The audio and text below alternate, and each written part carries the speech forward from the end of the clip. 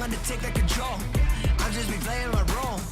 I'm gonna take all the souls of the ones who be standing in front of my goals. I'm creeping up like a ghost. No one can even come close. I'm ready to go in a charge, and you better know that I'm bringing the force. I'm on the hunt, I'm a champ. I got the squad as my fam. Summon my foot, I'm a glam. Play me that tune, it's my jam. I'm gonna reach my potential. Fully, I get in the mental. It's the state and I go for it all. I'ma honor the grind, I'ma own it, no rental. Better know that I ain't never gonna fall. Better know that I am coming for it all. Better know that I am taking back control. Better know I'm taking control. I'm gonna go through the fire. I'ma show you the thing I desire. I'ma inspire, I'll show everyone how I built an empire from nothing. You know I'ma never succumb. When the challenge arises, I come. I'm not one to just get up and run. I'ma bang bang till the task is done. Better know that I ain't never gonna fall. Better know that I am coming for it all. Better know that I am taking back control. Better know I'm taking control.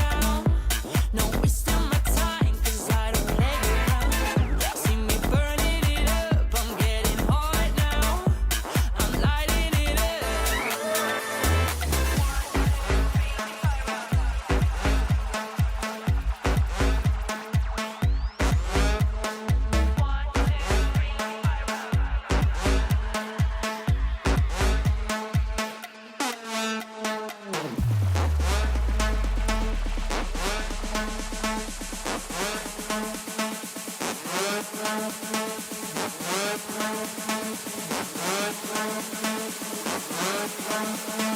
two, three, let me fire up.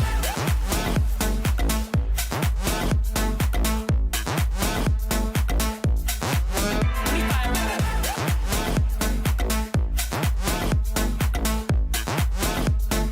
One, two, three, let me fire up.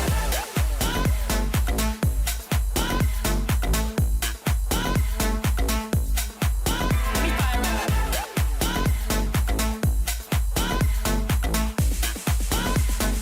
One, two, three, let me fire up.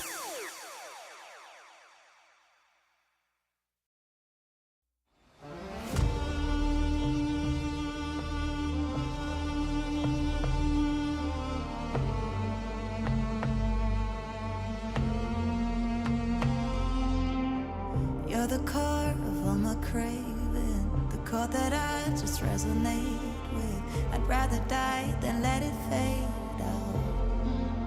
'Cause you make my night a little brighter, the heavy days a little lighter. I'll be with you down to the wire. You are the spark to my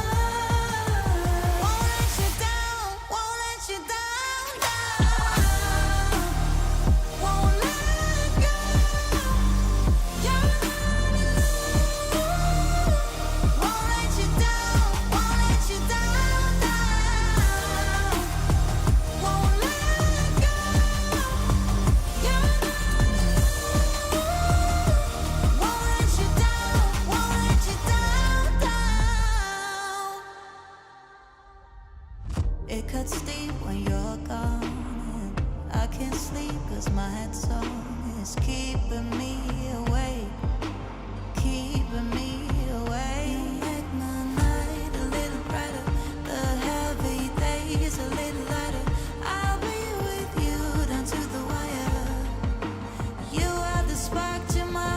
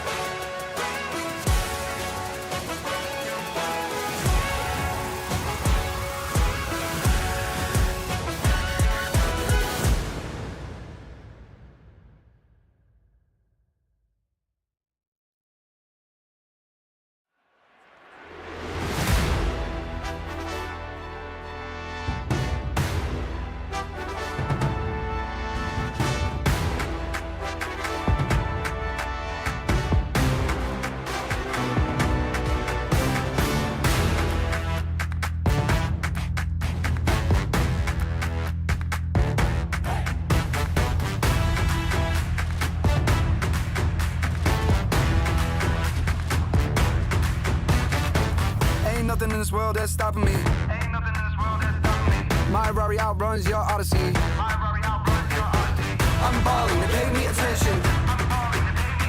Going up hydraulic suspension. Ain't nothing in this world that's stopping me. My Rari outruns your Odyssey. I'm balling, they pay me attention. Going up hydraulic suspension. Never young green light, let's go. No amber, no red, go low. Coming with a stop sign, go home. Never young green light, green light, green light. Never young green light, let's go. No amber, no red, go low. Coming with a stop sign, go home. Now we young green light, green light. Woo!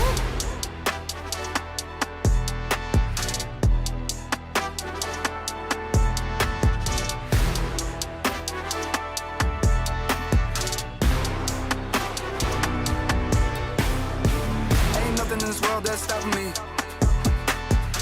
My Rari outruns your Odyssey. I'm balling, they pay me attention. Going up hydraulic suspension.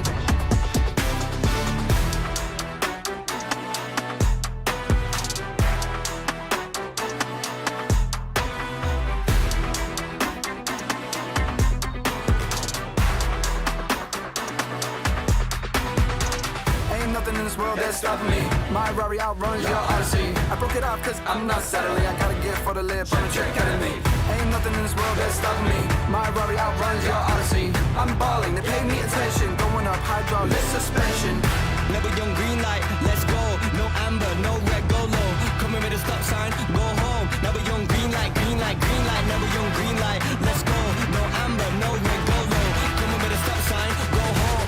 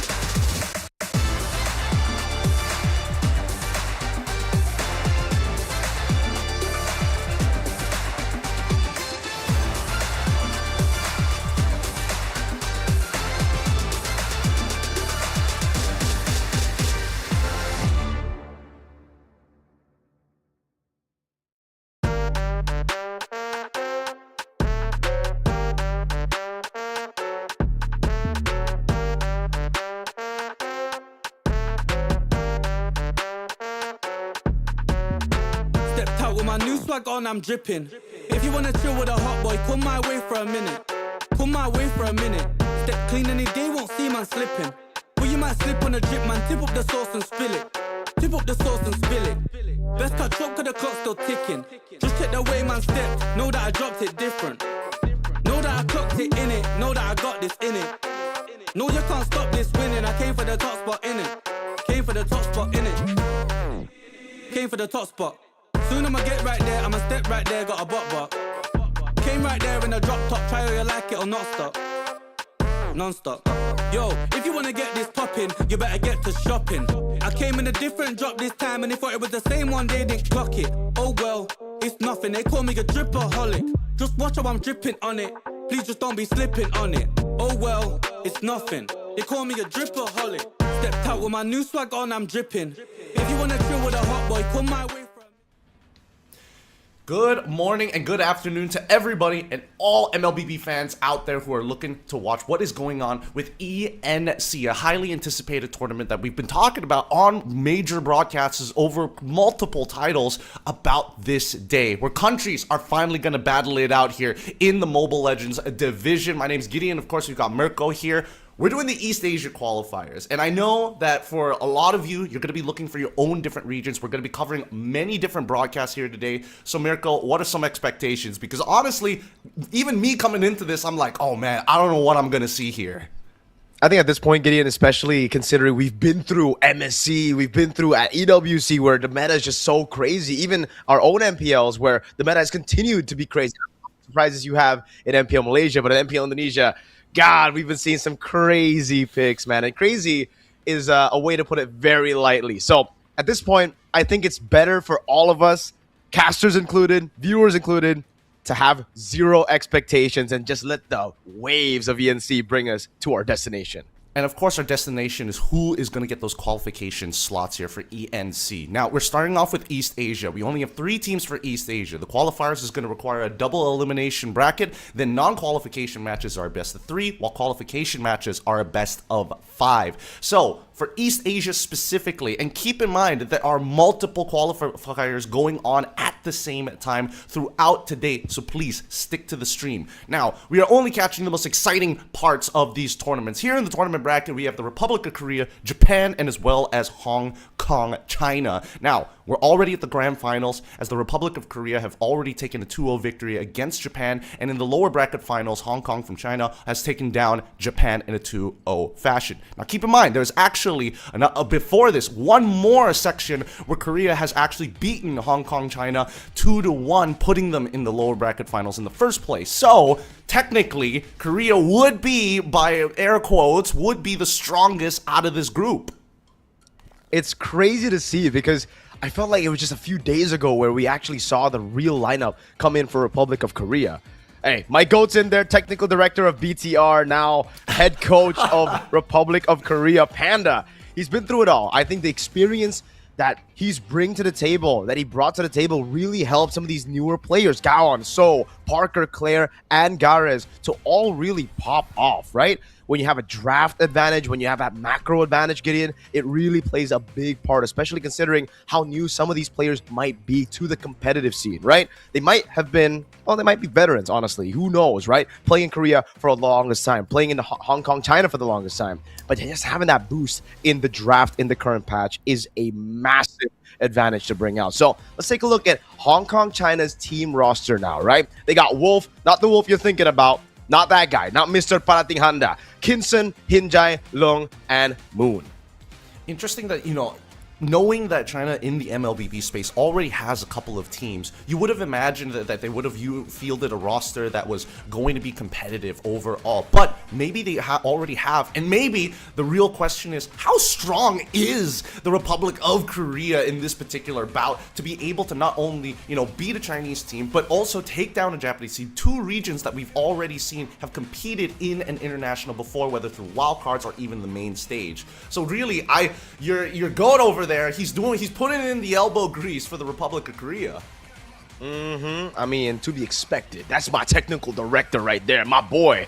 Heartbreak though for Japan, unfortunately. It's so crazy to see. I think most people who follow the MLBB esports scene would actually maybe predict Japan to go through from this East Asia qualifier, knowing that, again, they've had that experience. Mui Minette, so many wildcard tournaments, beating his previous team as well. Now, unfortunately, just not close enough to make it even to the grand finals. I thought at least it would be a top 2 finish here. Unfortunately, though, again, there's only going to be one team from East Asia that will make it to ENC. So there's going to be another heartbreak here between Hong Kong, China, and Republic of Korea. We'll see if Hong Kong, China have been able to really learn from that mistake, that 2-1 loss against Republic of Korea, or will Republic of Korea have fine-tuned some of those strengths from the previous matchup to bring into today's grand final. Now, I know we're talking as if we know these teams like deeply and personally, but honestly, we got no clue what these games actually looked like prior to today, and none of those were ended up being streamed. A lot of it was ended up, on an ESL Face It. We were just watching those brackets and seeing how it goes. There is no expectation, but here are some of the things that I personally am looking for in these teams. Consistency in their play, and especially in the meta right now, how do they actually execute that early game? Because again, you can have the best draft in the world, but if you can't execute on getting those first bloods, like goodness, we've seen teams drag these games out to 20 to 30 minutes. They've been loving MLBB a bit too much, man. They've had that relationship grow as of the last few patches, dude. It felt like teams really didn't like MLBB. There was a toxic part of this relationship during the utility meta. That's why the games were just so quick. But then after the assassin meta came back, dude, after we get to see more what Mia, Iksha picks, teams all of a sudden just start really loving MLBB. Even in Indonesia, we've been seeing like 20-minute games, and that feels like it's the norm now. So coming into this, again, newer teams, do they love to drag it out? Do they want to play those late game compositions that might be easier to execute, or do they still try to go for those high execution early game oriented compositions like the Uranus, Celine, and Nolan that requires ridiculous levels of executions, but also tempo? It's all about tempo in the highest level. Now, again, for Hong Kong, China, and Republic of Korea, which style do they want to lean into? I think it would have to be just like easier to execute compositions, right? Because based on what we're seeing with the setups here and with so many qualifiers going on all at the same time, it's only safe to assume that they're playing from the comforts of their own home, or at least, one apartment, one place so they can communicate with each other. Either way, Panda's crib, yo. Yeah, exactly. I'm assuming that they're playing like on 30 ping to like 18 ping, nowhere within the single digits. So it just makes a lot of sense to like kind of, let's calm down here. Let's not try and push our luck. Let's just keep it simple as best as we can. And if we need to play something a little bit more mechanical, then maybe we can find a couple of solutions to that in the drafting section, or maybe they could just lead with a completely new comp. Because if there's one thing that I've learned from the internationals, and especially from Digital games, not even coming to our locals, that there are teams out there and players out there that we don't know about. If Rune Eaters can take down SRG, a 2024 MSC champion, nothing's impossible, right?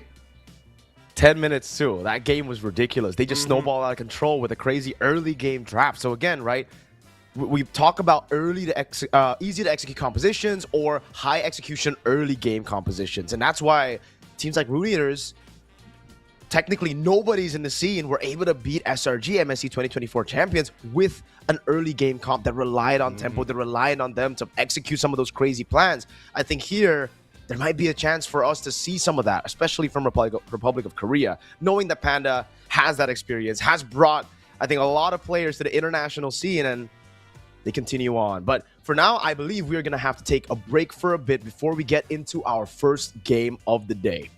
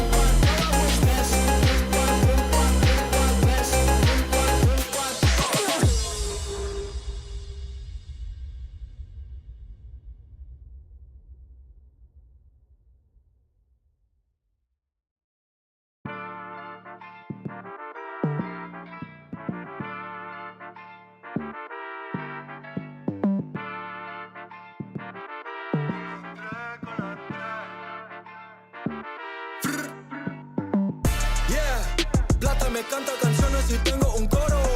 Ganador ves el oro, brillo como un tesoro. Y tu novio es un bobo, mi gatita tiene todo, pegajoso y hermoso, con la 3 peligroso. Ganador ves el oro, brillo como un tesoro. En el bosque como un lobo, cazando el dinero, haciéndolo solo. En mi vida he visto todo, nada puede asustarme, solo tengo que cuidarme. Paso grande voy a brincar, yeah. Cuando fui chiquito me dijo, Evancito, tienes que luchar. Para llegar a la cima se tiene que actuar, se tiene que escuchar. La calle te llama, la calle la fama, aquí está tu hogar. Bolsillo llenado, si escucho un poco los oigo cantar. Plata me canta canciones y tengo un coro. Ganador ves el oro, brillo como un tesoro. Y tu novio es un bobo, mi gatita tiene todo, pegajoso y hermoso, con la 3 peligroso. Pegajoso y hermoso, estoy más grande que un oso. Mi pistola está muy hermosa y la tuya estaba so. Mi palabra tan filoso, porque el game es una guerra. Patrullando Panamera, yo no ando con cualquiera. Cuando fui chiquito me dijo, Evancito, tienes que luchar. Para llegar a la cima se tiene que actuar, se tiene que escuchar. La calle te llama, la calle la fama, aquí está tu hogar.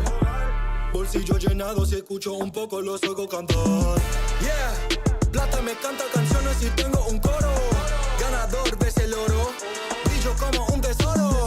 Y tu novio es un bobo, mi gatita tiene todo, pegajoso y hermoso, con la 3 peligroso. Plata me canta canciones y tengo un coro. Ganador ves el oro, brillo como un tesoro. Y tu novio es un bobo, mi gatita tiene todo, pegajoso y hermoso, con la 3 peligroso.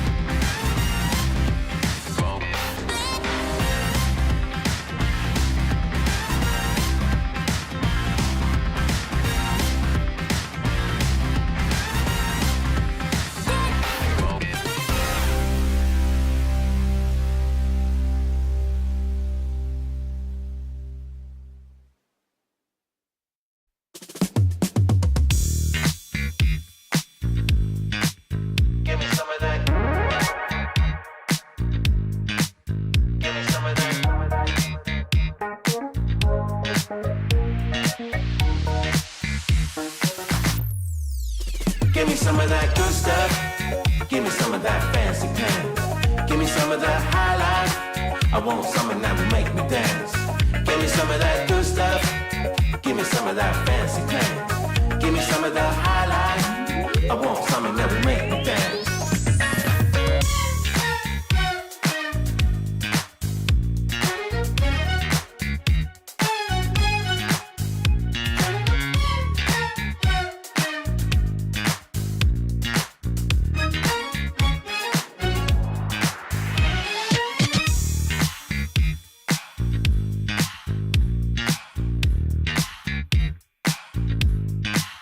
Give me some of that.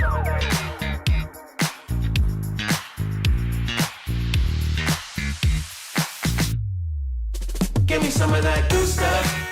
Give me some of that fancy pants. Give me some of that high life. I want something that will make me dance. Give me some of that good stuff. Give me some of that fancy pants. Give me some of the high life. I want something that will make me dance.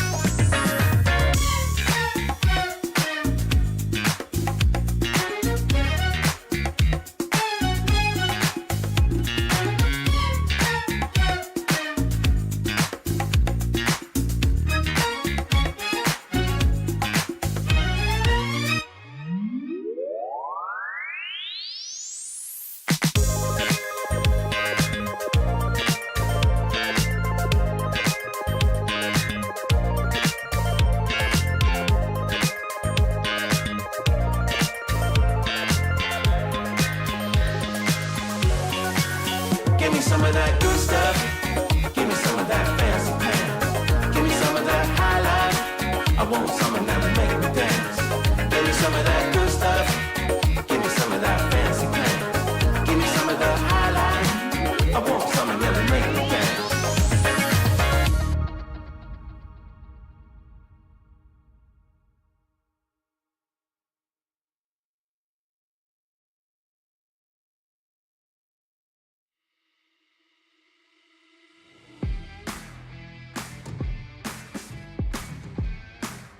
Yeah, I'm taking control. Yeah. Yeah, yeah, I'm taking control. I'm gonna go through the fire. I'm gonna show all the priors. I'm gonna stick to the plan. I'ma show everyone how I built an empire. Hands always close to the gun. When the challenge arises, I come. I'm not one to just get up and run. It's my task, I don't rest till it's done. Better know that I'll be taking that control. Yeah, yeah, I'm taking control, yeah. Better know that I'll be taking that control. Yeah, yeah, I'm taking control, I'm taking control. Better know that I'll be taking that control. Yeah, yeah, I got that control now. Better know that I'll be taking that control. Yeah, yeah, I'm taking control, I'm taking control. I'm gonna take that control. I'm just replaying my role. I'm gonna take all the souls of the ones who be standing in front of my goals. I'm creeping up like a ghost. No one can even come close. I'm ready to go in a charge, and you better know that I'm bringing the force. I'm on the hunt, I'm a champ. I got the squad as my fam. Summon my foot, I'm a glam. Play me that tune, it's my jam. I'm gonna reach my potential. Fully, I get in the mental. It's the state and I go for it all. I'ma honor the grind, I'ma own it, no rental. Better know that I ain't never gonna fall. Better know that I am coming for it all. Better know that I am taking back control. Better know I'm taking control. I'm gonna go through the fire. I'ma show you the thing I desire. I'ma inspire, I'll show everyone how I built an empire from nothing. You know I'ma never succumb. When the challenge arises, I come. I'm not one to just get up and run. I'ma bang bang till the task is done. Better know that I ain't never gonna fall. Better know that I am coming for it all. Better know that I am taking back control. Better know I'm taking control.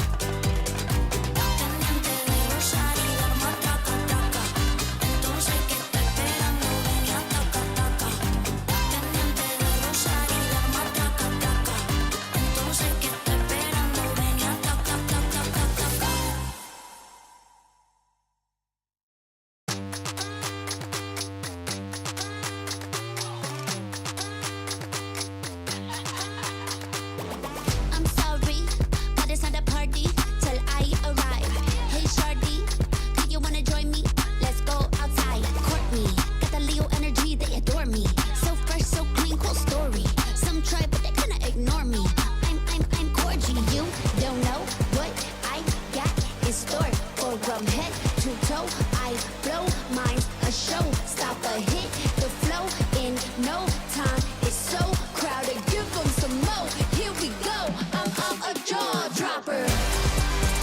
You got to see it to believe it. Everybody know it and you feel it. No joke, I mean it. Certified jaw dropper. Make 'em go whoa, whoa, whoa. Every time see 'em drop to the floor. And they always want more. Jaw dropper. Don't be ridiculous, nobody as sick as this. See me on the precipice of greatness, I'm meticulous. Very to the point, but a little bit mysterious. Cool, calm, kind, sometimes I gotta be serious. That's on period, 100%. Love the way I live, not one single regret. So respect is the name, and my name with the check. Check mark on the gram, and the Grammy up next. You don't know what I got in store.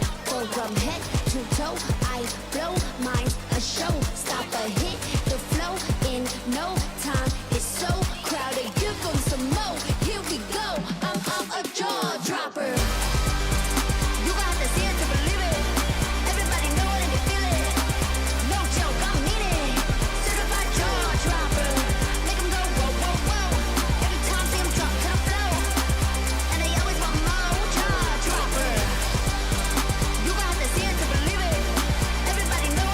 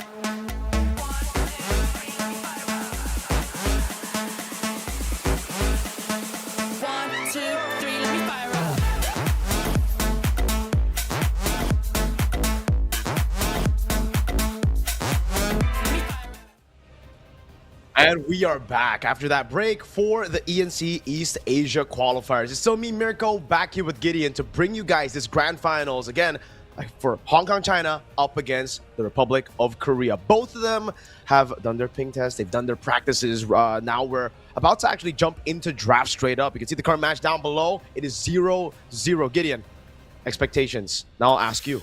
Oh, that's a tough one. You know, I'm not gonna lie. I'm just gonna go with crowd favorites here. You know, everybody people have seen Hong Kong, China. We need to see some new regions out there, and I think that Korea is going to be one of those regions that everybody's just like, man, give this region enough time, and eventually they're gonna start dominating. We said that about China. We said that about Japan as well. And I think out of those three, Korea, we were just waiting for when they're going to break into the scene. Yeah, it feels like every new region we're like, oh yeah, they're gonna do it. They're gonna do it. You know, just give them a few more seasons. Hopefully Korea does it. Hopefully Korea actually meets some of our expectations here, because I think they're pretty good at like another game or something. I don't know. They have the experience, what I'm trying to say, when it comes to MOBA titles. We've seen how successful they can be when they actually get a massive player base, when people get behind the game. And MLBB, I think that's why I love ENC. That's why I love these new tournaments coming in. You know, ENC, it almost feels like it's still an idea. It feels like it's still a dream, Gideon. For us to be thinking that we're basically doing the World Cup of esports and then a national World Cup, an international World Cup. We had one for orgs already. Now we have one for countries. It just feels like it's a dream 4 years ago when I first started. I just never expected this to happen at this scale. Yep. No, you know, watching the competitive scene for Mobile Legends actually continue to grow in this particular manner. I mean, I never did IESF and stuff like that, so it's great to see that ENC is going to be here to, you know, kind of bring the countries together anyways. And it's also a fairly, like, I'm looking at these numbers for prize pool, and it's kind of crazy how much money is actually going to be distributed once we start getting into the main stage of ENC. So it makes a lot of sense why some of these teams are like putting in the effort to go through the qualifiers, because boy, is it a fat paycheck, especially if you're not from one of the major regions of MLBB esports. I don't know about you guys, but you know, go and quickly talk about it on whether it's Reddit, whether it's on Facebook, whether it's on YouTube itself. Let's have a real discussion about some of these minor regions actually deserving an MPL at some point, or at the very least, maybe we'll hold our opinion until after ENC, because who knows, maybe we're gassing them up a little too much. Maybe. I think right now with the meta looking as dynamic as the most dynamic I think it's ever been, there's really a lot of room for upsets. Heck, we were able to see some of those crazy upsets. E7 against CLPH mainly, one of the biggest upsets, or in my opinion, the biggest upset in MLBB history just happened at the Esports World Cup. So at this point, again, that's why for me, you gotta just throw your expectations out the window, right? If you have expectations coming to this, you're wrong. It's just that. If you make predictions before, if you make your power rankings, throw that out. That's the reason I didn't make any power rankings for this season of our domestic MPLs, dude. It's just like, do I really want to just go out there and say to the world that I'm wrong? Do I want to tell them that I'm a bad analyst? Because at this point, who's a good analyst? What's a good analyst, right? Yep. It's difficult to say what's considered a good analyst in the landscape that we have now. I think maybe like a couple of years ago, it was like a lot more straightforward to be like, you just gotta follow the stats and then we just win. Now it's like, even when you have the stats, there's a level of performance that you have to, you know, hit the bar every single time you come up on stage to play. I agree with you that the meta is really, really, I wouldn't say coin flippy, but it really forces your players to execute at a high level consistently. And I think, you know, with Team Spirit winning MSC, it makes a lot of sense why. And even after that, in games of the future, you could see that if they drop performance just a little bit, they start losing games, and it starts to get extremely scary for your favorite teams. With that being said, though, at least I want to see, especially from Hong Kong, China, that they are going to be able to make sure that, number one, they have a particular playstyle, because there's no excuse for them at this stage. They've been around in the scene, and they've also seen what competitive play looks like. Of course, Korea already has like a head coach that is technical director who's going to look to kind of guide the team, but it doesn't really convert into experience on the stage. I agree with you. You know, having a team identity is so important, especially for these newer regions, right? Not just, again, letting the meta dictate your playstyle is a very important thing to have. We've been seeing that a lot as well in MPL Indonesia. I think just recently, Geek were able to pull off a chip Masha in this meta still. Yes. They lost the games, but it really felt like, at least for us, the narrative coming into that matchup would be, if you're creative, you win the meta. some teams went overboard with that idea. They literally pushed that idea down from a very, very tall mountain, and it did not work out for them. But again, in the open qualifiers, it just comes down to comfort. I really do feel like that's the case. You need to just rely on your comfort, rely on your identity. Again, assuming they have that team identity, Gideon. You said they need to have a particular playstyle. That's what I'm referring to as identity as well. Because if they just go with the meta, like you said, it's high execution is very difficult to pull off. We've seen even top MPL teams, really struggle with the Uranus, Selena, Nolan compositions that should really get you Turtle 1 guaranteed. Doesn't anymore. You hesitate just a bit, it's cooked. You might want to just lean into the safer strats. I think this is going to be the one of the very few seasons that we're going to have in a lot of these competitive careers for our players that they are going to be playing a lot of solo queue, like just to purely be comfortable with their hero pool, right? Because some people are coming into this with like 3 to 4 heroes, and they're like, yeah, if I get one of these 3, like it's kind of over. But then you look at the meta and seeing like, man, it's very easy to ban out maybe one of them and then make 3 irrelevant because of the composition, and all of a sudden you don't have anything ready for yourself. And I think that's the big struggle, right? Teams are going to be coming in quote unquote prepared, but I think you got to go above and beyond, and I think we'll see it here today. If you told me that 5 years ago, Gideon, when I first started, that people will have to play solo queue to get good, I'd literally just tell you you're crazy. There's no way. These teams. That's why a lot of like the Filipino teams, the teams that have won world championships, they stay away from solo rank. They play flex. They try to get that advantage, just build a synergy around their team, and they refuse to play alone, even though again it gives you good practice. Now it makes sense. You wouldn't be able to figure out if a Mia can work in the meta if you're just playing with your team, if you don't go for these dark system picks in solo queue. Dude, I can't believe it. I just can't believe we're in a meta where Hanabi and Mia can win you games. Hey, what the hell, dude? Well, I think that blame the EXP lane. If Barath wasn't a thing, I think that Hanabi probably wouldn't have been a thing in the first place. Uranus, bro. It's Uranus' fault, bro. I don't think it's just... I mean, yes, Uranus and Barath come hand in hand with each other, but then there's then we have to start pointing fingers at things that like, oh yeah, Uranus is around because of Matilda. Oh, and Eudora as well for the extra MR shred. Like, we could go on forever about the different combinations that we've seen so far in the metagame. But it just boils down to execution, and it's got to be good, and it's got to be... I think this is one of the few metas that we have that's so based on not only your performance, but tempo, but it looks like we've just been given the signal. It is time to actually get this draft started for our very first match. It's going to be Korea facing off against China. Let's see who's on blue side and who's on red side.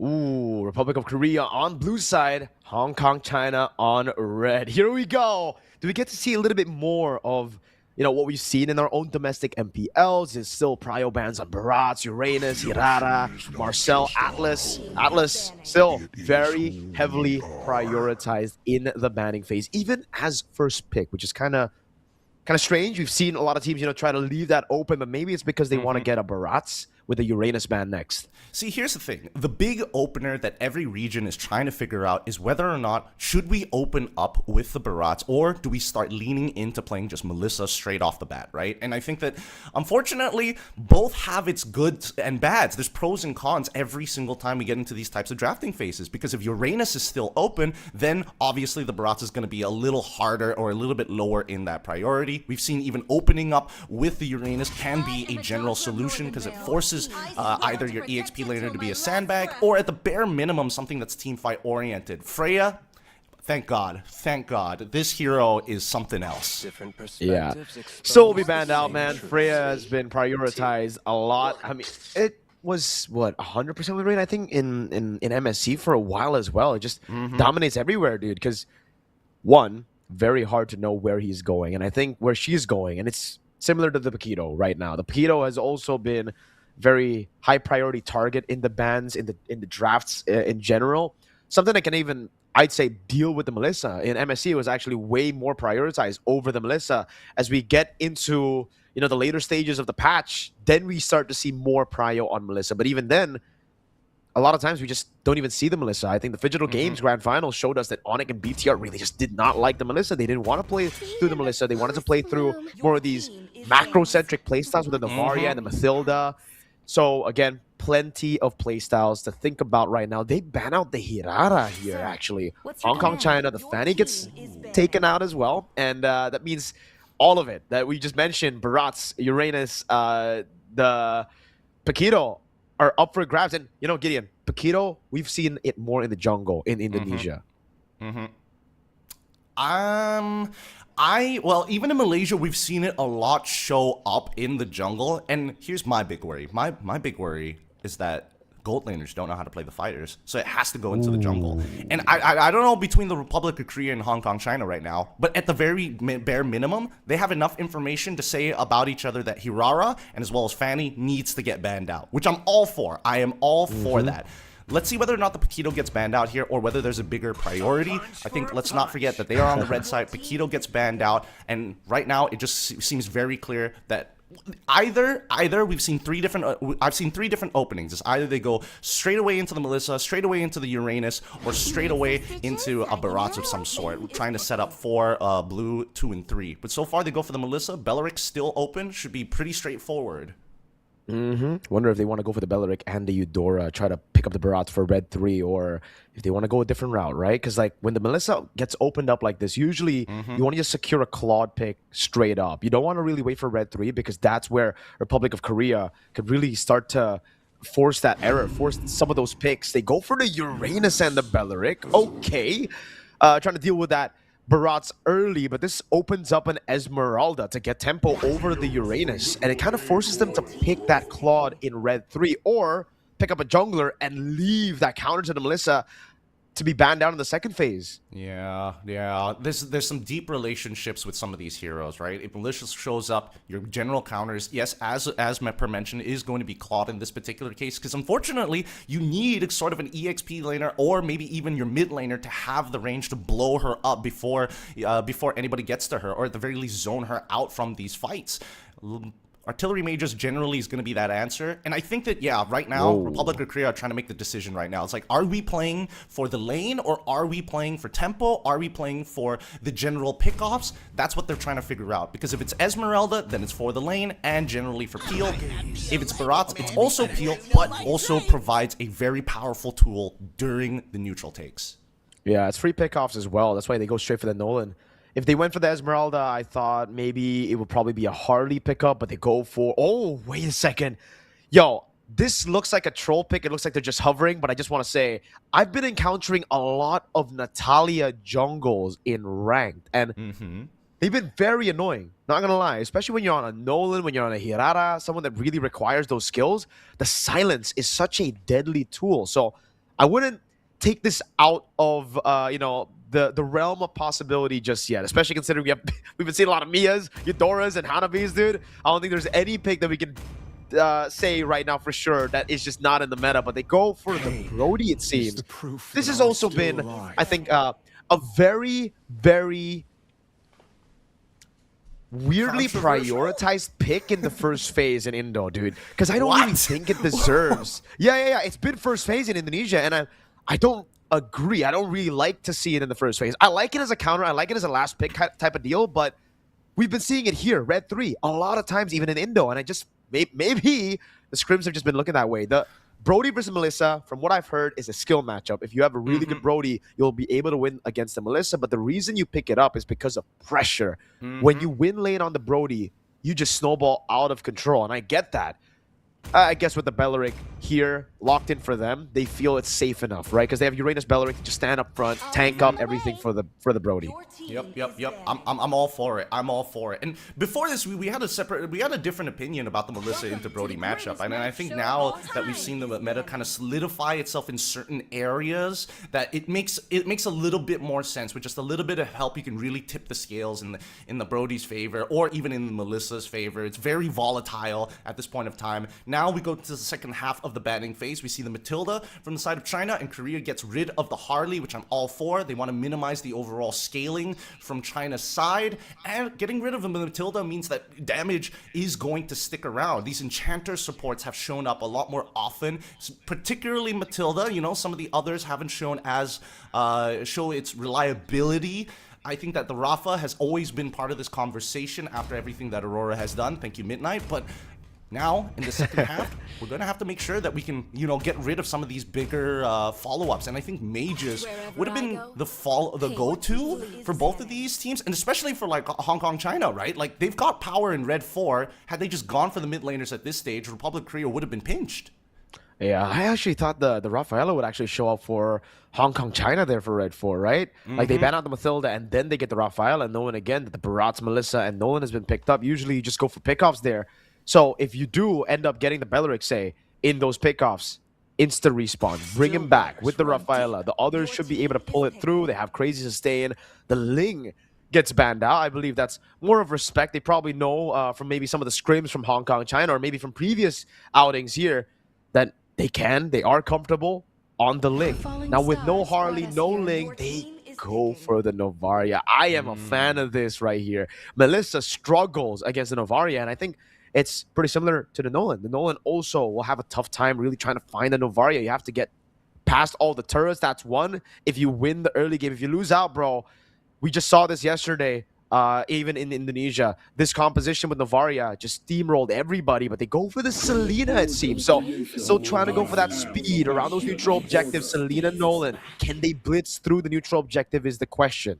Yeah, blitz through neutral objectives, maybe steal away 1 or 2 camps away from potentially the scaling jungler. And I think this is a good idea because from Hong Kong, China's POV, they see two major junglers that scale, get banned out, and they also happen to be the direct counters to the Novaria. So now the Novaria becomes a lot safer to play. They still get a scaling jungler, but at this stage of the game now, Hong Kong, China has to play for this Brody lane, right? I mean, Uranus is always going to be good, but it really depends on whether they want to fight for neutral objectives, and that depends on whether, number one, Lethal Wanderer is going to get contested for the state of the mid lane, because as much as Novaria can clear waves fast, eventually it will come to a point where Gatot has to just block the shots so that they can get tempo back.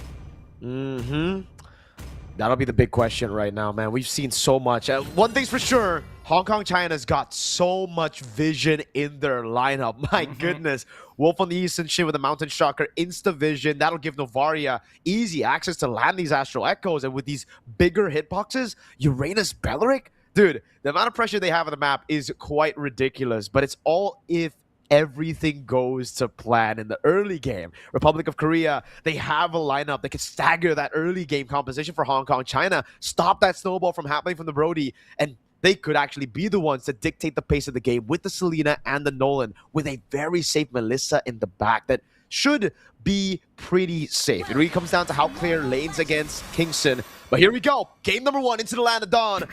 For game number 1, Korea versus Hong Kong, China in the East Asia Grand Finals qualifiers. All right, things are going to get exciting, and it's going to happen really, really fast. If one of these teams get a snowball, it's really hard to stop overall. We're going to be seeing, different sides of the map being strong and weak, but honestly, right now, pretty volatile. The only thing that we know is that Everyday Kisses is going to have a pretty good time against this Barat as long as he maintains control over this lane. Barat, unfortunately, just doesn't have the sustain, didn't go for Concussive Blast as well, made sure to take Brave Smite, actually, so that the damage that's being dished out by Uranus is not going to be as taxing once they start walking outside of the lane. Man, Gaon doing a pretty good job getting these trades.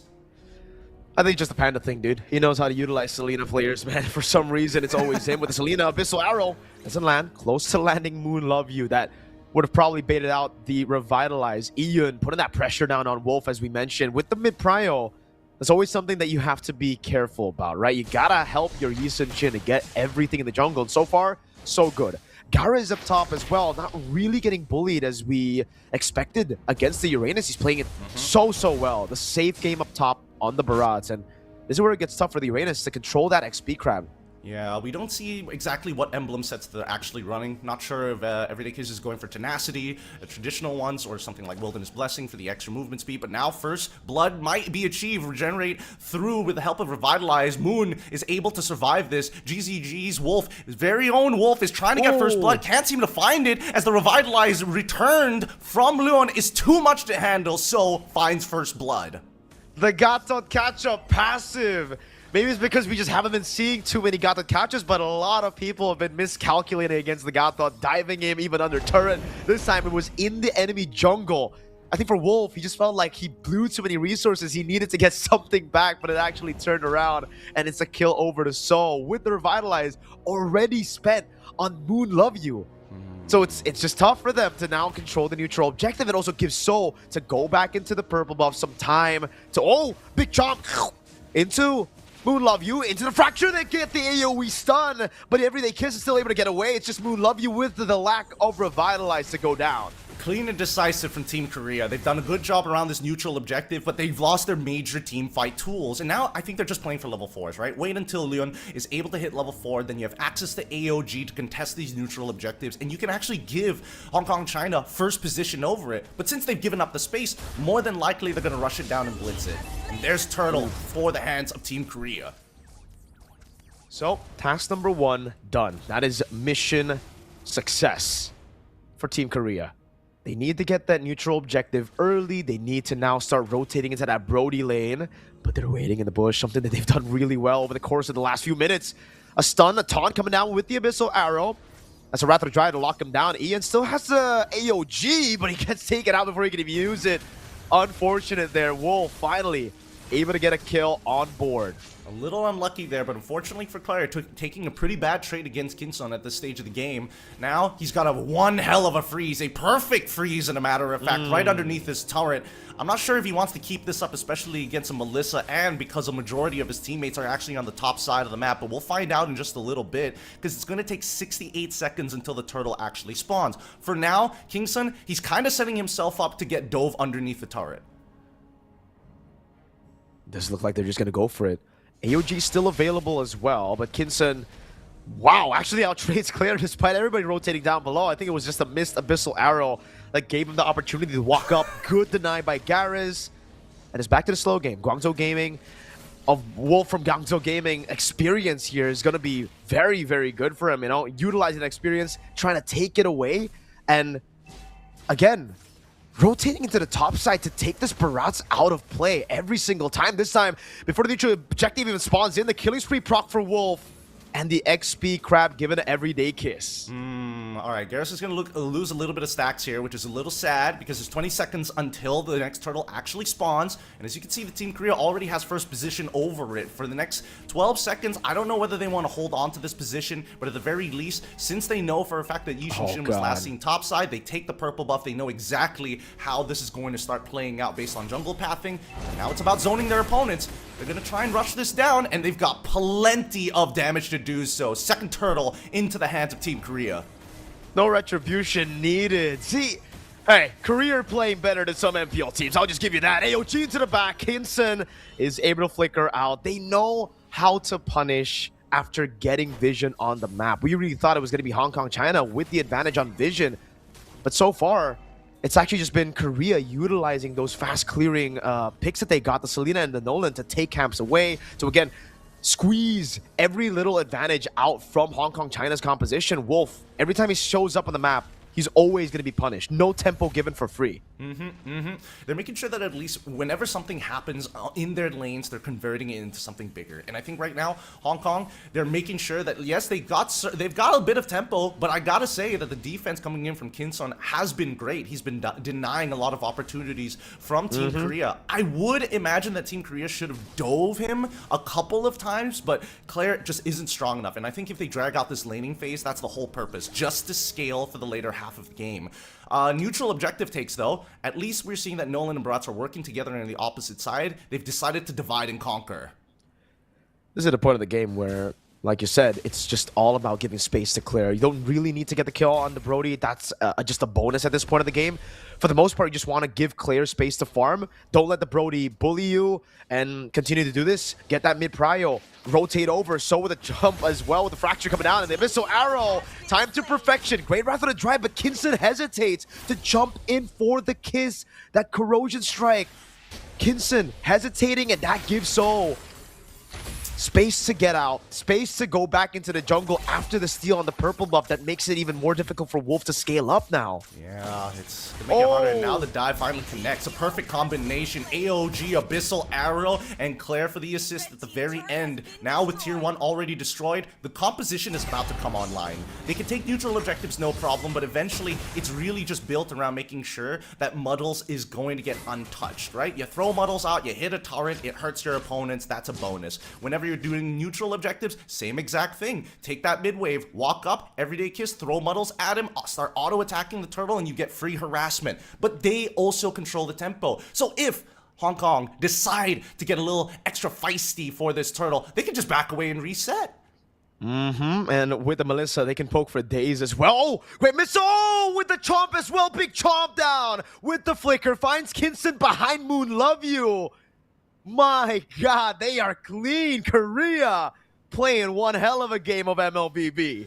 They're keeping it clean, and I like it. I like it for now, but do they know how to close out these games and turn this composition into a living nightmare for China? At this stage now, moving to the top side, you can see that Claire, the main force, the bullet, the loaded gun himself, ready to actually start destroying these structures like they're nothing. Oh, okay. They're going to start this engagement onto Garrus' side. It looks like Garrus will not be able to get out in time, has no access to his ultimate for the anti-CC, but this does mean that Claire will have tempo on top side to take another tier 1. Hong Kong willing to trade a body for a turret.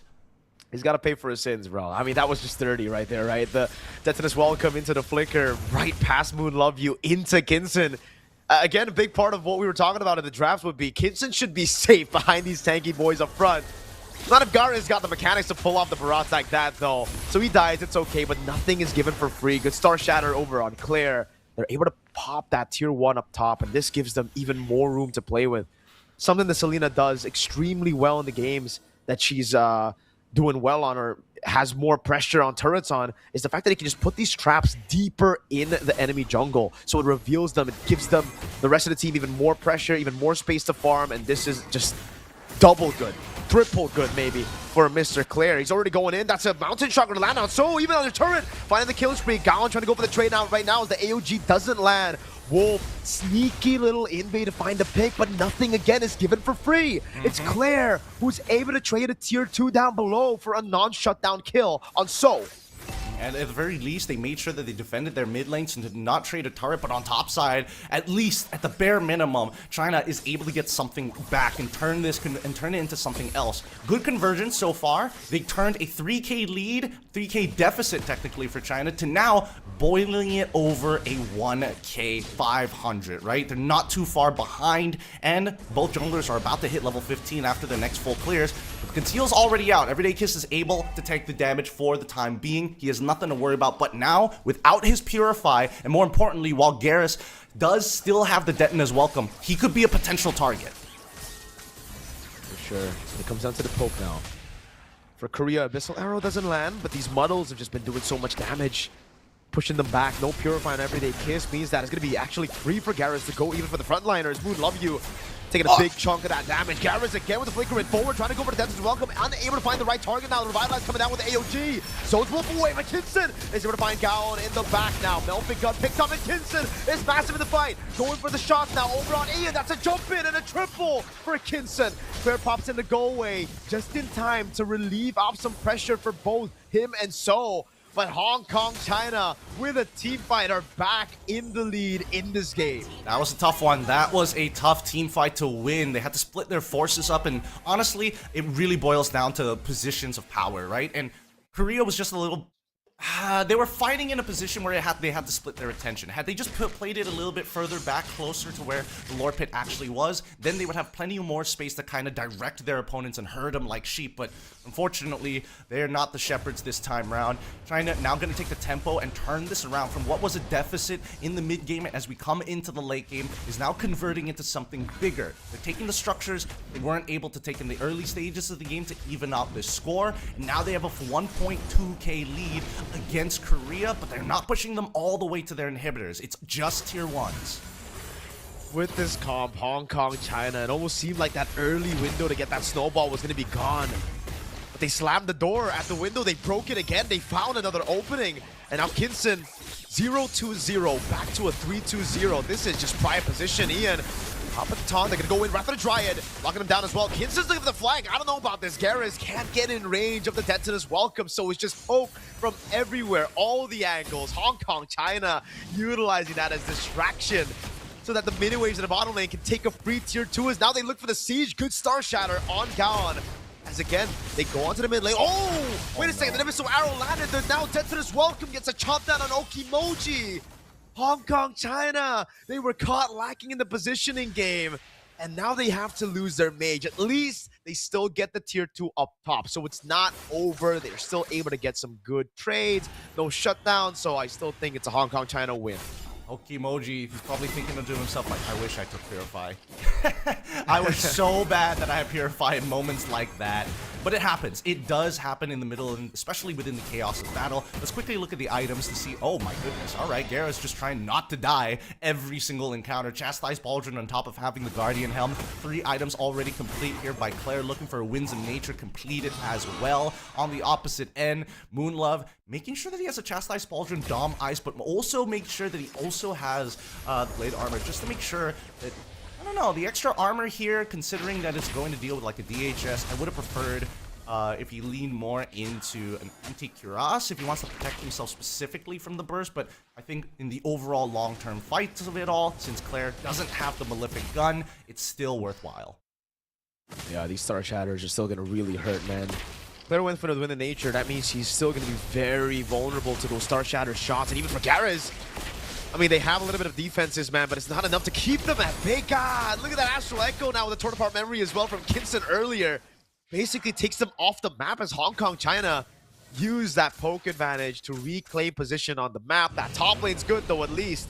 So was able to utilize his friend's bodies in mid as distraction to push up top. And actually, it's Wolf who gets sent up top. You got to remember, Selena Nolan clears really quickly. This could just be the call to burst it down, Gideon.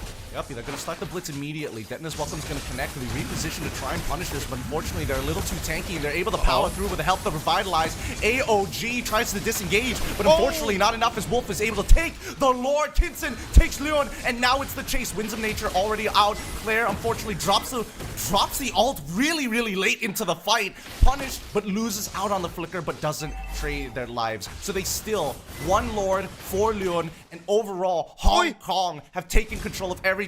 And we see the trade back. The Abyssal Arrow connects. Kingston loses out on his stacks. Oh, way too hasty. But I could have sworn, Gideon. I've heard of biased casters, but never of a biased Lord.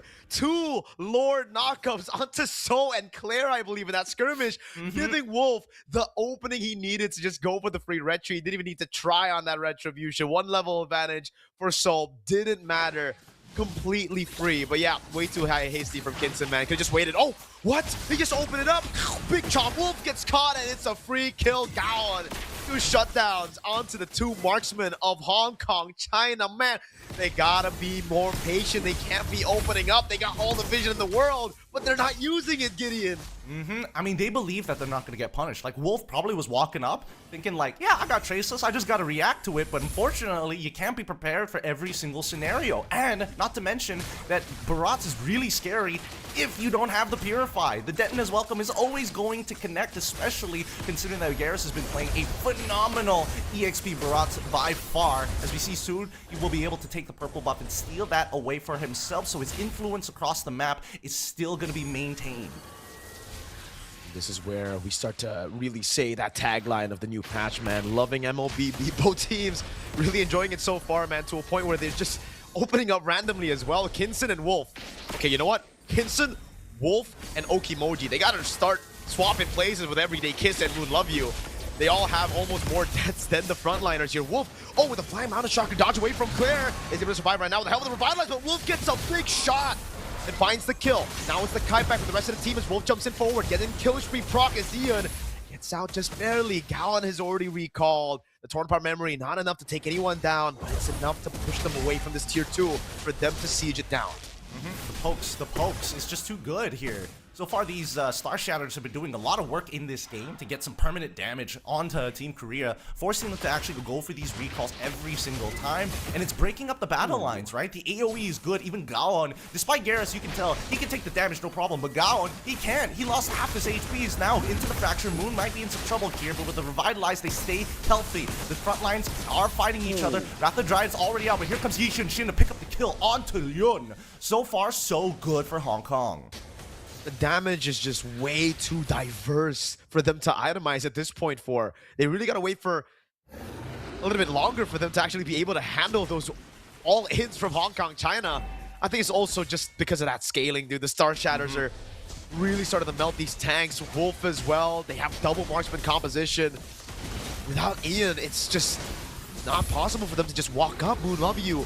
Taking that position in the bush, the Astral Echo revealing all of them. They should just be free. Unless Claire can get the muddles in, but man, great Star Shatter, great read by Okimoji. Wolf with an attempt, the Abyssal Arrow lands, but there's no one that can really walk up forward. Garrus on this Dino. Not too big of a Dino with those Star Shatters landing constantly. The missiles actually land, big chomp. And the Flicker, throwing him under turret. Immortality down, the Fracture coming down. Ian going for the zone. That Wrath of the Dryad, just a bit desperate. Kinson playing it slow, has learned from the mistake of the past. Will just wait for the Lord, but yeah.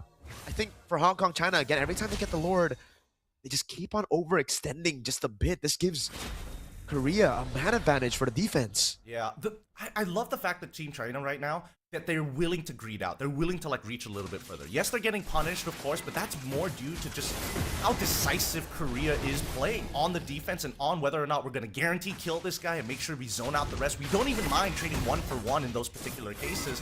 Luckily, they didn't, so it's just an upward trajectory for Korea on the defense, especially after being completely zoned away from this Lord. I think the one problem this composition is facing right now is the fact that Gaon can't seem to extend his angles, right? Not like Okimoji, who can basically shoot from all the way behind in the back lines.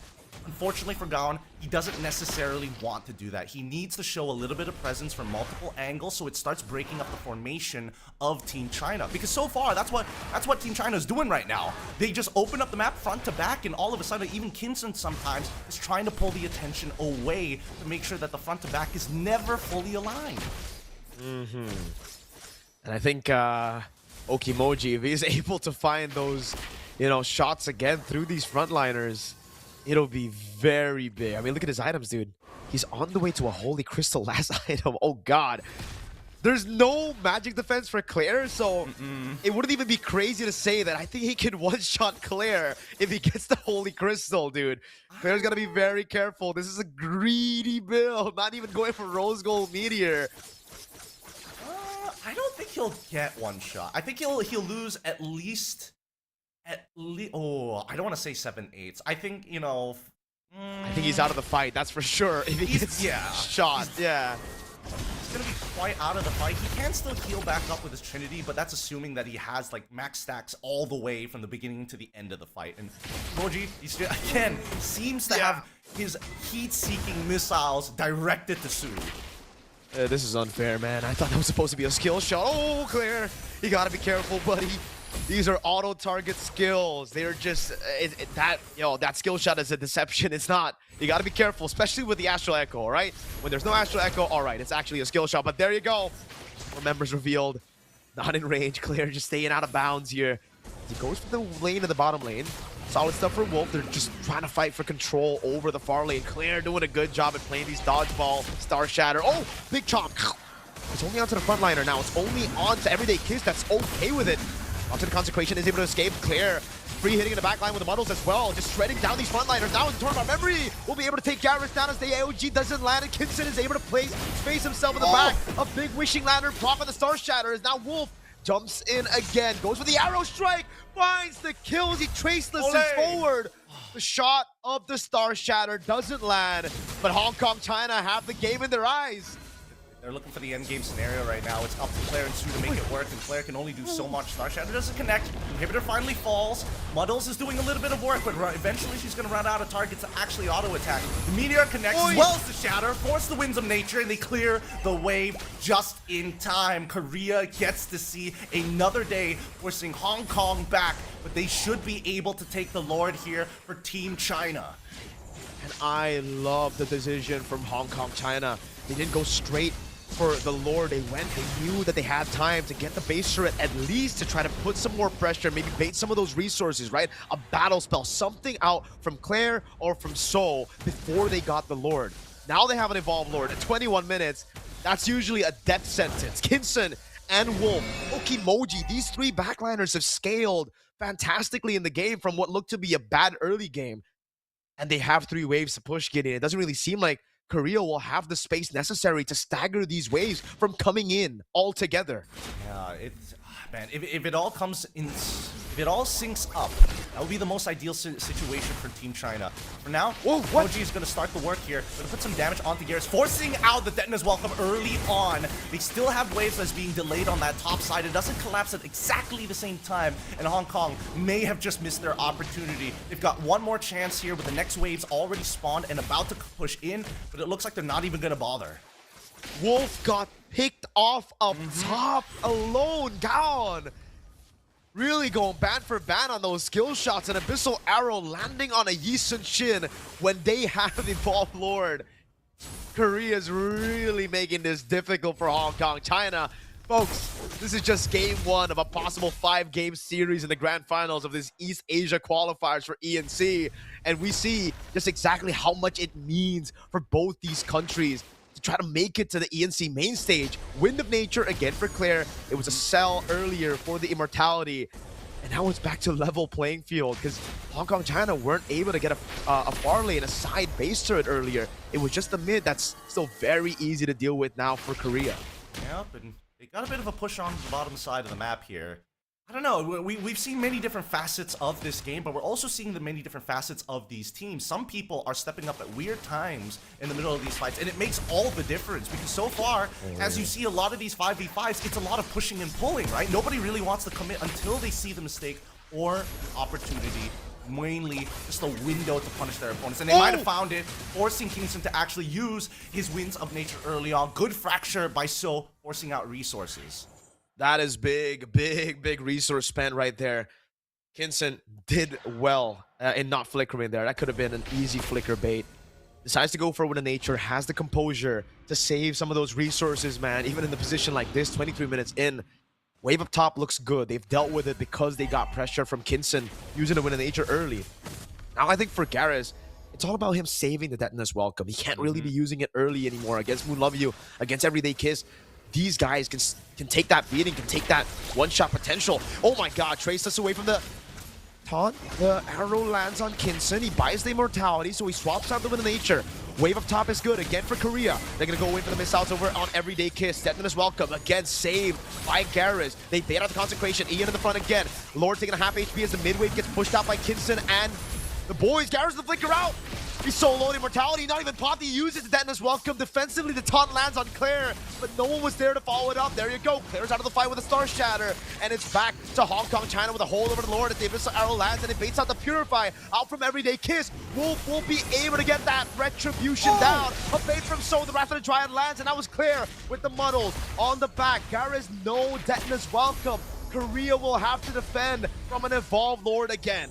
Good punish from Moon, really good punish. Saw the initial dash coming in from So, immediately went Wrath of the Dryad. He knew and anticipated the Fracture combination coming out of him and gets the taunt to secure themselves the kill. Great plays by Hong Kong and China. So far, I think the biggest issue right now for Korea is the fact that they can't seem to get Claire into position to start hurting them and fight for that space. It's really interesting to see how Hong Kong has been maneuvering around them and specifically trying to cut down on the HP of Garrus, keep him in the fight for as long as possible. And now, Detona's Welcome already being used. They're not going to be able to run away with this easily.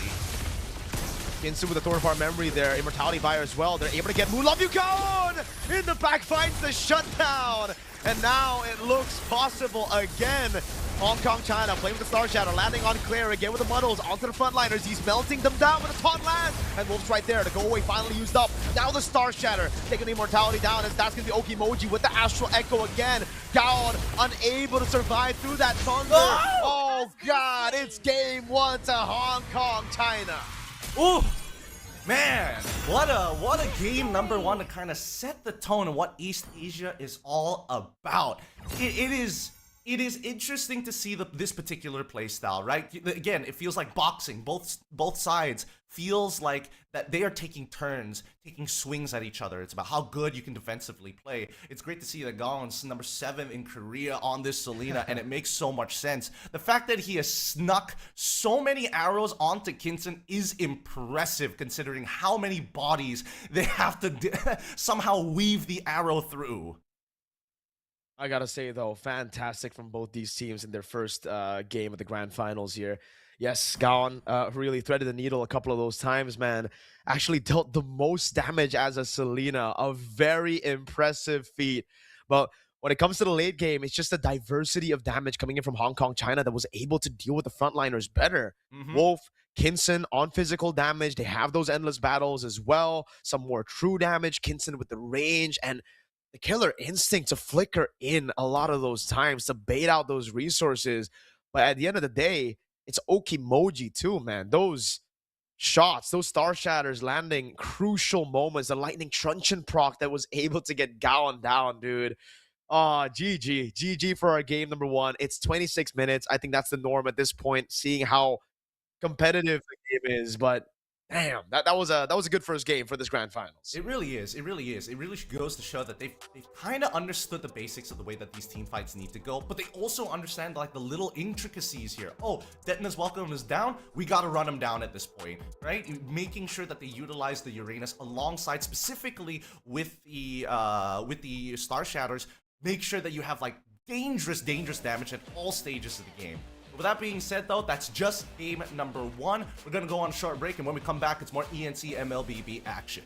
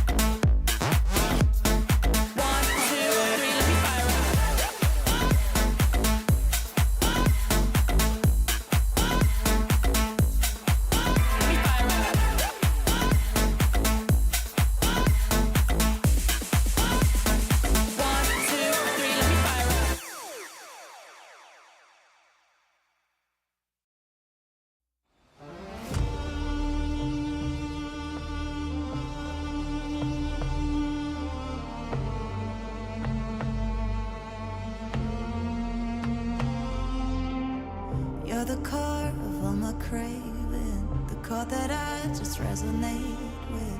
I'd rather die than let it fade out. 'Cause you make my night a little brighter, the heavy days a little lighter. I'll be with you down to the wire. You are the spark to my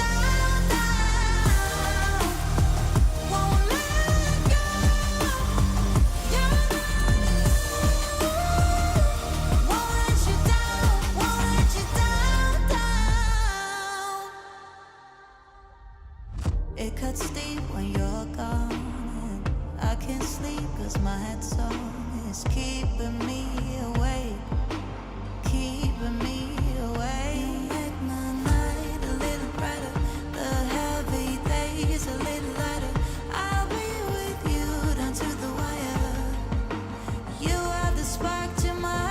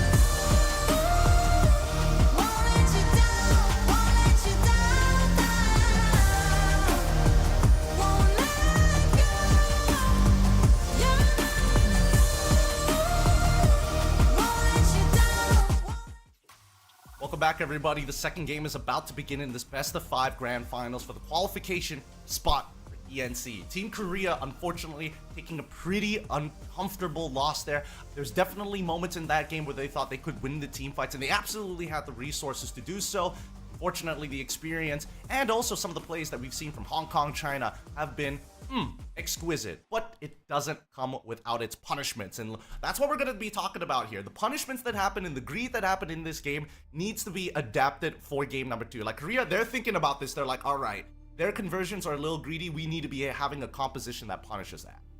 Yeah, they gotta be more careful, that's for sure, man. Especially the frontliners, right? Because Wolf, Kinson, and Okimoji, for some reason, they were playing like the Uranus and the Belleric of that game. And on the other side, the tanks were actually playing the safer games, the chill games, waiting for Lord, playing in together. So maybe it's also because they were too comfortable with the amount of vision they had, right? Because Astral Echo, Mountain Shocker, they had all the utility possible, and they just thought maybe that Korea wouldn't be making these moves in the jungle with all those resources. But hey, they subverted Hong Kong, China's expectations. Now in game number 2, I'm thinking that there will be some adjustments for that. For Hong Kong, China, they won't be too comfortable anymore on the vision, but also similar to that, like you said, the punishments, right? Earlier on, and also not letting go of the game in the mid game, like still sticking to their main win condition, because it almost felt like they got too comfortable with the lead early and they strayed away from their win condition of playing front to back for the Melissa. You can definitely tell, like, between the two teams, like, there are moments of, like, autopiloting where it's, like, clearly there is nothing to, like, fight for. So now we just, like, oh, I'll check this bush out for fun.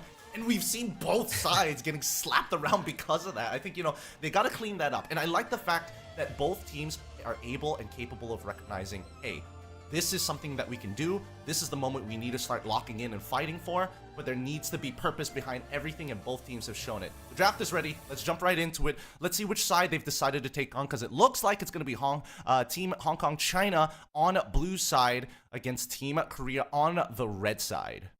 Yep. Swapping sides this time around. Blue side, red side. Has there been a distinct, like, all right, side that's been better in Malaysia? Because in Indo, I believe it's still 50-50. Dude, don't even talk about our stats. All right, week man. one. Wrong question. Our week one has been rough. At least there's been like some ideas, but I think we're going in a very weird direction for the metagame for MPL MI. It'll get better over time, but for now, I think that for me personally, blue side has been the overall winner, but I think red side has been adapting very poorly in MPL MY. But here, I think that both teams have very solid ideas. The question is, which team is going to start going out of the box first, right? And I think that's something I'm hoping to see within this particular draft, if not the following. The Fanny and the Hiraras, though, banned out instantly.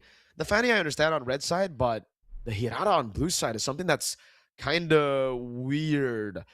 Is it maybe them just not being comfortable with it, or is it them trying to prioritize different picks? I feel like it's just a Melissa, right? They want to have that open right now, and that's why they ban out the Hirara first. But at the end of the day, I feel like even if you have the Melissa, it should be pretty good against the Hirara. We'll see, though. We'll see what the plan is right now for Hong Kong China. They were able to get a game win earlier without the Hirara, and actually relying on a hero that hasn't really found a lot of success in the recent meta, at least from the international tournaments and our domestic MPLs that we've casted.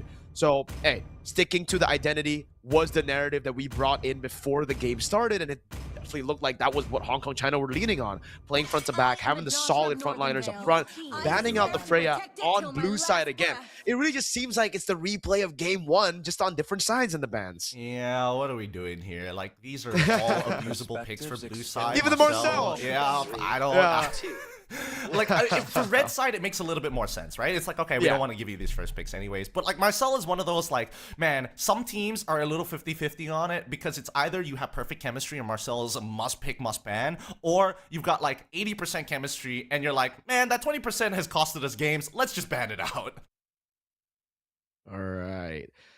So is it exactly the same as game number one is the question now, right? I mean, game number one, what was the ban after this? It was Atlas. Atlas is something that is still up in the air. The Paquito as well. So at least there's two heroes now that may be left open. We might not have to see the exact same draft, but it really depends. Never mind. Atlas gets taken out. I believe this should be the Paquito. And we're back to a Melissa first pick, just on a different side now. Show me pack. Show me pack. And then we've got the starters that we're going to look for once again, as the Melissa will show as first pick, and then so on, so forth from that point onwards.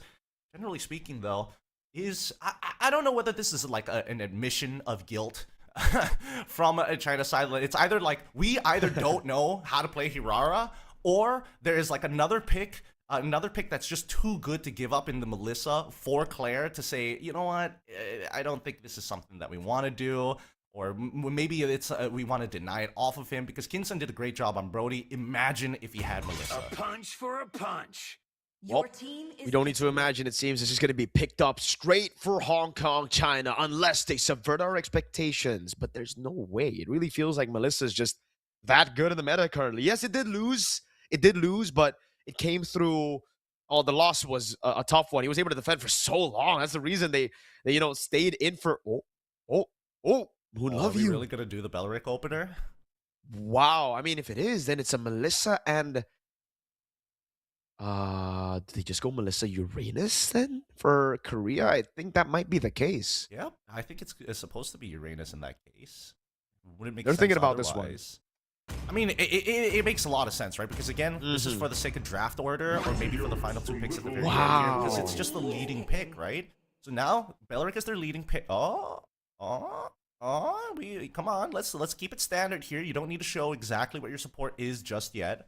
Uranus seems to be the go-to most of the time, and then this should be like what? Uranus, Melissa, the falling star. Varia instead. Interesting. I love Interesting. it. I love the adjustment. We had this conversation off camera, Gideon. The Vario's prio, in my opinion, I think it's just really good. It's also a way to deny the Melissa, because the Melissa just really struggles when there's someone who has more range than her that can burst her down in the late game, right? Even though you don't insta-kill her, you don't one-shot her, still, you're out of the fight, right? You don't have that much lifesteal just with the Trinity alone. And you're going to have to get so many hits on the jungle creeps. And in the late game, a lot of times it just cleared out for you to get more gold for those item swaps. So I think it's solid. It's also, it serves as a very safe weak side mid. It's weird, but you play a supportive role. And what's good about the Navaria is you don't even need the level 4 compared to other mid laners, right? Like Eudora, per se, even Vexana. Most of the prio mid laners right now need level 4 to fight. And hey, you called it too. We were talking about if Navaria is prio, we'll probably see more Lings. We'll probably see more ways to try to bypass that front line, just get straight into the Navaria. I'm down for it, but I think this opening pick was a mistake. I definitely think that the Belleric, unfortunately, is just one of those heroes. Like, it's good in team fights, but if you're going to play to punish Novaria with this Ling, you need strong side laners to kind of protect you, or at least the mid that clears super fast to ensure that the invasions don't happen in, you know, untimely manners, right? I think that's the big issue. Like, Ling can take care of the Novaria, assuming that he can get a certain number of items at a certain period of time. And I think that the Republic of Korea at this stage probably should take advantage of the fact that, yes, we already have the Brody. We've seen what the matchup looks like. We know that we can abuse it. We've got the Uranus, which is a non-losing matchup, so the only thing that we have to worry about is whether or not the Barats, or in this particular situation, the Esme and Rafa is still available. Rafa gets banned out, and I think right now it's just the Esme that they have to worry about. That way, they can maintain control over the side lanes for a long period of time. I think the Matilda also serves a very, very good role in this game, especially up against an Navaria, against a Brody. These two backliners, right? If you have someone that can help the Ling just dive through, get maybe the Belleric even in a spot. Like, the Belleric is roam here, but I think we've gone to a point where, again, the picks can just be that dynamic. I think Matilda can actually still work in mid if you already have enough damage on the side lanes. And even in the jungle, right now, you got crazy late game damage. So maybe all you need now is someone to just rotate around to get people to safety, right? Because right now, it really looks like Korea, they want to utilize these strong lanes. They want to go for the prio on XP, on mid, to rotate over to their Brody to get that strong side, and then they can steamroll across the map, especially considering there's a Ling on Hong Kong, China side. They will have no map pressure early. They are literally just waiting and hoping for mid to late game, for those items to come through. Or for Korea to overstep, and maybe Hong Kong, China gets a snowball. Either ways, it still is going to depend on, highly depend on whether or not, like, if we're talking just about the side lane, sure, they're going to be stuck, basically glued to their seats, unfortunately, until neutral objectives. But that mid lane right now is what I'm most concerned about. Because as much as you have the Navaria, there is still counterplay in terms of, like, sending that Belleric up front to block the shots, so that, unfortunately, oh, you don't get to clear the wave first, we get to make that move, and then it's too late. Our side lanes start to crumble, right? So we need a support that not only is able to kind of affect the side lanes, has high mobility. I'm thinking Cho is already, like, super good, but I feel like that depends on whether or not they have, like, a jungler that can contest. And now that Harley is gone, they might be forced back on a Yi Shin. I don't think it's going to be the Johnson. I think that leaning into either, Glue even, pretty decent overall, but it's dependent on the answers.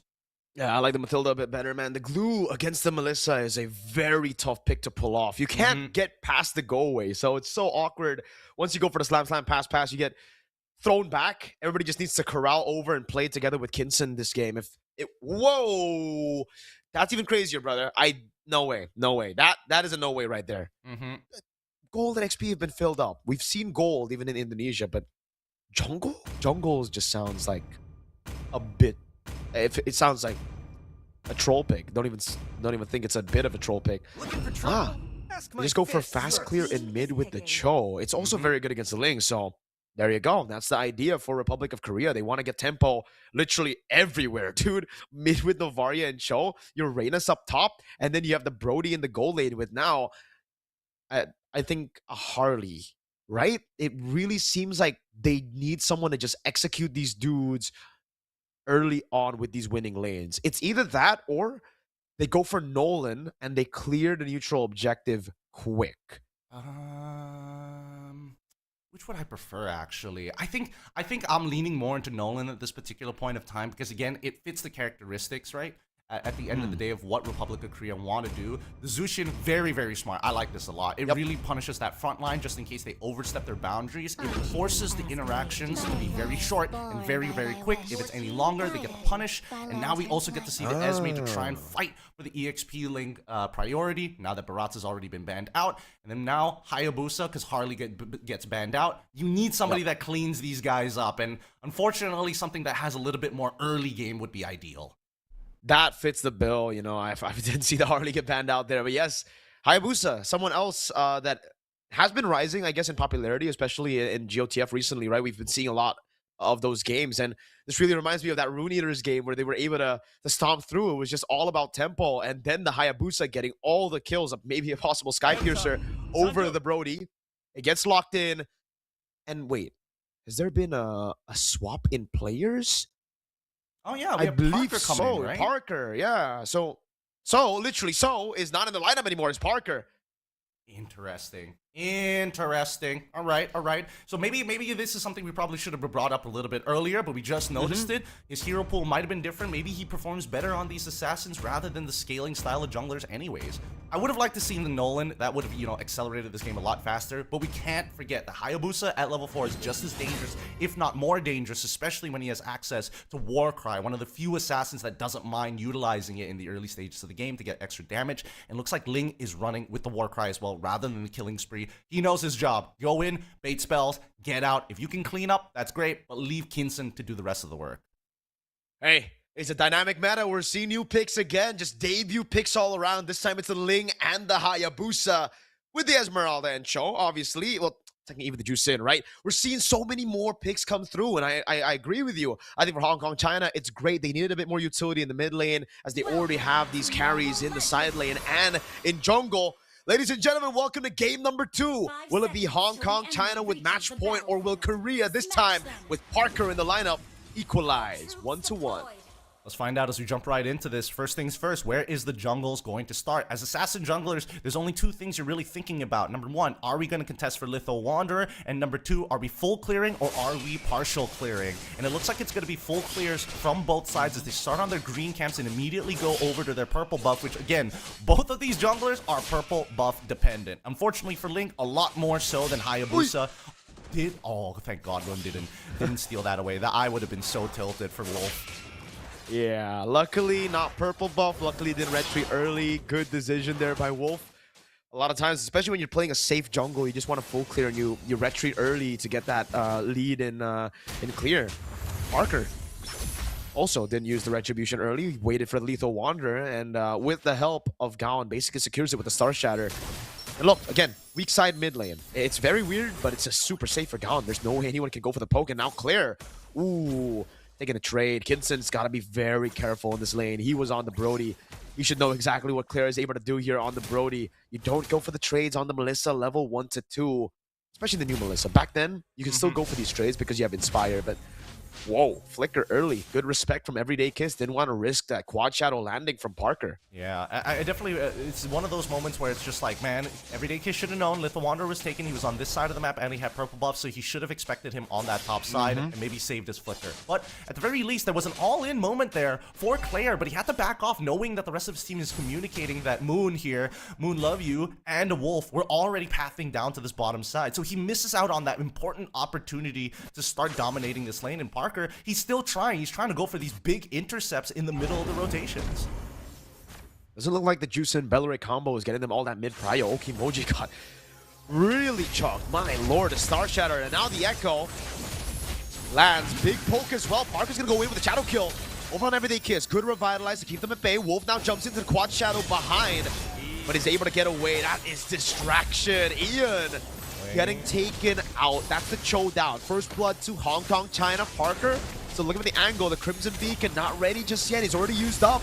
Not on cool to Parker. Gonna walk up with the quad channel now with the retribution. It's Wolf who gets it with the Defiant Blade. And nobody walks into the pit. Wolf gets away. It's a kill and a turtle for Hong Kong, China. Everybody was nervous there. Everybody was just thinking they're going to be the next person who dies. Hong Kong gives up the space, but still manages to secure the turtle, and then manages to save their boy, Wolf, before he ends up getting walked down by Garrus. You would have imagined that Parker should have been the one who actually wants to get in and try to finish off with at least some of his shurikens, but he even recognizes if he sticks any longer, he's going to get picked up by Okimoji, and then it's over. Now purple buff contestation here for the side of Korea.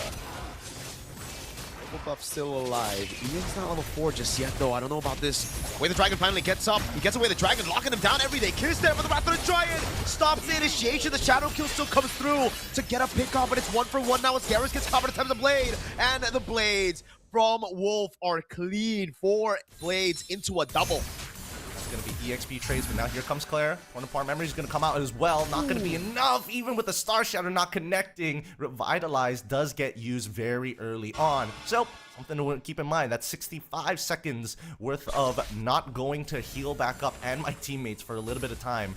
In the moment, we see that Korea, again, sending a lot of resources down to Claire. He wants to control this lane, which is perfectly honest and fine, but at the same time, like, Gaon has been playing such a good utility role, helping Parker clear leash his buffs, making sure that he is controlling this mid lane well, and now you see that even the supports don't necessarily have to stick around in the mid lane anymore. They need to start alleviating pressure everywhere across the map, and as long as Korea is asking the question, Hong Kong, China must answer.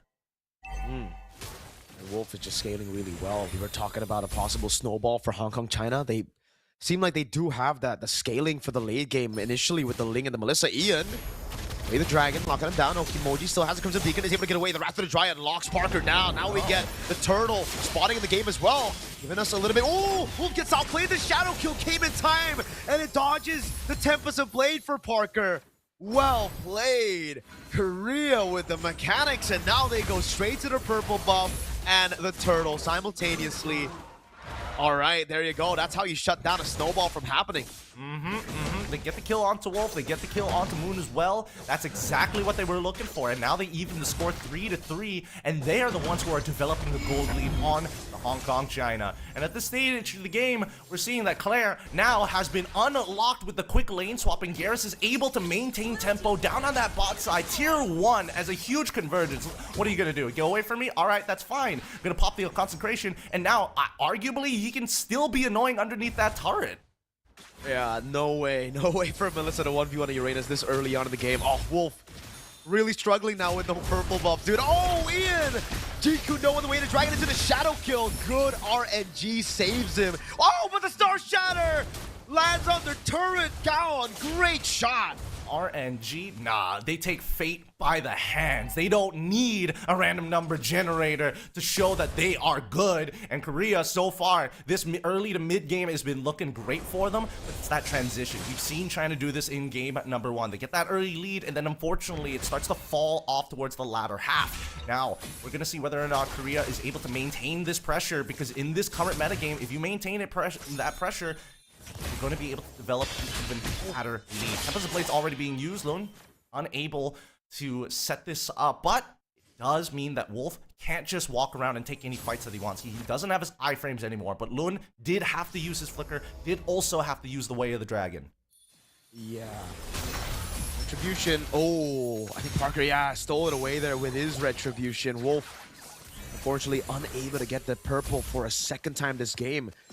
I wonder if he has top boots, though. I think that's the case, because the Way of the Dragon was cancelled. Now, Okimoji with the Crimson Beacon walking up the go-away as well. Stops the quad shadow, but the Shadow Kill comes around, and the Star Shatter again, threading the needle. The taunt lands, but Kitsu's going to be knocked up again with the Way of the Dragon by Ian. It's a kill again, as now it's going to be the 2 frontliners running away, but a torn apart memory takes Moonlove you down. It's a Sky Piercer stack over to Claire on the Brody. Yeah, this is working out like way too well. The Meteor, like not even the Star Shatter, just the Meteor alongside with the Ionic Edge coming in from Garrus is way too much damage for even Moon to deal with, right? And if they get locked down in place, that's even worse. The early game damage here is just too much for Hong Kong to actually handle at this stage of the game, especially if they don't have their scalers with the right items. And it also doesn't help that Everyday Kiss, he's not exactly the tankiest just yet. I'm pretty sure we pull up the items, probably went for first item Enchanted Talisman, and then started going into some of the tankier components to the build. So there's a Chastised Pauldron built up for Ian. Oh man, this is what we were talking about though beforehand. We were talking about the Brody picks, right? If you win lane, if you get out of that lane early, if you get that snowball rolling, the amount of pressure you have is ridiculous. A whole 2 levels ahead. And Clear feels comfortable to be using that ultimate just to poke. Look at that. Together with the Star Shatter, it just feels illegal. Would Love You has to use regen every time it's up, and Garrus has pressure on the other side. Stops the lane from farming. Oh, dude, taking the purple buff away again. Wolf is struggling hard this game, and they're all trying to get him. He has a Finch Poise, right? I don't know. I think he used the... Okay, it came off the cooldown. Thank God. Thank God. He gets on out of there, no problem. The one thing I can appreciate from both Hong Kong, China, and as well as Republic of Korea is the fact that they are playing for tempo, which is, again, something that I haven't seen as often in MPL MY, personally speaking. From week number 1. But the way that they are willing to initiate fights just to maintain that tempo, right? The fact that Lone was able to get a kick and force out the Tempest of Blades out from Wolf is good enough. And that's why these purple buffs have been very easy for Korea to steal away time and time again. So it's about not only when you use your abilities, but what does this lead up to? They're thinking further into the future. All right. Brody Siege potential with the zoning of Gaon on that Star Shatter. Working together, man. This is just amazing Siege. Hong Kong, China, at this point, really just trying to give Wolf the space necessary to keep on farming. But look at that. The kill squad coming down. Claire unable to get the smooch on Wolf. Oh, wait a second. He might have to use his Tempest of Blades. Oh, that last shot didn't connect. That could have been a...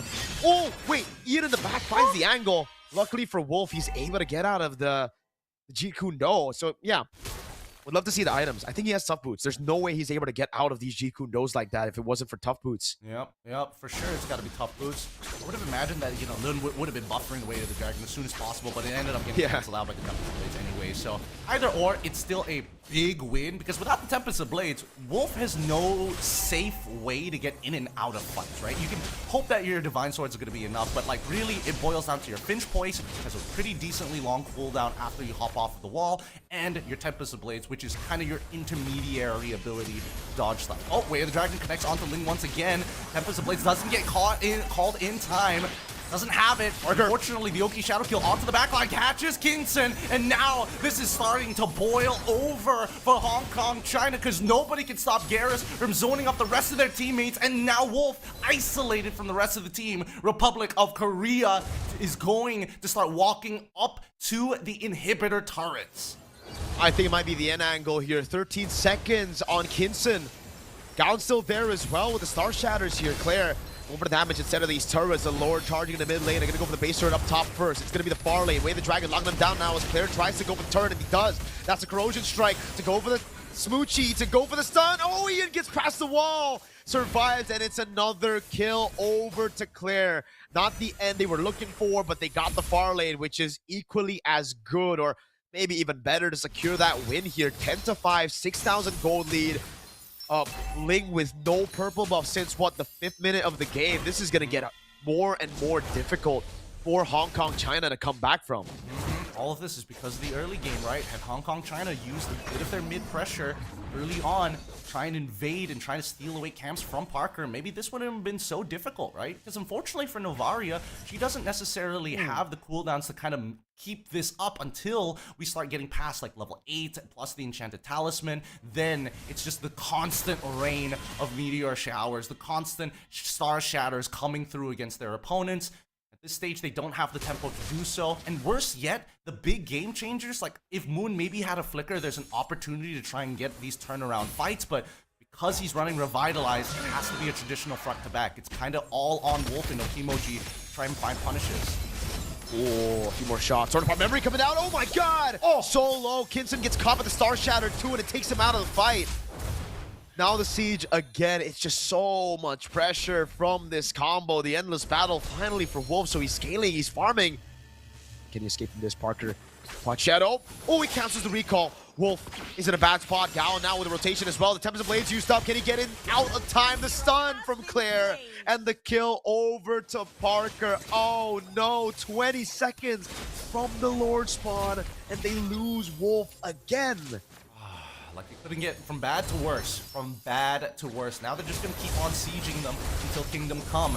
Kingston is going to try his best to try and zone them up, but Garrus, he's outscaled the Esmeralda at this stage of the game. Oki Shadow Kill comes through onto Everyday Kiss. Isn't able to RNG it to victory, but it's good enough. Now they've got the pressure that they were looking for, forcing the majority of the members of HKG to back off to their base to top up, but then the Lord is going to get rushed down. There's nothing they can do about this.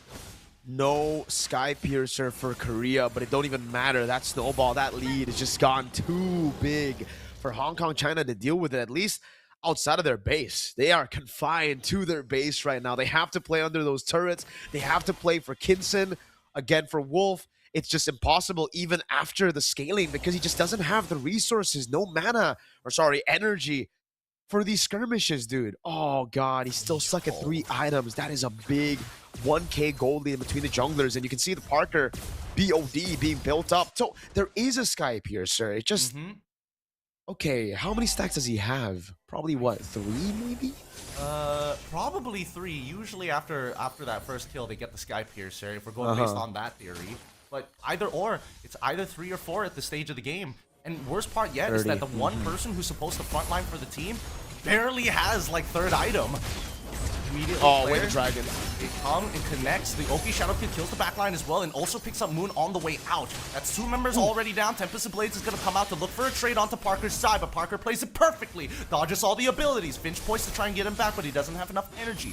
Lord knocking on that door. And it's only up to Okimoji alongside with Everyday Kiss, but they don't have enough. They don't have the raw single target damage as the Lord punches their way to get a game. It is 1-1 between Hong Kong, China, and the Republic of Korea.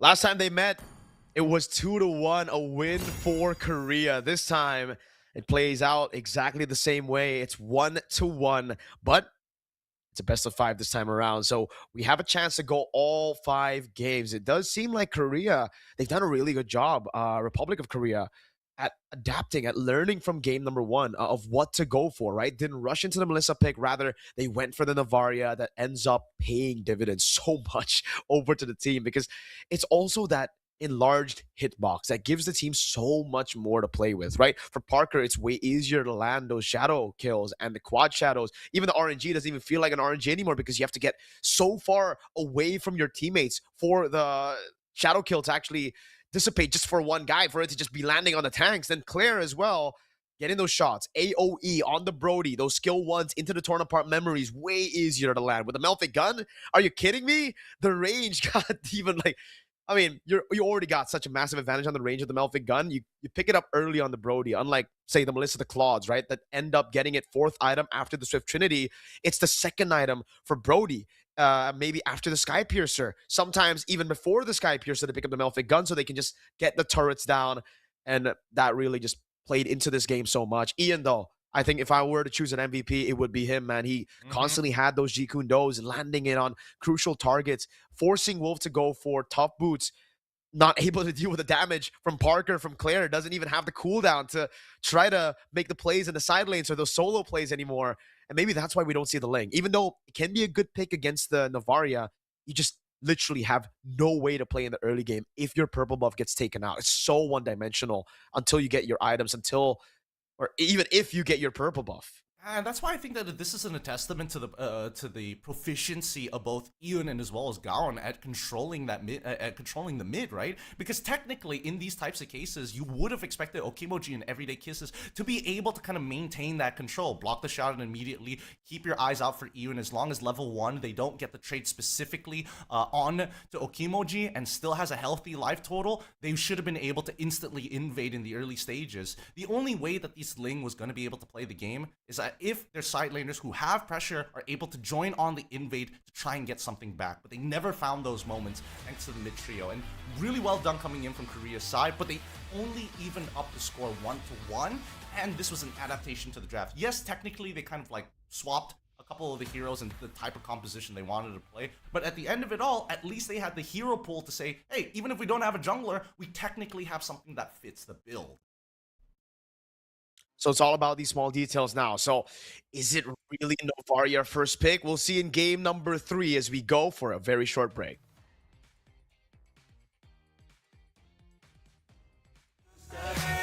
Give me some of that fancy pants. Give me some of that highlight. I want something that will make me dance. Give me some of that good stuff. Give me some of that fancy pants. Give me some of that highlight. I want something that will make me dance.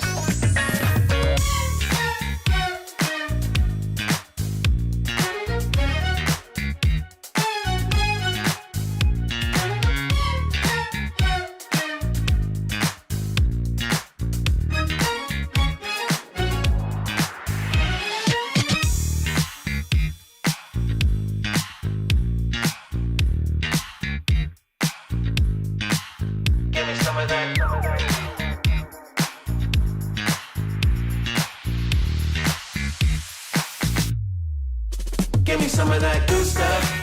Give me some of that fancy pants. Give me some of that highlight. I want something that will make me dance. Give me some of that good stuff. Give me some of that fancy pants. Give me some of that highlight. I want something that will make me dance.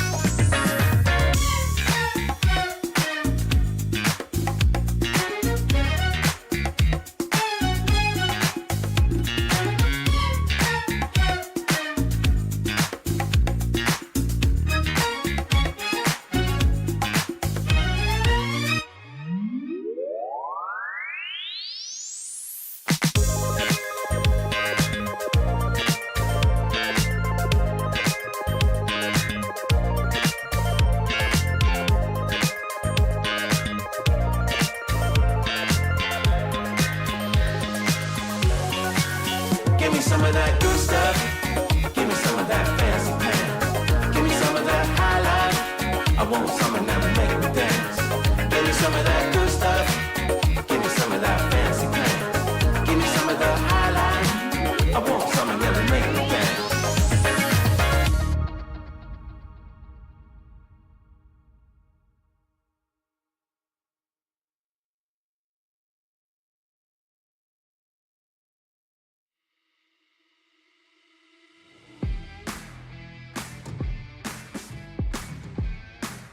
Yeah, I'm taking control. Yeah. Yeah, yeah, I'm taking control. I'm gonna go through the fire. I'm gonna show all the pliers. I'm gonna stick to the plan. I'ma show everyone how I built an empire. Hands always close to the gun. When the challenge arises, I come. I'm not one to just get up and run. It's my task, I don't rest till it's done. Better know that I'll be taking that control. Yeah, yeah, I'm taking control, yeah. Better know that I'll be taking that control. Yeah, yeah, I'm taking control, I'm taking control. Better know that I'll be taking that control. Yeah, yeah, I got that control now. Better know that I'll be taking that control. Yeah, yeah, I'm taking control, I'm taking control. I'm gonna take that control. I'll just be playing my role. I'm gonna take all the souls of the ones who be standing in front of my goals. I'm creeping up like a ghost. No one can even come close. I'm ready to go in a charge, and you better know that I'm bringing the force. I'm on the hunt, I'm a champ. I got the squad as my fam. Summon my foot, I'm a glam. Play me that tune, it's my jam.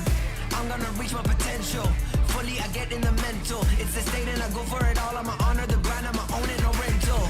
Better know that I ain't never gonna fall. Better know that I am coming for it all. Better know that I am taking back control. Better know I'm taking control. I'm gonna go through the fire. I'ma show you the thing I desire. I'ma inspire, I'll show everyone how I built an empire from nothing. You know I'ma never succumb. When the challenge arises, I come. I'm not one to just get up and run. I'ma bang bang till the task is done. Better know that I ain't never gonna fall. Better know that I am coming for it all. Better know that I am taking back control. Better know I'm taking control.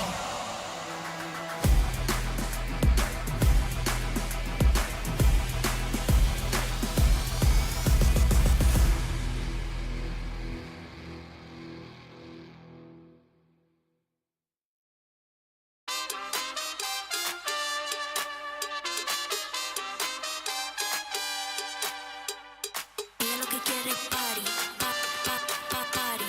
Ella lo que quiere party, ella lo que quiere party, party.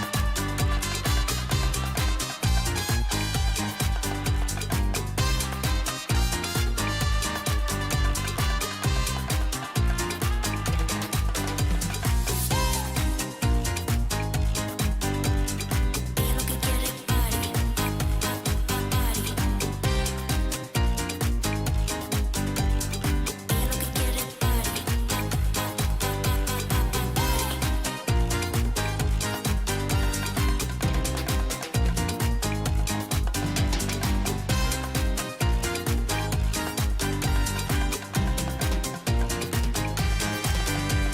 Está pendiente de rozar y dar más traca, traca.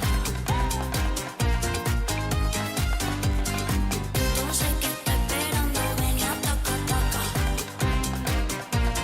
Ven y ataca, ataca, ataca, party.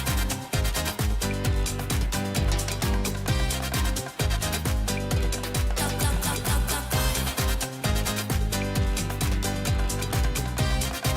Esperando, ven y ataca, ataca, ataca, party. Estoy buscando un gatito como tú que me dé por la mañana, por la noche y todos los días. Ay, qué rico se ve eso. Debes probar tu beso.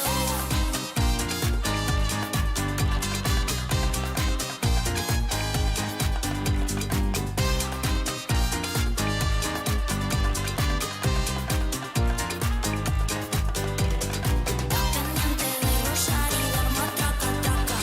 Entonces, ¿qué está esperando? Ven y ataca, ataca. Está pendiente de rozar y dar más traca, traca. Entonces, ¿qué está esperando? What's going to be prio for game number 3? That's the question now as we are waiting desperately for that draft, dude. The draft's been amazing for both these teams, right?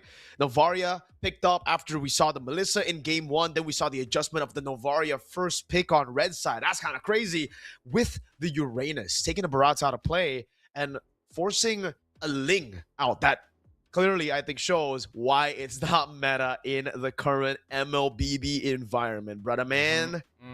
Yep. I think they needed a better plan to try and get Ling out of that early game phase, at least until the point where he gets 2 items. And then at that point, Ling can do whatever he wants, right? I think that the Beleric first pick, unfortunately, was not the way to go here. It's definitely one of the on the lower end of the scale when it comes down to opening picks and its overall win rate. But who knows? Who knows? Blue side has been interesting. We have seen red side wins 2 times already. So maybe that's going to be the follow-up pattern here. If I was in China's position, I would want to get red side at this point. It seems like the counter picks have been better, you know, just being on red side, picking up those picks again. Both games, red side victories. Hong Kong, China with red in game 1. Game 2 was Republic of Korea. And it seems like it's going to be Hong Kong, China who's taking red. You're right. You know, both these teams just eyeing out for that red side. But it could change with just a few ban differences. I just feel like they've been confined to the same draft, same hero pools, I guess, because they've just kind of continuously banned out the same heroes. It was Hirata, Freya, Atlas, Fanny, Marcel, Paquito. It doesn't seem like both of them are going to try to do anything different. It's still the Fanny ban for first phase here for Republic of Korea, Hong Kong, China. They go for the Freya ban this time, just like earlier. Then we see the Atlas again, and I hope something gets left open. You need to find something, right? Especially if you're Republic of Korea, because it just seems like the pattern is blue side equals to you get countered, so you have to get some of those prio picks open. I would say let everything go. Try to go crazy with it. Try to take that match point lead. Yeah, no, I'm totally on board with that as well. I think that right now the only adjustment that feels realistic is to let the Paquito through. Like, you've got to trust in your Melissa player if that's going to be your priority anyways, to be able to kind of protect themselves against the Paquito. Or you can even dedicate resources for the laning phase if you're worried about double fighters, right? So that's usually what teams kind of lean into. Marcel gets banned here, all right? Nothing out of the ordinary. We're expecting the Hirara, the Atlas to also go at this stage of the game. Arguably... Ooh, do we need... I don't know. I feel like Novaria should be a consideration for bans here, just so that you can get something that's a little bit more susceptible to the assassins. Based on what we've seen Hayabusa, we've seen Ling already. I wouldn't put it past them to actually play the Hirara, to also be able to, you know, just keep up with the Nolan as well, to potentially, you know, punish these artillery style of mages once Novaria's out of the picture. That's the thing right now. Does the Hirara even get left open? It's been banned out by Hong Kong, China, even on blue side earlier. So I don't think they'll let it go, especially now on red side. Yeah, it just gets banned out. No way. So far, the exact same drafts again. We're just missing an Atlas ban and a Paquito ban to have the exact same opener, probably, right? As we saw earlier. But damn, I feel like Novaria might be first pick, Gideon. Like it's crazy to say, but with the Melissa losing out value because of the Novaria, and because there's just no one that can really punish a Novaria early, it just seems like Novaria is the safest opener right now. Blind, yeah, I'm talking blind. Yep. Because obviously the Hirara, Atlas, some of these picks take prio over the Novaria. It just got banned out. So yeah, right now I think for Hong Kong, China, they need to look for a trade. Maybe leave the Paquito open. Go for the trade on Paquito Novaria, then you can get your hands on maybe Paquito Melissa, right? Put the Paquito in the jungle, Melissa in gold against the Novaria, burst through the front line in the early game, snowball to control, take the Novaria out of the comfort zone. I'm down for that. I'm down as means to kind of adapt to this particular game, because so far the Novarias have been like kind of ridiculous. From what we've seen, specifically coming in from Gaon, like, can't really do much about it. But Paquito ends up to be the ban here, so this would mean either Beleric or Novaria. Novaria is a stronger adaptation, but they go for Uranus instead. One of the stronger openings based on what we've seen of MPL data. It does very, very well into the Barats, and it also combos really, really nicely with anybody who has magic damage. So Harley, Eudora, all on the table as soon as you see the Uranus. Yeah, now is it too greedy to go Novaria Melissa? Take the counter, take the prio, and leave Republic of Korea to play a very high execution comp that can't rely on late game, right? Like, this is all up to Hong Kong, China, obviously, if they're still comfortable playing that, because they did take a risk as well in game number 2 by going for that scaling composition in the Melissa and the Ling. This time, though, they can try to get, there you go, more priority on the jungle. I guess no need for a Ling anymore. So, Novaria pickup, this is together with the Melissa. Nice, I like it, I like it. I like the adaptation from Hong Kong, China, and I think Republic of Korea weren't ready for this. I think they assumed one of those picks would be open, and now they're going to have to adjust again. Yep, they take Beleric here. It feels like they don't want to waste the Beleric, but I think that at this stage, now that they've already shown EXP, this definitely means that the mid lane needs to be something pretty important here. And I think that Farsa is going to be the go-to, unless they want to create like a different style of combination with like maybe Kaja and Eudora. But generally speaking, I personally am on the Farsa train. Yes, it may not necessarily do well. Oh, are we on Flying Clouds? Okay, we might be on Flying Clouds here, unless they're just going in with this blind. Yeah, we might. The Rafaela and the... See, it's good to deal with a pickup, but I don't think it's that good to deal with a... Because this is a poke comp, right? Like, I guess the healing helps you out, but in the late game, it's still glowing one. You're still gonna... I don't know about the sustained composition so far, because I feel like it's a bit greedy not revealing any of your carries later on, especially in the gold lane. I think the Claude and the Brody are certainly going to be banned out here, and it gives the Novaria, Melissa now so much more room to play for. So for Hong Kong, China, they should really just start building for this composition right now. Did they pick up? I think they pick up a jungler here. I think it's greedy, but... Or Esme. It's either the Esmeralda to deal with the Uranus, or they pick up a jungler. The Harley that was banned out in game number 2 gets picked up. So it's all the frontliners revealed for Republic of Korea and all the damage dealers revealed for Hong Kong, China. Oh God, I love this. This is real interesting. Where do they go with this? Because right now, like, I'm thinking of supports for Hong Kong, China, and they don't really feel that great. I mean, there's obviously the AoE problem that you got to deal with the Beleric, of course, but then what do? Do you play Cho in this particular case? Cho is going to get punished by the Rafa unless they can get all the damage onto Rafa, which is pretty hard to do, considering that Beleric is always going to be in your face. Displacement with Grok doesn't sound like the greatest idea. Same problem, you're going to get knocked out. Is there any other like concussive? Oh, Gothot is probably the only one that can kind of like sustain through the damage and still clear the waves relatively effectively with this Novaria. Barats gets banned out for the side of Republic of Korea. Okay, I guess that makes sense. They don't want to deal with the level 4s, especially around turtles, if they want to play with like an early game comp. You know what's crazy? I feel like this can be a Baksha XP. Right? If Hong Kong, China have seen it, right? Because like you're up against so much healing, you need some anti-regen. You have the poke, and it's probably a good matchup against the Uranus. it's old. It's very old, but it reminds me of like the M2 meta. We're seeing a lot of those boxes, right? Against the Yuzongs, against the Uranuses. Now with more healers, I really feel like it's going to be the Claude ban into the Baksha pickup and XP. Maybe they go red 5 Baksha, though. They don't need to have it early. What do they need in... Oh, I think it's a Mathilda Baksha, bro. Could it be? Yeah, I thought it was going to be the Claude. All right. Okay, sure. Like, even if they did ban out Claude, there's still technically Clint anyways, but I think they would have rather deal with the Clint more than the Hayabusa, if I'm being completely honest here. But at the same time, since they don't have the supports, they could have leaned into the Cho as well as some single target knock, to back people away. All right. So this next ban coming up for the side of Republic of Korea, what are they worried about? They've already got rid of the Barats, which again, I thought was going to be a lot smaller of a problem. As long as you have Purify, you can kind of deal with it anyways, but they still want to have their playmaking capabilities. They get rid of the Glue, another support pick that can generally fight on a dime, which kind of only leaves them right now with Cho and Gatot. Cho doesn't seem very good as of right now going blind. Gatot makes a lot of sense if you're trying to kind of hide what the rest of the composition wants to do, but really, I don't think they've got an EXP laner that can kind of handle it. They got to take a risk here on the EXP. I think they go Mathilda here. They just go for the safe choice first. They go for something that can be, that can really help all the lanes, right? Even if you're losing out in these lanes, having the Mathilda there, you just get people back to a healthy amount of HP. But yeah, they still go for the Gattacacha, it seems. I really feel like we should be seeing a lot more Mathildas nowadays, man. But yeah, even against a Rafaela especially, right? I get it into the Rafaela, but I think that unfortunately she just doesn't have like a good combination right now, right? Like Matilda, usually it's Matilda Uranus here, but like Matilda Novaria doesn't really necessarily help the lane. Like I think it's more so to punish laners early on, to like chunk them out, get their regenerates early on. But now that you're facing up against Rafa at level 2, it doesn't matter.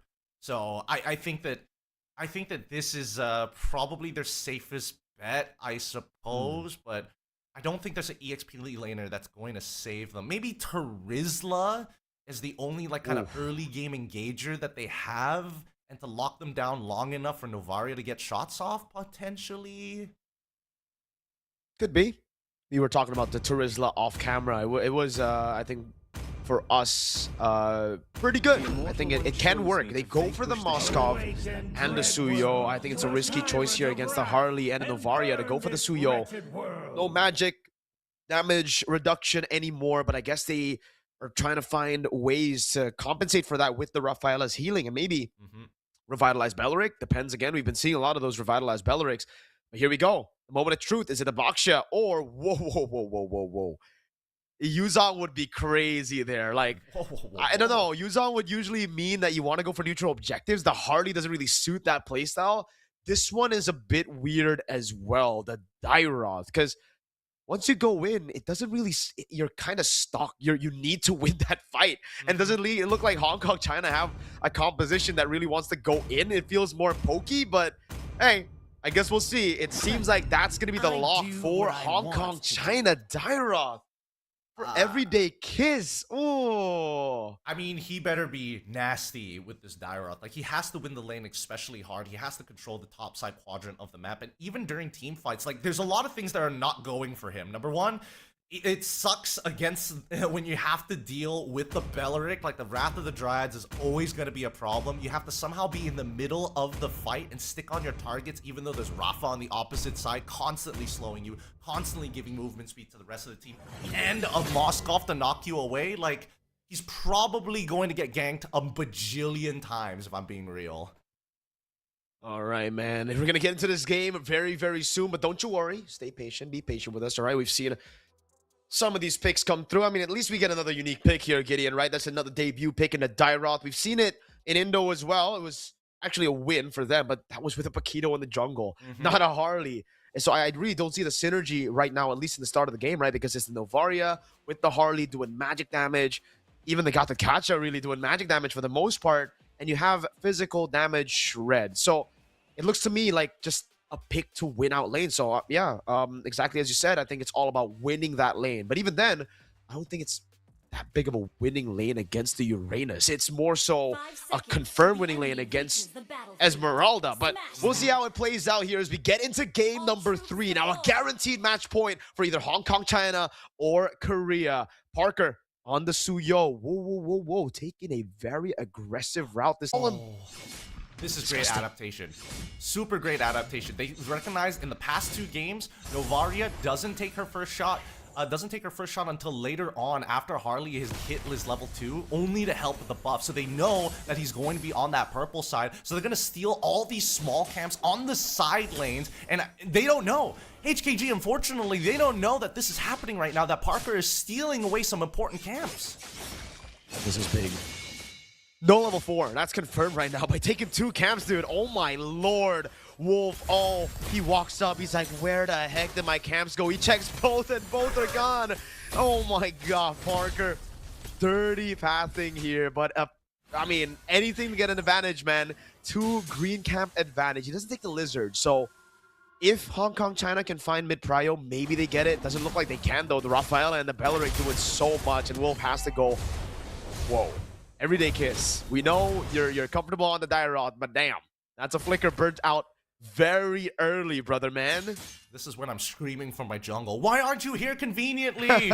He doesn't have his only disengage mechanic. I can bait him into another fight, I swear. Please trust me. But with mid-prio already gone here, some good shots here onto Leon. Once he gets low enough, that's when at least for Hong Kong, they should be able to start stealing away some of these camps. Ooh, Blazer doesn't connect onto the correct target, unfortunately, forcing a flicker out of Leon's side. Now Deadly Magic forcing Gowan to flicker as well. That's 2 battle spells down. Even a retribution from Parker as we look away from the fight for half a second. Immediately, first blood achieved by Wolf, and they're about to find another kill onto, of all people, Claire. Worst case scenario already for Korea. The pathing was amazing, but I guess it got them way too confident to go for that brawl. Oh my god, Parker, you have to respect the magic damage, brother. You're up against so much of it, dude. Everybody there doing magic damage except for Kinson. Parker, laying that bush against Dyron. I don't even think you win this, buddy. So he's got to play it safe now. That advantage after invading completely gone. It's actually now Hong Kong, China with the advantage. A kill each for both the carries, Kinson and Wolf. They go on to Moon Love You, but he's all good with the passive. Now, whoa. Consecration used up early. Star Shadow landing on Gowan. The Holy Healing not enough to get him back into the fight, but the regen is there. Parker, whoa, Blade Surge onto the Turtle. He has a Soul Sever, now Everyday Kiss. The jump over on Garrus. Kinson's right there. Garrus picks up the kill and Everyday Kiss. Now the AOG. Point blank. That's what he lands. Parker with a Soul 7, the Retribution, able to pick that kill up as that's Wolf taken out by Leon. Oh, what is going on, man? It's both teams just going at it. I don't understand. They need to make sure. The biggest problem right now is going to be Garrus in the early stages. Like Claire, okay, big deal if he throws the SOD. If it steals away your neutral objective, that's on you as the jungler. But like for Parker to be walking in on those fights like that and still being, thanks to his Rafa's passive, is still trying to keep in touch and actually has a level lead onto Wolf's side. It's so strange to see the trades actually happening in real time. Like HKG, they're winning out on a couple of these fights, but unfortunately, they're not getting enough of a lead to actually convert it into anything else relevant. Korea on the opposite side, like, oh, he's taking damage, and finally they got a wombo combo here. Holy Baptism, Raptor drives into Blade Surge. They find one into Wolf and forces out the AOG coming out from China. Finally, we see Korea punch back. I love the fact that they just keep on going for brawls even after losing in the bottom lane, because that's what the composition is built for. Oh god, a pinch. They know there's no go away. Kinson's coming to Blade Surge, Purify out of there. Ian is able to get some of those shots. The Star Shatter nearly landing to take his life.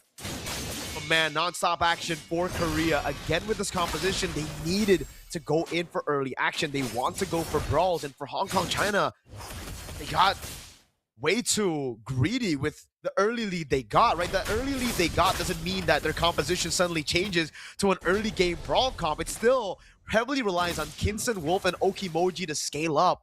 But they forgot about that with that early lead, with those 2 kills in the bottom lane. They thought with those 2 kills, they'll be strong enough to fight this composition. And you can clearly see again that, yeah, they're not really respecting the damage potential, the kill threat, those ganks. from Korea. They can play this game even without farm as long as Parker has the Blade Surge. It's a guaranteed stun, and I think a guaranteed flicker wasted for Everyday Kiss up top. Yep, this Dairoth was a mistake. There's not a lot of synergy with Dairoth compared to the rest of the team. Like, he has some good armor shrimp. Nobody can take advantage of that other than Kinson. He's halfway across the world, and it looks like he might have to keep playing defensively. As Team Korea secures another turtle, the snowball has started. Ever so slightly, but considering how brawly these comps are and the execution hasn't been top-notch just yet, I think it could definitely still swing in anybody's favor. It definitely could. The Holy Baptism.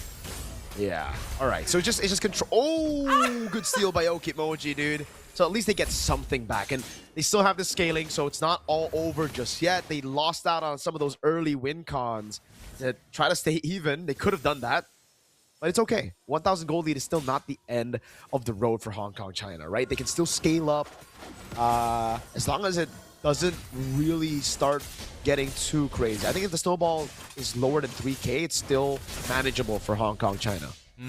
I'm with you. I'm with you on that one. So 3K is the benchmark that we're looking for as the dive happens. Rapid Dryads purified instantly. AOG to get Dickinson out of there as he's been playing a good defense against Claire after game 1 and game 2. Claire on the opposite side. Oh, he's not. Don't take it, brother. Listen to your inner demons. Oh, man. Looks like the inner demons don't win this time. The discipline is strong for Claire. My mind's telling me no, but my body. Claire wanted it, bro. You can see it. You can see it. Even though we can't see his player cam, you can see that he wanted that kill on. It would have been a statement, brother. Right? But they still get the turret. Whatever. They cancel the recall on that. Kinson gets delayed even more. He loses a bit more minions, DHS. And yeah, it's just back to building this lead. It's now 2,000, so even more comfortable for Korea, for Hong Kong, China. They got to find ways to trade right now, and it's just looking very, very difficult. Oh, what a flag with the conceal. I can't believe it almost worked. That was a crazy ring around the rosy, man, for Leon. He gets... Oh, he actually uses the Rapid Dryad. All right. Okay.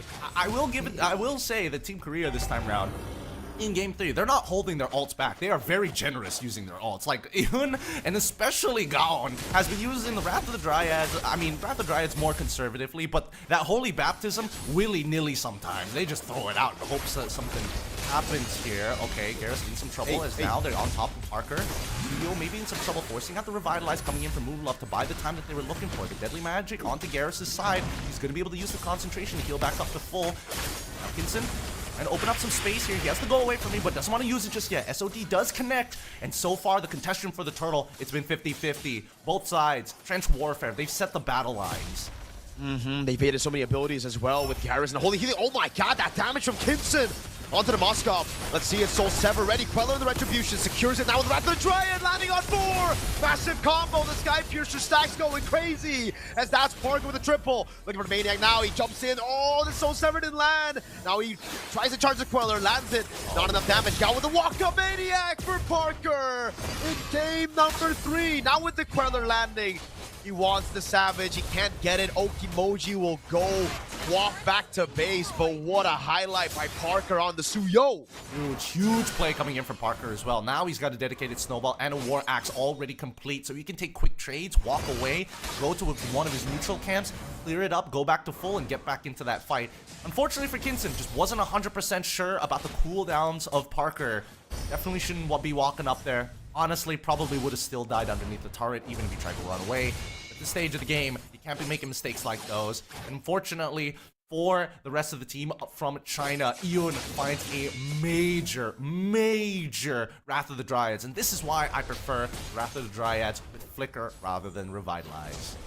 Agreed. I will never be a fan of Revitalize Belleric, dude. There's too much green. I know you want to go green, but it's just too much, you know?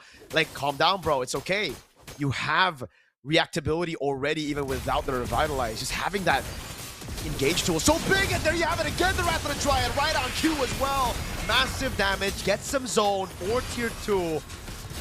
Never want to see it again. I just never want to see this tree on Revitalize, bro, right? Always Flicker.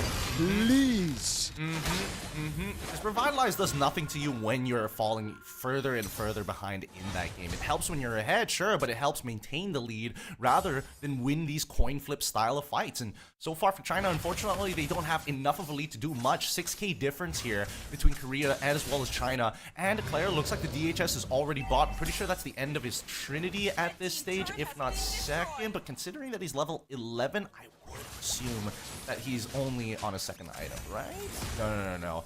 Inson's doing too much damage. It's got to be Trinity. I think so. I think it's Trinity here. He's been ahead of Claire for the longest time, even in lane, so should be. 10 minutes in. Makes sense for him to have that. He also almost bursted Claire earlier. A big fight. Rapid to try it again. Oh, the other gets taken down now, but look at the flank coming in from Garis. It's Claire with the damage. Blade Surge coming down. The respawn as well. Just for the Bell Ring. Oh, Queller finds a mark. Soul Sever. Does he get the second kill? But it's going to be Garis still able to survive against Kinson's damage. The Star Shatter is there, but the photo keeps them healthy now. Wolf walks up, or rather blinks in forward. Leon is back up again. It's Kinson with the poke. Ah, God, dude. This Rafaela, that respawn is just dirty. It is. It's really, really dirty in maps in these particular types of games. And obviously, it's not flying clouds, but still, as long as you're only trading 1-for-1, it's actually more beneficial for Korea. As long as they're not giving like fat shutdowns at the end of the day, which honestly, the majority of the shutdown right now is on Garrus and Parker. Everybody else is sort of like, okay, sure, you're gonna get an extra 300 gold, but that's not gonna matter. At the end of the day, when the gold lead is already getting close to the 10k mark, it's a 7.5k lead here for Korea. They've got the items, they've got the Trinity build, they're going into situationals, they've even got the Malefic Roar, so even the tanks can't even deal with them. CE in the brute force, that new build for the Harley, just playing safe but no damage against Claire. Oh, rapid to try the flicker combo together with Claire's SOD. The flicker in, and that's a win. Kinson all alone left to defend. Parker goes in through the go-away, gets the Soul Sever, gets shut down in the end, but it don't matter. It's a wipeout for the Republic of Korea as they seal match point, and they're a game away for qualifying from East Asia for ENC. We just got a different look at Team Korea, a new style. Well, I wouldn't even say a new style of play, but definitely a different facet that they've shown that they're capable of playing. And again, Parker, he played a strong game, but I got to give it to the rest of his team for not only setting it up, but playing around the tempo. They got comfortable. They got hyper comfortable against Hong Kong, China. And you can tell that they started to get a little disrespectful towards the end, but they limited themselves. They're so highly disciplined in a lot of these fights. They don't jump in unless there's some guarantees, or at the very end when you're Parker and you're max stacked on Skypiercer, do what you like, King. Freestyle on them if you have to. Man, that's what we've been missing all these games, man. Ian on the Belleric, making those plays. Certainly the MVP again. This guy's been seeing the show, man. Even on Cho, game number 2, right? I think it was our choice of MVP. If we were to choose an MVP, definitely not the in-game MVP. That's rigged. No, it's probably the Rafaela or Garez because they got crazy KDA for thinking about in-game MVP. But yeah, I think it's safe to say, Gideon, that we called the fraudulent Dairoth pick out before the game even started. It did nothing for the team. It did nothing in lane either way as well, because Garrus was able to play such a good game and there was no shred. Even Kinson here, not really getting any of the benefits of that physical defense shred. That's why I'm thinking right now from Team China that Wolf on this Harley, I think this is more of a denial pick than anything else, because looking at the comp over at Republic of Korea, like if they just swap out, if they switch the Suyo for Harley, I think the comp becomes even more disgusting, arguably. But then again, there's that same problem of like, how do you get on top of Kingston when you're max stack on Skypiercer and you're already like 2 levels ahead of everybody else, arguably 5 levels ahead here onto Moon in comparison. He's able to pump out the damage, and talking about the amount of how much he's done here. 88% on the team fight participation. But look, both Gaon and Garrus both at 94. You could tell who was kind of like corralling the sheep. For sure. That everything, dude. The team fight participation is nasty on both Gaon and Garrus. Healing. Oh, the healing. The healing was nasty as well. They just didn't have any bursts, and it came down to, I think, them forgetting the win condition in the early game. But we'll see if they can actually refine that, figure out the win cons for game number 4. If they want a game 5, they got to lock in. But we're going to take a short break before that.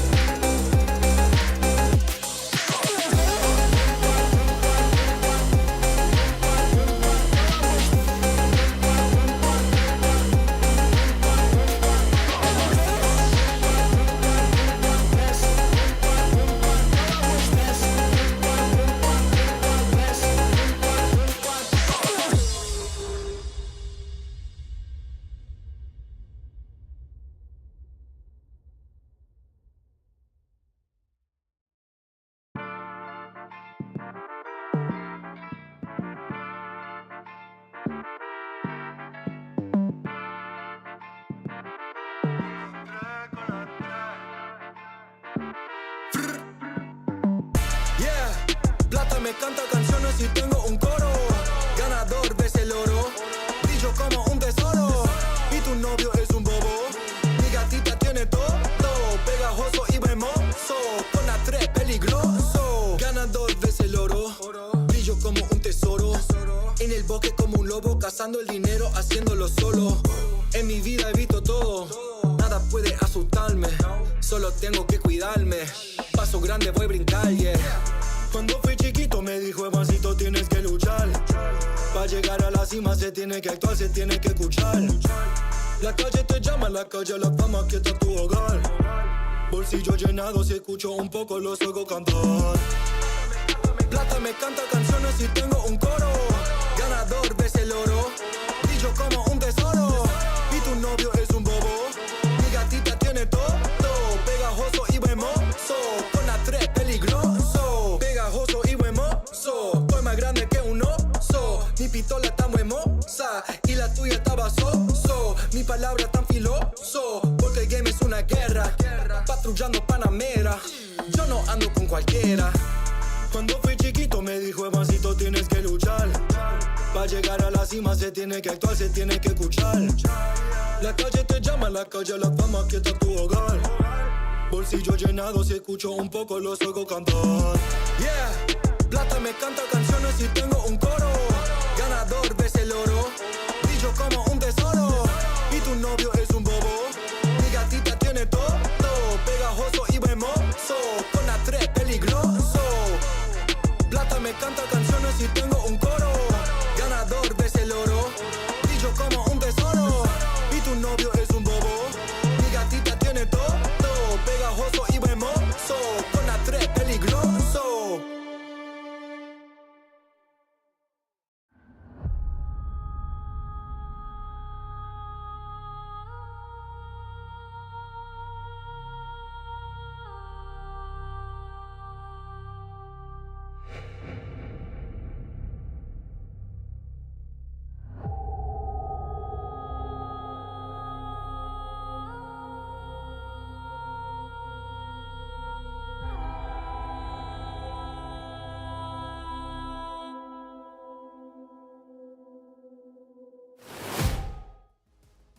Welcome back, everybody. You're watching ENC, and currently the score is 2-1. Korea take the lead in this matchup and are currently at match point for the qualification spot here at ENC, unless China has something to say about that.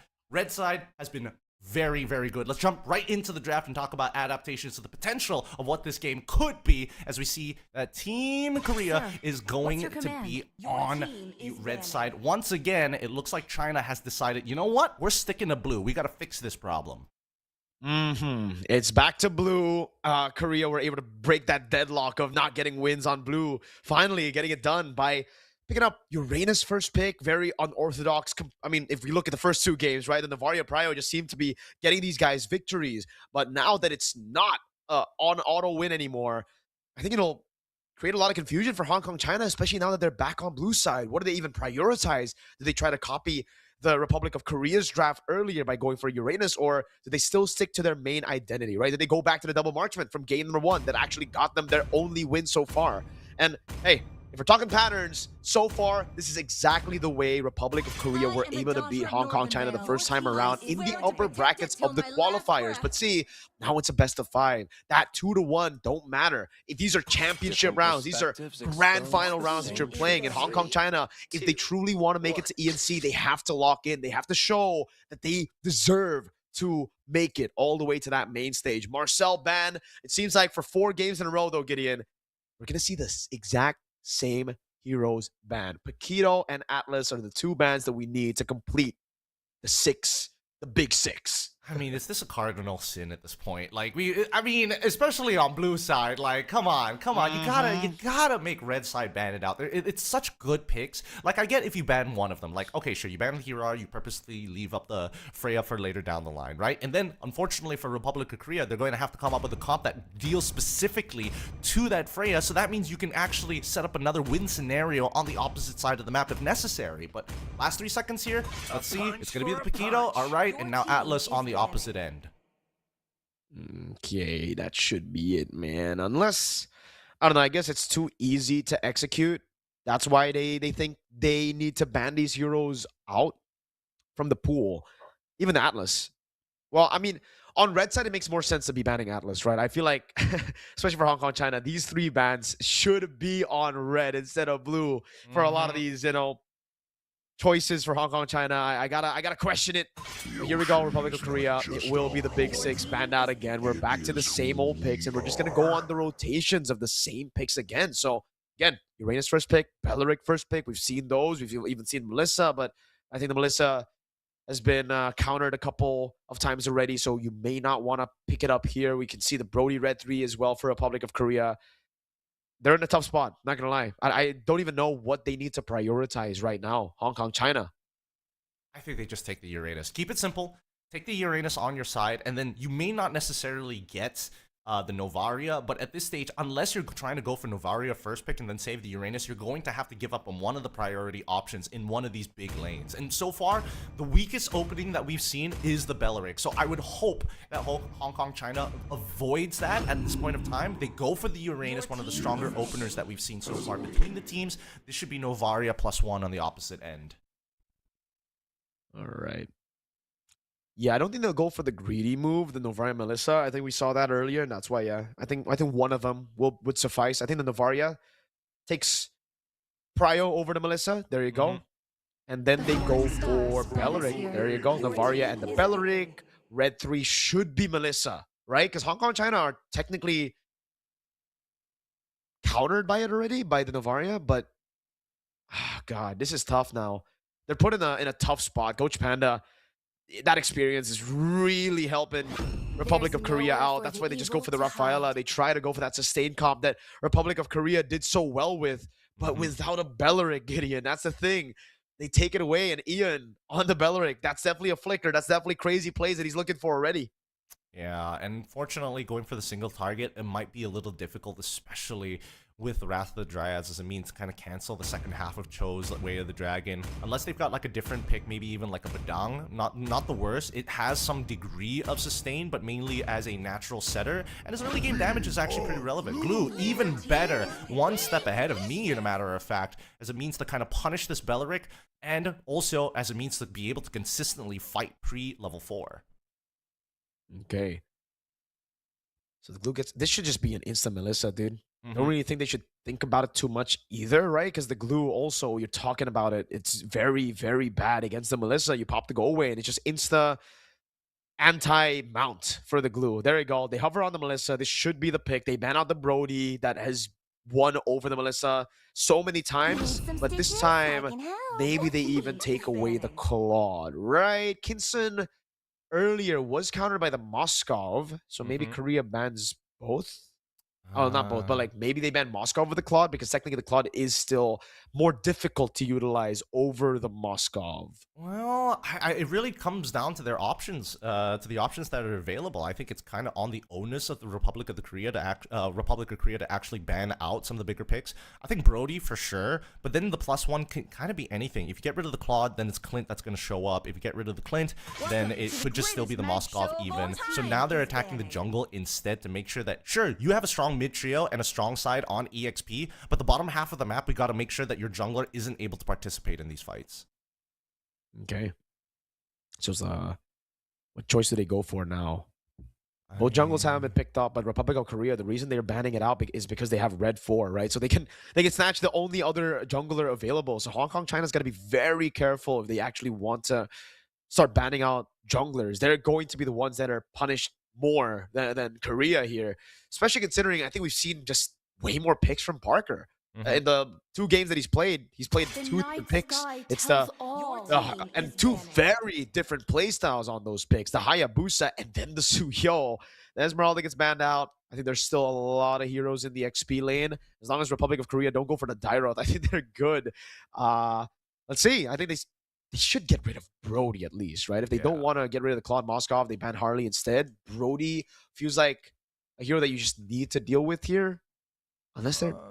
Yeah, no. Especially if Parker wants to get his hands on his signature assassins, it should just be the Brody. Then last man from Hong Kong, China. thinking about it. I'm thinking about what's wonder what good it is. here, because technically, if we're talking about like the early stages of the game, the yeah, the Brody proof friendly that gets I'm banned still out. alive. But I'm more so. Republic of Korea understood that hey, Parker was going to get this the Suyo when they were playing the Rafa comp. I think that Hong Kong China might be able to set up a very similar scenario. So I think the Republic of Korea has got to unfortunately might need to take the Suyo just so that Hong Kong China doesn't have like early game junglers who have no means of getting punished. I think that forces them back on the Nolan.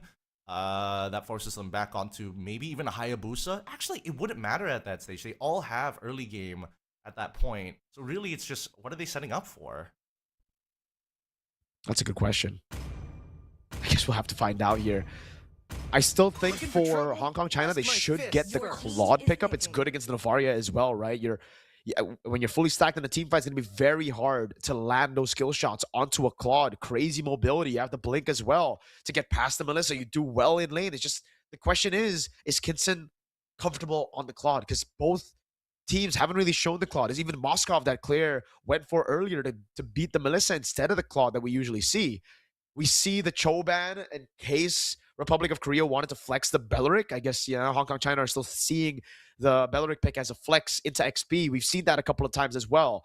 The Hayabusa is what's picked up. Red 4 for a jungler after banning out the Harley. The Yi Sun Shin, it's more of Hong Kong, China trying to lean back into the first game picks, right? That won them a game in the series. So Wolf on the Yi Sun Shin again. They got the vision, but you got to remember in game number 1, it was with the Novaria. They had so much more vision over their opponents. This time, you only have the Yi Sun Shin. You don't have anything else. This Novaria, if it scales up, will be a big problem for the Yi Sun Shin. You're taken out of the fight instantly.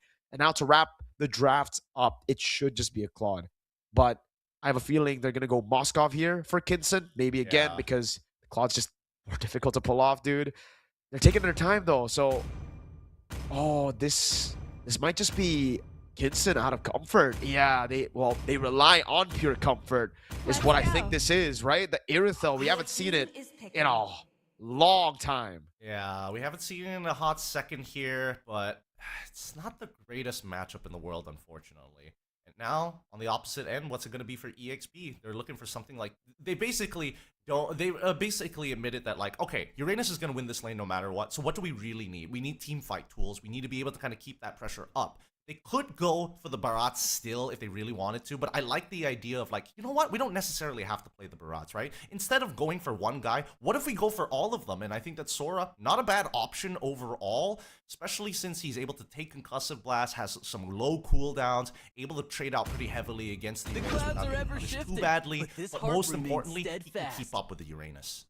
I think this is amazing, dude, because now Kinson and Wolf, either way, they're cooked. They're layers upon layers of CC right now, right? And to add on to the synergy, it's the hitbox that's going to be so big for the rest of the team for Republic of Korea. So it's even easier for Ian, for Garrus to land these sets as they get hit by an Astral Echo. They don't go Purify still. They go for Sprint. They go for Flicker. This will be tough. If they don't get the early lead, Gideon, I feel like Republic of Korea, they've done it in the draft here.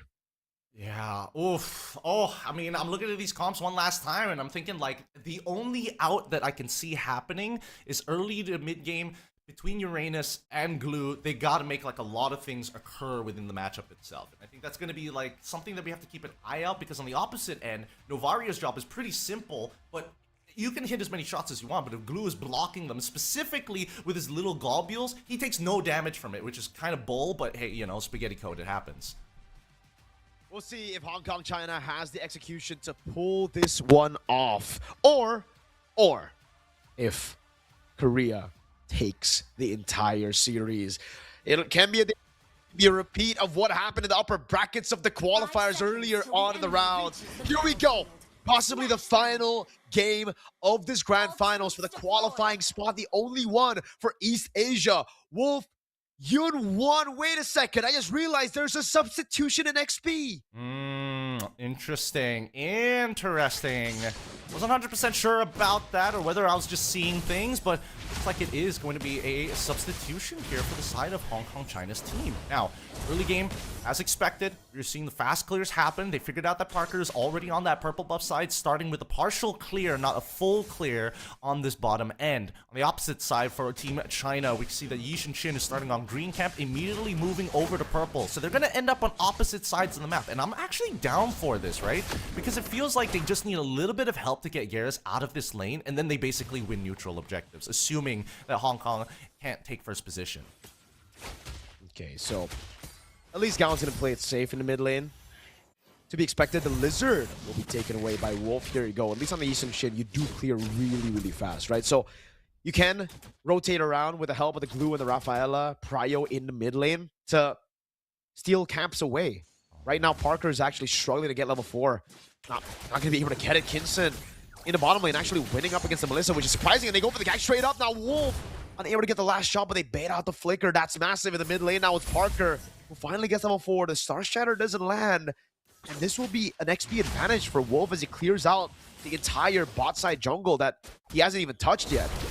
Longer trades, Kinson, as long as he's not in between Melissa and Muddles, is able to actually win out those trades, especially since both of them are going for that quantum charge, just to make sure, you know, they can sustain a little bit. But the extra movement speed here is what's really making the difference for Kinson, right? As soon as he's able to kind of like move around and, you know, hide around the Melissa, he's also getting his passive back up to get the extra auto attacks in. So for Claire, it's understandable, but at the same time, Claire cannot give up these types of positions in Kinson in lane. If not, he's going to get zoned out like we're watching right now. And as we look at the turtle, he may be a man down, but this is kind of all or nothing. A whole level ahead, dude. There's no way.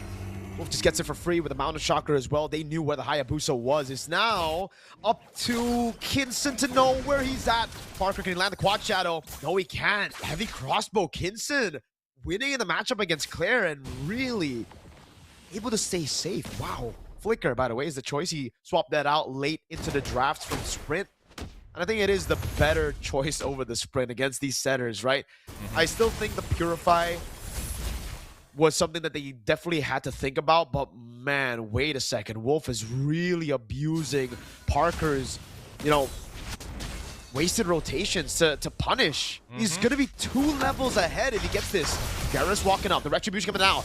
Shifting skies. Oh, Parker's able to land a quad shot. Now with the shadow kill. That's giving the CC immune in the skies. First blood. The respawn gets him back, but that means Korea, Parker, will be able to stop that snowball from happening. He's trying to even up the score right now. He managed to get at least 1 EXP crab for himself, but he's technically still 2 green camps down. So unfortunately for him, it's going to take a little bit of time if he wants to try and snowball this out of control. But this is leading from what happened down in the bottom lane, right? All of this is stemming from this problem right now, that Kingston having a pretty decent matchup and not only has won the lane convincingly against Claire, but he's just waiting for timings to continuously trade against Claire. Yeah.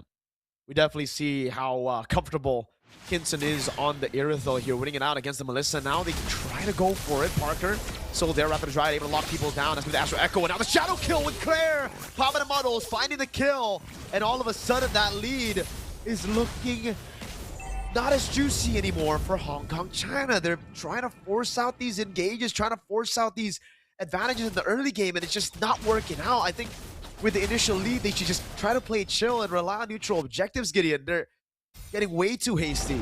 I don't know, that was just silly. Like, you should know better. You should know better. He has Flicker, he has Wrath of the Dryads. As soon as you Traceless, you're like, you're in some big trouble. You're expecting even to actually int in these moments, but now it's a full 5v5. They managed to get right on top of Parker here. However, in the back line, we already see that Sora able to get his ult off in time. Wolf secures the turtle at this point in time. Kinson trades against him, and they managed to get 2 in the process. No casualties on the side of Team China, but Korea will be walking away with this turtle. Claire now double waving with the help of Gaon, but these neutral objectives, they got to be careful. Once again, this glue, a little bit of an issue. And it's Moon Love You with the massive play, jumping on Parker, really just zoning him away, forcing Parker to go in, either risking his life for the neutral objective and dying, or not even getting the neutral objective and dying straight up. So Korea now, they are back to farming it up. Hong Kong, China, again, we kind of knew that in the neutral objectives, they would still win. And that's why we said it was pretty silly that they try to go for these advantages pre-neutral objective. So as long as they play with this, they should be able to build past that comfortable spot for Korea to scale up. Again, now 3,000 gold ahead. That's the sweet spot for Hong Kong, China anymore. And I think they've basically just gotten the game back into their hands. Now it's all about conversion. Now it's all about how the team uses the advantage to get even more structures. Oh, you hate to see it. Wrath of the Dry to the Flicker. Now the Star Shadow landing as well. Baits out the Flicker at least from Kinson. But that should have been a kill. That should have just been it. Unfortunately, the first time Ian with a micro mistake. They need to start getting some pressure over the mid lane. Now that they've already shown the Uranus here, a majority of the Korean members are thinking like, should we need to start moving away? There's no way we're taking this tier 1. And now the interception is about to be in place, but luckily, at the very least, Korea decides to call it off. There's no point going for this any further. Let's just double wave. If not, let's look for maybe the tier 1. They have to play this map. And look at Wolf. This is what you get when you have someone like Uranus in the XP lane, right? Especially as a carry. Wait, they go Shifting Skies. Good CC immunity. Still, they'll go for the Astral Echo, the Star Shatter as well. 2 ultimates for Glue. Ain't really worth it. But I guess that's what they can find. Up top, though, to finish my point earlier, when you have a Uranus, when you have these enablers in XP, you just give the entire wave after minute number 5 to your jungler. And this is what has given Wolf the advantage. Oh, you definitely don't want that to happen, but hey, it's okay. As long as it's still part of your team that secures the neutral objective. But yeah, 2 levels ahead. Still comfortable for Wolf. Very comfortable. Yep, very technical game here. We're looking for like very, very small punishes and honestly nitpicking at some. But now that they've gotten the tier 1s down, does he get it? Parker, he tries his best and it looks like he was able to secure it with his own retribution. Orange buff in the bag, but it doesn't change the fact that it's still a 2-level lead. And Wolf, he doesn't mind Parker using the retribution early. It just means that he's not going to have it for later, or he's not going to have it if he happens to see him in his own jungle when he goes for the full clear. At this point, it is a very long and arduous process for Korea to actually come back into a reasonably stable game. Without those tier 1s, it's going to be a lot harder for the Melissa to actually walk up in the lane because there's just so much more space of which you can get run down. And being the insurance policy of the squad, you generally don't want to die. Nope. But being 2 levels down is very difficult to pull off. This Melissa, you're really good when you're able to get some of those items, but this position is just, again, very, very difficult. It's also very tough because their front line isn't really frontlining that well right now, right? Ian is behind. They can shred him down quite easily with the Rafaela and Glue. They can go for anybody in the front as well. And Claire, yeah, without the items is very, very chopped as of now. Good moves. At least they don't die. Wolf, though, throws them out of shocker. Luckily, it didn't land on Claire. Could have been a flicker burnt out. Big resource. Well, Parker, that's a quad shadow. The Astral Echo is there as well. They're trying to go for the kill with the shadow kill. It's close. Oh my god. I thought he was going to go for the angle on Will, but instead he shoots it on Yun-1 with the flicker. Does he get out? Okay, he does. I don't like this. I don't like the way that they're trying to make this happen. Wait, hold on. The conceal comes through. It gets revealed straight away. Star Shatter actually lands, including the Holy Baptism to slow down. The flicker into the Wrath of Dryades catches, and now the Cloud Shift gets set up perfectly, forcing 2 flickers out from their carries. They're blasting them down one by one, but unfortunately for Garrus, doesn't get the second half of that Cloud Shift to be able to start punching down and slowing down the members. Battle spells out of the way. Ogi's Shadow Kill going to get used. Parker in trouble. Wolf wants this trade, and he's willing to shut himself down for it. Parker able to get a huge Sky Piercer stack and might end up dying here over to Kinson. In long term, it didn't work out the way they wanted to, but the heavy crossbow has been used underneath the Tower Claire, forced the flicker away. Yet somehow, Korea, they found an ideal way to trade back, but even so, Hong Kong, it did come at a cost. It ended up, I mean, it's still a bad trade for Hong Kong, China, but it ended up pretty good for Korea, right? Like, they're able to delay the game. The lead still stays. There were no shutdowns, unfortunately, for Korea because the lead has been mainly through neutral objectives and structures, but it bought them more time to scale up. Claire had to use the flicker, and now this should just be a give over onto the neutral objective. They don't have the flickers. They don't have the resources to actually go in and go for another set. It really relies on Ian and Garrus to have flickers to be able to go in, but at least, again, they're able to buy some time. Lord gets taken away. They get a trade up top. There's something back and they're scaling up. Claire finally completes the Warrior Boots, has more defensive capabilities to deal with the shred physical of Hong Kong, China. I'd love to see the items now to see if Claire is already in a comfortable spot at 10 minutes. He was able, or last game it was, Kinson was able to get the 3-item power spike over at 10 minutes. Now for Claire, does he even have it? Wolf taking a turret tier 2 down below, again pushing it away. The golden staff not built just yet, and it's almost a 2,000 gold advantage for Kinson.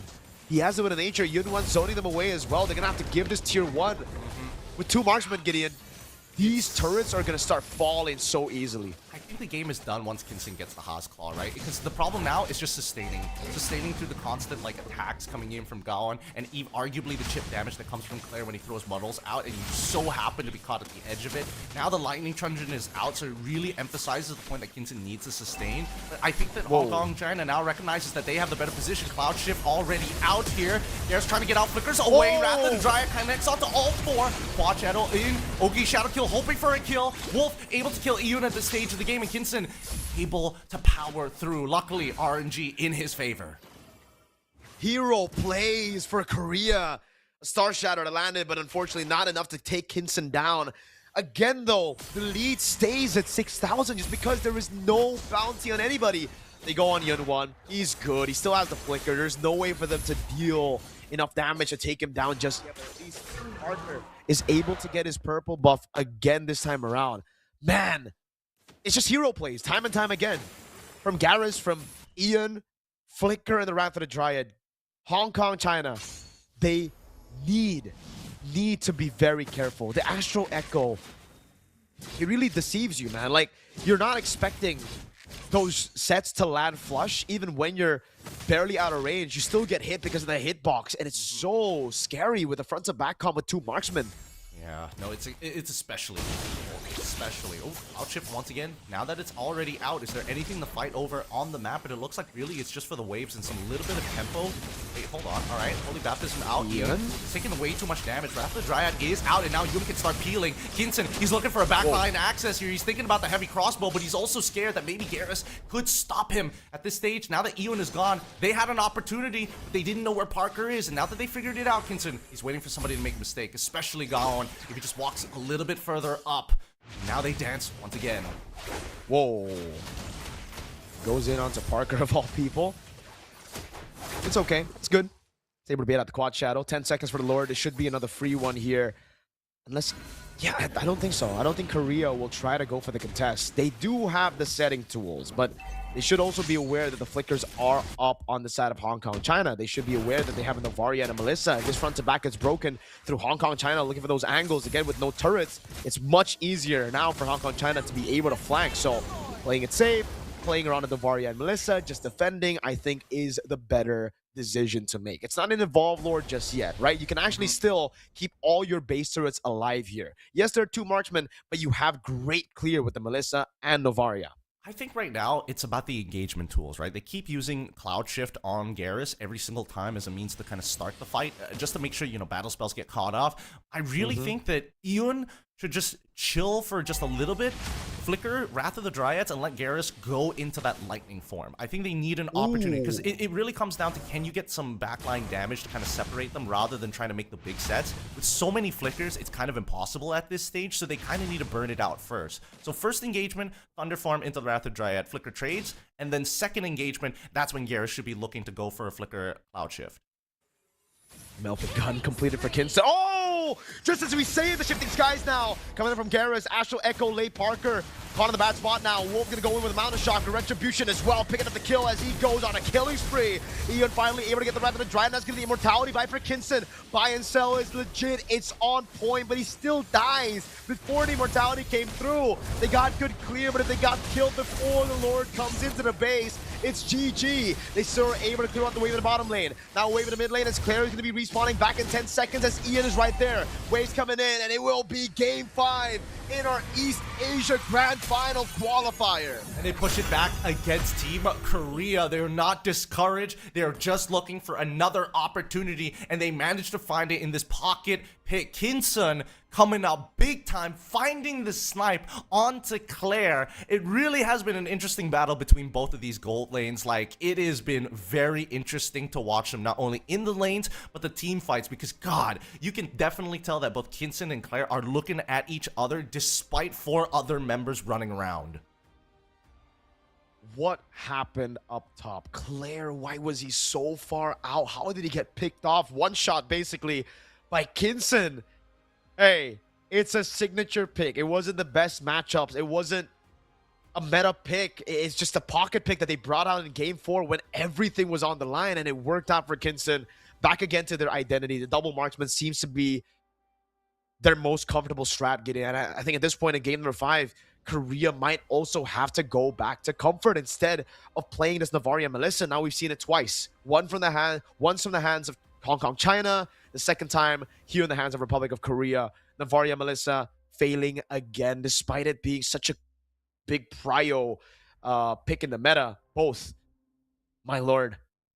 We're going to game 5, man. If this was a best of 3, Korea would have already qualified. That already happened in the qualifier stage for the upper brackets. And now we're seeing these grand final rounds, these ENC rounds. It's true. It's true. And honestly, like, I'm thinking back at these comps, like, naturally I'm leaning into very much, you know, the tried and trues in the picks that the Republic of Korea got, but then you start to think about the synergies here, especially with the Irithel alongside with the Rafa. The extra movement speed on top of the heavy crossbow is also like just a good way to kind of dodge like a majority of the abilities, assuming that Ewan isn't able to land the flicker Wrath of the Dryads, or even Garrus doing the exact same thing. But that's the issue, right? I think that it just comes down to whether or not the Republic of Korea is confident enough to actually go in for these bigger engage. Because if you take away all the frontliners, the backliners from the side of Hong Kong, China, unfortunately scales just a little bit better in a lot of scenarios. And that's why I'm thinking whether Republic of Korea, should they have used the lead that they developed when they are in these 5v5s, should they have said, you know what, instead of Cloud Shift, we need Thunderform. We need Thunderform to bait out spells so that Ewan can go on to make that flicker play. Yeah, I think early on, maybe going for the Thunderform would have been great, but towards the end there, I think it was just, they got scaled past already, right? Like, the Wind of Nature was already there. Maybe going for the Thunderform could have still baited the Wind of Nature, but at that point, it's just very, very difficult, and we're going to have to get into game number 5 to see which one of these countries makes it to the main stage of ENC. We're going to get into a short break before that final game.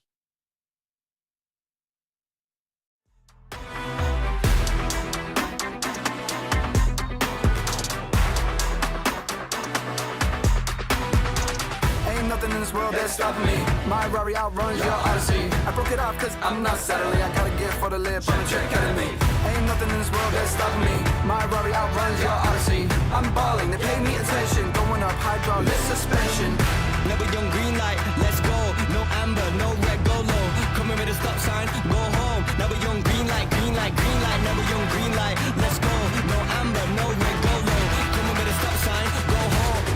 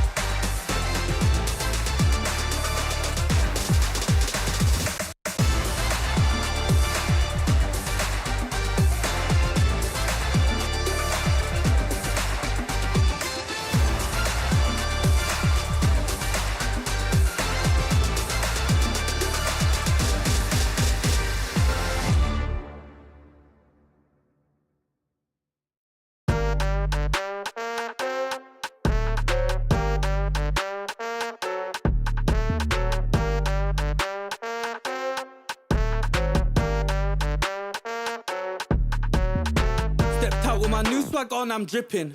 If you wanna chill with a hot boy, come my way for a minute. Come my way for a minute. Step clean any day, won't see man slipping. But you might slip on a drip, man. Tip up the sauce and spill it. Tip up the sauce and spill it. Best cut drop, cause the clock's still ticking. Just check the way man stepped. Know that I dropped it different. Know that I clocked it in it. Know that I got this in it. No, you can't stop this winning. I came for the top spot in it. Came for the top spot in it. Came for the top spot. Soon I'ma get right there. I'ma step right there. Got a bot. Came right there in a drop top. Try whether you like it or not stop. Non-stop. Yo, if you wanna get this poppin', you better get to shopping. I came in a different drop this time, and they thought it was the same one, they didn't clock it. Oh well, it's nothing. They call me a dripaholic. Just watch how I'm dripping on it. Please just don't be slipping on it.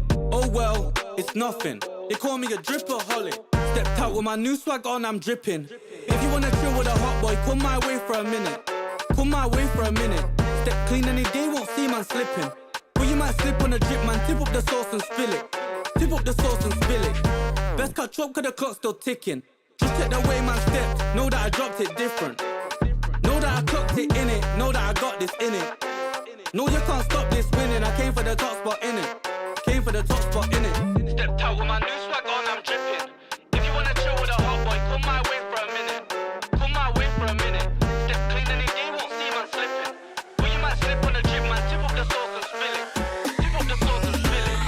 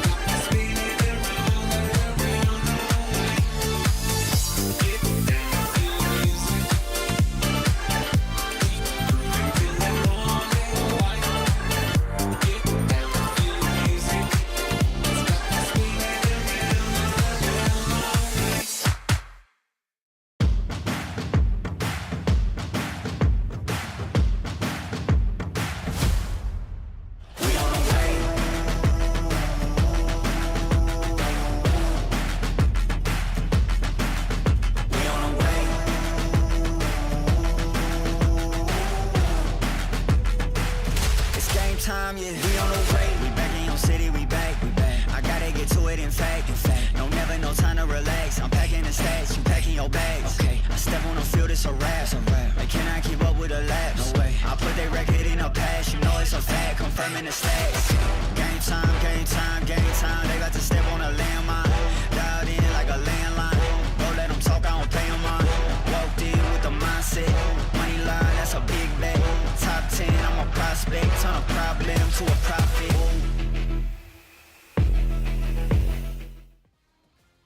Welcome back, everybody. ENC's finals for the qualification of East Asia continues today. And we thought, hey, maybe this could be a sweep, but it ended up going the entire distance between the Republic of Korea alongside with Hong Kong's very own Chinese representatives. It has been tough. The current score is 2-2. My name is Gideon. Of course, this is Miracle here for those who are just tuning in. And this has been the more technical games that I think I've seen in the past week as is. Like, they are not messing around here. Like, these teams are taking the drafts extremely seriously. And more importantly, they are fighting for good reasons. It's just the smaller details is what's costing them these games.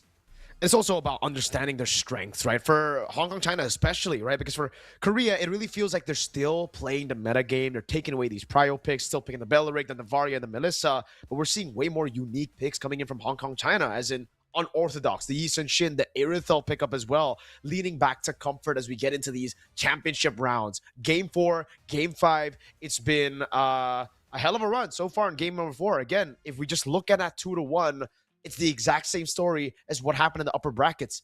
Korea were the ones to qualify through the upper brackets to this final. Hong Kong, China, they were dropped down early into the lower brackets by Korea. They had to go through those crazy matches in the lower brackets to climb back to the grand finals. And now you see the adjustments. You see how different it is in a best of 5 compared to a best of 3. And it comes down to this now. It's back to a best of 1. All those games in the past don't matter anymore in terms of the score. It only matters as to how much you've taken in. How many learns did you get, bro? Well, technically 2 each. 2 learns each. 2 learns each, but I think that right now, China coming in with a slight advantage because of their pocket picks, and I think there's a little bit of comfortability to that. Like, it's very clear that once Team Korea is in a position where it's just like, I don't think we practiced this. Like, you know, sometimes even the lane matchups between the Melissa into the Irithel as well, it's just something that you don't practice for at a high level, so you just kind of forget certain details that happen in the laning phase itself. Considering that the meta is so up in the air, everything is viable, so really it's about the small differences that really make a team what it is. For now, we're waiting on the draft, and hopefully Korea has a potential answer. Because so far, based on what we've seen, now for both sides, red side has been generally the stronger side, but now that they've already found both teams finding a win on blue, it's back to, you know, even scalings. Where are we going to lean into? Korea has the option to go into blue side if they wanted to, or go back to the red. We got an update, though, down below. I'm sorry, Gideon. I can't follow up on your point, but ENC updates. Brunei leads 1-0 against Vietnam in the C plus OCE region upper bracket finals. Now, that's a shocker to me. I thought it was just going to be an easy game for Vietnam looking at the names that are there. But Brunei, whoa, hey, we've seen a lot of upsets. Again, we did say to throw your expectations out the window for ENC after watching EWC, after watching so many of these international tournaments and even our own MPL domestically. But dang, Brunei, it's been a while since we've seen them in the international stage. Perhaps a win against Vietnam, and then later on, a qualifier spot literally into the main stage. They put them back on the map in the MLBBC. It's good to see, you know, some of these minor regions really stepping up to take advantage of what ENC has to offer here. I agree with you. I thought that Vietnam was, you know, at least going to be able to start pulling the first game at the very least. But hey, since Brunei has kind of set the tone here, we'll keep you guys updated on what's going to be happening once we get the results down. For now, we got to focus on our upcoming game here. It's going to take a little bit of time before we start heading on into the draft. But what do you think are some of the expected adaptations? Because I feel right now it's more on Korea to adapt more than Hong Kong, because they've started to pick up on some bad habits. And now for Korea, if they play solid and standard, I think it's fine, but they have to keep it consistent throughout the entire game. One mistake costed them game number 4, and I don't think they want to repeat here in game number 5. Yeah, I agree. I think it comes down to Korea to be able to adapt now, right? They gotta start, I think, banning out comfort heroes over just meta heroes. I think that's been the case right now. They've actually just gone on to ban out prio picks, meta picks so far in the second phase. They got to start leaning into like, all right, man, we've seen some of these Irithels, we've seen some of these Yi Sun Shins. Maybe it's time to just take them out of their comfort zone. And also, I think that now is in the heads of Hong Kong, China. They might be thinking, oh God, we've revealed a bit too much in game number 4. Should we start to maybe pick these heroes up in the first phase? Now, question is it worth it, right? The Yi Sun Shin and the Irithel, it got them the win, but is it worth first phase? It's so costly, it's so expensive. Or will we finally see a different banning phase? Some of these heroes need to be let go in game number 5. You can't just stick to comfort all the time as well. Sometimes you gotta open it up, try to get some of these big picks, and as Gandhi would say, boom, bang, bada, bing. Hey, speaking about boom bang bada bing, so I've just gotten the news here that we might actually get a sneak peek of what's going on behind the scenes, or at the very least in the game between Vietnam alongside with Brunei. Let's quickly have a sneak peek of what's going on there as we wait for this draft, because immediately I'm trying to figure out who's who at this stage, and oh my goodness, it's not looking great. It might be a 2-0 lead for Brunei. They're doing a fantastic job. 5,000 gold lead with the juice in. They got the tempo for sure. They got the late game as well. The picks that I think we were expecting more from this matchup. The Claude against the Melissa. Hey, these are veterans. These are dudes who've made it to the wild card constantly from the side of Vietnam. Nart, hey. Also, Daylight, man. It's not looking good. I'm looking at the KDs, and it looks like apparently Crown has been like a huge foot on the gas. He's 5-0-3 somehow compared to Nikita on the opposite side. Arthur, of course, 2-1-0, level 12 to level 14, so a 2-level difference there. Looks like the jungle was really suffering here. Not to mention even the mid lane, 0-3 compared to the 1-0-6. They're just using these leads from the start of the game, that tempo. And the team fighting. Let's take a look at that gold chart, man. Yeah, 5,000 gold lead, about to be 6,000. The BOD completed as well from Crown. Vietnam, they went for the greedy build or the greedy composition that we saw earlier today, Gideon. We saw the Melissa and the Ling, but it was against an Novaria, so it made more sense. But here, it doesn't really feel like it. It feels like the Ling is just going to be caught, and I think it's because the purple buffs has been taken now. Try to take it away again. Arthur, Nikita, Arthur. Oh, wait, they're able to find Crown. Big shutdown. That should be able to get them into level footing. They should be able to get this purple buff now, right? Retribution, the Fine Blade, and Tempest Blade, they're going to go for the force of the fight. Wrath of the Dryad. Oh, even the... Sure if these guys used up, but wait. It's the Claude, taking everything, dude. Daylight is trying his best. He finally pops the go away, now goes in, the AOG defensively, and just a bit more time that they bought. Great ball lightning there. Smokri walks up, and now he's going to ignore it. Oh, wait, that's massive. Brunei, they had the lead, they had everything, but now that 6,000 gold lead has dropped down to just 3K. Oh, Nart, well played, getting a fat taunt at the very end there to make sure that Daylight gets to live for just a couple more seconds there. If he got picked up, I'm pretty sure he would have died 100%. But now they got to contest somehow, and you can see that Crown can't get in. Nart zones him out. They've got Ant on the opposite side. They are covering these exit points, and they are not making it easy. We're just waiting for Arthur to get there to get the retribution down, and this is where based on what we were analyzing earlier, Vietnam has closed the gap from 5K all the way down to 2K. They are so back, baby. Oh my god. They got a late game comp. It's a greedy comp, but if you get enough gold, if you get enough team fights in, it should be deadly. Nikita Arthur as well. This time, he should have enough map pressure now to finally take the purple buff. Hold on. Wrath of the Drive with the Crimson Beacon straight up. That was a crazy face check, and Hehe will fall. Daylight to be caught in the lantern now. They go all in, and Crown picks up the kill. It should be done and dusted if they have a wave in the mid lane to clear it up. But Brunei does look like it's going to be a 2-0 lead. From that team fight alone, Gideon, big upset.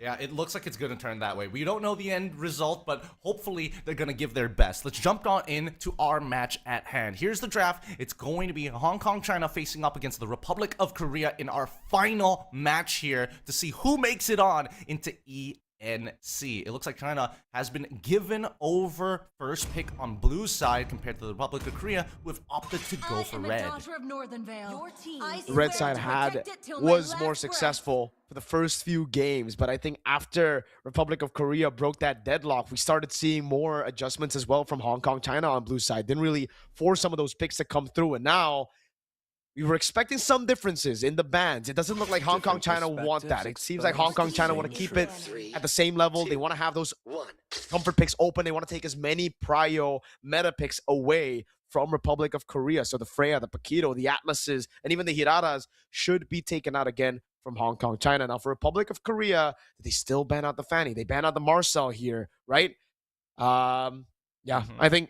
I don't think it'll be too many differences here, especially for Hong Kong, China, as they are on blue side. I agree. I absolutely agree with you here. I think there's just no reason no reason to really change, considering that we haven't really seen the pocket picks come out of Korea's side anyways. So China, they don't mind it. They are the ones who have kind of set the tone in terms of like the weird picks that they're able to go for and still execute it at a high level, or at least find the opportunities to really punish the Republic of Korea to get back into the games. And it's happened 2 times already, right? Expecting a 3rd time, honestly, not that difficult. But at the same time, the real question is whether the Republic of Korea has a way to kind of adjust against it, or are they looking at each other saying, we've already won the draft, we just have to make sure we clean up our gameplay, and then this should be a pretty easy one and done. I guess we'll see.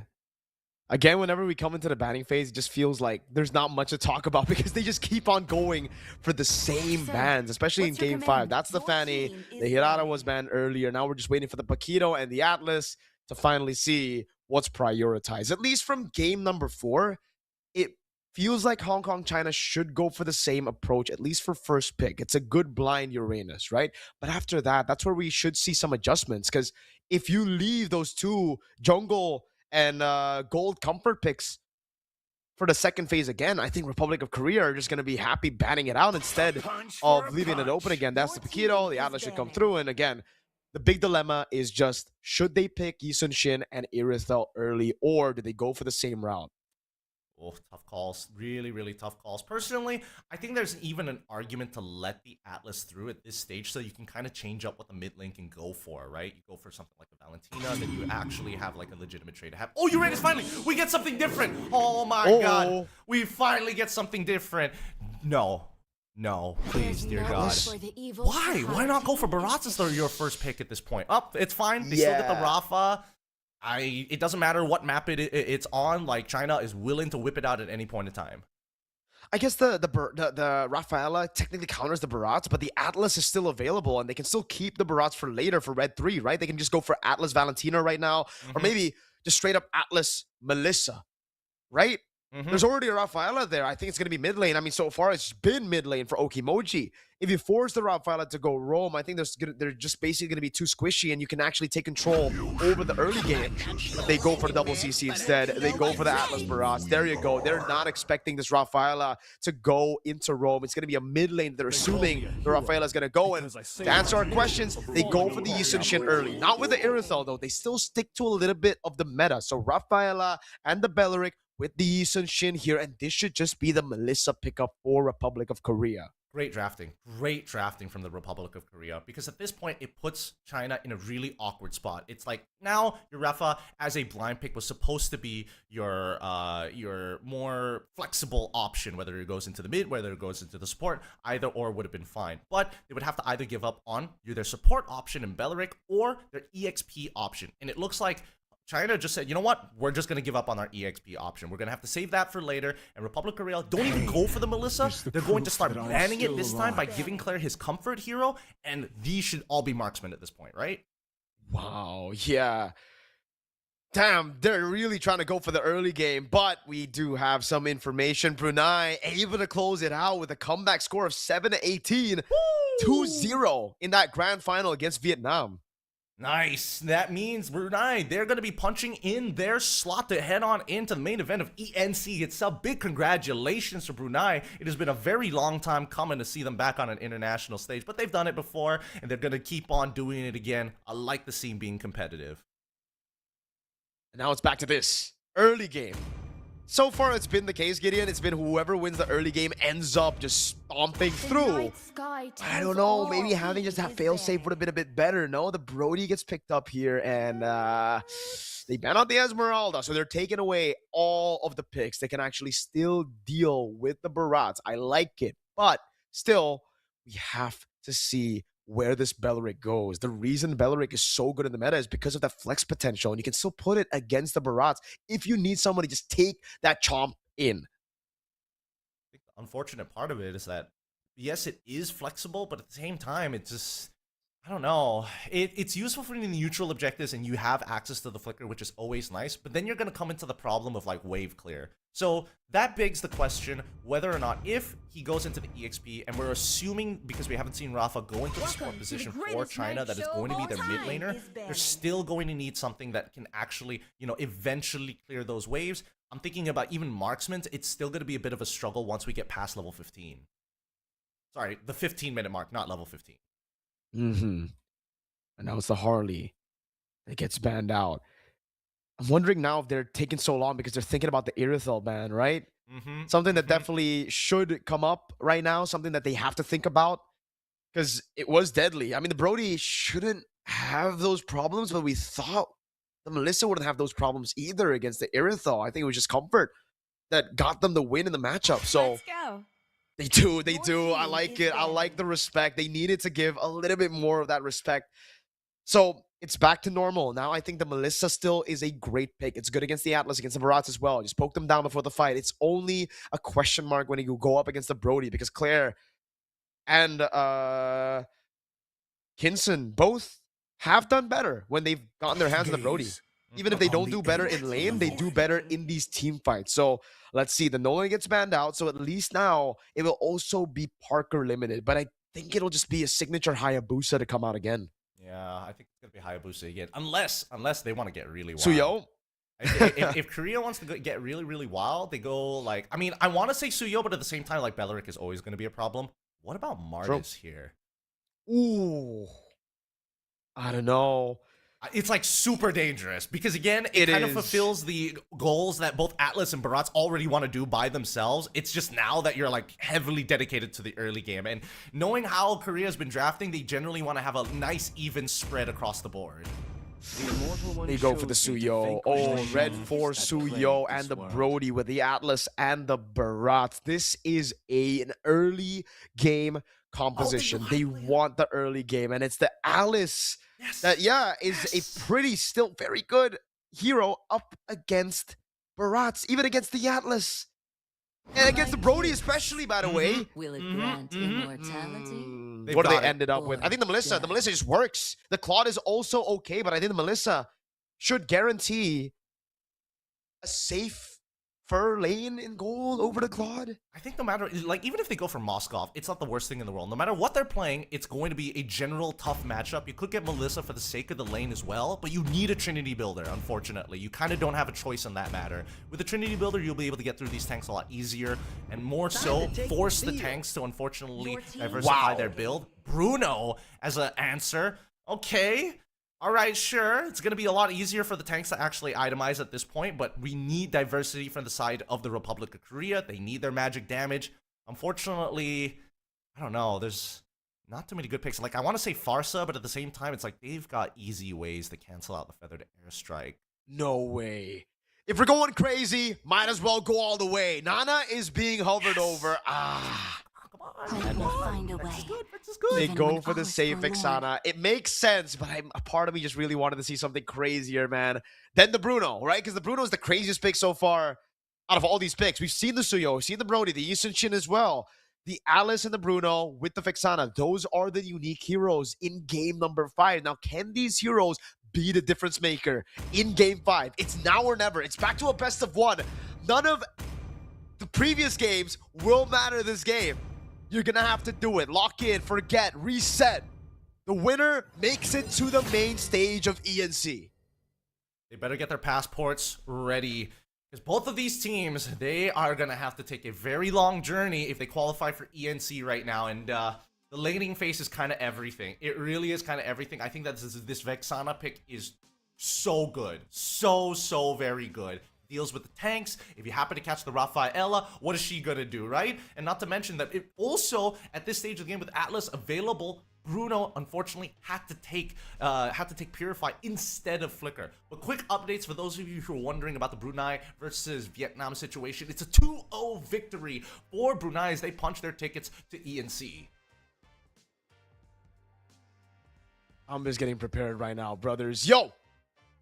Give us your predictions in the chat right now. I know people already hyped for this matchup. We've seen it all. The journey to make it a game number 5. Now, are you team Republic of Korea or Hong Kong, China? Leave your support in the comment section down below in the chat because currently it is 2-2. It is a nail-biter game. And I say it like that because, damn, it's just completely different to game one already, Gideon. Like, we've seen the trajectory, we've seen the differences in the drafts of priorities as well, where the Melissa was prio to completely forgotten, to it being countered, to now not even seeing the Novaria going straight up early game gamble for Korea, and Hong Kong, China back to their comfort. Bruno, Yisun, Shin now. Yep. Again, the late game is going to get a lot harder if, Korea let it go until that long. But I think this is why this Vexana is like, it's really hard to mess up this combination. You hit the stun, that person needs to blow up. That's the end of the story, right? And the laning phase became that much easier as well, because now people can't just quote-unquote block the shots to affect your tempo. You can just take tempo for yourself with or without your support, and I think that's what's really going to set the difference here for the early game Korea. Oh well, we're also praying that Suyo doesn't accidentally give one over first blood or something like that, but high anticipation for Korea to get first blood. Let's jump right into this. Let's see how China actually wants to play the early stages of the game, because it should be basically mid-trio hard farming and then looking to separate Wolf and the rest of his mid-trio, allowing members like Okimoji alongside with Moon to actually move and spread their resources across the map. Here we go. Let's find out. Mid-prio, definitely for Ian and Gaon. Oh, the terrifying, the Curse Blast. Working double time. You have healing, but look at that mid-prio. Giving Parker a green camp already in the early game, but look at the pathing from Wolf. It's all about outwitting your opponent. It's all about outpathing your opponents. And Yun-Won together with Wolf will be able to take that green camp up top. So they're not going to lose out on too much. The taunt lands as well. They might go for a little bit of a skirmish. Yun-Won really abusing his tempo advantage over the Barats. Oh, I'm surprised that they didn't actually want to immediately try and contest for the orange buff here. They did see Parker actually use the retribution, but I guess it was in the bush, so there was no confirmation of it anyways. They only go for a small camp. They could have maximized it a little bit more, but at the end of the day, both junglers are going to end up towards opposite sides of the map, unless Parker goes out of his way to try for a level 3 gank on bot side, but it's already frozen underneath the turret here for Kinson, so really no opportunity. Forced to go back up top. They call in the support just in case, and it looks like it's very clear down bot side. It's also just the safety of it, right? I mean, game number 5, Gideon, it's maybe a bit too risky for them to go for those invades early on, right? You might want to play it the safer route. You know you scale anyways with the Eastern Shin and the Bruno. So going in, even with an advantage, is still very scary, nerve-wracking as well. The rotation by Gaon, though, over on Garrus, so he can get the XP grab. I love the awareness from Yun-Won, though. Not to contest the XP grab, knowing something fishy is going on there. Parker will go for the shot with the Queller on the way. That means Garrus will have prio. Gaon as well as Ian in the mid lane, getting that advantage. They're on the turtle first. Now the Mountain Shocker comes out from Wolf. I don't think this is a good idea. Detner's Welcome being charged up here is going to swallow the Beleric. Unfortunately, it means that Parker's going to get the turtle, and this fight is not going in their favor. Even making sure that the stun connects. Wolf can't get out in time. The chain CC is just too good. Very deceptive here from Ian, making sure that that passive, it's very hard to time. If you get stuck in it for a little too long, you end up getting stunned up, and Wolf just wasn't paying attention. Nope, and now they turn their focus into the bottom lane. Kinson, you have a Purified, but there's so many layers of CC. A few punches in from Claire, now they go in. That's gonna be the Worldie coming in as now finally. Oh, he waits for it! Does he have the Torn Bar Memory? No, Claire had already used it. That was brilliant by Ian. But not enough damage to take him down. Gaon did not have the Eternal Guard for the additional CC, and it already used the Cursed Blast, but at least it gives Claire the Gold Crab. They bait out the Purify, and they didn't use a battle spell for that gank. Pretty good defense, but the question is whether or not they're going to set up a re-gank afterwards. And I think right now Hong Kong need to make sure that they can cover Kinson from that potential dive, right? They're sending resources down there, but do they notice that Ian has already taken the position? Moon is going to double check it at the bare minimum, so now they deter the potential dive on this bottom side. No punish onto Kinson even after all that work. We're going to see that at least Parker, he's going to start heading on over to maybe intercept this Rafa. Rafa takes the safe position around without going through the river, and this is exactly what Korea want to do, just control the river. They'll continue doing this. They'll continue rotating down below. As long as they get Claire in a comfortable spot, making him basically the rich guy on the team by giving him all these gold crabs, feeding it to him. It's massive. For the Bruno, it takes a while for you to scale, right? Like, if you snowball, you'll have a similar amount of damage to an Aerithel, but even now, oh, they know there's no Purifiers. The Blade Surge, just the jump as well with the Fatal Links. Clear with the damage. Now the Eternal Guard, so much CC. Moon Love You will be able to survive on the Belleric. They at least get a respawn, but now there's a trade. Gara's up top, not gonna go for any more. They're actually gonna go for the bottom lane again. It's Parker with the dive, straight onto Moon Love You. They're on torn apart memory, and the shot over, and it's Parker with a kill. It should be the turret as well in the bottom lane, as that's gonna be the Rafaela in mid, trying his darn best to clear out the wave, to give something back, but they cannot take any structures. It's just a turtle traded for 2 kills and a turret. That definitely is worth it for Korea. It's way more worth it for Korea, and Parker can still just hover around and actually go for the invade. Small camps were taken away here on the top side by Wolf, but it really doesn't matter. Now that they've already spotted her up there, I think this entire bottom side is going to get cleared out unless Kinson has something to say about it, which honestly, at this stage of the game, probably not. Parker going to be able to get an orange buff for himself, so overall, big wins for Korea. And not to mention, now their composition comes online. Detna's welcome connects even after the Fatal Links misses, but now the full wombo combo, and this is why Vexana is so good. The Eternal Guard connects, and Parker ends up losing his life. Big shutdowns here as China manages to find one. Hong Kong, China are not going to go down without a fight, Gideon. They're looking for trades. Even though Korea have the early game, they're the ones making the proactive moves. Hong Kong, China have still been able to get something back every single time. It's never been free. The Korea's been getting these advantages. Now a turret up top, though, it's still very much advantageous for Korea. Garrus is trying his best to clear out the way, but again, Hong Kong, China, tenacious, will still try their best to push it in, to be reactive. Ian is in the bush, has the Fatal Links. Now does he pop it inside? Wait, he just lets Wolf walk away. There was no Traceless, but he doesn't have the Fatal Links. It was on cooldown. No wonder, Gideon. Ian had the position, but not the cooldown in favor to go for that ambush. That's so sad. That's so sad. Not even like popping the skill 1 as well, just to like kind of slow him down, just to kind of make spook him.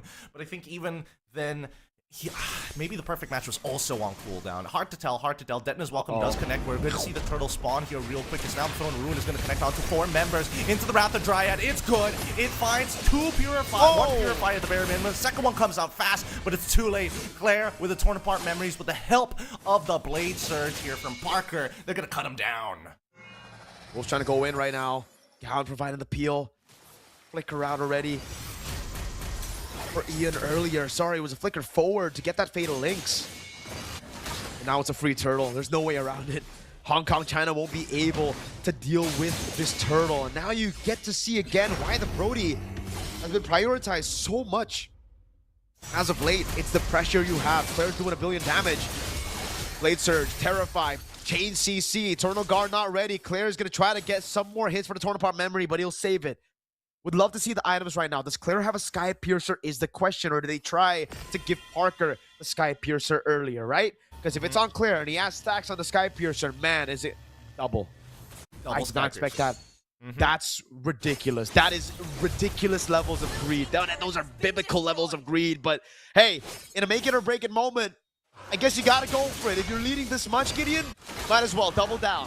Double down, double down. Parker, unfortunately, has no stacks of Sky Piercer in comparison to Claire on the opposite side, who does get the Winds of Nature and has 30 stacks as of yet. His item build has gone from Malefic Gun straight into the Sky Piercer and getting the situational item here, which is kind of interesting. He is that worried about accidentally falling into that trap like he did in game number 4 against the Irithyll. Maybe this time it could be a slide tackle from Kingston once we get to the later stages of the game. But considering that Korea has been playing perfectly so far and really punishing their opponents, I don't think we're going to get there. And as I say, Parker loses the 1v1. Solo kill, the power of the flame, bro. Red Tree gives you all the damage you need in the 1v1. Parker needs to be careful. Luckily for Parker, he's not... That death doesn't... Wait, he might actually go in. Nice Traceless. Very good Traceless. Good timing, good patience. Now the Wrath of the Dryad, hold on. They're fighting this 4v5. Yunwan is already there. He has to flicker. It's both teams really feeling the pressure of this game, Gideon. They're using these resources. They're getting a bit too hasty. But it's still okay for Korea. They lost out on Parker, but not at a crucial time just yet. The Lord was still 30 seconds from spawning. The death timers were only just at 20 seconds. So Parker is back up right as the Lord will spawn up. They'll still be able to utilize this 5,000 gold lead. Did you notice something? I'm surprised that they're giving Kinson at least one of these green camps, right? Because I feel like right now it's kind of on Wolf to maintain his levels against Parker. It's not like he's been falling behind too far, but I think now that he has to share his gold over with Kingston, who just got the Berserker's Fury, I mean, they're trying to kind of like make the scaling kind of like line up together so they both get their power spikes. But I think they have to choose one right now. They can't dedicate all the gold and split it up between the two. I think it's just the nature of the composition right now, right? Like, either way, even if you try to give all the camps over to Wolf, there's no way you can go for the neutral objectives anyways. You're just way too far behind. So might as well spread it across the board amongst the two carries. Kinson, bullied in lane, canked by 4. It's a play safe gold lane moment where you just can't do anything except for accept your fate. Now it's Korea knocking on the doors, knocking on the base of Hong Kong, China. This is a very good move by Wolf. He goes up top. He tries to clear it all alone. He baits Parker into the spot, and Moon Love You. Let's go for it. Big chomp down coming down on Yun1. He doesn't have to flicker earlier. He's going to fall straight onto Claire. Unstoppable. Lord up top going to be cleared out, so it buys a little bit more time, but now it's going to Ian in the back. Respawn coming down, so Yun1 will be able to come back now, and Ian is already in a bad spot, but that's Gaon, who picks up the killing spree after the Blade Surge with the Eternal Guard. A base turret in the bottom lane taken down, and now it's up to Wolf to look for a trade, but it's only a tier 1 Gideon. He needs to recall. It's not worth it. Oh, the Fatal Links, it connects, and now they find Cleric takes out Yun1. Ewan's in a lot of trouble. Wolf's thinking about it. He major least gets one. Oh, he actually lands it, but there's no follow-up from it. Kingston, I don't think he has the damage just yet. I think he's only currently stuck on 2 crit items. Hasn't gotten the 3rd just yet to get to the 100% crit, or at least close to 100%. But that's 2 inhibitors gone just like that for Team China. Another massive win for Republic of Korea. An 8,000 gold lead. All the stacks you would need as of right now. 50 on Claire. Chastised Pauldrons across the board as well. I believe there's going to be some more blade armors being built up as well just to deal with this threat. That is the Bruno in the late game. He still has that power spike to play with, but the question is it even enough? The Endless Battle will certainly help shred these frontliners. Melfic Roar as well. But at this point, even if they want to play front to back, the front just cannot withstand the snowball potential of Korea right now. Not to mention that they're itemized. Oh, okay. The Fatal Links does not connect there. They're just going to have to back off and wait for the Lord to actually spawn before they try a second attempt. But based on the items, they don't have a good spread in their items because they're so, unfortunately, so starved for gold, right? They don't have the Athena shields. They don't have the Radiant armors on their side. The most that they have is an Oracle and sometimes even the Cloak. Gaon already has the Divine Glaive, so his damage is extremely relevant here. Okimoji can't just try and open up the map. They have to use their tanks, unfortunately, and Yun1 definitely can't open up the map. He has to wait for Moonlove to actually open it up for him so that he can set the rest of the team. Another free neutral objective. There's just no way for Hong Kong, China to contest these neutral objectives. They'll try again to defend. They'll try again to make the impossible possible, to hope for a miracle, because right now it does seem like it's up to Korea. It's Korea's game to lose, right? They have the lead, they have the Lord, they have the turrets, they have the minions now, and this time they're ready for Wolf to try to cut. That's why they've sent some members up top now. They know of these cheese strats. They won't see Wolf up top. They will go straight into the mid lane and the bottom lane, so 2 waves to play with. Perfect. They're taking advantage of the fact that... Oh, wait! The Flicker Detonator's welcome already connecting on one. Garrus has found it, and now they wombo combo together to take out Moon, but he gets the Wrath of Dryads off just in time. Into the backline, the Fatal Links, they're trying to find something here, but unfortunately, I think it might just be a trade. Wolf finds one. He gets zapped down, but nobody has been able to stop Claire. He still isn't letting them believe in it just yet, as they could go for the base here. Holy baptism, finally out. Parker trying to get out of there. Kinson ends up killing him at the end of the day. It's a 2-for-1 trade in favor of the Chinese as they manage to hold on for dear life. Hong Kong, China hold the lines up top. The base turret, They gotta clear it off. They gotta try to keep this base turret alive. This is the only one that they need to stay alive. The far lane has been kept alive. There's still a chance for Hong Kong, China to make it to the main stage. That would have guaranteed maybe another neutral objective, that Lord. But keeping that alive means that they finally have a chance again. Now it's different. Now they pushed to a point where there's kills on the board. Kinson was able to get a kill on Parker. He has some more items. Again, I'd love to see the items show up again for Wolf and for Kinson, because now we have to see whether or not they can finally contest for the neutral objective. It doesn't mean anything to keep that wave alive or that turret alive up top if they can't contest anyways. A BOD, a DHS. This is now or never. Even if they go and defend again, they'll lose 3 base turrets. At least that final base turret will go down, and Korea will just play the slow game again for the Evolved Lord. So I think it's up to Hong Kong China to try to look for a pickup before Lord, or try to go for the fight. But man, Korea want that advantage. They want to go on towards this turret. One shot is all they need. Eon's walking up. Perfect match. Oh, I don't know what that was. I thought he flickered it forward for some reason. They keep the turret alive. They don't let Korea get a hit on that base turret, and Korea felt it was too risky to try to gamble on that base turret hit. Yeah, it's tough. It's really, really tough. Now that both teams have surpassed the 42k mark, you know that all of the cores have their items done, right? Done and dusted. Fourth items and even into situational items at this stage of the game. And considering everything, I think that Korea are making the smart choice. All you got to do is make sure that the long lane is going to be set up for a slow push, and then you're going to hover around this Lord until you see China either give up on trying to contest for it, or if they do contest for it, then you start thinking about looking a wombo combo onto one primary target, and I'm guessing it's not going to be Moon anymore. They're choosing to play it safe again, Gideon. They're not going to try to go for the Lord. Not even a pick-off here. Ian shows himself up top, so this will be a guarantee on the base turret up top. That's the guarantee. For Hong Kong China, they want to play for the Evolved Lord. That's the one they feel comfortable contesting. But I don't know. This could be endable. It's 60 stacks on Skypiercer. It's tough to judge. I'm really not 100% sure. You can see that the chip damage from Gallon is actually pretty good. I think the only way... who has to make it happen?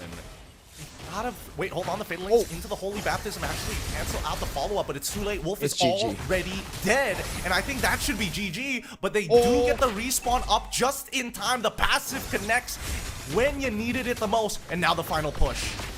Forgot about that. That's massive.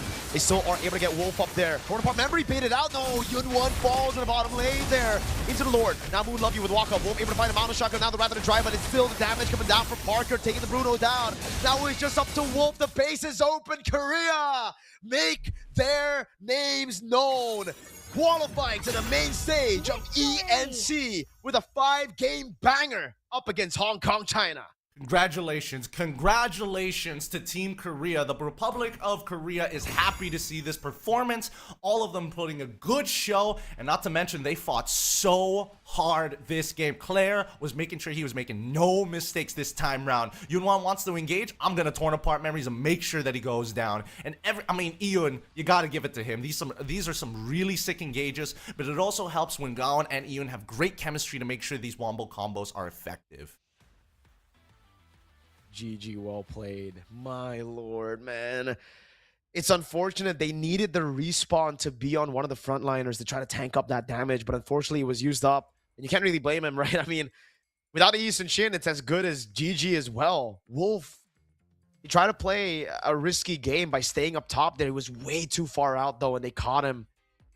So again, got to give props to Korea for seeing that little mistake, for finding a way to punish him instantly.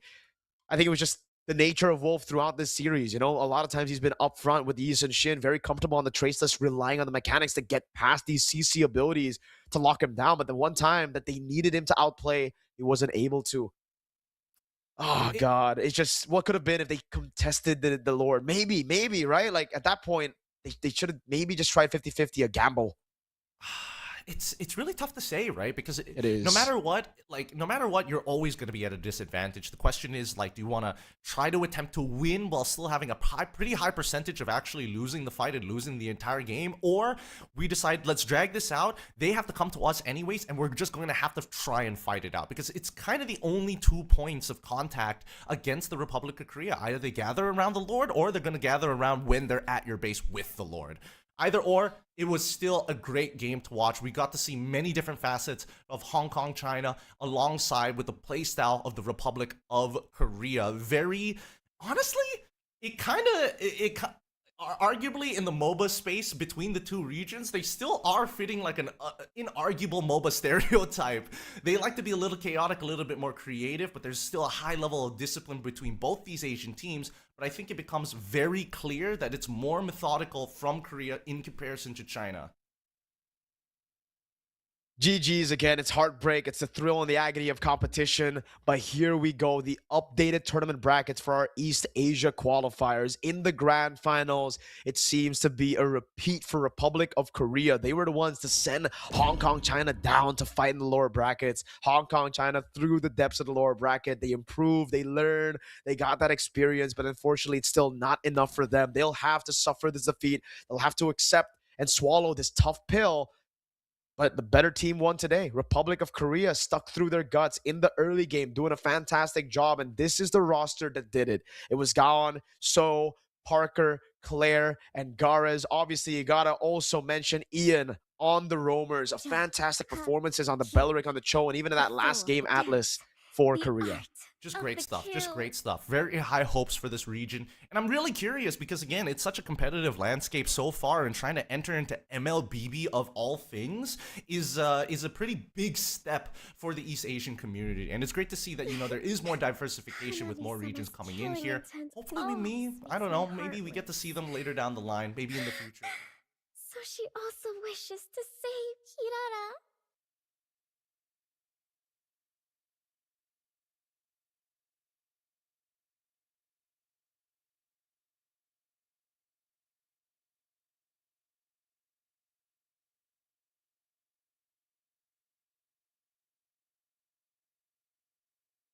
Usually don't see these regions at all. So again, congratulations to Republic of Korea. Unfortunate for Hong Kong, China, but we will have, I believe, an interview with Parker. And more so, I'm so curious what the POV is like from South Korean, right? Like, compared to the rest of the world, they're technically a little bit late on the bandwagon for MLBB. I could only imagine that like, do they still have that minor region mentality, or are they going to come in like real humble, like as we expect out of a lot of Asian teams? It's a good question. You know, I guess we'll have a lot of questions to ask for sure. You know, for a minor region like Korea, a region that I've only ever seen here, right? I've never seen Korea. We've never seen Korea in the main stage of any international, not even in the wild card of any international. So it'll be great to hear from them, to see how, you know, again, his perspective for MLBB. But mainly, I want to ask him about the strats here, how much Panda has helped them and the team to get to this position, and what happened behind the scenes, because it almost felt like, I don't know if they already had Panda as the national coach for the longest time, but it was news to me. Yeah, that's the thing. Panda just spreading his influence, right? He seems to be everywhere all at once. You never know what's his next step. The last time I talked to him, which was like, what, a year and a half? Wait, sorry, no, literally a couple of months ago.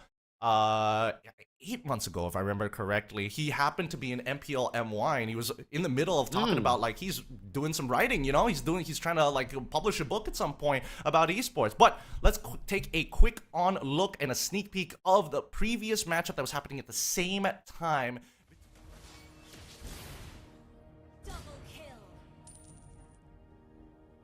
Currently, game 3. Yeah, in a best of 5, turns out, right? And they're winning. Vietnam coming back here, using experience in these championship rounds. If it was best of 3, Gideon, it would be already over for Vietnam. But again, this is the experience that we were talking about. They finally get their hands on the Hirara. Whoa, whoa, whoa, whoa. Going crazy. Holy Shields down. They've already baited the Holy Shields down. They're actually... Wait. It's a bit crazy there. Yeah, we're already 10 minutes into this game, if I'm being perfectly honest, and now they immediately find the big punish, right? I'm surprised that Hirara, you know, considering the games that we've been watching, it's great to see that Hirara is still around, but also Kufra on the opposite side, from the side of Brunei. Interesting way to kind of like deal with it overall, but then again, not everybody is like a big fan of the Kufra. Absolutely, man. The Kufra works sometimes, especially when there's a lot of dashes, but when there's a Cho on ground, definitely feels like it's a difficult pick to utilize, just because of the fact that you can't really sit in these bushes. It'll be very easy for the Cho to just walk up, Shunpu out of it, seeing the Kufra, spotting him out, and giving everybody else the information. It's been great though. I think with this draft, they look like they just went for a draft that works better. Just because it seems like they got all the counter picks, even the Brody against the Melissa, the Barats, and the Hirara combo. Those one shots in for the Barats pickoffs. Yeah, I wonder, like, because from the game that we saw earlier as well in game number 2, it really looked like Brunei had the advantage on the draft. So could it be a series that just gets dictated purely on draft here for Brunei and Vietnam? Or it's just one of those things where some teams are just a little bit of a slow starter, right? They kind of need to like see how the opposing team actually works behavioral-wise and also in the draft to finally take advantage of it. Because again, this is like a whopping lead for Arthur. He's like 9-1-3 in this game, which is kind of crazy. They should be able to... Wait, hold on. Okay, Whoa. Ruin connects. Are they going to punish this? Detna's welcome. Fracture, Flicker, good. Manages to get out of the way. His Daylight's still alive. And now Arthur gets to attack the backline for free with the help of Nard. They're still making it work. They can't run away from this. Flickering forward, even summoning a Fracture, stolen away by the IMU. Wow. Still not enough, but Nikita chases them down. And every 3 seconds, what do you even do against this Hirara? As it looks like Vietnam is about to take it back here, turning it into a 2-1 scenario. The experience plays a part, man, in these championship rounds. When you think it's all over, when you think it's a best of 3, Vietnam climbing back into possibly turning things around against Brunei. But it was a good showing. Brunei with a 2-0. The fact that Vietnam were able to come back from that. Usually teams would already be too tilted. Usually teams would already be too exhausted mentally as well, right? They're able to prevail in game number 3. Now, question is it enough of a momentum boost, morale boost to try to pull off that reverse sweep?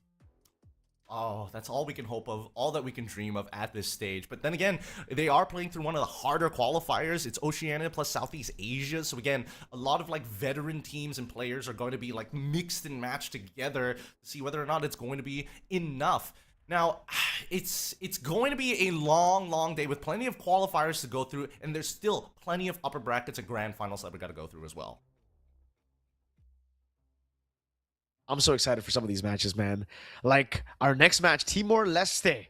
To see them back on the MLBB stage. Do you remember? I mean, last time I remember Timor-Leste on the MLBB stage, it was like SEA Games or something, and it was them given, I think, a cultural gift to Team Philippines, and they respected Timor-Leste by wearing it to the grand final. So Timor-Leste, a name that a lot of people have already known to be a very respectful country, amazing people. We'll see if they can finally, again, also make it into the international stage for the first time in a few years. I forgot when the SEA Games was there, but it should be, what, 3 years ago, right? It was when the Bren era Philippines were dominating the scene. Yes, I think so. Yeah. I think so.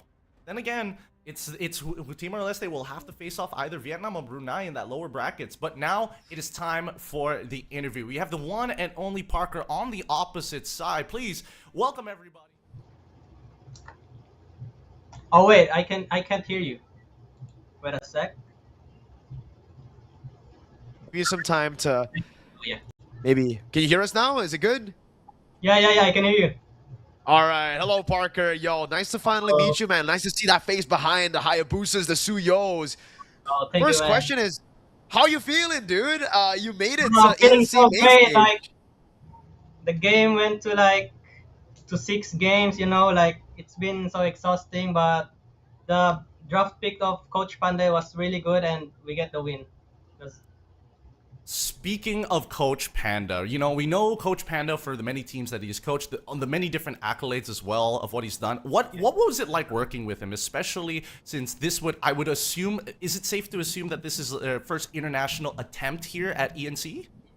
Yeah. So working with him was really nice. He's like really professional to his job, and he's very hands-on on us. So like he made us like do some things that like. Same with BDR, because he's in BDR right now, right? So he teaches us what he learns from BDR, what he gets information there. So working with him was really good, and yeah. Yeah, I think there's a lot of inspiration for the drafts as well. That's what you mentioned earlier. But there were some unique picks to Team Korea, especially you, Parker, the Hayabusa and the Suyo. So talk to us about that. Was that more of your decision, saying to Coach Panda, Coach, give me my comfort picks? Yeah. It was actually my decision. We never used it in scrims. Actually, Wow. we never used Hayabusa and Suyu in scrims. But yeah, just like I've tried once playing it in ranked game, and I said I can work this out later. So I told the coach that I can play Suyu starting game, I think game 2. So yeah, it worked and we did it. That's pretty sick because again, I would imagine that like at games with such high stakes there would be a lot more nerves, but it feels like you guys have been like really comfortable throughout the entire tournament. Like what is this professional scene been like for you, especially like finding scrims, like good quality scrims? That must have been difficult, right? Oh, on finding scrims, we have like group chats on, like we can find MPL scrims or MDL teams, like that. And also experience based, I also lived in Philippines and I did MDL. I played MDL there too. So there you go. So experience is not like new to me, but yeah, just happy to be here again. And how did this team come to be, Parker? Like, how did the 5 stack from Korea make it into ENC? Was it you? Was it Panda? Who formed the team? I think it was coach's decision for that.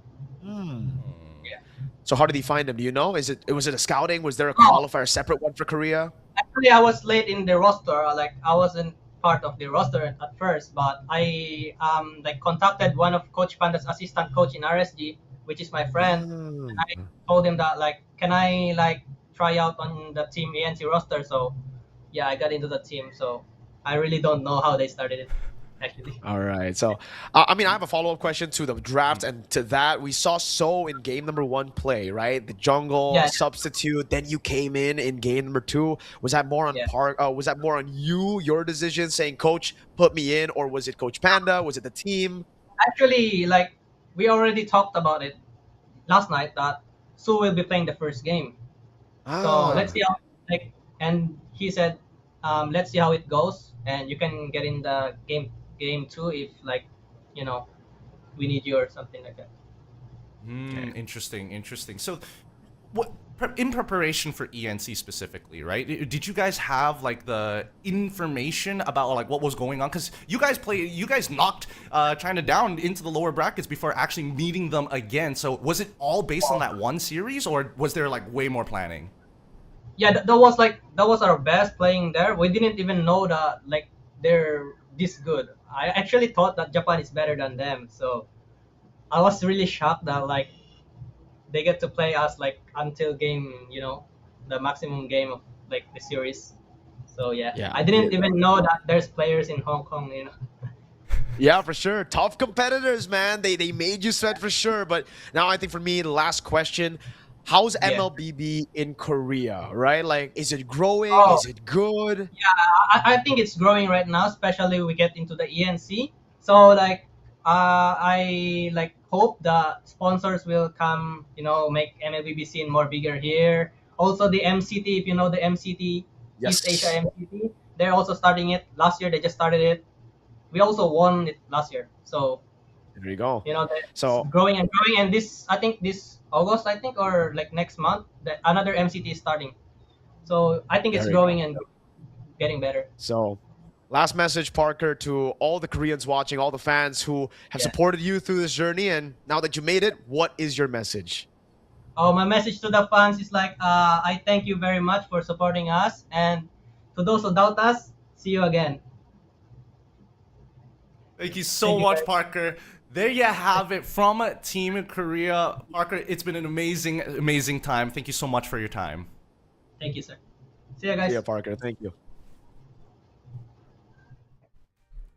Dang, I wish we had more time to keep on talking to Parker because, again, it seems like the Wild West. Podcast. It could be a whole podcast. It's the Wild West over there for some of these minor regions, so it's really important to see what their infrastructure looks like, and it's great that, there's still, hey, as much as his experience in the MDL within PH and winning a couple of tournaments on the side, it really translates. You see that level of polish when you go into these high-stake games.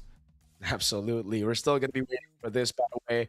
But here we are. We finished match number 1. That was our first match of the day. There will be more matches. Next up is Timor-Leste waiting for Vietnam versus Brunei. That outcome of the match. There you go.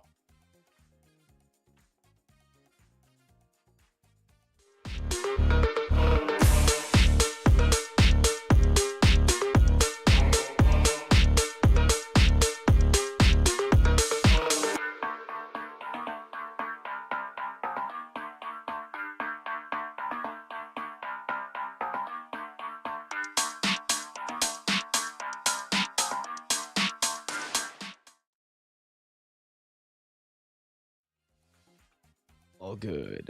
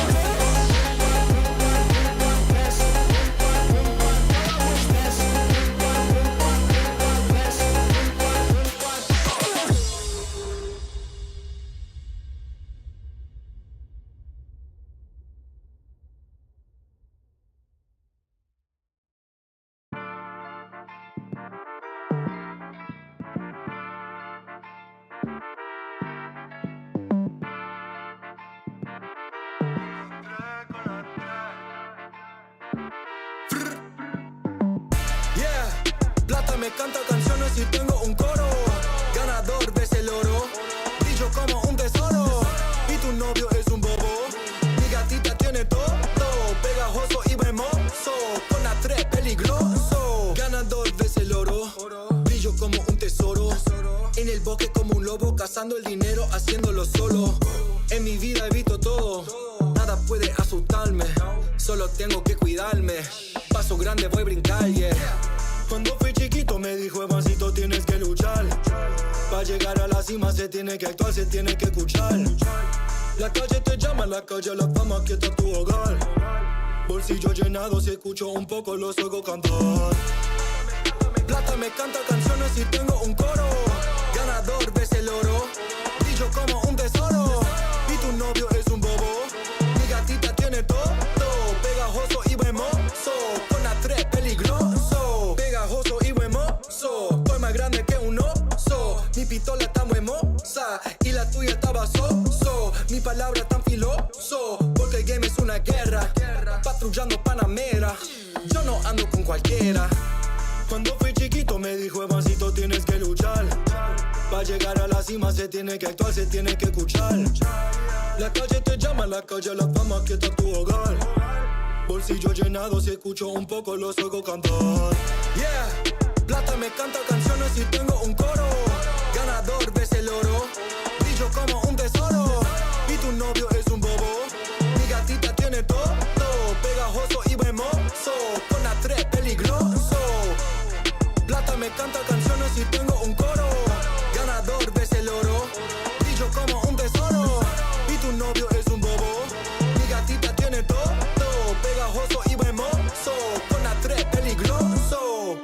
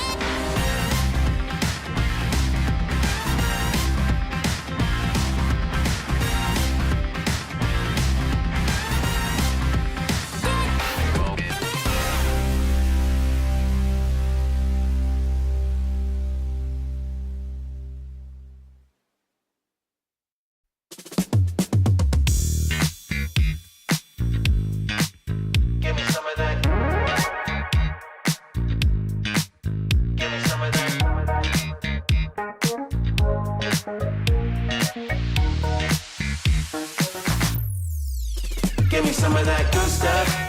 Give me some of that fancy pants. Give me some of that high life.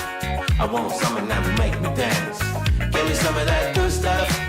Give me some of that fancy pants. Give me some of that high life. I want something that will make me dance.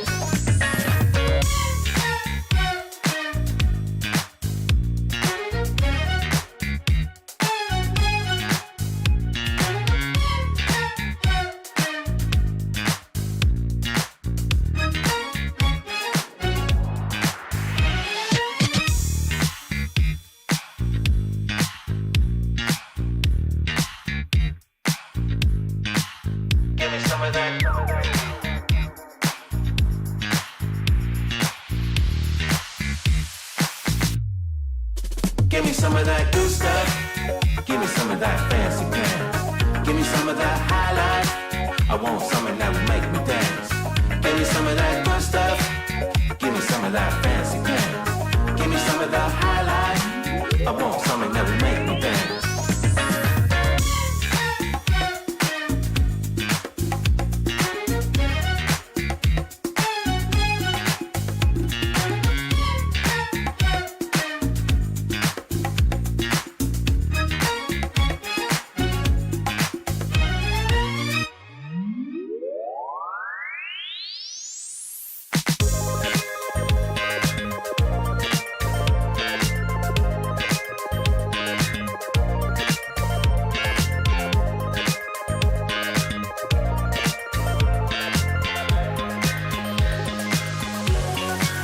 Give me some of that good stuff. Give me some of that fancy pants. Give me some of that high life. I want something that will make me dance. Give me some of that good stuff. Give me some of that fancy pants. Give me some of that high life. I want something that will make me dance.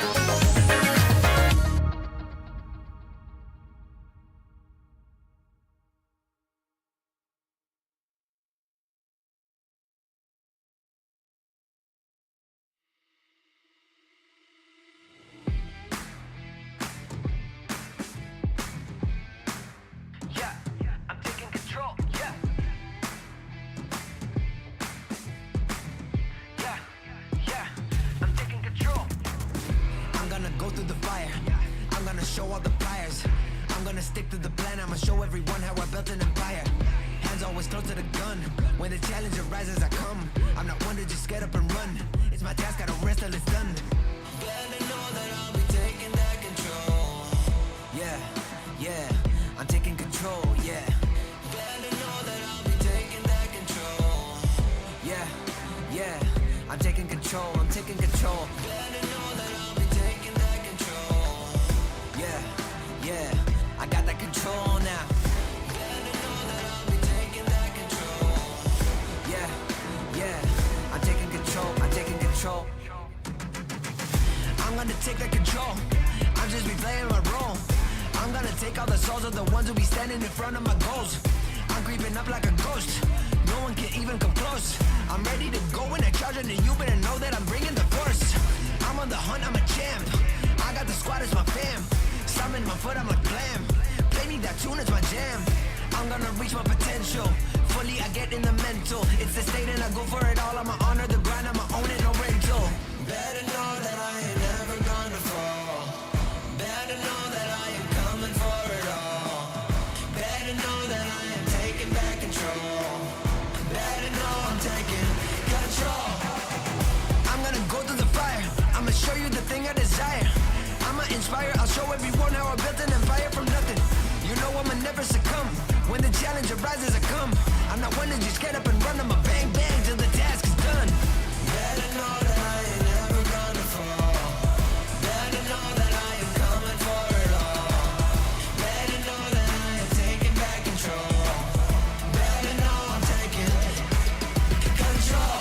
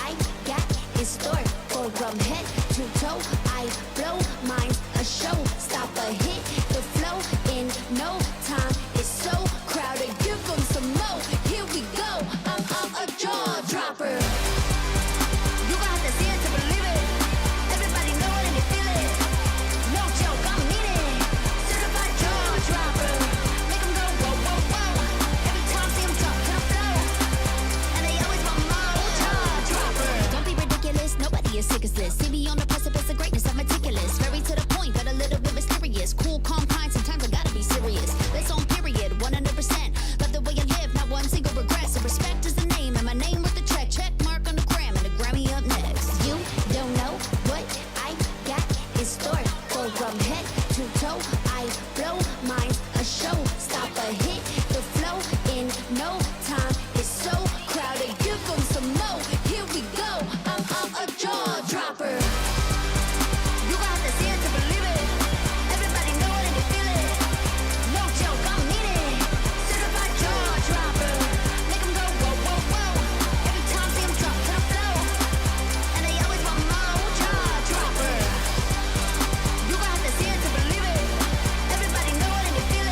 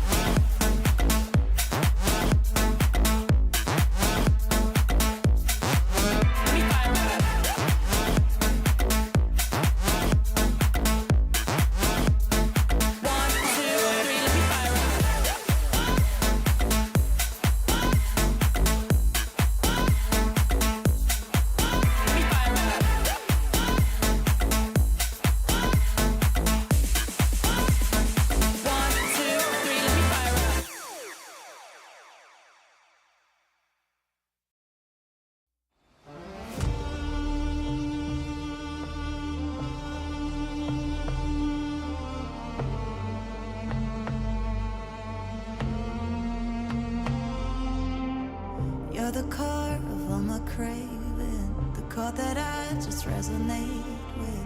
I'd rather die than let it fade out.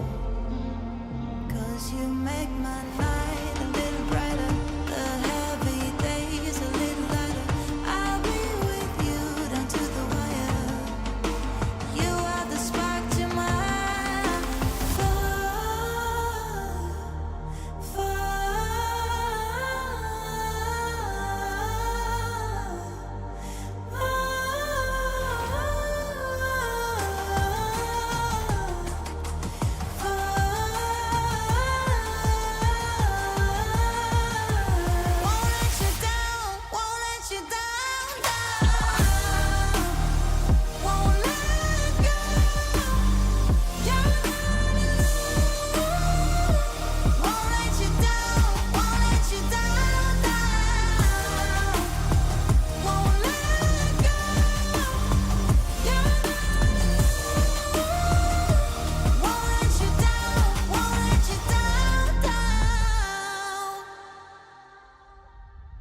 It cuts deep when you're gone, and I can't sleep 'cause my head song is keeping me awake, keeping me awake. You make my night a little brighter, the heavy days a little lighter.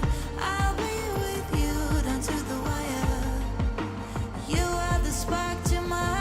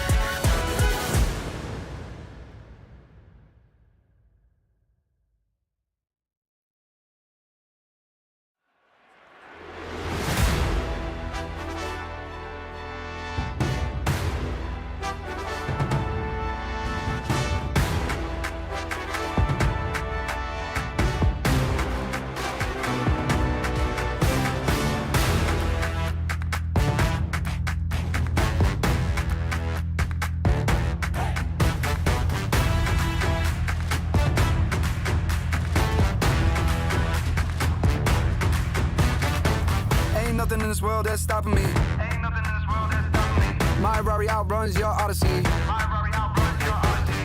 I'm balling, they pay me attention. Going up hydraulic suspension.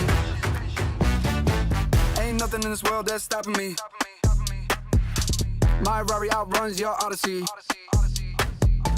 I'm balling, they pay me attention.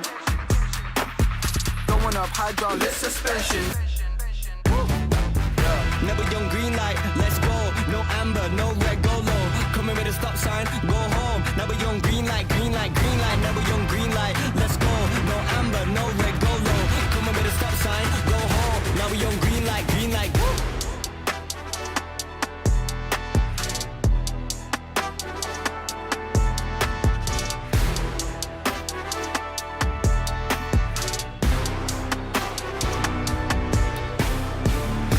In this world that's stopping me.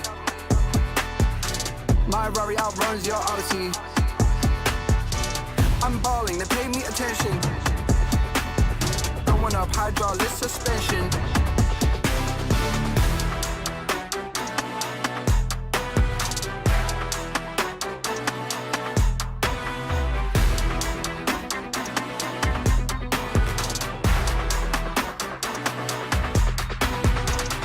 Nothing in this world that's stopping me. My Rari outruns your Odyssey. I broke it off cause I'm not settling. I gotta get for the lip, I'm trick me. Ain't nothing in this world that's stopping me. My Rari outruns your Odyssey. I'm balling, they pay me attention. Going up hydraulic suspension. Never young green light, let's go. No amber, no red, go low. Coming with a stop sign, go home. Never young green light, green light, green light. Never young green light, let's go. No amber, no red, go low. Coming with a stop sign, go home.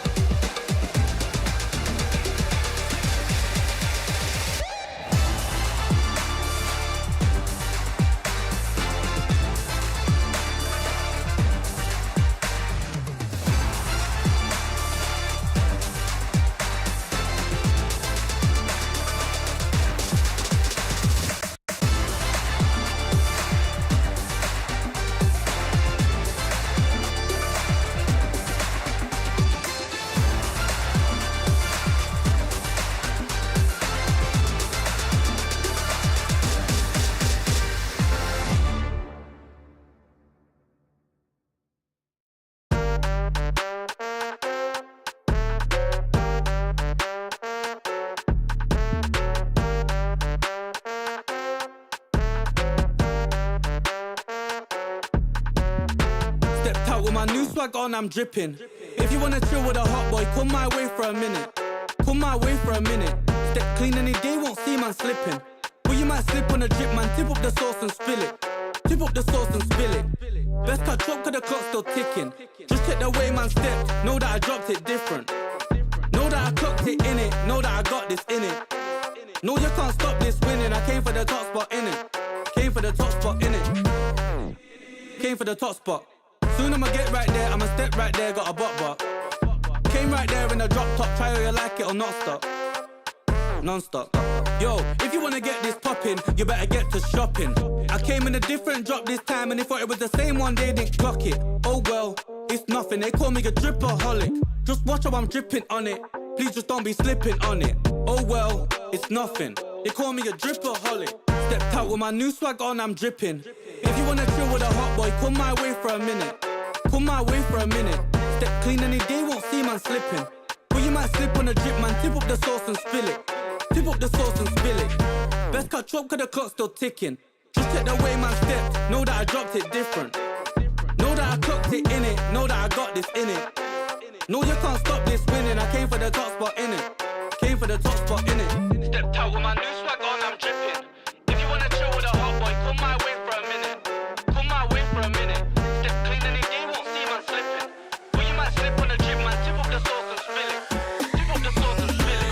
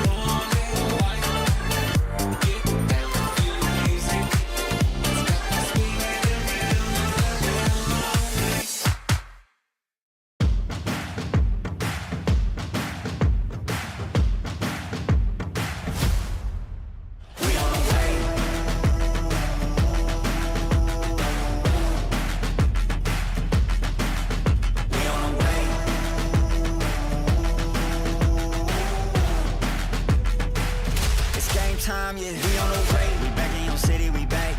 I gotta get to it, in fact. No, never no time to relax. I'm packing the stats, you packing your bags. Okay, I step on the field, it's a rap.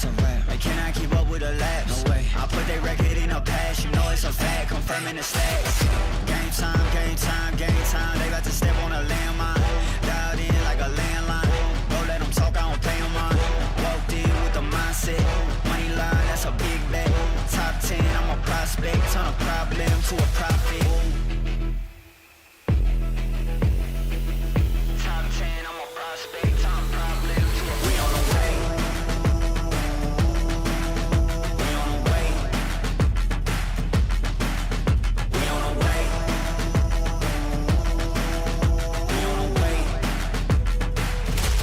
time, yeah, we on the way. Whole team know the mission. Gotta focus all senses. Gassed up, no omission. Eyes on a vision, gotta handle business. 100 yards on a play. Big dubs on the way. 2-play, it'll be played. Get up out my face, we are not the same. Get down in the city, I'm back on the base. Gotta get to it, no pain is safe. Running the game, they running away. They running their mouth, you know they are fake. Pick a side, okay. Is you on for the ride? Okay. New kid on the block, next up, blessed up on the rise.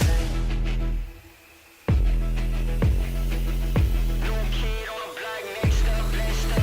We on the way. We on the way. We on the way. We on the way. It's game time, yeah. We on the way.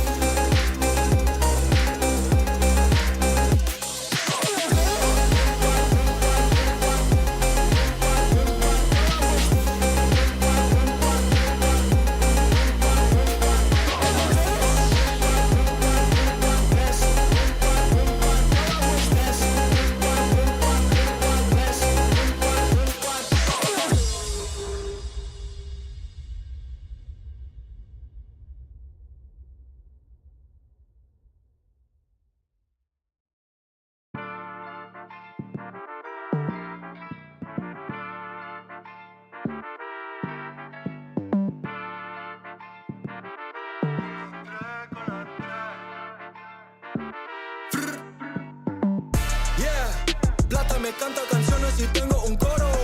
Ganador ves el oro, brillo como un tesoro. Y tu novio es un bobo, mi gatita tiene todo, pegajoso y hermoso, con la 3 peligroso. Ganador ves el oro, brillo como un tesoro.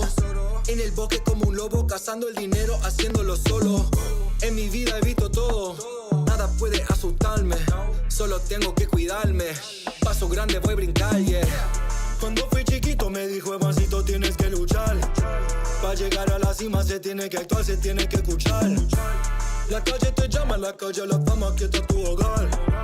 Bolsillo llenado, si escucho un poco los oigo cantar.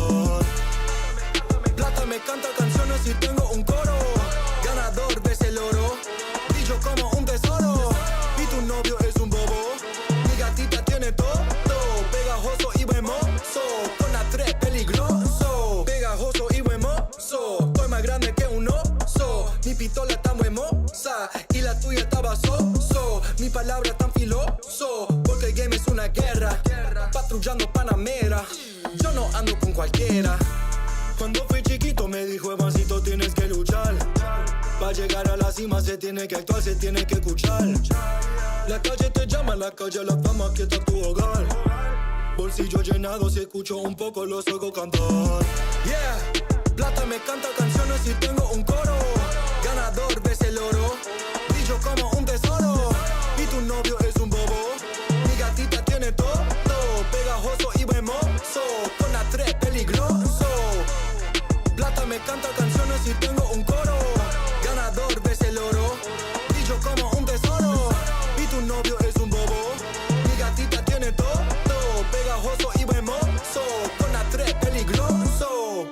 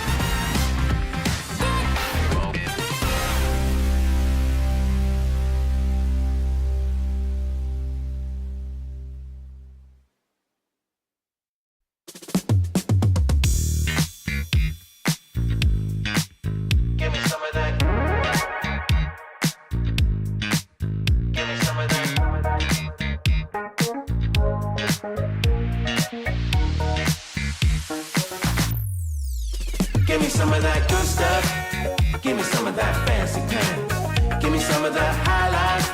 I want something that will make me dance. Give me some of that good stuff. Give me some of that fancy pants. Give me some of that high life. I want something that will make me dance.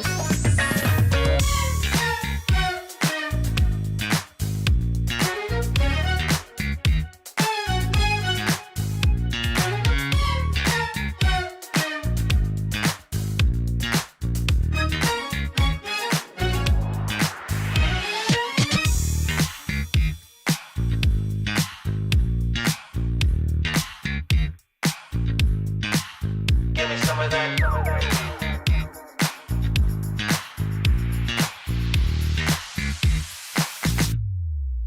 Give me some of that good stuff. Give me some of that fancy pants. Give me some of that high life. I want something that will make me dance. Give me some of that good stuff. Give me some of that fancy pants. Give me some of that high life. I want something that will make me dance.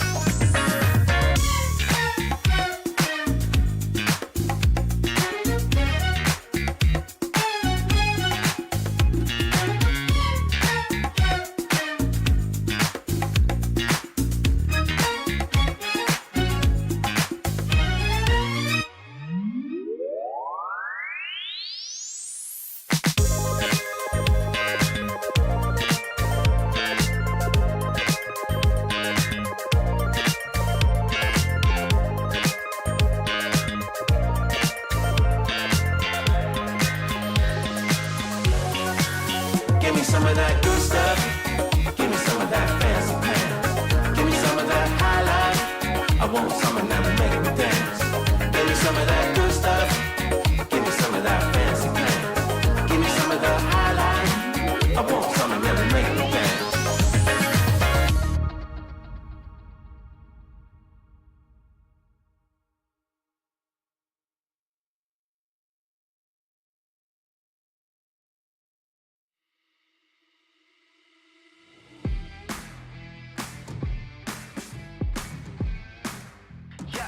I'm taking control, yeah.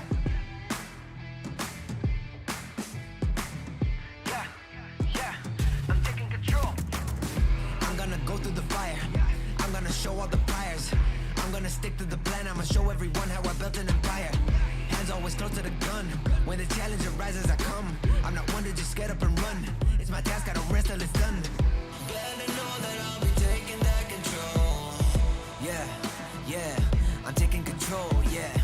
Better know that I'll be taking that control. Yeah, I'm taking control, I'm taking control. Better know that I'll be taking that control.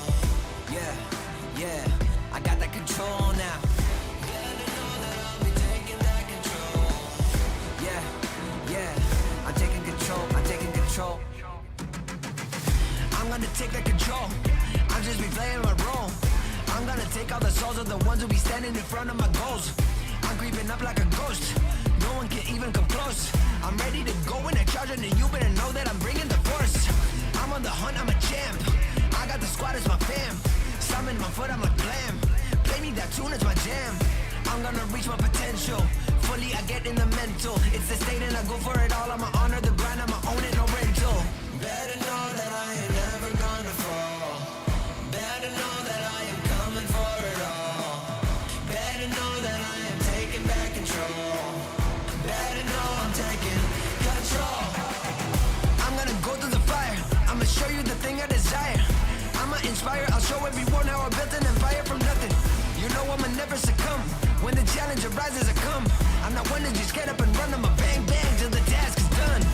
Better know that I ain't never gonna fall. Better know that I am coming for it all. Better know that I am taking back control. Better know I'm taking control.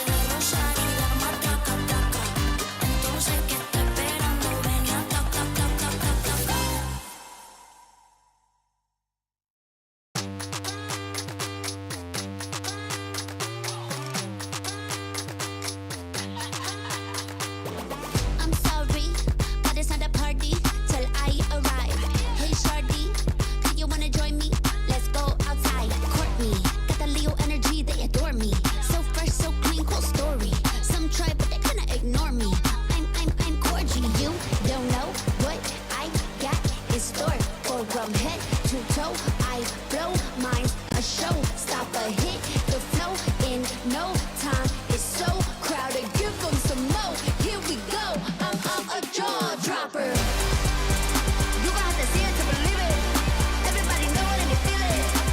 No joke, I mean it. Certified jaw dropper. Make 'em go whoa, whoa, whoa. Every time see 'em drop to the floor. And they always want more. Jaw dropper. Don't be ridiculous, nobody is sick as this. See me on the precipice of greatness, I'm meticulous. Very to the point, but a little bit mysterious. Cool, calm, kind, sometimes I gotta be serious. That's on period, 100%. Love the way I live, not one single regret. So respect is the name, and my name with the check mark on the gram, and the Grammy up next. You don't know what I got in store. Go from head to toe, I blow, mine's a show. Stop a hit, the flow in no time. It's so crowded, give them some more. Here we go, I'm a jaw dropper.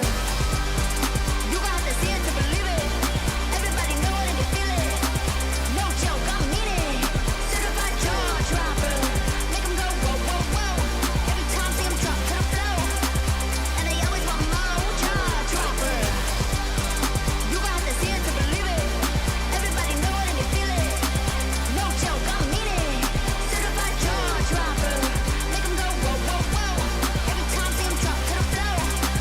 And they always want more. Jaw dropper.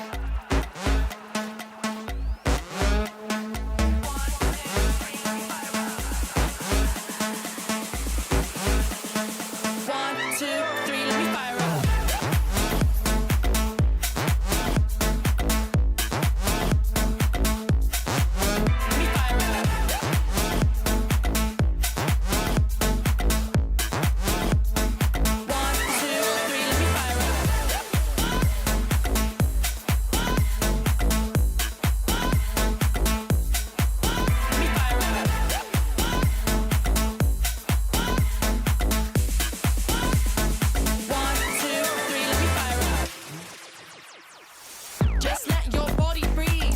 Come with me, both believe. It gets hot, baby, feel the heat. We do it so naturally. Don't stop, let the speakers pop. Boom, boom, boom, for the bass drum drop. Shake your body, baby, give it up. Tonight, that's what I want. Baby, I got the fire if you get down. No wasting my time, 'cause I don't let you down.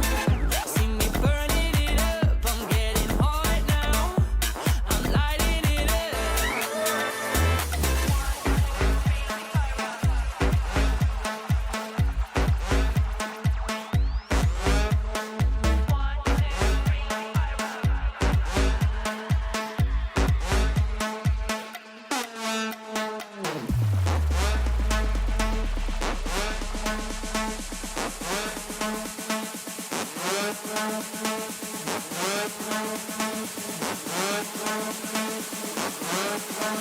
One, two, three, let me fire up.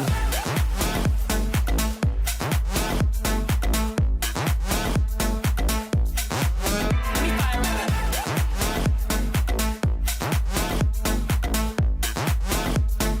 One, two, three, let me fire up.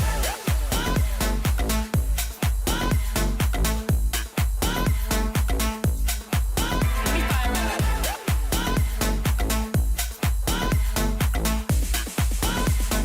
One, two, three, let me fire up.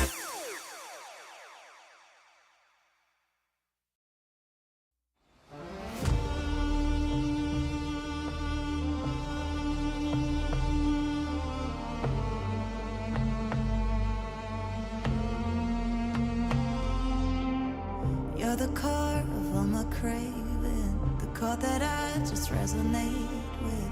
I'd rather die than let it fade out.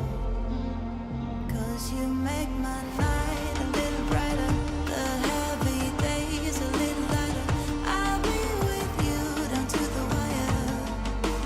You are the spark to my fire.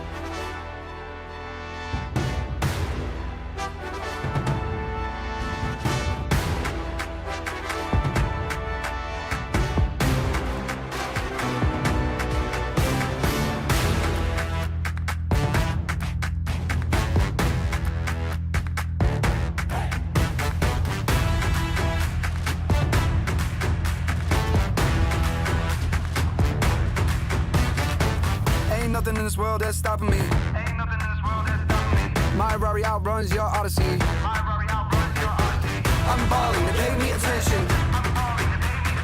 Going up hydraulic suspension. Ain't nothing in this world that's stopping me. My Rari outruns your Odyssey. I'm balling, they pay me attention. Going up hydraulic suspension. Never young green light, let's go. No amber, no red, go low. Coming with a stop sign, go home. Never young green light, green light, green light. Never young green light, let's go. No amber, no red, go low. Coming with a stop sign, go home. Now we young green light, green light.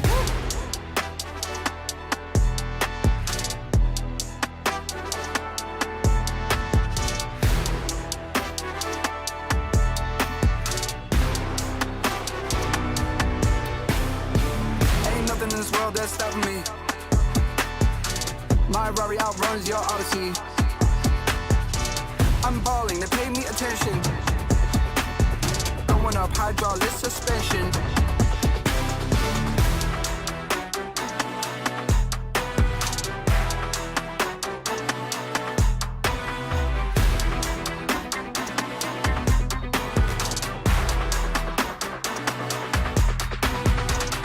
Nothing in this world that's stopping me. My Rari outruns your Odyssey. I broke it off cause I'm not settling. I got a gift for the lip, I'm a trick at me. Ain't nothing in this world that's stopping me. My Rari outruns your Odyssey. I'm balling, they pay me attention. Going up hydraulic suspension. Never young green light, let's go. No amber, no red, go low. Coming with a stop sign, go home. Never young green light, green light, green light. Never young green light, let's go. No amber, no red, go low. Coming with a stop sign, go home.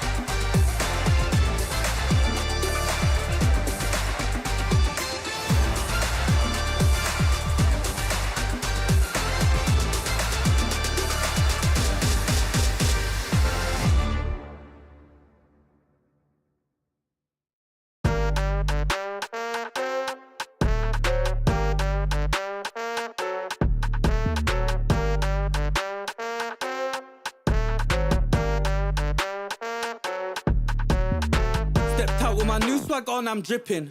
If you wanna chill with a hot boy, come my way for a minute. Come my way for a minute. Step clean any day, won't see man slipping. Well, you might slip on a drip, man. Tip up the sauce and spill it. Tip up the sauce and spill it. Best cut drop, cause the clock's still ticking. Just check the way man stepped. Know that I dropped it different. Know that I clocked it in it. Know that I got this in it. No, you can't stop this winning. I came for the top spot in it. Came for the top spot in it. Came for the top spot. Soon I'ma get right there. I'ma step right there. Got a butt. Came right there in a drop top. Try whether you like it or not stop. Non-stop. Yo, if you wanna get this poppin', you better get to shopping. I came in a different drop this time, and they thought it was the same one, they didn't clock it. Oh well, it's nothing, they call me a dripaholic. Just watch how I'm dripping on it. Please just don't be slipping on it. Oh well, it's nothing. They call me a dripaholic. Stepped out with my new swag on, I'm dripping. If you wanna chill with a hot boy, come my way for a minute. Come my way for a minute. Step clean and they won't see man slipping. But you might slip on a drip, man. Tip up the sauce and spill it. Tip up the sauce and spill it. Best cut chop, cause the clock's still ticking. Just check the way man stepped. Know that I dropped it different. Know that I clocked it in it. Know that I got this in it. No, you can't stop this winning. I came for the top spot in it. Came for the top spot in it. Stepped out with my new swag on, I'm dripping. If you wanna chill with a hot boy, come my way for a minute. Come my way for a minute. Step clean and they won't see man slipping. But you might slip on a drip, man. Tip up the sauce and spill it. Tip up the sauce and spill it.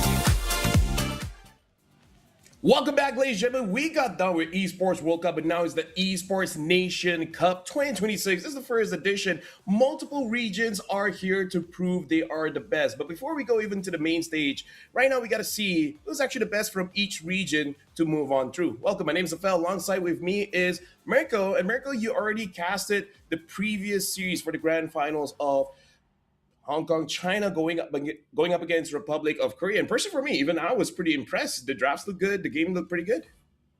Hey, it was solid. I think me and Gideon had a blast casting that matchup, man. It was amazing. The fact that we got to see all 5 games in that grand final as well really shows you how different it is, right? From a best of 3 to the best of 5. We saw how Korea were able to beat Hong Kong, China early on in the tournament already in the upper brackets, but that this extra 2 games really gave Hong Kong, China a good chance, slugging it out, and even showing some comfort picks like the Irithel and the Yusun Shin. Yeah, now we're going to be looking at the format just to see how things are moving through, because at least for now, everything is in the best of 5. Because in terms of participant, we are looking at the Southeast Asia and Oceania region. We got 7 teams here, and this is for the qualifiers. We got a double elimination bracket, and the qualifications right now, it is going to be a best of 5. Top 2 teams qualify to ENC, which previous matchup between Brunei going up against Vietnam, You guys even saw some of the highlights, and it looked like Brunei was going to take it, but then all of a sudden, reverse sweep. Vietnam won it out. Vietnam pulled out a crazy comeback. I mean, me and Gideon, we were getting glimpses of the game while we were casting a Republic of Korea and Hong Kong, China. The thing is, it really looked like it was a dominant display from Brunei. I didn't expect that comeback to happen. And for a reverse sweep to happen, absolutely ridiculous. But it just shows you the experience that lineup has, right? Big question for me was, Nart, Joga, these are literally household names in Vietnam. How are they losing to, a way newer region? This is a guaranteed wildcard slot usually for the Vietnam team, but hey, they were able to pull it off, and now we get to see Timor-Leste up against Brunei. Yeah, Rafael, and you guys saw that Vietnam already qualified. I think, wait. Go ahead. For me, Timor-Leste, they were good, but I think Brunei has the advantage coming into this matchup. Well, personally for me, I do want to look at the draft because we didn't know what happened for the 3 games that Vietnam won, but the highlights that we saw, personally what I didn't like looking at the draft was that it wasn't fully balanced because they got a link, but I don't think they got really good wave clear, and I think theirs was one other scaling hero, which personally for me, Mirko, ever since EWC, I really feel like going for more than one scaling hero in the draft is actually very risky. Two is very dangerous. 3, you're just asking for it. So personally for me, 1 is the sweet spot. For sure, bro. And I think right now it's all really about tempo in the meta as well, right? But I think a big question for me would be the similar question that I posed for Republic of Korea versus Hong Kong, China. It was whether these teams want to go for the late game compositions or would they want to try to go for those high execution drafts to win out in the early game to carry on to the late game later. Because I think even in that game, Game 5, we saw that the team that was able to control early game just did better overall. But in a bit, we will be seeing both teams' rosters. We'll see if we have some names that we've seen before, some names that we haven't. We're going to start with Timor-Leste first with Vanderdutch, Shinra, Chiron, Madeira, and K. Yeah, the last time I casted Timor-Leste, they were actually quite aggressive, and I believe it was during the SEA Games.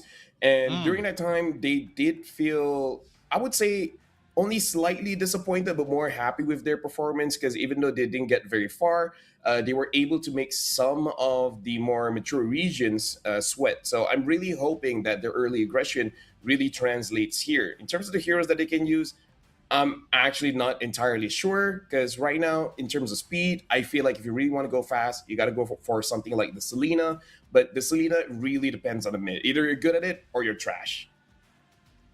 There's no other, there's no middle ground really with that hero, bro. When you play Selena, it's, literally either you're good or the other word, S word, subpar, right? And I guess we'll see if they'll be able to utilize it. We saw one game on Selena earlier for Korea. They were able to do well on it, but unfortunately, they weren't able to close out the game. They were unfortunately ran down in the mid game by a Brody and by a lot of dive. So we have seen many ways to deal with the Selena. Let's see if we'll see some priorities change as well throughout this series, because even earlier throughout the 5 games, Lafel, we saw priority for Melissa. Then we saw it change after the Novaria was found out to counter the Melissa. But here we also have Brunei, who are up, just literally coming back into another match after they got reverse swept. So G-Caps, Sept, Crown, Mukri, and Kirin, they're going to have to show how good they are at prolonged series and prolonged tournament brackets, because that was, I think, a big blow to their morale, getting reverse swept. Yeah.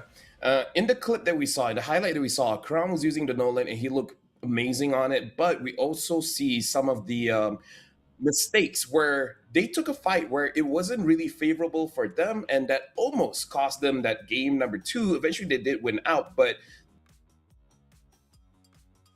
no, it is pretty fast, Mariko. And when you're going fast, speed kills. The only question is who. I don't know. Even like right now, it really feels like some of these teams love MLBB a bit too much, Lafel. Yeah, I like the speed. I think we've seen that throughout EWC, even in our grand finals. It was a 7-game banger, but it was stomp after stomp after stomp after stomp. It really came down to who were faster. But now, yeah, I don't know. I think I gotta blame my goats a little bit for introducing the Mathilda, the Uranus Navaria with a random Mia or Ixia, depending on what they feel. But games have just gone on for way too long sometimes. And it's not a bad thing. It's a good thing because some teams are just able to pull that out. And I don't know. it really just feels like the meta is so dynamic where you can technically do whatever. You can just play your own identity. Earlier, again, Hong Kong, China were able to pull off a Yi Sun Shin and an Irithel. So, hey, at this point, expectations out the window.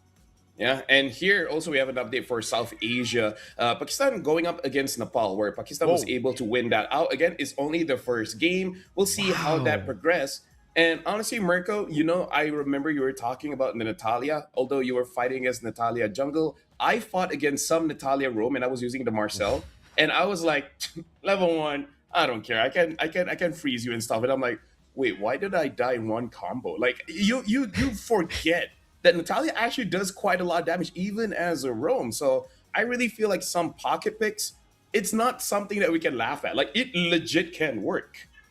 For me, I think the most annoying thing about the Natalia is, okay, the burst for sure, but another big thing is the silence. Yeah, the silence, dude. yeah. I was really struggling on Hirata because every time he would jump on me, I couldn't even go for the iframes. I would just get blasted by the Natalia or by her teammate as she silenced me. So it works in many ways. Yes, the burst comes through if you snowball enough, but even if you don't snowball, I think it's great utility to be able to silence some of these assassins. So not too far-fetched to expect maybe some of those picks to come out. The Natalia, we saw a Mia in MPLID already. It didn't work, but we saw it. I mean, like, when it comes to Mia as a roamer, it is pretty annoying when you're using something like an Atlas, maybe even a Cho, and you think you're going to get a pick off of it. And it's like, oh, she just ults away. And it's like, where is she? Right? Unless I have a Rafa on my team to, like, scan her out, she just goes missing. We will be looking at some of the highlights of Pakistan going up against Nepal.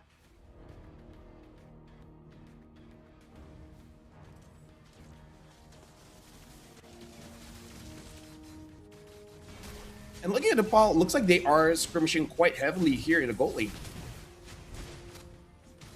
Nepal is ranked number like around 20 in the league of ENC so far. You know, they were so close to a direct invite, LaFell, but unfortunately, they didn't get it. I'm very surprised that Pakistan was able to score a first game here, especially considering there's a lot of big names here. Bob, Masarap, Yahiko, we've seen them in wildcards of MSC in 2024 as well, and they did pretty well back then under the banner of T2K, but so far they look to be back in form here in game number 2. They're controlling the map, they're really utilizing these prio picks, and hey, talked about speed, that Khalid is nothing but speed. Yeah, by the way, apparently this is live, so right now 5 minutes into the game, 8 kills over 3, around almost 3,000 gold lead here. And yeah, Paquito went from being almost a gold lane exclusive now mostly being in the jungle, mostly just because he just has a lot of burst damage. Even in Malaysia, I think we only seen one Paquito gold lane, the rest are in the jungle. It's been so good in the jungle as a way to deal with the Hirata as well. I will say the same in Indonesia. We haven't seen a single Paquito gold, not a single Paquito XP. It's just been pure jungle. In one of the team's cases, they actually just went for a Paquito jungle and everyone else played as supports. A Dairoth and XP even to just boost that physical burst even more. There you go, they go for another fight. Oh, big miss on the Detna's welcome. Good escape by Pakistan. They look good. I would honestly wasn't expecting Pakistan to be able to put up a fight against, I think, a powerhouse around these regions in Nepal. Again, that experience gap between the two. Not really too visible based on the 1-0 Pakistan Game 1 victory. Yeah, honestly, looking at the draft here as well, Gaudigon looks like he's having a pretty good time. And I feel like if a carry is having a good time, your opponents are just not going to be able to do anything. Because even if the Claude somehow skills, he's not going to be able to deal with this carry. He goes in, and unless he has a Winter Trench and he's just a Winter Crown, he's just going to be like, all right, well, I guess I die even if I have Winter Nature. Now they go into the mid. Oh, straight dive on Tennyson. No black shoes, baited up earlier. I think for a lot of these regions, LaFell, really comes down to who still plays it faster. If you win the early game, some teams just aren't experienced enough to bring it to the late game, and it really takes an elite level for you to be able to bring it back. Yahiko on the Hirata, taking a bit of damage there on the Paquito. Now goes in. Oh, instant burst. Throws the Uranus out of the skirmish, and they have prio for Turtle. I mean, like, Munton has been trying this for a while. They want to make the game less macro and more micro, and my goodness, have they achieved it. I actually feel like, screw macro, if you're just mechanically gifted, just use basic MLBB knowledge. That's all the macro you need, man. That's what we're seeing in MPLID. It's really all about skirmishes, brawls. Depends on the composition. Some teams actually want to take the discipline route, but They've been on the, 50-50 coin flip sides of games. Like, it's crazy to say that teams who are good at brawling are more consistent at winning than teams who are disciplined. Big chomp on the Paquito. Oh, dude, into a carry and a Hirara is just disgusting.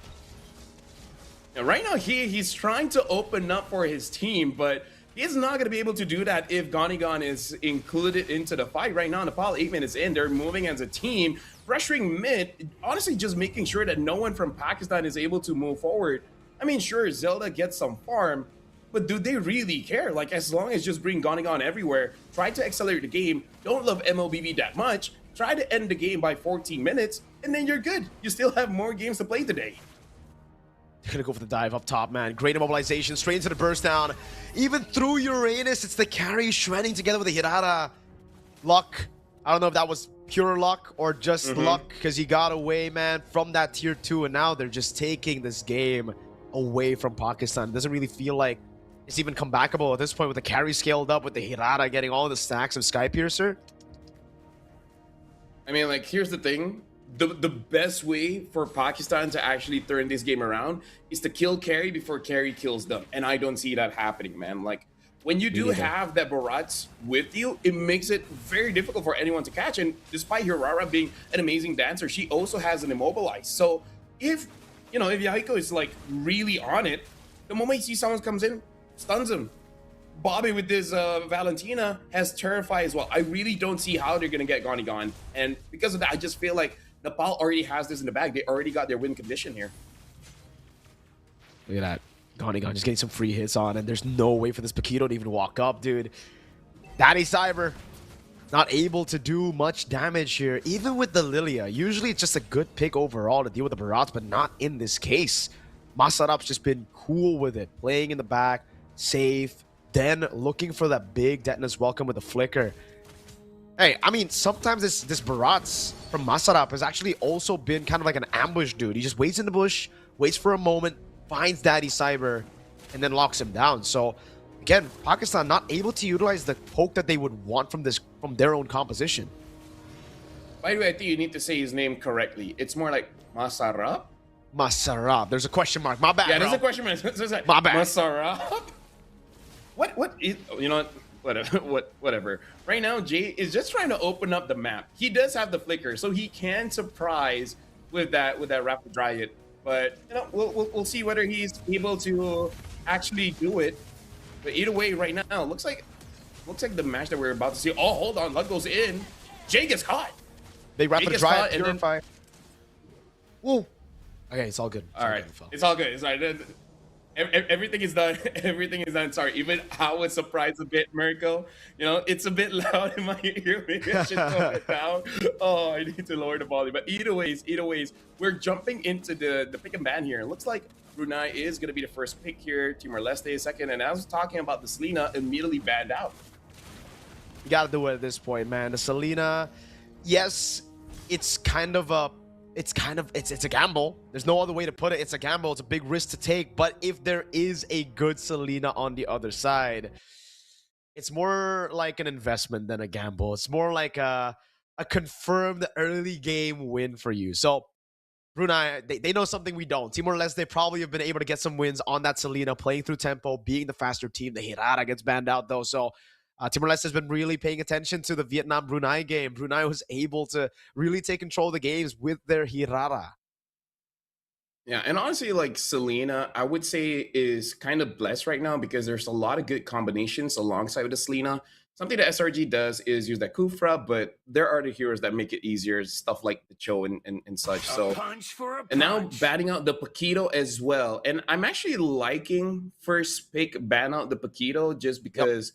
Yeah, right now Paquito is pretty dangerous in the jungle, and it's rarely something you want to first pick. Usually people go for either the Barats or the Uranus. The first pick, I mean, or Melissa. Yeah, agreed. But I really, really hope, though, that we don't see one-dimensional drafts anymore. Because, I mean, it wasn't really one-dimensional. We did get to see some comfort picks, but the bans were just the same all throughout the 5 games, almost. Only in game number 5 did we see a change. One pick being left open, the Atlas. So, Hirara, Paquito, here so far so good. The Selena gets banned out as well. The Marcel, Atlas, Freya. has still been, left open. He banned the Nolan instead of the Freya. Interesting. No, Again, for Brunei, they got game 2, Lafel, on the Nolan Yeah. Against Vietnam. So I guess it's just respect. Yeah, but you got to bet on the Freya, man. Like you can't spell Freya without So she is a menace. In fact, ever since her revamp, throughout all regions, all tournaments, she had over 60% win rate. That's freaking high. So now I have a lot of stats. By the way, I'm very, very proud of myself. So right now, Brunei, in terms of the bans here, usually at this point you would ban out something like an Atlas, but only really if you're using a jungler that doesn't want to deal with that. Mm-hmm. So let's see, is it the Atlas ban, or they want to try to pick it up for themselves? The Freya. They banned the Freya. Yeah, it's always really weird to see the Freya and the Paquito banned out on blue side, both. So again, it might be a clue to Timor-Leste that it might not be comfortable on those picks, because usually it's just super prior. You want to go for the first pick on the Freya, the Paquito. The Melissa's also been rising in popularity in Indonesia. It's been first picked a lot as well in that Hong Kong, China versus Republic of Korea match. So it wouldn't be too crazy to see Brunei actually pick up the Melissa too. It's just a safe pick, blind as well. But Timor-Leste, they got to make a decision. Do they let go of the Atlas or the Marcel? Which one? Yeah. Same in Malaysia as well. We've been first picking Melissa as long as she's open. So now it has been banned out the Marcel. So that comes to the important question. I feel like first picking the Melissa here should be safe, because then you will get either the Uranus or the Barats.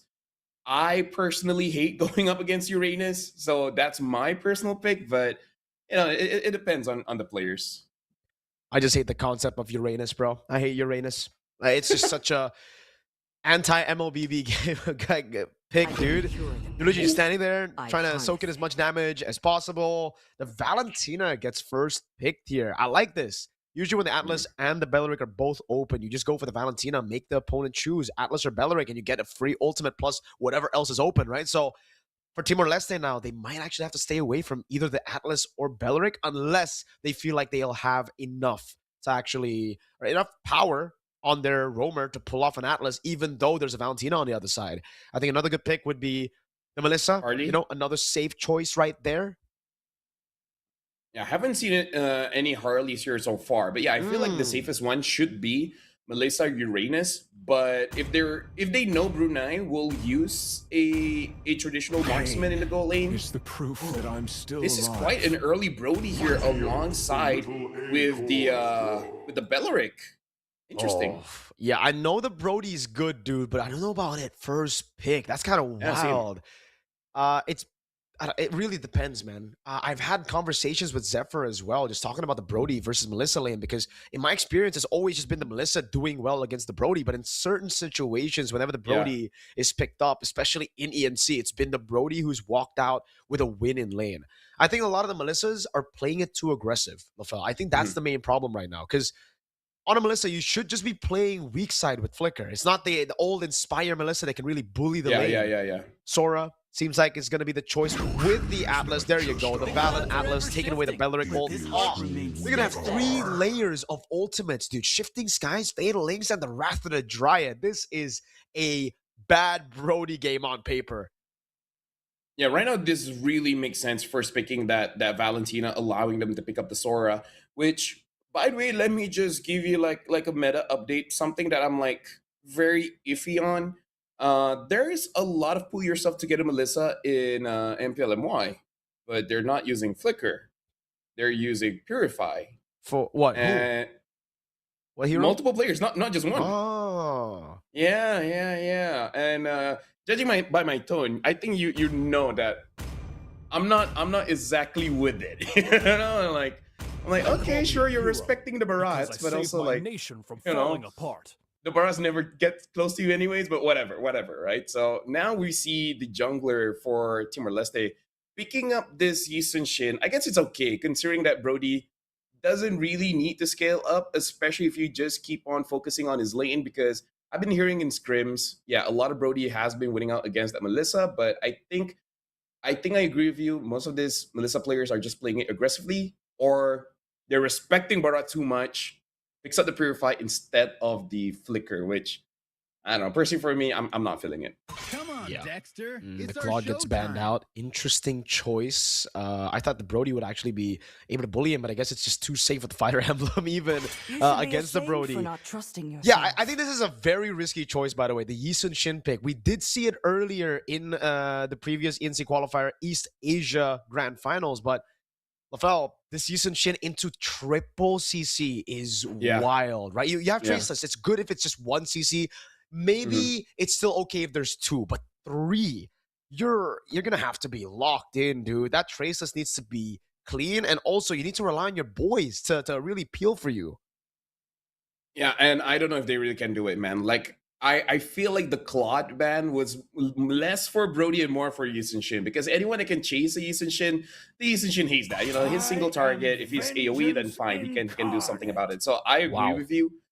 This Sora, like, honestly, if the Yisun Shin tries to contest first turtle, and then Sora just goes lightning form, like, you're asking to die, right? So right now, Timor-Leste, with this Yisun Shin pick, you see this Sora, and you're seeing him for quite a while. You have a good full minute seeing this Sora.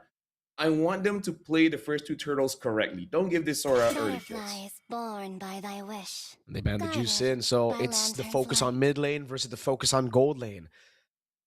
Yeah, Timor-Leste are really trying to just force the Melissa pick almost, right? It's almost like they went for the Yisun Shin and the Brody and saying, yo, we picked this for a reason. It's to bully that Melissa, so try to pick it up now. If you don't pick it up, either way, it'll be, I think, a tougher game compared to the Moscow or the Claudes, right? Because, again, you're kind of forced to pick heroes that can't bring Purify unless you want to go for an off-meta pick. And either way, it's bad. It's either no Purify or off-meta like a Bruno.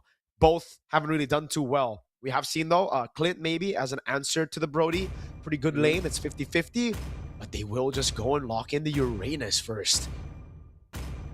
But now, Brunei, they have an option. If they want to play double fighters, I think they still can, but they need to pick up a Harley. If they pick up a Harley, it actually should be like so much dive coming in from Brunei. It's going to be a very difficult job for this Belleric to really stop all of them. So right now, I really feel like it's just a question of, do you want to go for a marksman or you want to go double fighters? There's not too many great fighters right now. Whoa! Oh, Hanabi. That's interesting. Dude! Oh, I think Mia actually could be better. I'm not entirely better. It's good. I haven't casted a Mia game. Now I can say I have. Oh my god, bro. We saw this at GOTF. We saw this at MPL ID. It was Pikachu who made it work, but it was with a Rafaela. With some healing, bro. Like, this is, again, another very crazy pick. I knew we were going to see some crazy It's a picks. crazy draft. It is a crazy draft. Almost a Kagura as well. They thankfully just stick to the meta and go for the Novaria instead of the Kagura, but I would have loved to see the Kagura versus Hanabi matchup. If you know lore, bro. Yeah. Oh, God. Lafel, genuinely, who has the better draft? Like, CC-wise, it should be Brunei, but I feel like they're actually going to lack a bit of damage in the early game because of the Mia. Actually, I feel like if Crown pops off with the Suyo, then I'm actually gonna give it to them, because unless this Novaria hits a lot of her shot in the first, I would say 2-3 waves, like if she can clear the wave and then hit the opponents, then okay, great. Because Novaria, if your jungle gets invaded on, you can't really do much. You're just hoping you hit your shot. So if Crown does amazing on this Suyo, then I feel like they should win it.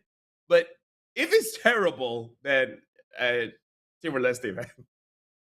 We can only just watch and see. At this point, there's no use of saying which is better, which is a good pick, which is a bad pick. At this point, the meta is just open for all, dude. Even you, John, man who's watching this, who's in epic rank, yes, dark systems are meta. Don't pick up your crazy picks in ranked games and try to ruin other people's games or carry. I don't know. At this point, welcome to game number 1. Into the land of Dawn we go. Timor-Leste versus Brunei. This is their last lives in the tournament. One more chance to make it to the grand finals and to make it to the ENC main stage from Southeast Asia. Yeah, looks like they're not gonna invade the jungle just yet. They're just gonna get the Litho, and it's doing a pretty good job here. Shinra as well as Vanderdutch. Looks like I think they missed a minion because they are lacking a bit. Vanderdutch gets engaged on, and looks like first blood goes over to Mukri. Nothing but speed when it comes to Crown, and Timor-Leste knew it. That's why they banned out the Nolan, the Hirara. Oh, that was close. That was really close. Madeira walks up now, going for the kill. Mukri's right there to provide some support. Crown will be able to take that green camp away, and he just with the Blade Surge gets out, stops Madeira from getting level 3, or sorry, level 4 rather. Forces Madeira to stay at level 3, and this is going to be frustrating for Madeira, right? First blood on Mukri. They also get the level 4 around the purple buff, and they get a few steals. So at the end of the day, Madeira still gets level 4 with the Golem, but XP advantage still in the hands of Crown as he clears the bottom lane later. Yeah, I'm looking at Mukri. If he can get level 4 very quickly and then get the Astral Echo, they actually could have a crazy fight later on, because for sure Sep is gonna have his Shifting Skies, and having like 3 kills after the first one, that's gonna be insane. So Mukri now is level 4. I'm looking whether he can actually get Shinra's ult. Oh, but hold on, Vendor Dutch flickers out of it. He's gonna be safe there. Okay, Vendor Dutch going into the taunt. That's a Blade Surge and a Soul Sever with an instant retry. Mountain Shocker stolen by Mukri. Sep trying to go in. G-Cap's gonna be caught by the Mountain Shocker. Both teams disengaging in the bottom lane. Oh no, Super K! Oh, he stayed a bit too. Oh. Let's look about it. Oh my god, he doesn't know. He doesn't know he's in that bush. He doesn't know. Crown cannot get there in time. He checked all the bushes in lane. Oh my god, Super K gets out. Oh my god, it's like they can't see him. I mean, at least for me, it's starting to be nighttime, so yeah, vision is a bit blurry. I don't know how is it in Indo, but either ways, right now, at least I can say Timor-Leste, they avoided worst case scenario, because honestly, having that early advantage for Mukri, it could have been bad for Timor-Leste, because I can see many different ways Brunei can start the fight. So the fact that they could not find that engage is good for Timor-Leste, consider that Madeira should not be fighting. He should just be farming at this point, and the rest of his team just clear the waves. Stay out of trouble, gang. I agree, Ka. If we're going to be using that lingo, type, subpar, you know? Madeira. Usually you would expect him to be able to get a lead over the Suyo, but it's going to be so difficult, dude. When the turtle gets secured by the Suyo like that, and with the first blood and tempo around the map, not even a win in the Brody lane is kind of crazy. I don't know what Zenx has been able to do in that bottom lane, bro, but he traded equally against a Brody. He was able to almost get the Brody baited for a Suyo gank. Crown again waiting in the mid, but this time Timor-Leste, they've adapted. They've learned from that first blood not to just walk up in the mid lane knowing that there's a threat of the Suyo. Well, right now, looking at everyone has ults ready.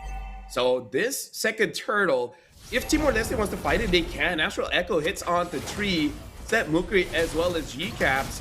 And they're Dutch looking for an opportunity. He does have the flicker ready, but look at his Arena's taking quite a lot of damage. Looks like both teams, they're just itching for it. They're waiting for someone to press the trigger.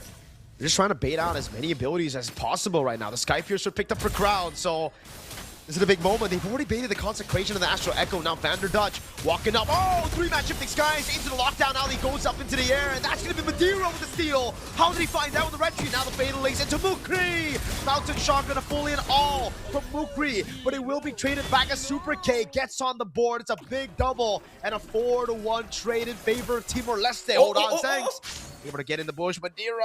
Oh, no damage, my guy. Now he's gonna be ran down by 2 tanks. Mia.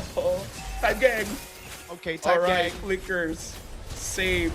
Oh my goodness. What did I just watch, Mirko? Like, that was a crazy engage by Sep, only to be ignored by the rest of his team. I understand the Uranus was on you, gang, but at times, you just gotta ignore the haters and go for that success. Your homeboy was there. He got 3. But engage was not perfect. And now Astral Echo hits onto tree. Uranus from behind. So I'm not gonna commit just yet. It's too much damage from Shinra. Dude, he's taking magic damage, physical damage, even emotional damage, as his teammates just didn't care about him when he went in solo. Sep's carrying a whole burden, man, right now. He goes with the Shifting Skies on Vander Dutch. Now that is a Fatal Links on 2. Wait, did Shinra just walk into that? Mukri with a Mountain Shocker throws it out. That's a tap, and Shinra, gets to survive. Crown walks up, finds a double. That's a Sky Piercer that he has in his arsenal. So it's 20 stacks, and now it's going to be another kill. Triple 30 stacks. Super K gets on a killing spree, but unfortunately for him, he doesn't have the Sky Piercer.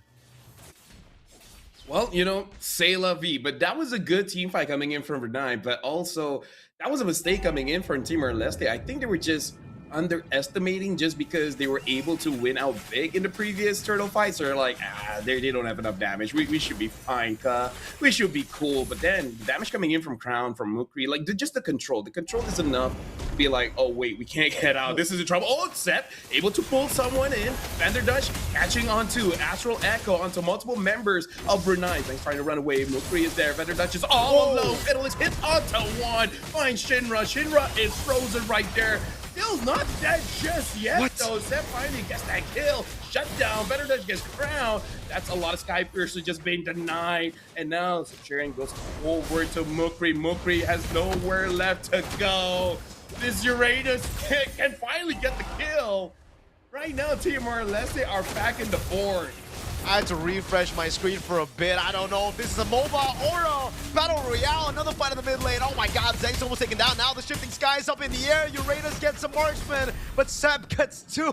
A marksman and a roam. Now it's Super Chiron trying to push in this mid lane. 8-8. All the objectives just traded around. Now another 1v1 up top, I believe. Crown versus Madeira. Let's see it. It's going to be the Queller now with the Soul Sever. Mountain Shocker already used up. Crown missed it. And he gets away. All right. No more skirmish shit. Never mind. G-Caps walking up on Chiron. Chiron wants more smoke. Shinra throws out the Star Shatter. All right. Now, finally we get some time. Take a chill pill. And to see that basically the last 8 minutes didn't really matter too much. Only one turn has been taken. And there's not even a goal lead. Yeah. Why do it, Sep? You're the real G, man. W You're doing Sep. good, W Sep, man. Like this guy. He's a homeboy. This guy, he's eating. He's I feel weird saying it like this. Anyway, he's Sep, eating? You're getting taunted, Sep. You're getting taunted again. Sep, get out of there. Looks like he's not able to. Oh, he is! Lightning form honored, and now G-Cap goes in. Will he be able to get the Fatal Links? And he gets two. And even get taunted. Vanderdush can't do much. Now Samsarin is caught. Double kill for Crown. More stacks for the Sky Piercer. All the while, Mia is up top. This elf girl is eating good. The elf girl's really eating good, man. Free farming up top. That was crazy right there, bro. Super K didn't move for a solid 3 seconds. It was a Fatal Links into the Wrath of the Dryad, into the Terrify coming in from Mukri. Imagine if Sep was there. Super K. Oh my god. This is why we said earlier in the drafts as well that it would just be a difficult game, a bad game for the Brody. It's not because Super K will be bad, performing bad in the lane or performing bad in the team fight. It's just, dude, when it inevitably happens that you get caught up, you're cooked. Now it's Vanderdush with the flicker out. Has a rather to drive, but will be able to use it now. Madeira with the Mountain Shocker, Chain CC, Sep right there with G-Cap. Oh, what a pullback! That's Sep picking up the kill on Madeira, pulling it back onto Crown, but he falls as well. Now it's Mukri waiting in the bush for Shinra to walk up. Steals the Astral Echo. Now I'm not too sure about that. He gets shot with the Star Shatter as well. Finally shoots out Astral Echo, so at least they get vision of 3 members, but not the fight you were expecting after Madeira fell. Oh yeah, for sure. Shinra, can you cancel it out? Unable to cancel out the recall. Right now, Timor-Leste, if you guys want to go back into the game here, Super K needs to be careful, same as Madeira. You guys already saw the draft coming in. Brunei has a lot of ways to just dash in and catch the damage dealers, man. Like, they really have to be careful. This is very dangerous. And now the Lord has been started up. The elf girl is up top again, ignoring her friends because she's like, y'all good, you guys got set the G, he can set it up for y'all. And now 5 members of Timor-Leste is here, but you know where G-Caps is. Oh my god. G-Caps is just waiting in the flanks. Yo, and elf girl getting free. Oh, unable to catch anyone there, but Shifting Skies finds one. And now Vanderdush able to taunt 2. Sep gets taken down. Shira gets G-Caps. The Lord is there. Crown steals it away, gets stunned up, and then gets shut down. But all the while, Elf Girl gets this inhibitor for free, Mirko. And he goes in, Viz. Oh, the Astral Echo isn't in range. Zengs gets away as well. I'm not even trolling. I think if this is the playstyle, you might as well go D-Long. That turret would have melted. Oh my goodness. I have no words to describe what we are watching right now. Timor-Leste did such an amazing job playing around the team fight, right? Great reaction by Super K. Unfortunately for G-Caps, wasn't able to find the fatal links. But then nobody zoned Crown away from the neutral objective. It almost felt like Timor-Leste were Eagle 50-50ing the Lord. It was like Madeira saying, nah, fam, I got it. I'm okay standing here. I don't need a seat, huh? And now it's Mukri walking up over on Shinra.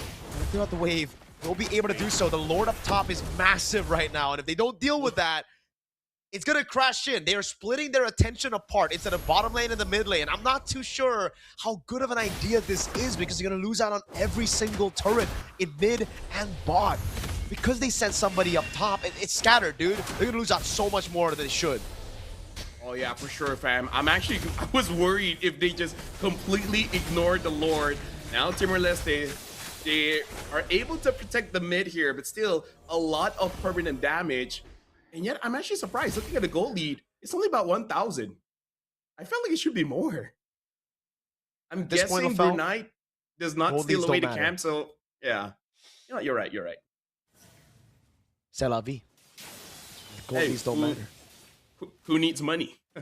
Us. Exactly. Either ways. No, we don't need money. What we need is more MLBB. No. Who needs money when you have aura? Oh, that's a good one. That's a good one. I think both teams are actually doing that. The goal lead is low, but their aura lead right now, I gotta say, Zenz has been farming that aura all alone top, bro.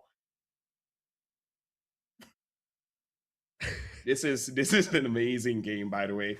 Wishing Lantern picked up by Mukri, probably just because he feels like he needs a way to take down Super Siren as fast as possible.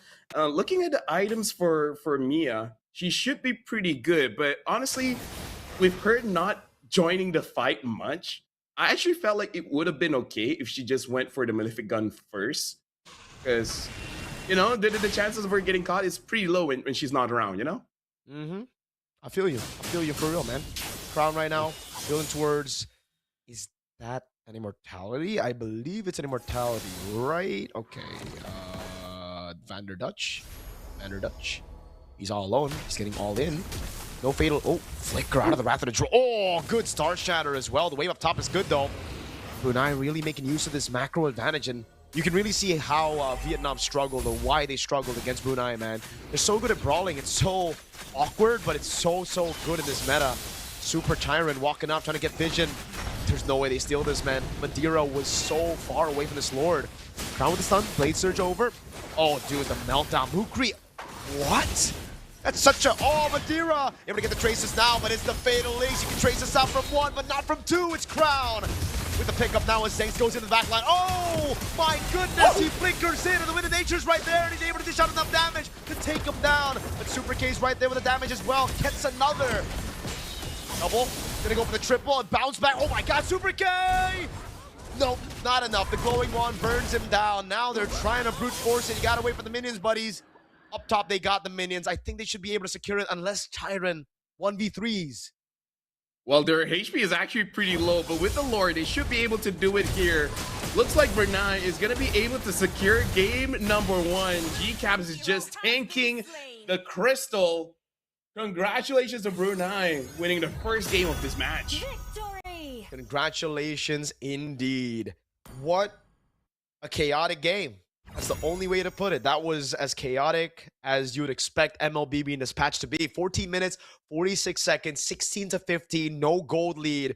They didn't even farm gold. They just farmed aura the entire game. And unfortunately for Timor-Leste, Brunei just got the dub right there, man. Zanks, I gotta say, that flicker into skill 2 Wind of Nature against the Brody and the Varia was the aura play of the day for me.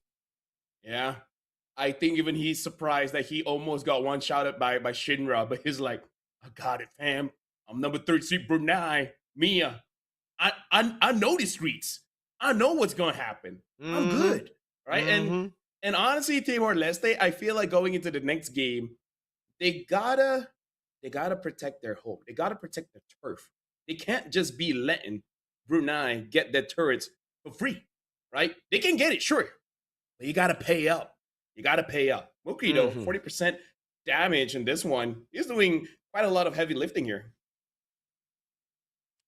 He for sure did. That's crazy. 40% damage dealt from Mukri. I thought Crown was actually up there, but he was actually just an execute battle spell. You know what? I know what the idea is right now for Brunei, dude. Mukri is the main damage dealer, and all of the others are just battle spells. Crown is execute. Zenks is arrival. G-Caps and Sep, they're just two petrifies fool. Like Timor-Leste just weren't ready for that. They thought they had to get Zenks. They thought they had to get Crown. They thought they had to deal with the CC, but they forgot about Mukri. I see you, fam. I see you. I see you. So now Timor-Leste, what do they see? I hope they see that picking up the Brody early is just a bad matchup in this one, you know? Because like you said, and we even saw it in game as well, right? Like even with the Yi Sun Shin, you're able to trace this one, but then the next follow-up engage is going to happen, and then you're going to get caught anyway. So I feel like they need to respect the draft a little bit. Now that they see that Brunei, they have a lot of chase, right?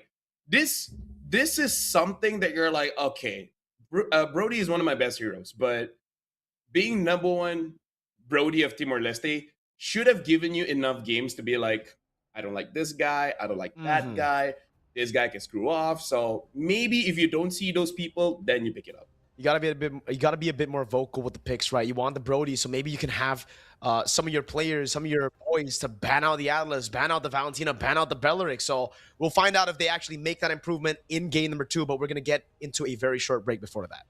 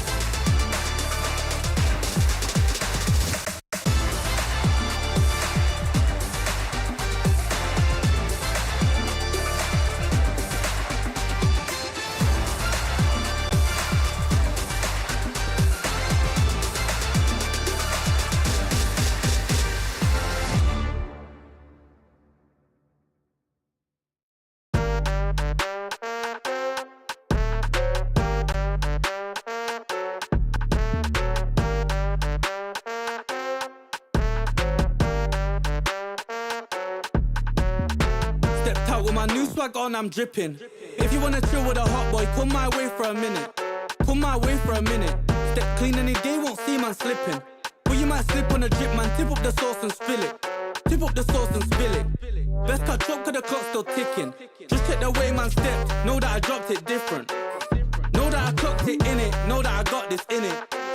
No, you can't stop this winning. I came for the top spot in it. Came for the top spot in it. came for the top spot. Soon I'ma get right there, I'ma step right there, got a bot. Came right there in a drop top, try whether you like it or not stop. Non-stop. Yo, if you wanna get this poppin', you better get to shopping. I came in a different drop this time and they thought it was the same one, they didn't clock it. Oh well, it's nothing, they call me a dripperholic. Just watch how I'm dripping on it, please just don't be slipping on it. Oh well, it's nothing, they call me a dripperholic. Stepped out with my new swag on, I'm dripping. If you wanna chill with a hot boy, come my way for a minute. Come my way for a minute. Step clean any day, won't see man slipping. But you might slip on a drip, man, tip up the sauce and spill it. Tip up the sauce and spill it. Best cut chop, cause the clock's still ticking. Just check the way man stepped, know that I dropped it different. Know that I clocked it in it, know that I got this in it. No, you can't stop this winning, I came for the top spot in it. Came for the top spot in it. Stepped out with my new swag on, I'm dripping. If you wanna chill with a hot boy, come my way for a minute. Come my way for a minute. Step clean any day, won't see man slipping. But you might slip on the drip, man, tip up the sauce and spill it. Tip up the sauce and spill it.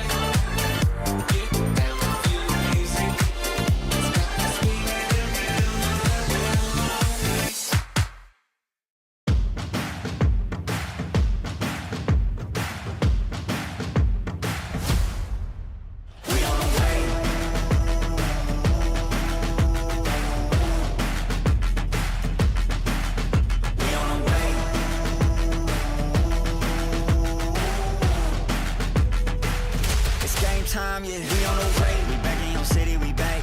I gotta get to it, in fact.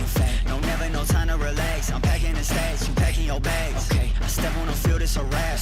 Like, can I keep up with the laps? No way. I put that record in a pass, you know it's a fact. Confirming the stats. Game time, game time, game time. They got to step on a landmine. Dialed in like a landline. Don't let them talk on.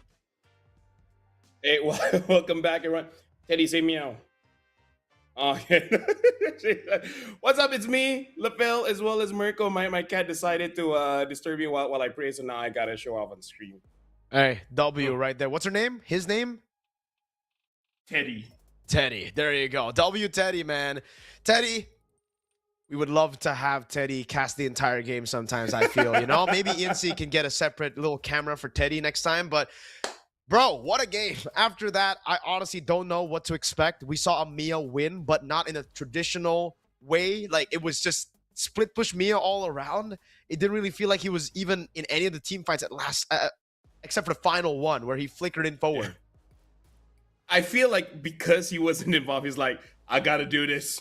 I gotta represent. Speaking of represent, looks like Pakistan as well as Nepal, they are 1-1 right now. So what is up with this, Mirko? Like everyone wants to go to ENC. Everyone is trying so hard. We might have full matches all the way. Hey, it was a dream for many of these countries, man, to actually, you know, represent their region, represent their country in a world stage event. And for the first time in forever, I'd say, in maybe for the first time in esports history, we actually have a platform for it.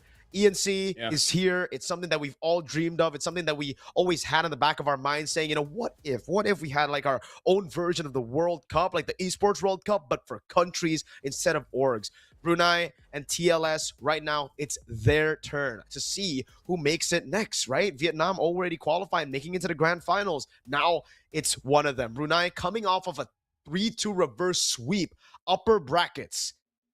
We thought maybe morale would be low, but they didn't play like it, LaFell. They played good. Yeah.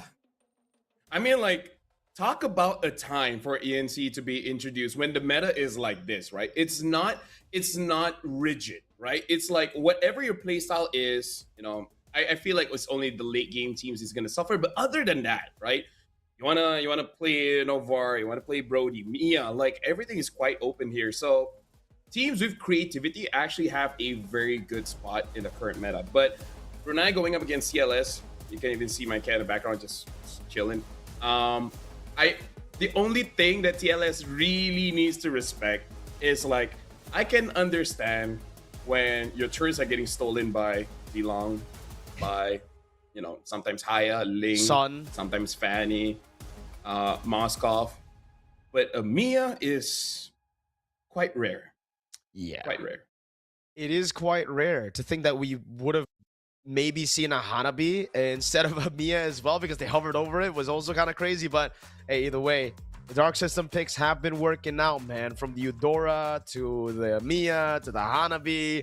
For some reason, they just get a shadow buff whenever they get picked now in this meta. And let's see, Brunei still staying? No, okay, they swap sides. There you go. Because Crown is on the right there, so it is Brunei on the right. It is Timor-Leste on the left this time. So blue side. You think this is a big advantage coming into game number 2? Because like earlier as well, first 2 games were won out by red side for our first grand final. Then it just became 50-50. Yeah, I feel like you need a specific skill if you want to be first pick, because I really feel like really good coaches or drafters, once they get like that signature pick, they know how to draft around it, right? For example, if you get a Barats, you know how to draft around it. You get a Herrera, you get to draft around it. I feel like if you're not entirely sure how to be flexible that way, being second pick is much better, just because getting the first combo is amazing. Getting the first pick after the second ban is amazing. And then getting that last pick is also amazing. So I really feel like first pick, personally for me, requires much more skill to get a great draft. Requires that brain power, man. And Brunei and Timor-Leste, they've been going band for band in that brain power department, not just the aura farming department. I like that, by the way. Actually, what? Going band for band? Going band for band. Yes, sir. Nolan still gets banned out. The Hirara. Thank you for catching that, Nolan. Let's see. Is it just the same? It really feels like Brunei have a standard, like... A punch for a punch. Your team is banned. And Timor-Leste as well, same band. They just have the template. They both have the template. They're literally going band for band. Like, same exact ones as game 1. So Freya for Brunei later, and then Marcel for Timor-Leste. It really feels like these ENC qualifier teams, they really know what they like and what they don't like. So, you know, W preference, W decision making, bro. They're quick with it. Yeah. W freedom of will free. You know what? Will Smith. So I feel like at this point, banning out the Freya, I feel like Brunei should be doing that. I don't know, can Timor-Leste use it or not? Because this time Timor-Leste, they're thinking about it. It's like, do we want to ban Marcel? We could get the Marcel. So they're banning out the Atlas. All right. That's cool. That's tight. So Brunei, I feel like ban the Freya. And then Timor-Leste, it's all up to you. You want to first pick Uranus, Marcel, etc. This is why I say first pick, I feel like you require just a little bit more skill. Yeah. I really think Super K took our advice from last game, dude. It's like, be more vocal. And he literally just said, remember who you work for, fool. Ban that Atlas. Give me the Brody again. See what happens now. So Brunei might actually be thinking about that. I am a daughter of Northern Vale. I swear to protect it till But my again, last that breath. Brody is probably going to show. Not first pick, though. Please. If they win, you know what? If he gets first pick, I will get ready to crash out by today. You're going to But he crash won't, out he if won't. they. No, listen. He won't. Listen. won't. Don't What? say what he can or can't do. Okay, he won't. Never mind. It's the Ooh. Valentina first pick still. Even though there's no Atlas, they still go Valentina. I'm guessing because the Marcel Belleric both have really big ult and it'll be solid anyways, right? Like, you get one or the other. But what if Brunei decides to take Brody away? What if they are like, yo, Super K, I see what you did there with the Atlas. Let me take that Brody. Yeah, and now, hey, maybe this time set. Oh my god. Oh my Oh god. my god. Bro, you know what? You are very Brunei. You called it. That was amazing. So now, Timor-Leste, do you want to go for the Barats? Do you want to go for the Uranus? Both are pretty good. And then maybe even take the Suyo away. Because then what's he going to use? Haya, Harley? Actually, there is quite a lot. I love Super K though, right? Like he doesn't get his pick and he instantly defaults to trolling. He picks hovers the Lolita. He's like, nah, guys, I'm done. It's literally like me when I don't get Hirara nowadays in the ranked games. I'm like, all right, guys, I'm just gonna play Lolita. Everybody for themselves. Where I'm gonna go back to playing Battle Royale. The MOBA's dead. As long as I don't get my pick, the MOBA's dead. But nah. It's a qualifier spot. They're trying to fight for ENC right now. Let's go. A main stage spot. They go for the Marcel and the Sora. Now, they're basically saying, you know what you did to our Brody, we're going to try to do the same thing to you. Eudora, though, gets picked up. Now, that's quite interesting. It feels like for the Sora, he should have a very easy time to catch both the Brody and the Eudora. But maybe Brunei are saying, if you want to catch us, you have to pick one. We're going to split so far apart that you have to choose one. Need some stitches? Yeah. I can help. This is basically Brunei saying that you're a cloud. But what's a cloud to lightning? Right? And then for Timor-Leste, they're looking at Brunei and be like, hey, you know that baddie called Benedetta? That's right, eye for an eye. I'm going to give you what you gave me. Although I do have to say, whenever I see a Marcel, it's always interesting because you can really make a cool play or you make one of those plays that gets onto TikTok, but not for the right reasons. That already happened in MPL Malaysia, by the way. Like the team had a 10K gold lead, and then a very bad Marcel ult, making it so that their team can't run away. Was it Team Flash? Yes. Okay. Yes. I like how I didn't watch a single funny. MPL Malaysia game, but you And say you know- throw and you say 10K gold lead and throw, and I'm like, yeah, it's probably Flash. That says a lot about that says a lot about them, but yeah, I guess that's like their signature now. Thing is though, you get clouds, we get lightning. Don't really work, Lafel, because like Sora technically got both cloud and lightning. Okay, fine. But she's a baddie, right? He is a goodie. Charming. Oh, I would say Sora's charming. You don't want to go like opposites, baddie goodie. You know what? Sure. You know what? You're my cousin. So yeah, let's go for that. Let's go. The Arlet gets banned out as well, and Arlet actually does really well against the Sora with the Atlas too. But you know what? There's something else that does well against both. The Phoveus, right? Both Valentina and Sora. Phoveus pretty good. We haven't seen the Phoveus in a while, but I have a feeling, man, with all these dashes, with all these reliant on dashes heroes. Never mind. It's going to be Eason Shin again, fam. Wow. This time, think about Brunei. They literally took the two main carries from Timor-Leste in game one. They said, nah, bro. You try to play the Brody and the Eason Shin, I will try to give you a tutorial. And this is real. Like, you know what? I'm going to show you how it's done, right? I'm going to be the good guy. I'm going to be the big bro. Tell him. I'm going to be the big bro. Yo, don't sit down. Get to class. Because Mr. Teacher Man is here. Or Madam Teacher Woman is here. Not going to Yes, sir. discriminate. Equality. That's what we're in here for, right? Equality. So far. Oh, dude, no way. No. No way. No nah, way. Nah. Wait, This is wild right now, Wait, bro. are we? Wait, is this a visual bug? Like, you know, like, Are the names is it mixed actually up? the different teams? Oh What's going my- on? Bro, I don't even know what to say right now, dude. It's like Timor-Leste saw that Brunei wanted to be the teacher, so Timor-Leste, instead of sitting down like a good boy to be the student, they wanted to be teachers too. This is a teacher versus teacher battle. It's about who plays the comp better, right? Because if Timor-Leste plays it and wins, they're basically going to say, bro, y'all are pretty bad. Y'all just got a good draft. But if Brunei wins, Yeah. Brunei says, yo, y'all pretty bad. This is how it's done.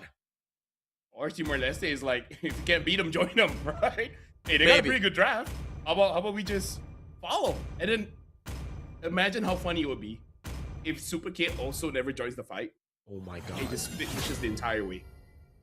And then Brunei also does nothing to stop it. It's a bit too meta. I mean- It's a bit too meta to think about that, bro. 2-5 hit. 2-5. My puny Malaysian brain can't comprehend. Oh my god, LaFell. I think Super K went Inspire.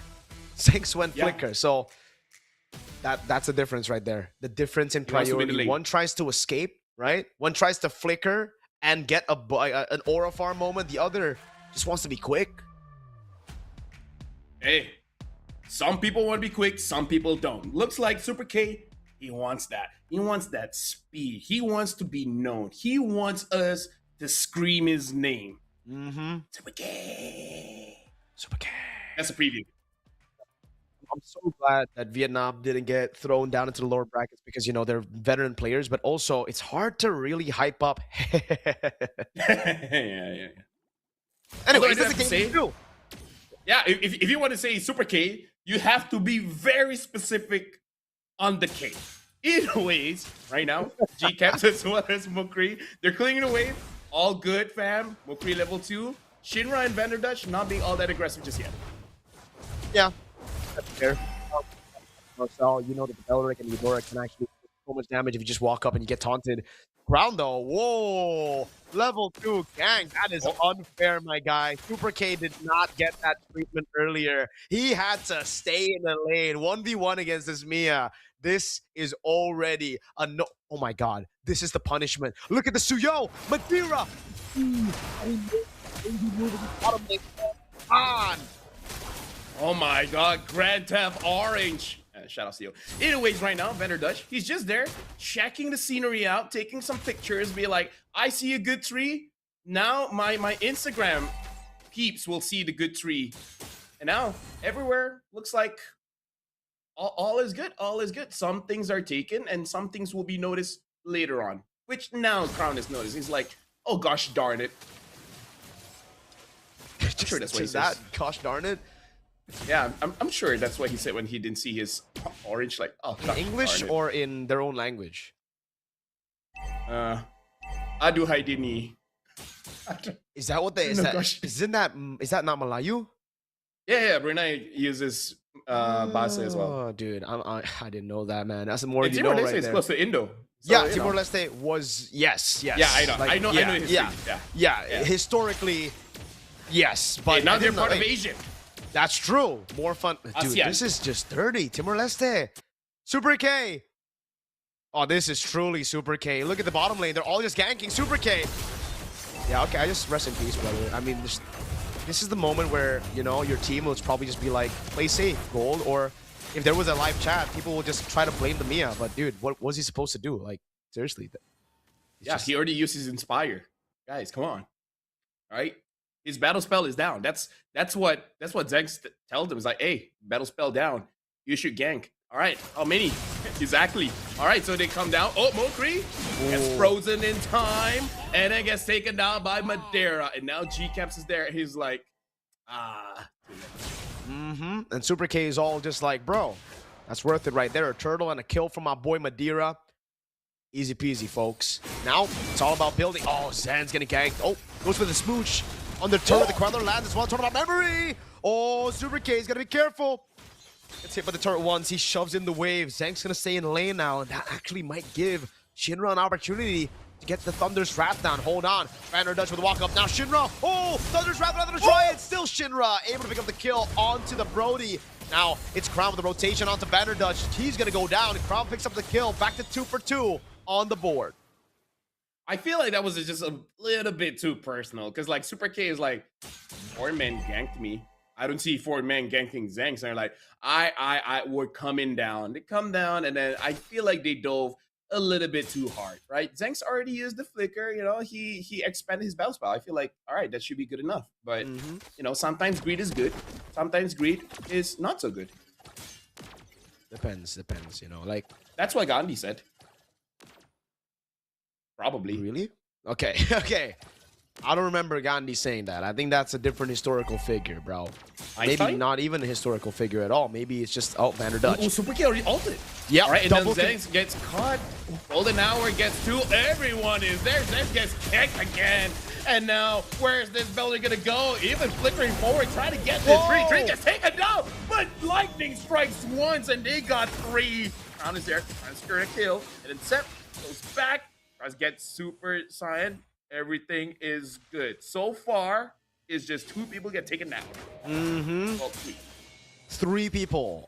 At the end of the day right there. Dude, great re-engage by Brunei. I thought it was just going to be cooked right there as they get a free one. Step in the bottom lane, clearing out the wave. 3 members trying to gank the Blazer. Didn't actually land. Madeira held it for a bit too long, and it actually cancels. And all this time wasted in the bottom lane gives Brunei the advantage on tempo to get the turtle. So this is just such an awkward game of MLBB so far. He's just, oh my god, Vanderdush tries to go for the walk up to lethal like this shit. He gets the reach up with the Poly Star Moon. Lands straight on his face. Now it's Zengs in the mid lane, trying to go for the siege. Shinra, gotta be careful, buddy. That's another stun with the ball lightning. Shinra just walks up and catches the Thorn Apart memory, fool. Oh my goodness, right now, Brunei, they really are being the teachers. Be like, guys, this is how you use this draft. First of all, that flicker, that's a great spell. You know, in case someone ganks you, you're able to survive. But this is the kind of aggression that's good, but almost like Timor-Leste is not seeing this coming. Because they're like, wait, I didn't know you could do this? Oh my god, that lightning, bro. And now, Mukri dashes away. No more mana. I think he's dead. It looks like he's going to get taken down by Super Siren.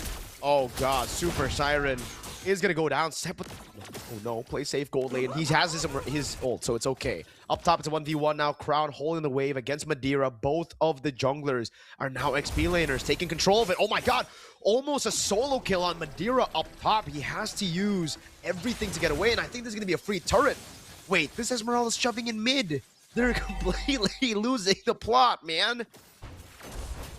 Hey, you know what? First of all, I always love it whenever there's a jungle 1v1. Because you know that's just a straight up ego fight, right? Yep. And yeah, Timor-Leste, the turrets are very important to protect your jungle. And your jungle is pretty important for Madeira. So I feel like as much as you want to protect your friends, sometimes you got to trust your friends. Be like, you okay, right? You can 1v4. Yep. I trust you, fam. You did that last Tuesday. And there are 2 Fs that you could use there, you know. Sometimes you gotta just F your friends. Either you trust your friends, you forget your friends, or you become you force your friends to fight with you. And in this situation, it's more of forgetting your friends because wait, they're ganking the Esmeralda, the Purify out. He gets caught, but the Wrath of Drive was already used up. Sep, this is the moment where you try to forget your friends, right? Because Sep is up there 1v4ing. He's actually doing a good job, buying so much time.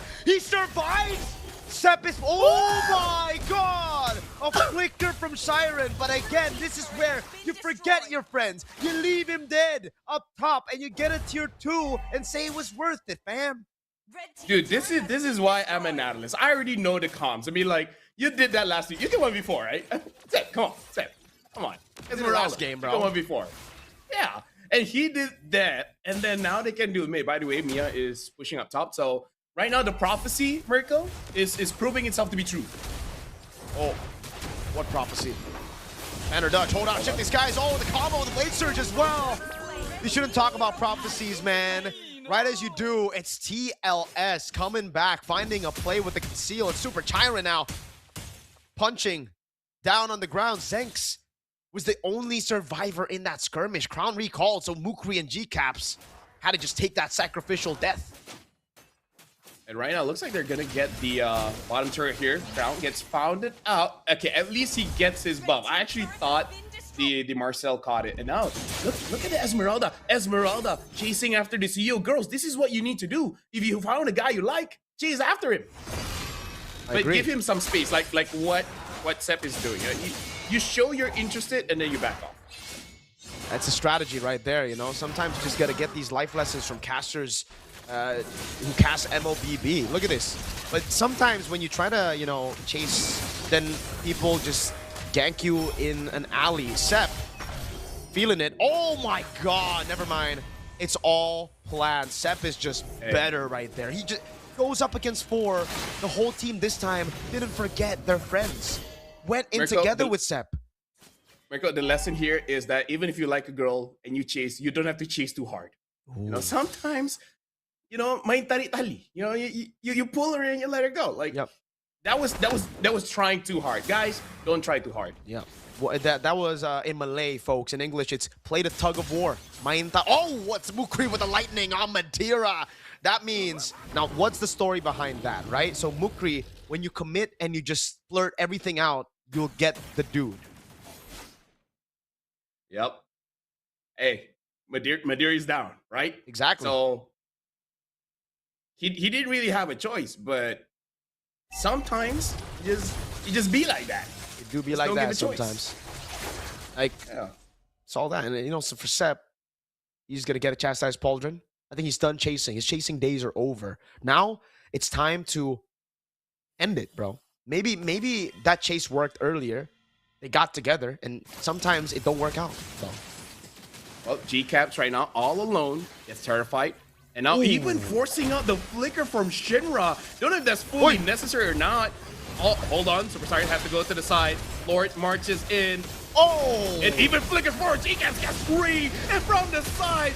Oh, hold on. Golden Hour catches through. Crown is safe from behind. Zex has to flicker her out. He does have the Sky Piercer, but the damage is not there just yet. Seb has to get away, but the chase is on. Timor-Leste wants to get a kill, and Zex secures it for himself. Zex goes back and finds free, but Crown gets taken down. Zex gets a double. He's looking for the triple. Seb is there as the bodyguard. Oh my god. Okay, going up against Zex. Can he get away? Zex is chasing. This might be chasing too hard. All right, he's chilling right now, Mirko.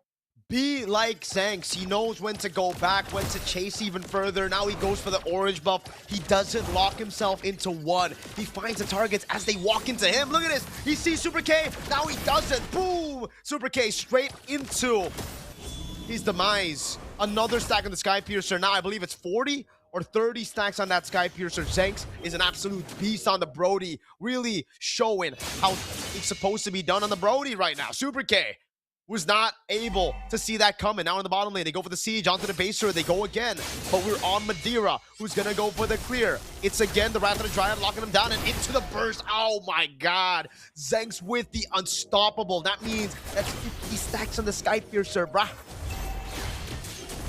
I believe it's 40 because I think he got at 2 kills. But either way, that don't matter, bro. Numbers are suggestions. And now Sepp suggests his team to back off.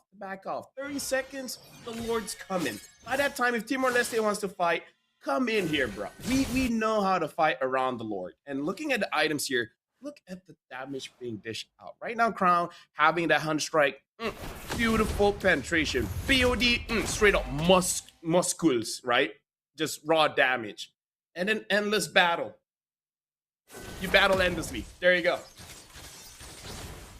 That is true. That is true. You will be able to fight for a bit longer with the endless battle, right? I think maybe that's, I don't know. I might be wrong, but maybe that's why Muton named it Endless Battle. Come on, with the lightning truncheon, right? That Shinra has, he's truncheoning, right? You get what I'm saying? I see the vision. I see the vision right now, right? Except with the chastised pauldron, he's chastised in the pauldron. There you go.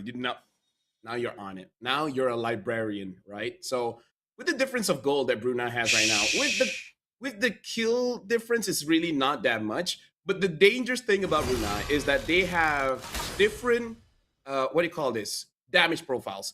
Burst in magic, burst in physical, and then Crown is for that extended fight. It's very difficult for Timor-Leste to really fight around this. I agree. It's just, they don't really have a composition to clear the waves either, right? Like, it's a Valentina and even a Mia. At this point, he should already have enough items to deal with waves, but unlike game number 1, it's not really a split push Mia. Vander Dutch walking up against Zenks. He's going to go for the siege on the last base turn of the game here up top. Madiro the Queller. Melfic Gun for Super K. The Lord's deal is so much damage over on the Crystal already. After the Dryad. That was literally just G-Caps aura farming. Falling Star Moon to the backline as well. Now Zenks trying to play with that range. Shinra looking for the Wrath of the Dryad. Won't be able to find it. Now the Conceal from Vander Dutch.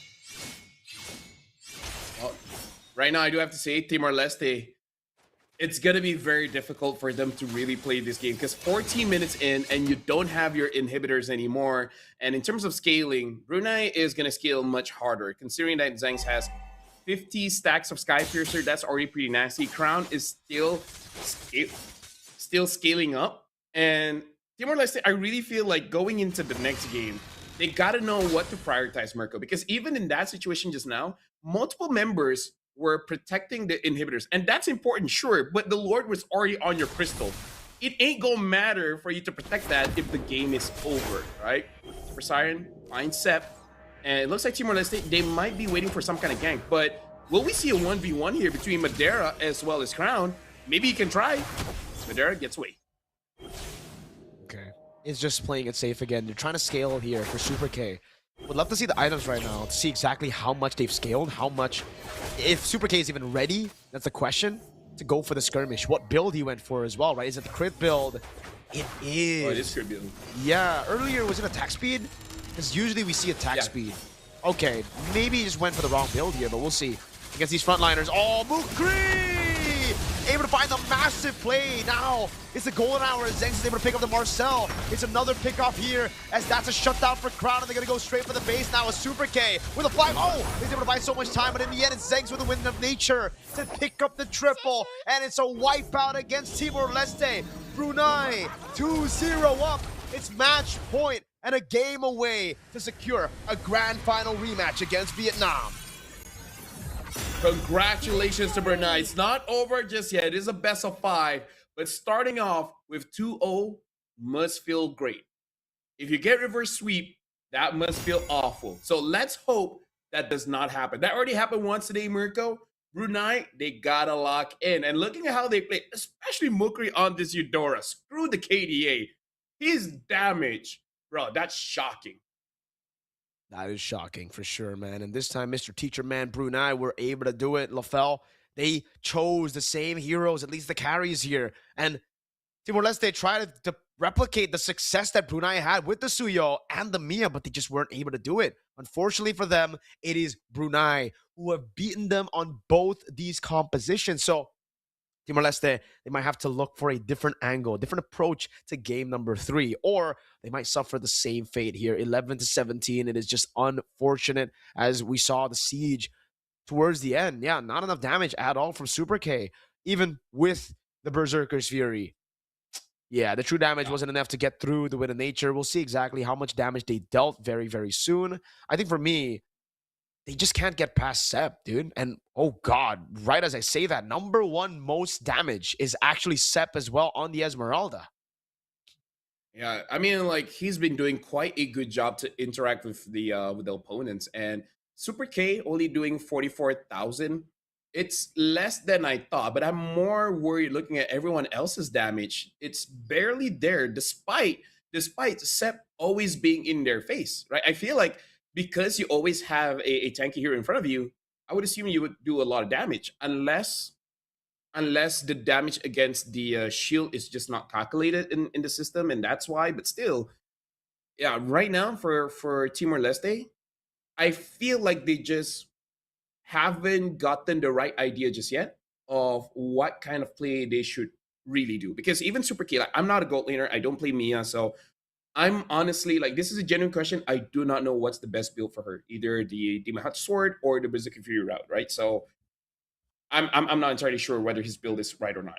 Yeah, we've seen so far more Trinity builds in this meta. Like Iman, when he first used it in GOTF as well, it was with the triple attack speed item. Demon Hunter, yeah. It does seem like that is the better way to build it. But I guess we'll find out as we get more Mia games, because right now I think we've only had, 3 total Mia games. So there's obviously a lot more room for that, the data pool to grow for the Mia. But yeah, for now, it really just seems like Brody might be the best pick in the gold lane, dude. This was first phase picked in a couple of the games, even for Hong Kong, China versus Korea, and it just ended up winning the game. Personally, for me, I'm okay with glazing Brody because he hasn't been around for a while. But Sep is really showing up. Like, he's that guy. He is him or her. Her is she. She is he. She is her. What? Right, there you go. It's a boom bang bada bing kind of moment, man, and we will see the boom bang bada bing, because big question is, Brunei, they're always leading 2-0, but can they close it out? We'll find out the answer to that question after this break. Feel the heat. We do it so naturally. Don't stop, let the speakers pop. Boom, boom, boom for the bass drum drop. Shake your body, baby, give it up. Tonight, that's what I want. Baby, I got the fire if you get down. No wasting my time, 'cause I don't let you down. See me burning it up, I'm getting hot now. I'm lighting it up.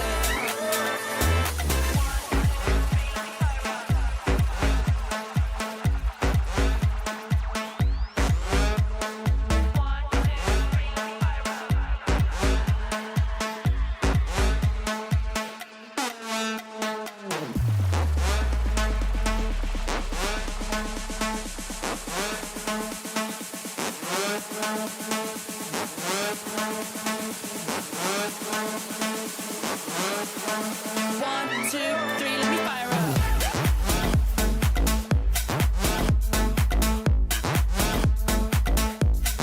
Let me fire up.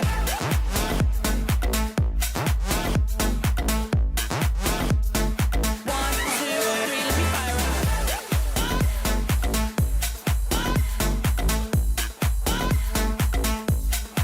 Let me fire up.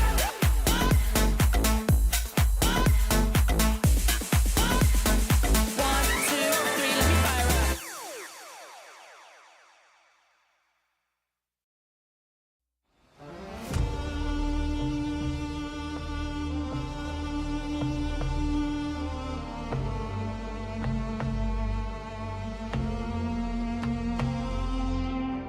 You're the core of all my craving, the chord that I just resonate with.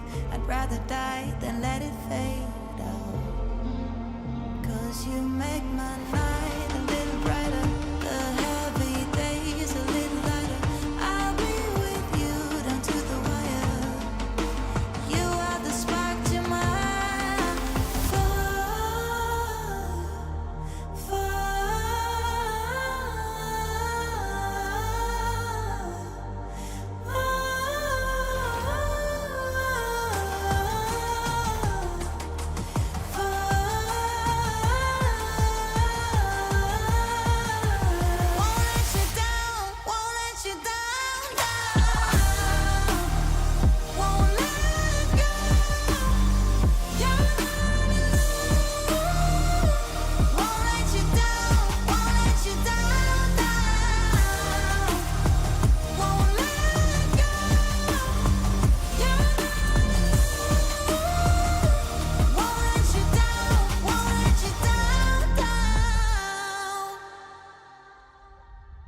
It cuts deep when you're gone, and I can't sleep 'cause my head song is keeping me awake, keeping me awake. You make my night a little brighter, the heavy days a little lighter. I'll be with you down to the wire. You are the spark to my fire, fire.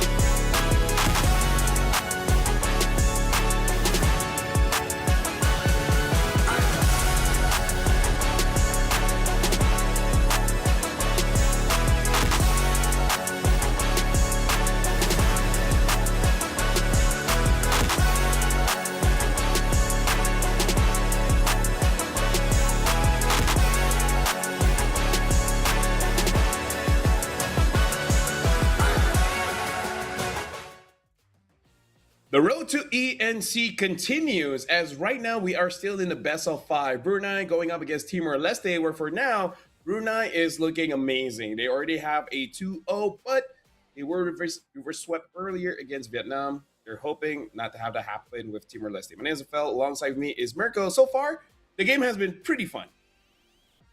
I think there's no other way to put it. It's just been pretty fun, pretty entertaining. Both teams have, decided for some reason to go with mirror matchups just on different sides of the map for game number 2. After seeing a Mia Suyo on Brunei and Timor-Leste with a Brody and Yisun Wait. What was it? Yeah, Brody? Yisun Shin. Yeah. Brody, Brody, Yisun Shin. And they just swapped. It was literally the same picks, but swapped over. But Brunei were able to win in both of those matchups. Now, question is for Brunei, is it a curse? Is it a best of 3 curse for them? Like, are they just too clean in these best of 3s, but they lose the composure when they're right in front of the finish line? Or if it was just a Vietnam thing, if Vietnam were just super experienced and they were able to prolong it, utilizing their advantages from all the previous internationals to get that reverse sweep. I mean, like, for the sake of Brunei, I hope it's the latter. Like, instead of them making a mistake, it's just their opponents outplaying them. If Timor-Leste wants to win this one, they just got to get ahead of the curve. Because for now, it looks like they're just following the pace of Brunei, even copying the draft, right? So I feel like, maybe don't do that. Just go with what you're really comfortable with. Speaking of being comfortable, we are going into the draft here. And let's see who's going to be the first pick here. It looks like it is going to be Brunei. And hey, you know what? The drafts might as well be the same. So far, it's looking the same right now, right? It's a Selena ban. Yeah. I don't know, man. For Timor-Leste, what's even the plan? Because if they want to go and try to leave some of those picks open, it's just unfortunate for them because they were on blue side in game number 2, and it didn't really matter too much. They picked up the Valentina. But that time, the Atlas was banned by themselves, right? So I think there's just a lack of vision towards the future. I mean, they just don't know how to build their compositions to beat out the Brody. And it feels like they're leaving some of these openings over. They go with the same Hirata ban. Yeah, it's just probably going to be the same, Lafel, for the bans coming into it. Paquito, there you go. Freya next for Brunei. And for Timor-Leste, it's back to the Marcel and maybe the Atlas ban again if they want Brody. So, yeah, at least they'll get Brody, though, if, they ban the Atlas. Honestly, I think you just, sum it up perfectly. Right now, they just don't have a vision for the future. It's like they roughly know what's the first 2 things they want to do, but then they don't know what's the rest that's going to happen. Because if they want to spice up the draft, you can ban out the Valentina. Right, ban out the Valentina and then, ban out the Freya. There's going to be quite a few things open that you can contest for. But judging by this game, Mirko, I really don't know what are they chasing for. Like, we had multiple games. People are chasing after the Melissa. This game ignored. Chase after Uranus. This game ignored. Barats ignored. The hot pick for both teams is going to be that Brody. So it should be better for Timor-Leste because I think it's very unlikely for a Brody to be first pick. But I feel like they should punish that Brody, right? Both teams have shown they played Brody a lot, so they should know what Brody doesn't like. Yeah, and I think Brunei are the ones that have actually been able to punish the Brody. Unfortunately for Timor-Leste, they weren't able to. They didn't have enough CC. They didn't have enough catch to really deal with the Brody in game number 2, and it just gave Brody free lane. So much more pressure. Mia wasn't even able to deal with it. So at least now Timor-Leste try to replicate the same kind of draft. The thing is, I am not even joking. Brunei might actually just first pick Brody, knowing that they ban out the Atlas again. It almost seems like Timor-Leste want to get back on Super K's signature pick. Never mind. They're having the Valeric. Never mind. Lol. GG. So is this going to be Valentina Brody? Should be the Valentina Brody. On paper, it makes sense. You take the Wrath of the Dryad. Yep. Should just be it, right? Yeah. Because if they go for Marcel here, it's kind of unnecessary. They can go Marcel Red 3. Because Marcel in the previous game didn't look all that great. I can see them not picking Valentina because maybe Shinra's just not comfortable. Wow. Oh, they just picked up Yisun Shin Brody. Will we see an early Claude here to just screw with the Sora? So Valentina or Claude, and then you're good. Or I can Yeah. even see a Suyo if you want. They can go Suyo if they really want to just dive past everybody, get that Sky Piercer just like in game number 1 for Crown. He's been amazing on these assassins, on these carries.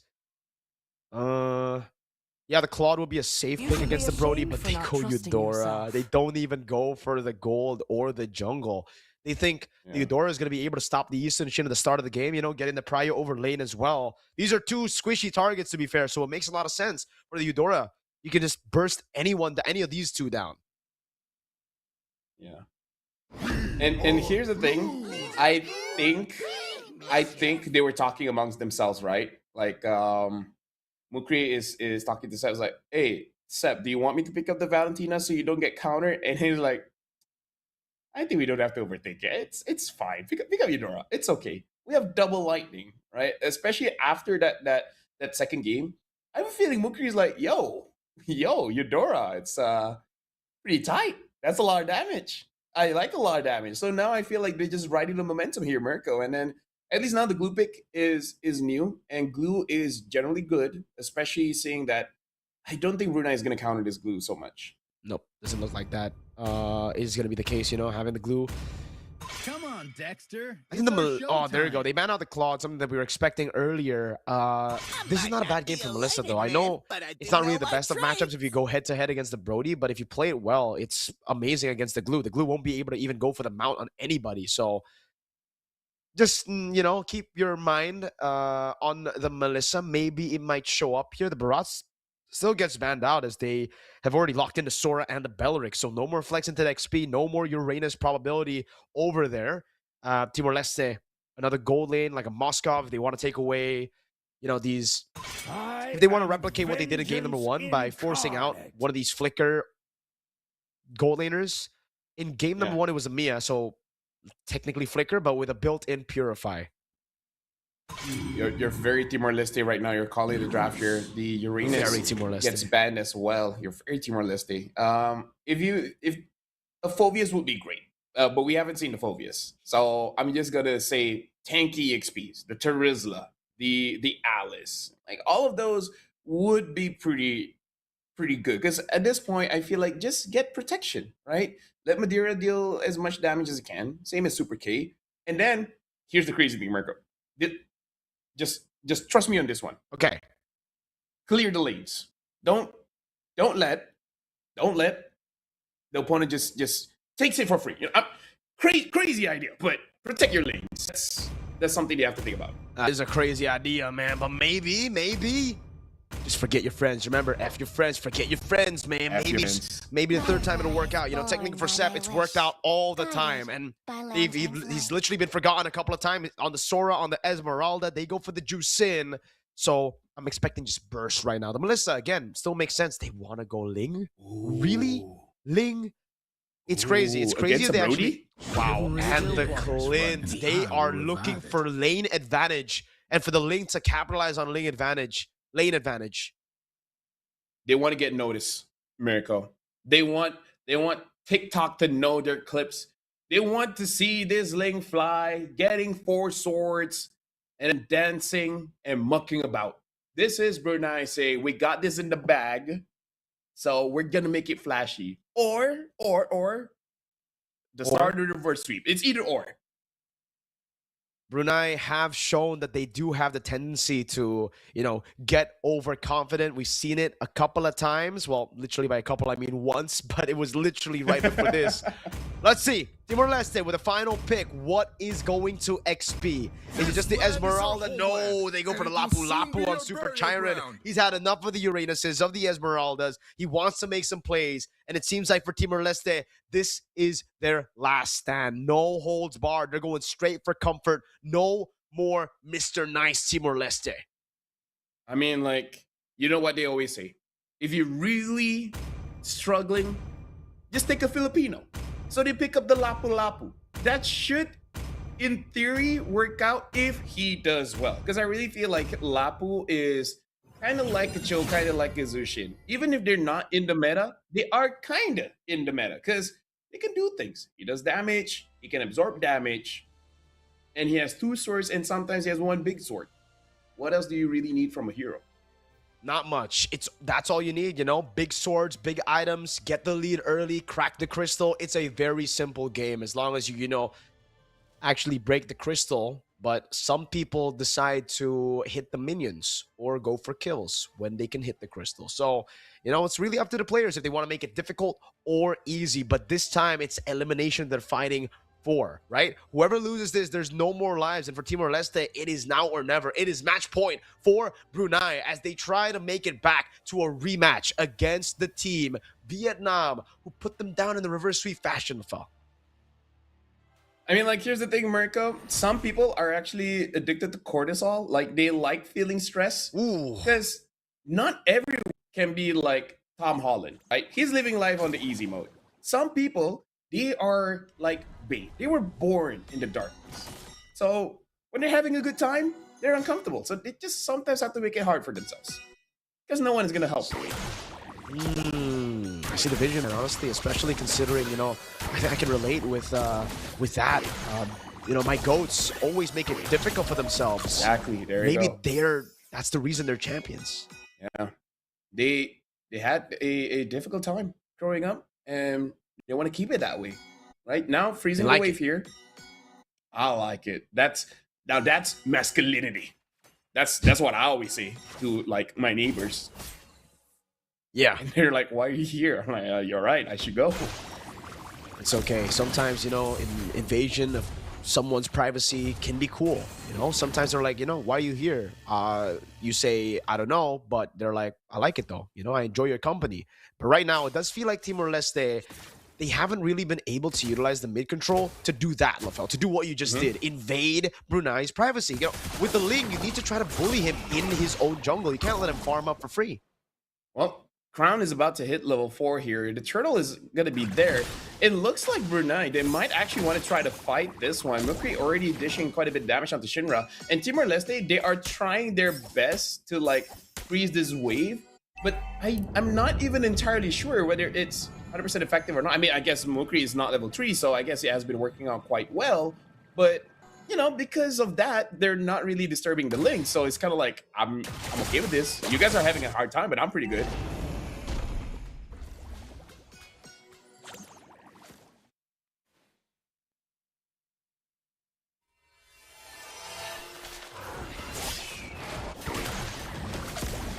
Yeah, for sure. Now, even opening up the vision, Madera sees this. He knows that this is going to be pretty free.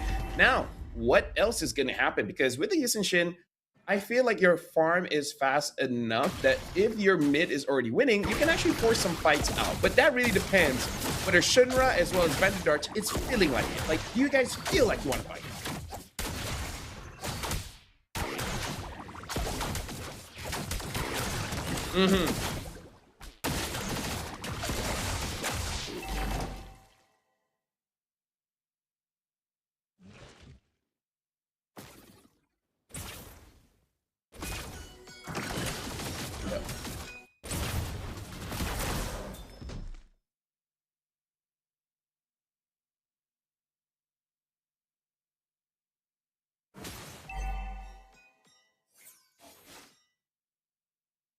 I do have to say though, Mirko, I feel like what happened just now between GCaps as well as Vanderdutch, it is lore accurate. I can actually see Patrick 1v1ing a tree. Bang. Right? Like you just see it. You know there's one episode where he probably does it. Finds a tree underwater that fights back. But now look at this, 4 members of Brunei. They're marching forward, even flickering forward, gets 2, force out to Purify, and gets Vanderdush down. First blood over to Mukri. Madera is there, did not hit the turtle boat. Some we just see Brunei, they really wanted that fight. And again, it's Mukri who's on the board in game number 1. Remember, there was a lot of carries on the side, even in the jungle, but the main damage dealer was Mukri on the Valentina, and here again, it seems like they just rely on Mukri down below. Some of the lightning forms still going to be taken down by that bravest fighter of Super Tyrant. Those slashes coming down handy. This chap will fall. This again for Timor-Leste. It is tempo over Brunei in XP. Yeah, and I really feel like this is Shire just just showing his frustration. Is like, you know what? Give me something with damage. I can take care of Seb. He's been doing well. Oh, look at the gold lane. Looks like they're ganking Zanks. No way for him to go. Oh my but God. he's still surviving. Gets haunted. Mookie secures the kill for himself. This Brunei, they're protecting Zanks well here, Mirko. They're doing so well. Shifting Skies now is going to be Sep trying to zone them in the back. Mookie with the stun over Super Chiron. Now the Bravest Fighter is well. Crown making his way over to the skirmish now. Going to go for the Divine Flame and the Red Tree. But it's one up on Madeira. It's still Super Chiron alone. Getting the stun now as Super K with the rotation comes around and is able to pick up the kill on Sep. That makes it a big double for Timor-Leste. And I gotta say, I feel like, honestly, Crown could have actually gone for the 5. He's looking at his energy, and I feel like it is going to be enough, at least for him to poke some of the members of Timor-Leste, because maybe he can get a kill. Even if it didn't, at least he might get an assist. So I just feel like that's a wasted opportunity. And Mirko, look at this. Timor-Leste, they're the first one to get a turret. Are they doing it? Are they starting the reverse sweep here? Oh, that might be the case there. Good deny on the gold crab as well. Brunei, they've been in this position before. Now, if they lose after getting match point, just like they did against Vietnam, it might just be the flashbacks that they don't want to see, you know? It can literally bring them back to the past. Maybe that high cortisol build wasn't really the best angle to go for, but we'll see. It's still not over. Timor-Leste have a 2,000 goal lead. They're converting on objectives really well. In the bottom lane, it's the Brody, Super K on the turret.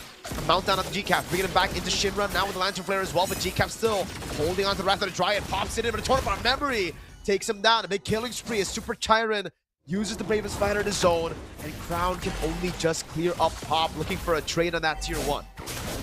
And now look at this, Timor-Leste getting the second turret. Crown goes up top, tries to farm up as much as he can. At 6 minutes of the game, I feel like he should be 1.5 items.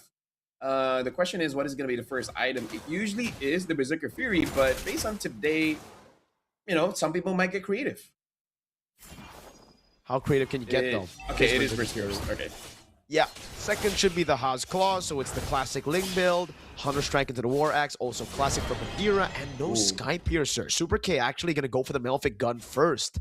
I think it's a missed opportunity, honestly, right? He should by now, if he didn't go for the Malefic Gun, if he went have to see straight to Sky Piercer, I think he should have already gotten 2 stacks, but Malefic Gun is safer. It is more of the orthodox build. Wrath of Dryad lands onto the blue. Mookie with the Ball Lightning and the Thunder's Wrath. Now GCat's going to be stunned up, but Sep is able to go. Oh my God!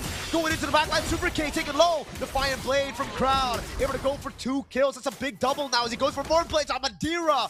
Classic crazy mechanics here. But the killing spree from Madeira saves him. And in the back, it's Super Chiron trying to get the kill on Zanks, but he gets away with the flicker on time. It's unfortunate because I really feel like he could have gotten the kill, but he does not have the healing from the hospital just yet. GCap's taking quite a bit of damage. Timor-Leste, they're going to secure the turtle. The last time we look at the items, there's a 700 gold difference between Madeira as well as Crown. Now I feel like it's just extended. Now even Mookie's damage isn't enough to take down Madeira, but Seb is going to try. He gets stunned up by the glue here. And it looks like Madeira is getting away scot-free. Yeah, they can't be taking too many risks here. That skirmish gave Brunei a little bit more of, you know, a chance in this game to come back. Luckily, they were able to really punish Crown, yeah? They were able to get the purple buff out of his hands, and it didn't really become too big because there were no conversions on objectives. Wrath of the Dryad, I believe GCaps went in with the flicker and the Wrath of the Dryad, but Super Chiron was able to react in time, so big moves by Brunei, but amazing reads and reactions by Timor-Leste. Well, right now, Brunei is just like, guys, just give Crown the farm. He should be able to do something. But part of me is even thinking, who do you want to give the farm to? Is it Zanks or Crown? Because Crown has been pretty good, but I don't know. What do you think, Mirko? I think they have to continue to give the gold over to Crown, man. He's the only man making plays right now. It doesn't seem like Zanks has been able to really reach him. I think he gets farmed in a different way. Up top, it's a 1v1, and this is risky to take for Crown, dude. 2 levels, Madeira is up. But yeah, Crown, I think it is good to give gold to Crown. Well, right now, Zanks is just here, clearing the way for members of Timor-Leste. Sep flickers forward, gets 2, but look at that. Mookie secures the kill onto Super K. Super Strength tried to go in. Crown gets Shinra. Trident gets away. Fender Dutch is able to get onto someone, but doesn't matter. Crown gets the double.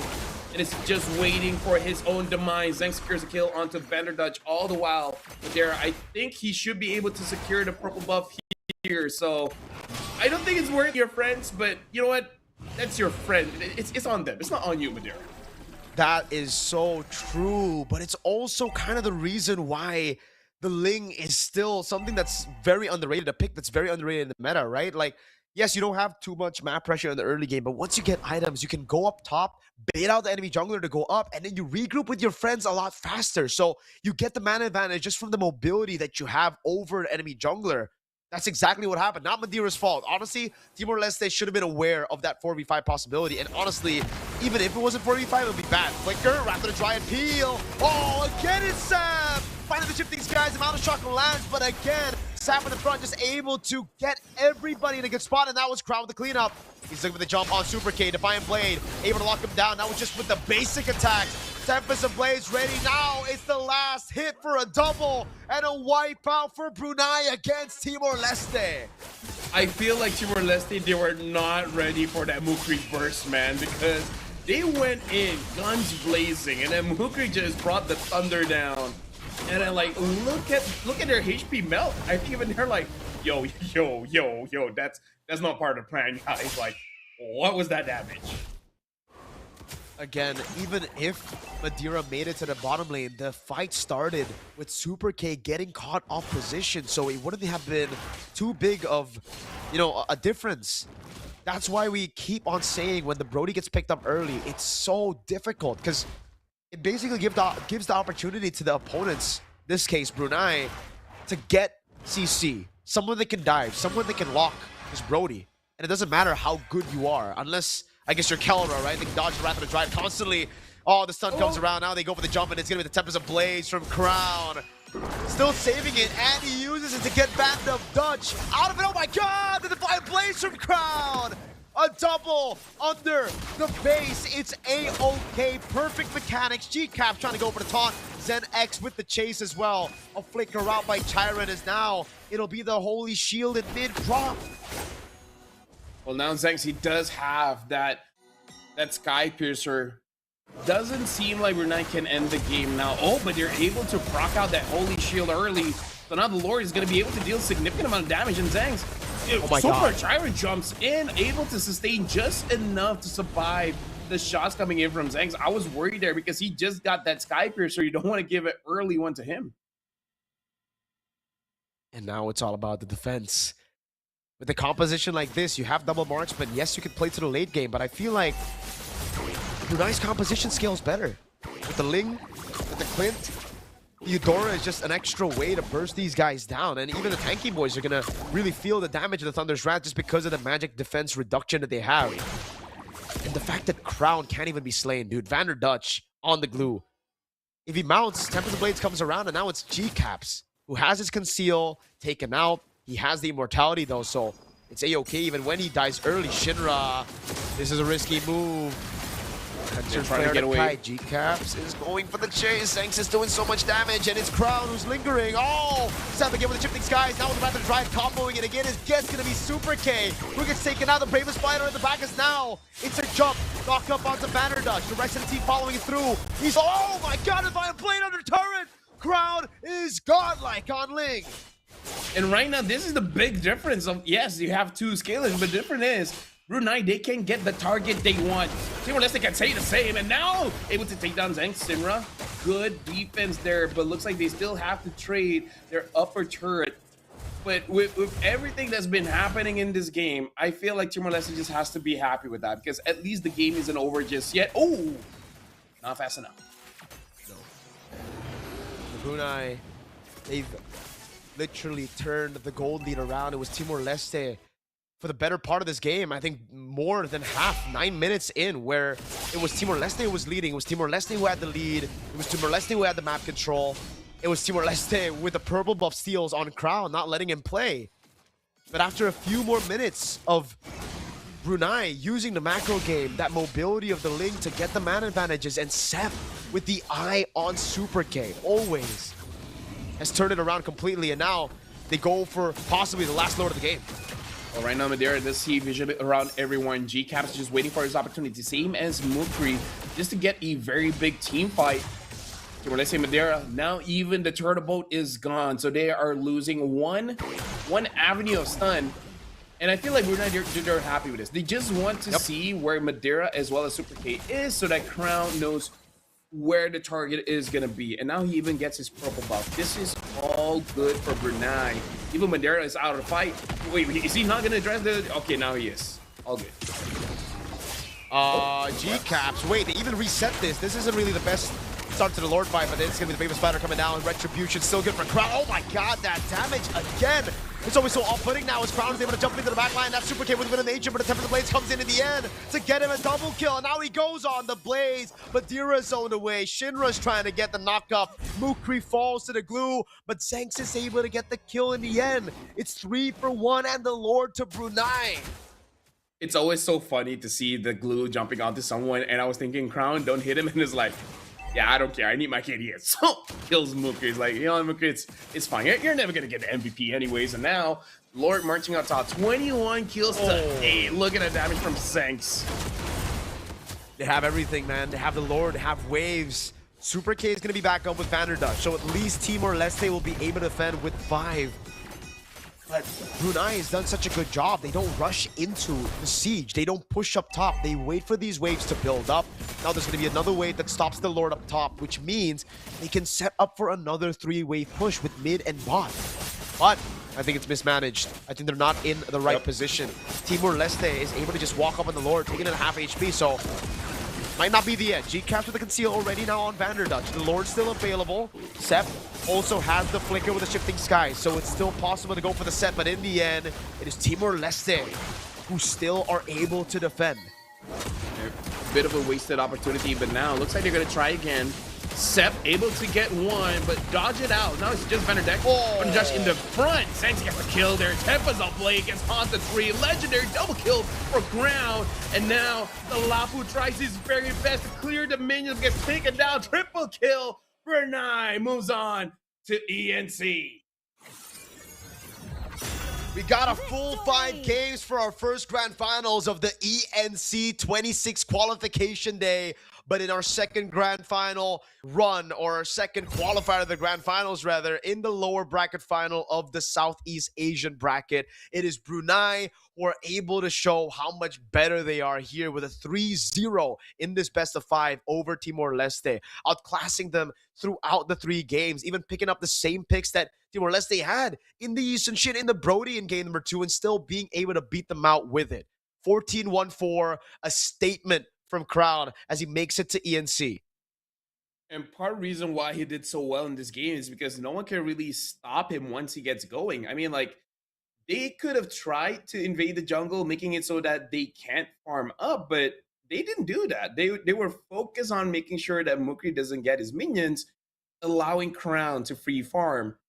And the only time you can allow the Link to free farm if you have a way to deal with it, right? If you have a Moskov, if you have, you know, any kind of catch hero. But in this game, not really. So I feel like Timor-Leste didn't play well with the draft that they have, and they didn't punish Brunei for the draft that they have.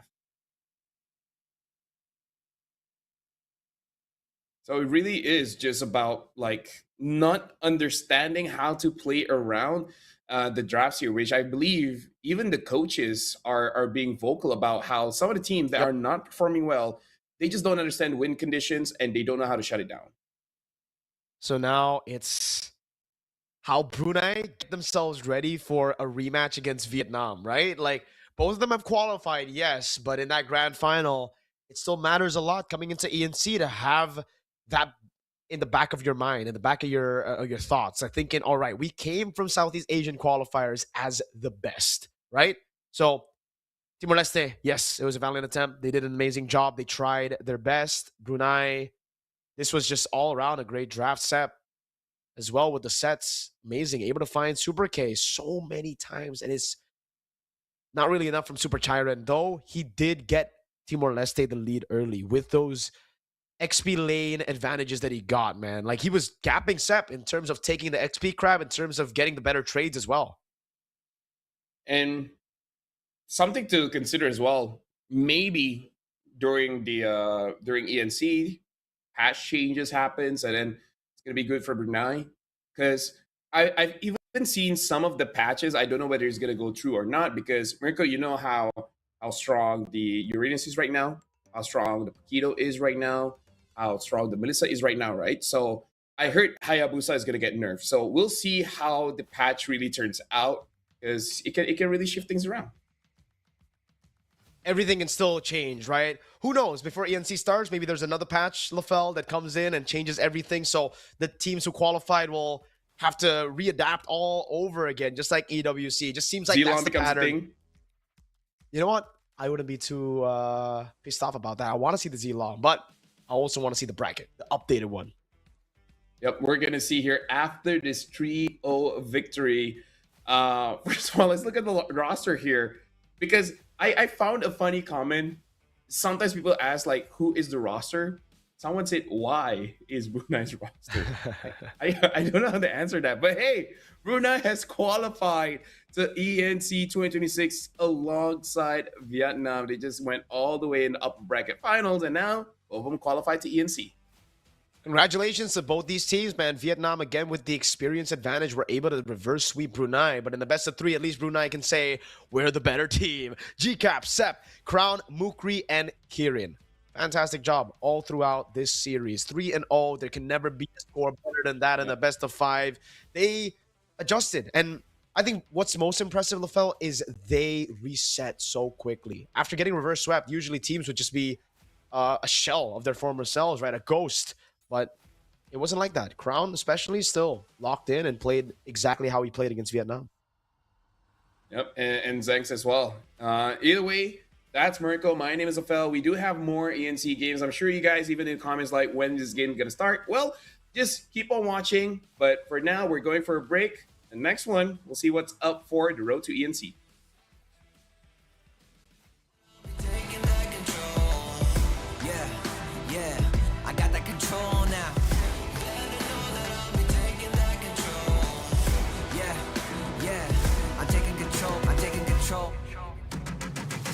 I'm gonna take that control. I'm just be playing my role. I'm gonna take all the souls of the ones who be standing in front of my goals. I'm creeping up like a ghost. No one can even come close. I'm ready to go in a charge, and you better know that I'm bringing the force. I'm on the hunt, I'm a champ. I got the squad as my fam. Summon my foot, I'm like blam. Play me that tune, it's my jam. I'm gonna reach my potential. Fully I get in the mental. It's the state and I go for it all. I'ma honor the grind, I'ma own it, no rental. Better know that I ain't never gonna fall. Better know that I am coming for it all. Better know that I am taking back control. Better know I'm taking control. I'm gonna go through the fire. I'ma show you the thing I desire. I'ma inspire, I'll show everyone how I built an empire from nothing. You know I'ma never succumb. When the challenge arises, I come. I'm not one to just get up and run. I'ma bang bang till the task is done. Better know that I ain't never gonna fall. Better know that I am coming for it all. Better know that I am taking back control. Better know I'm taking control.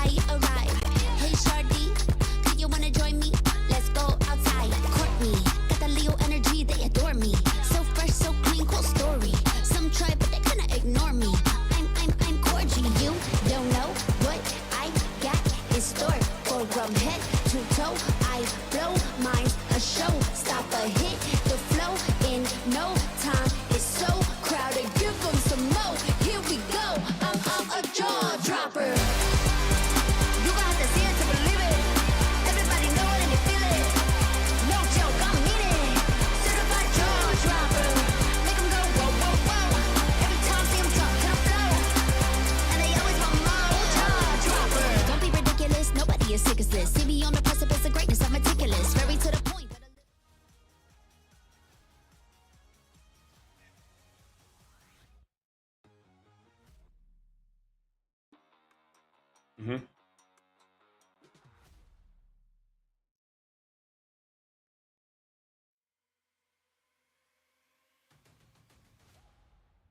Hey here, my name is Getting Q. Of course, we got LaFell here at the helm. And let me tell you, LaFell, there have been a surprising amount of turnouts for EECA. We got like starting off with like Poland, Hungary, Romania, Moldova, and finally all of those teams eventually turned on to what we have here, which is Poland versus Kazakhstan. And honestly, we have actually watched some games in Kazakhstan, and honestly, they've been amazing, very strong, very aggressive, and I would say a very unique way of going into the game. And I feel like that's a good way to approach right now, because it does seem like a meta that really encourages creativity, right? Because it does seem like more heroes are more usable. You know, we still haven't seen stuff like Zilong and Layla, but hey, maybe eventually. Hey, we're getting to that point. If we're already having double fighters in the side lanes, who's to say that Zilong can't set up a gank every once in a while, right? I think that, I mean, you all were casting like a Mia game back to back even. So really, this meta is extremely open as of right now. But just to talk about some of the teams that are coming in here and especially building up to this moment, some of the notable moments here for Poland, especially being able to take out Hungary, being able to actually, you know, contest with Romania. But here is the tournament format. For everybody who's wondering, the participants are from Europe, East, and Central Asia. A total of 14 teams played. And for this qualifier, it is a double elimination bracket. No qualification matches will be BO3s, and qualification matches will be best of 5s, which is what we're having here today, because this is a qualification match where we have 2 slots to give away for ENC. So the question is, amongst the 3 teams, Poland, Kazakhstan, and as well as Ukraine, only 2 of these teams will make it to the next stage. And again, at this time, we're going to be looking at Poland going up against Kazakhstan here. We're looking at the matches. It looks like Poland and...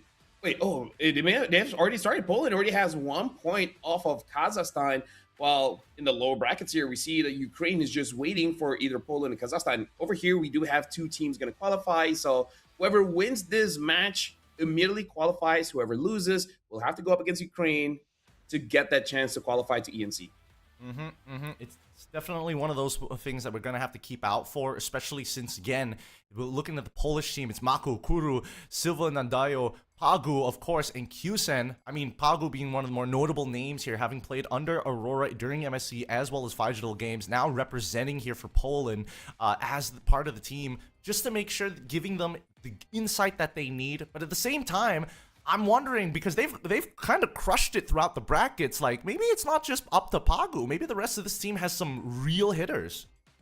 But now we're looking at Kazakhstan, and a lot of them are from Rune Eaters. We got King Sula, Baby Agop, Tashtik, Ovin, as well as Riz4T. Tashtik, Ovin, and Riz4T. We just saw them in a previous tournament, and they look amazing. Ovin, if he gets that Selena, it's gonna be nasty. So I'm looking forward to see Poland batting that. I'm looking to see if whether or not like teams are going to start showing us some new tech here, especially when we're talking about Kazakhstan. I've been very impressed with what they've been showing up in the drafts, but the same can be said about the Polish team. Whether or not they have like a dedicated style, I mean, I think that Pagu is going to be bringing a lot of his influences from his professional career for this overall play style for Poland, but just based on the games that they played so far, there's not too much information on the exact drafts that they're going for, so it's hard to tell. Yeah, but the crazy thing is, drafts is one thing, but executing is a much different thing, right? Pagu, he's been with Aurora for quite a while, so that kind of synergy just comes automatically. And I feel like he can give very good drafts over to Poland here, but again, executing it is going to be very difficult because Aurora Turkey, like the way that they've been playing, I think not many people can replicate. I'm sure many people have tried, they want to do it, but they haven't. But again, we did see just now, if that was not a mistake, Poland won game 1 against Kazakhstan. And I feel like that's quite an achievement because Kazakhstan is no joke. They are no joke. It looks like the draft is already ready. Let's hop on in and check out some of the heroes that they're opting to lean into, or at least get some semblance of an idea of what happened during game 1, right? Maybe that's going to tell us a little bit about the play styles, or more so some of the priority picks that we should be expecting here today. We'll pull it up in just a little bit, but in the meantime, right, do you think that at least Poland at this stage of the game, yes, I know that Pagu is going to be like the main person we're focusing on, but are you hoping that they've got like the tactics, or more so the mechanics to make it work? 1. I feel like going up against Kazakhstan, you need mechanics because Kazakhstan has a lot of firepower. So if you can't overpower them, at least match them. But now we have the draft started here. It looks like Kazakhstan will be the first pick, banning out the Freya as well as the Harley. Poland banning out the Melissa as well as the Marcel. For now, not a lot of EXP bans. The Uranus, the Barats are still open, but hey, maybe it's just like Brunei going up against Timor-Leste earlier. They just have a pocket meta for each region. I mean, it could be. That could be the case here, but let's see. You know, we're comparing it to what we know, which is the meta as of in right now. Usually, it's either, you know, a Belleric or Atlas that eventually gets axed out here, and then maybe it's Hirara and Fanny on the opposite side. We'll see as we're coming down to the last 4 seconds of blue side. Kazakhstan will be playing from. Poland going to be playing on the red side. That's Eudora going to get banned here. This opens up Fanny and Hirara. Now, this is going to be pretty interesting because Fanny players are slowly becoming rarer and rarer. I feel like more teams have more practice on that Hirara, so it's going to be very interesting to see how they're going to adjust. And like I asked for, they do ban out that Selena. We've seen teams just play it very safe and pick up an EXP first, either the Uranus or the Barats. Yeah. Because as cool as Fanny is, I think there are counters to it. So maybe they will play it a little bit safer for this one. They got 30 seconds to make a decision about what that first pick is going to be, and they just can't let their fingers off of Atlas, which means Poland will be able to get a priority EXP laner +1. That could be, you know, Hirara plus the Uranus. Hirara probably going to be definitely picked up. It's just too good in professional play with what it can do for the setups. But unless they've got like a direct combination that they want to play with Hirara, like usually it's with the Arlet or something of that sort, CC upon CC, get the Vengeance resets, and then just go crazy. Now, I wonder if they want to get a Valentina so that they can kind of pseudo counter this this Atlas. Personally, for me, I feel like it's not every time worth it, like unless we're really good at Valentina. So they're not going to go that route. They pick up the Uranus here. So Kazakhstan, if they pick up the Barats, they have multiple crowd controls, one AoE, one more single target focus. It's just that you just kind of have to give it to Uranus. Like, he's going to win the lane. So they pick up the Paquito. And so far, looks like all Paquito has been transitioning into the jungle. For now, we're seeing that retribution on him. So we're just going to assume that, especially because, you know, Dr. Merkel looks like in scrims and in professional play, Paquito so far has had a very good time going up against Hirara. Hirara doesn't have enough strength to burst it down just yet. And then once he's out of that stun, can just go back in and punch her harder. Yep, I mean, especially with a knock-up strike, right? If you can get 2 knock-up strikes down back-to-back while still staying ahead of the Hirara, cancels out like a good chunk of her abilities, stops her mobility if you can catch her on the first knock-up. And okay. All right, so it's definitely Paquito jungle. We got a Belleric go into the EXP. So they've got like the double CC, but we've seen teams punish this pretty hard, right? Like, I don't think it's going to be the Kimmy, if not the Zushin at best.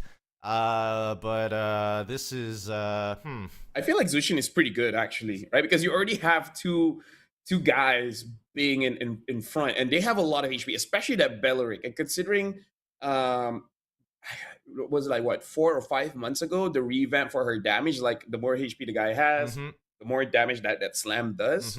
They're hovering the Zetian. I'm not entirely sure here, Gideon, because Zetian is a cool hero. It's just that I feel like mid-scaling heroes aren't the best, so they pick up the Claude first. It's very safe. Now let's talk about this Atlas and Belleric pick, because I think this is a pseudo change. I feel like some teams have tried this, but showing it quite early, it's pretty interesting, no? I mean, it is interesting. We'll see what the battle spells are at the end of the draft. I'm hoping that if Belleric is going to go into the EXP, it's going to be Flicker at the end of the day. That's going to be pretty important for this matchup. But I don't know. I'm on the opinion that that Valentina actually just doesn't seem that bad anymore. Like, I'm thinking whether Valentina should have been picked for Red 3 instead of this Claude, because they still had plenty of options. But it looks like they just wanted to have like a clear out in the second phase of what they wanted to ban. Or maybe Kazakhstan just has the idea we're just going to overwhelm the Valentina, right? I feel now that the Novaria has been banned out, I think it's a little bit safer for that Valentina pick, because not going up against Selena or Novaria, and even the Eudora, I think it's going to be quite an easier lane. Because I feel like going up against Novaria, sometimes it gets annoying. to get hit from afar. Selena just wins the early trades, and then that Eudora is also a pain to deal with. And now Pago's heroes are getting focused out. Matilda as well as the Minotaur are banned out. They're hovering this Zetian again. I don't know if this is just a signature. I think the Zushin would be better, especially when you have a Uranus as well as Hirara. This makes it so that you can fight whenever you want. Yeah, I prefer that a little bit more, especially since the Hirara really struggles to like get her damage down effectively without putting herself in like grave danger. Like it's hard to all in with the Hirara using all of your combo points. You usually save the second half of your combo points for iframes and buying a little bit of time so that you can get your dashes back up off of cooldown. That's based on what we're seeing. 3 purifies as of yet. Question is for Kazakhstan, how do they round out this composition? And I'm thinking like probably something like Rafa mid, dedicated gold lane, or could they go double fighters? No, that'd be too crazy. Well, we're seeing the Farsa here, and I'm liking the Farsa. Sure, it's gonna be awkward going up against the Claude when he does have his items, but you think about that later on. That's a 12-minute Oven problem to solve. Before that, it should be okay. But this Zask, though, I'm not a fan of Zask. I don't think it's a bad idea though. Everlasting. Yeah, but the Claude does more Such damage is to the like what you call it, like creeps and stuff, and that counts. So they Amazing pick up the for carry, one. which I think is much better. Can deal with the Claude as well as the Uranus. Has to be careful of the Zushin, but that's kind of Oven's job to deal with, anyways. Yeah. Definitely. So now at least for Kazakhstan, they have a means to kind of punish that front line. If they get like bigger sets, even better for both Farsa as well as this carry. But they also kept in mind that, hey, if the support shows up and it happens to be a tank, we can also hurt that too. So now we have a very clear line for Kazakhstan on how they want to play. Some of the bigger team fights, but it's mainly about scaling. If this Paquito is able to get elite, that's great. But on the Polish side, on the other hand, I think they want to skirmish. They want to keep these fights as separated as possible and then eventually build upon small skirmish leads. I do have to say though, I'm liking how both teams are drafting, because they have synergistic drafts. For Kazakhstan, quite a lot of bursts between the Paquito as well as the Farsa. And then when it comes to the late game, the shred coming in from the carry is going to help a lot. And then we're looking at Poland. They kind of like have a continuous way to fight. You know, Uranus can stay there forever. The Zushin can have a lot of different ways to control the map, same as Harara. So it's different play styles. So it really is just going to be execution between the teams, because it's not just going to be like who's stronger. No, this one, there needs some finesse in this. Yeah, they need to be very, very precise with the way that they attack their opponents. They can't just say, everybody go pick a target and then figure it out. But let's jump right into game and figure it out here in game number 2 for the qualification spot here to get into ENC. It's Kazakhstan on the blue side facing up against Poland on the red side. First things first, I'm more curious about whether or not that they took concussive blast. It looks like for baby Agop, yes, he did take that concussive blast, but Pagu, he's looking to trade hard. He's impure rage instead. But first things first, let's look at getting level 2 fast. Yeah. By the way, if Paquito makes a play, I might just call him Paquito, because I'm not sure how I'm gonna say that name fast. Sula Golod. Just call him the king. Golod. Just call him the king. You know, save us a little bit of syllables here for the play-by-play. But now we're seeing an early invade attempt from the Polish team, and they've immediately gone from buff immediately to green camp on opposite side, and will take both green camps while this invasion from Paquito on the top side is currently in effect. But look at that. Look at Kuru. Kuru is already going into the orange buff.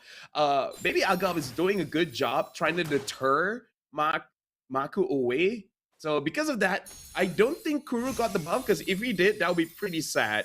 Did he? No, he didn't. He didn't. Had to retreat a little earlier just in case this Beleric decided to be a little annoying here. But that does mean that at the very least that Maku is going to be one camp ahead of the king himself.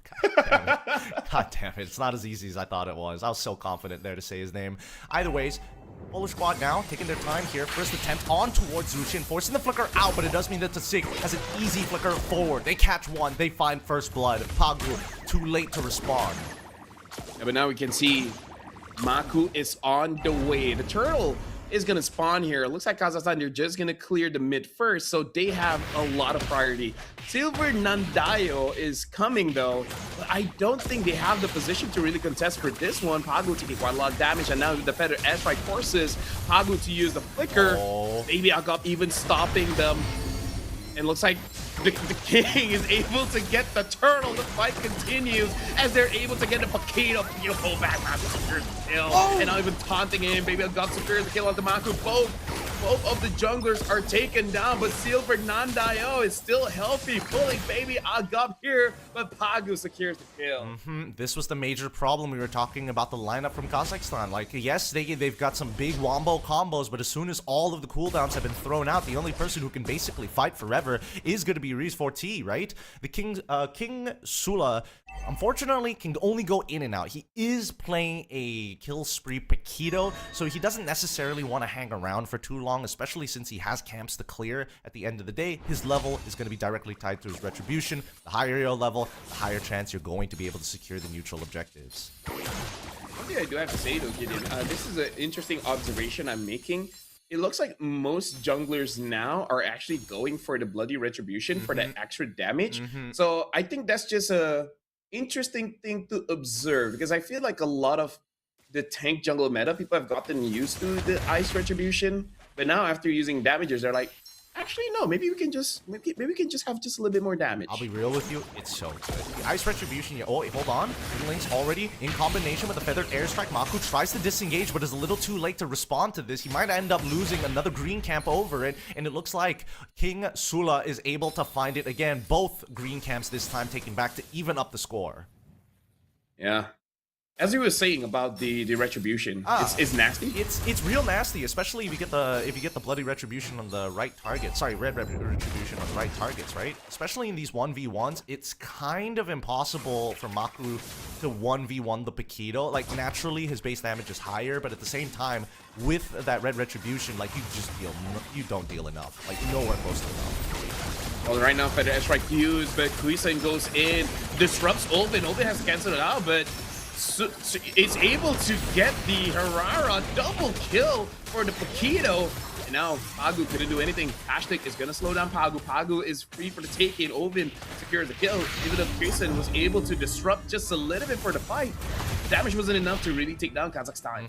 Not enough. And some good AoE coming up from King Sula as well with his knockout strikes. Also, Ovid, really great way to kind of open up that fight to begin with. Dive on top side, going to be very clean as Q10 unfortunately dies, and that means, you know what, 4T, Riz 4T, he is just going to have the gold lane experience. Like, it's all being handed to him. Assists, the wave, the entire plating as well. Well, actually, I'm not sure about every single crab, but at least 2 out of the 3 we've seen so far. I mean, like, here's the thing. A fed carry is a nasty carry. Now there's almost 5,000 gold lead between Kazakhstan as well as Poland here. And they're going to continue scaling up, because as strong as the Claude is, it is not as nasty as the carry. And I would say that oh, hold on, flicker forward gets chain CC to death. They really wanted Silver Nandayo. I even feel like it's not super necessary, but hey, they got the kill. It sends a message. It sends a message that they will not be trifled with. They're trying to go for the re-engage here. Pretty good attempt here by Pagu. However, it's going to be the perfect match that slows him down, making this chase even harder to do. Glue already with the pass and slam has repositioned this Farsa right into the blazing duet, allowing Hyuzen to cut them down one by one, but he doesn't have the Trinity, so he can't get through the front line as Kuru in the back wants Riz. Maku is able to clean up, baby, and now we've got a clear lead being turned around by our Polish representatives. Oh, Riz, he's staying here. I don't know if that's a good idea, because he escaped death once, and now he is trifling with it. Looks like he's not going to get taken down, but that was very impressive. I really thought he would have died against Kuru, but able to dodge it out. Right now, Poland are securing their map for themselves. Better airstrike used, same with the fatal links, but Silver Nandayo was able to get out of there. No casualties from the side of Poland. Yeah, this should be I like the off-tempo plays coming up from Kazakhstan. However, this second off-tempo play may have cost them a neutral objective, right? And King Sula, like, he wants to walk in on this, and yes, he does have a little bit of a level lead, but I don't think he can get anywhere close to the pit as long as Kuru is around. Not to mention that, really, Hashtag alongside with Baby have to make this work. Wrath of the Dryad already out. Blue now in some trouble here, getting hit by the feathered airstrike. He goes down to Baby Agapo, and now with the help of Nandayo, he will be able to find King Sula. Blazing Duet already out here. However, they need to play it from front to back. Blue trying his best to zone the rest away, but at the very least, Silver Nandayo untouched and continuing to zone their opponents. And now Poland continues the onslaught onto this turtle. Poland in this mid game. Oh, flicker forward, gets Silver Nandayo, gets taken down by Olvin. Maku, I don't think it's gonna be worth it. I do not think it's gonna be worth it. You still secure the turtle, but I might be crazy. I don't think that was worth it, Gideon. I mean, he's already like 3 levels down. He needs something, man. He needs something. I mean, and to be fair, at least we're 7 minutes into the game, so the death timers aren't like hyper punishing, but considering the amount of missing tier 1s, like, it gets harder. Wrath of the Dryad's already out as they look to break the tier 1 open. Riz, look at him. Look at him. He's just free hitting. What are they going to do? They're not going to be able to stop him. They're going to pick him up at least one time, and then the auto attacks keep coming back up. The Blazing Duet finally catching 2 here on the Blazing Duet. He gets it. Ulfin ends up losing his life, and so does Riz. Right now, they're just brawling non-stop. They see an opportunity to go for it. Another fatal links where Sendelon is going in, trying to get the kill. Did he get one? He probably got one. He got one. He got one. I don't know. I was focused on something else. Don't worry. Silver Nandayo ended up going down. I tried my very best to say he needed. Hey, that's why I got Liquipedia opened on the side to remind myself that his name is King Sula. Right? The Sula, you know, the first half of his name will always be remembered. But in terms of his build on this killing spree, he's already finished the Malefic Gun. Now he just needs a little bit of base stats to his HP to actually survive the onslaught. Because, god damn, Poland, they are not letting their foot off the gas, especially if Tashtik is going to fire his gun as soon as he sees an operator on the opposite side. Well, now every play that Maku makes, I'm gonna put in my head that he does have a Sky Piercer. So now when it's worth and not worth is gonna be based on that. Like for this first Lord, I feel like for both teams, honestly, try to get as much kills as they can because, you know, 9-minute Lord usually doesn't impact that much unless you get a lot of kills along the way, right? Because it's just not a tanky, you know? And honestly, I think it's kind of on Poland to try and steal this just so that they can get some tempo back, just so they can even up the economy. It's a very slight lead for Kazakhstan. Wait, hold on. I'm pretty sure I'm seeing somebody, I think it's Pagu getting blasted by the feathered airstrike alongside with, oh wait, they even got Rice to actually drop his ult. He doesn't have his light wheel anymore. I think now we're going to see the Polish team actually look for the turnaround. They catch Belleric here. They punish it. Doesn't seem like they can get it just yet. Not without the Atlas to zone them away, without the fatal links. Poland, they got the green light, and now they should get the Lord too. But now look at Kazakhstan. They're looking for an avenue. They find Kura, and even Pagu almost got taken down by the feathered airstrike. Now King Sula is there. He does have the champion stand, so the next attack is going to hurt quite a bit. And just off of that, Kazakhstan, they're back in control of this Lord, and they secure it for themselves. Good. I would say, like, in and out of the fight, Poland, I don't know what happened there, but it took way too much damage from Ulvin as well as Sula Golodony. King Sula, yeah. I think that's the best attempt I've had. I think that's by far your best attempt. I'm not gonna lie. I'll give that one to you. High score has been, and the bar has been set pretty high, but man, I'm just rather surprised with the way that Kazakhstan is playing this. Right, every single target they are just looking to just fight. They are so down to brawl. They're so generous with their ultimates at this stage of the game, and it looks like the Polish squad are trying to be more tactical about it. But if they don't make a decision quick, like blitzing down the Lord when they have the opportunity to, then it's going to get tougher and a lot harder because they're about to lose inhibitors if things don't go well.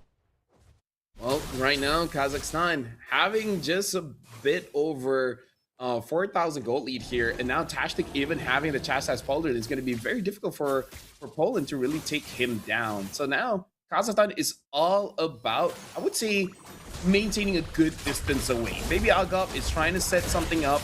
They'll get taunted, but from behind comes in. Looks like able to dodge out the fatal link, but the damage is still there. Ulvin gets Pagu, and now Kusin does not find a way to actually go in. Mako takes quite a lot of damage from the carry. Now Kuru tries to get away. Tashtik with the frigid breath Looks like he's able to give Olvin that double kill. Poland, the damage dealers has no way to get into the fight. They can't free hit, and unfortunately for Silver Nandayo, it's just he doesn't.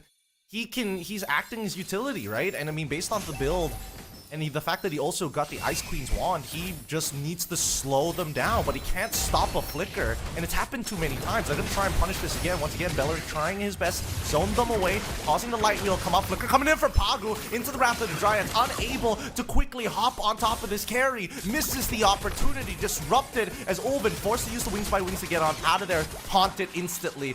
What are you saying? Does he die here? Yes, he does. Dies to the perfect match. Once they try to fight again, Baby Agop still has just too much sustainability. Feathered Airstrike coming through to take up Kuru, but at least Silver Nandayo and Maku get one back in Tashtik. I gotta say, the team fight so far has been, I would say, being very masterful here in the sense that they use their abilities, hide out very well, wait for the ults to come back up, and then try again. Like, in some sense, it could look silly, but at the same time, that requires quite a lot of skill to have that discipline to fight when you have your cooldowns and then buy as much time as you can until it comes back up. Like, that was impressive for me. I think a lot of the reasons why they're allowed to do that is because it's not just Tashtik and, you know, Baby Agop who are like trying to wombo combo with each other, but also that King Sula can use that knock-up strike to actually push targets away. Wait, they're looking for a pick here. They open up the map. The conceal has been used by the Polish squad. They're looking for that Farsa. Ulven able to flicker out of there and Wings by Wings. And now that they've taken the space here, how do they hold it? That top side is still going to shove on in.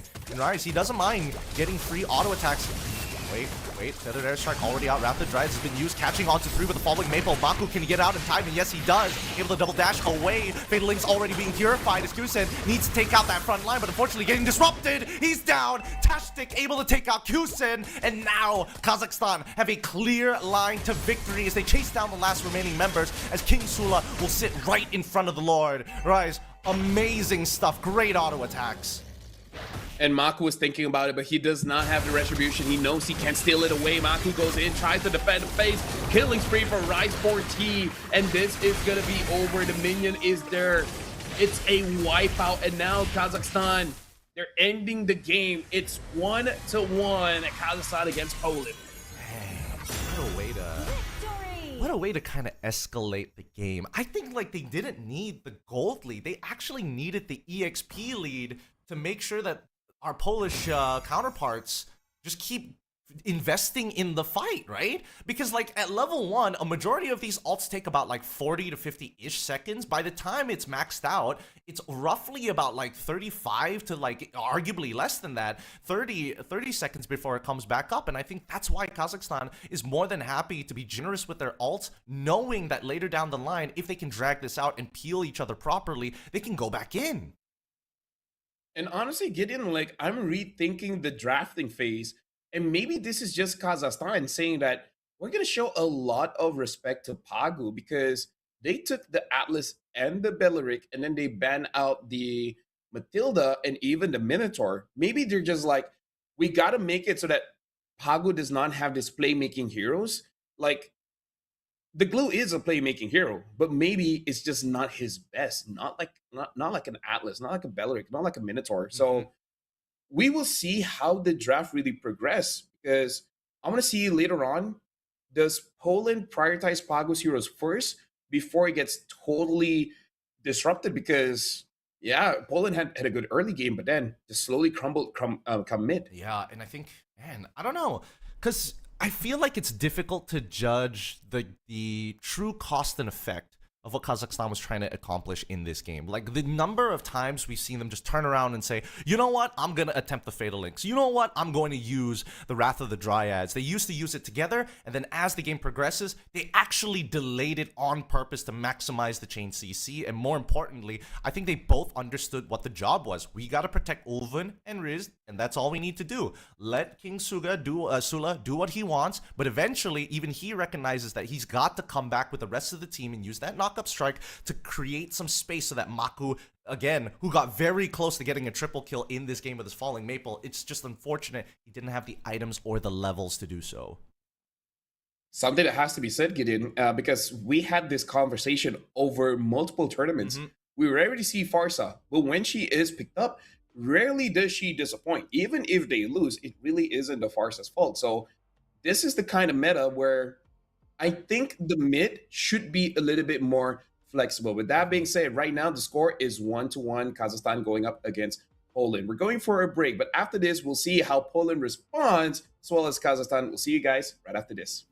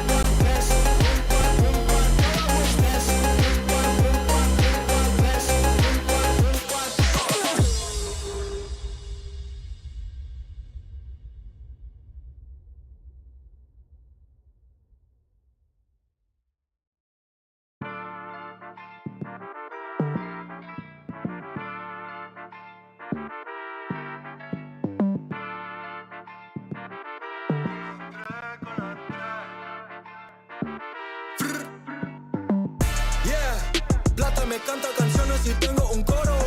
Ganador ves el oro. Brillo como un tesoro. Y tu novio es un bobo. Mi gatita tiene todo. Pegajoso y hermoso. Con la 3 peligroso. Ganador ves el oro. Brillo como un tesoro. En el bosque como un lobo. Cazando el dinero, haciéndolo solo. En mi vida evito todo. Nada puede asustarme. Solo tengo que cuidarme. Pa' que voy a brincar, yeah. Cuando fui chiquito me dijo hermancito, para llegar a la cima se tiene que escuchar. Calle te llama la calle, la fama que te hogar. Bolsillo llenado, escucho un poco los oigo cantar. Plata me canta canciones y tengo un coro. Ganador ves el oro. Brillo como un tesoro. Y tu novio es un bobo. Mi gatita tiene todo. Pegajoso y hermoso. Con la 3 peligroso. Pegajoso y hermoso. Estoy más grande que un oso. Mi pistola está muy hermosa. Y la tuya estaba so. Mi palabra tan filoso. Porque el game es una guerra. Patrullando Panamera. Yo no ando con cualquiera. Cuando fui chiquito me dijo hermancito tienes que luchar. Para llegar a la cima se tiene que actuar, se tiene que escuchar. La calle te llama, la calle la fama que te hogar. Bolsillo llenado, si escucho un poco los oigo cantar. Yeah, plata me canta canciones y tengo un coro. Ganador ves el oro. Brillo como un tesoro. Y tu novio es un bobo. Mi gatita tiene todo. Pegajoso y hermoso. Con la 3 peligroso. Plata me canta canciones y tengo un coro. Ganador ves el oro. Brillo como un tesoro. Y tu novio es un bobo. Mi gatita tiene todo. Pegajoso y hermoso. Con la 3 peligroso.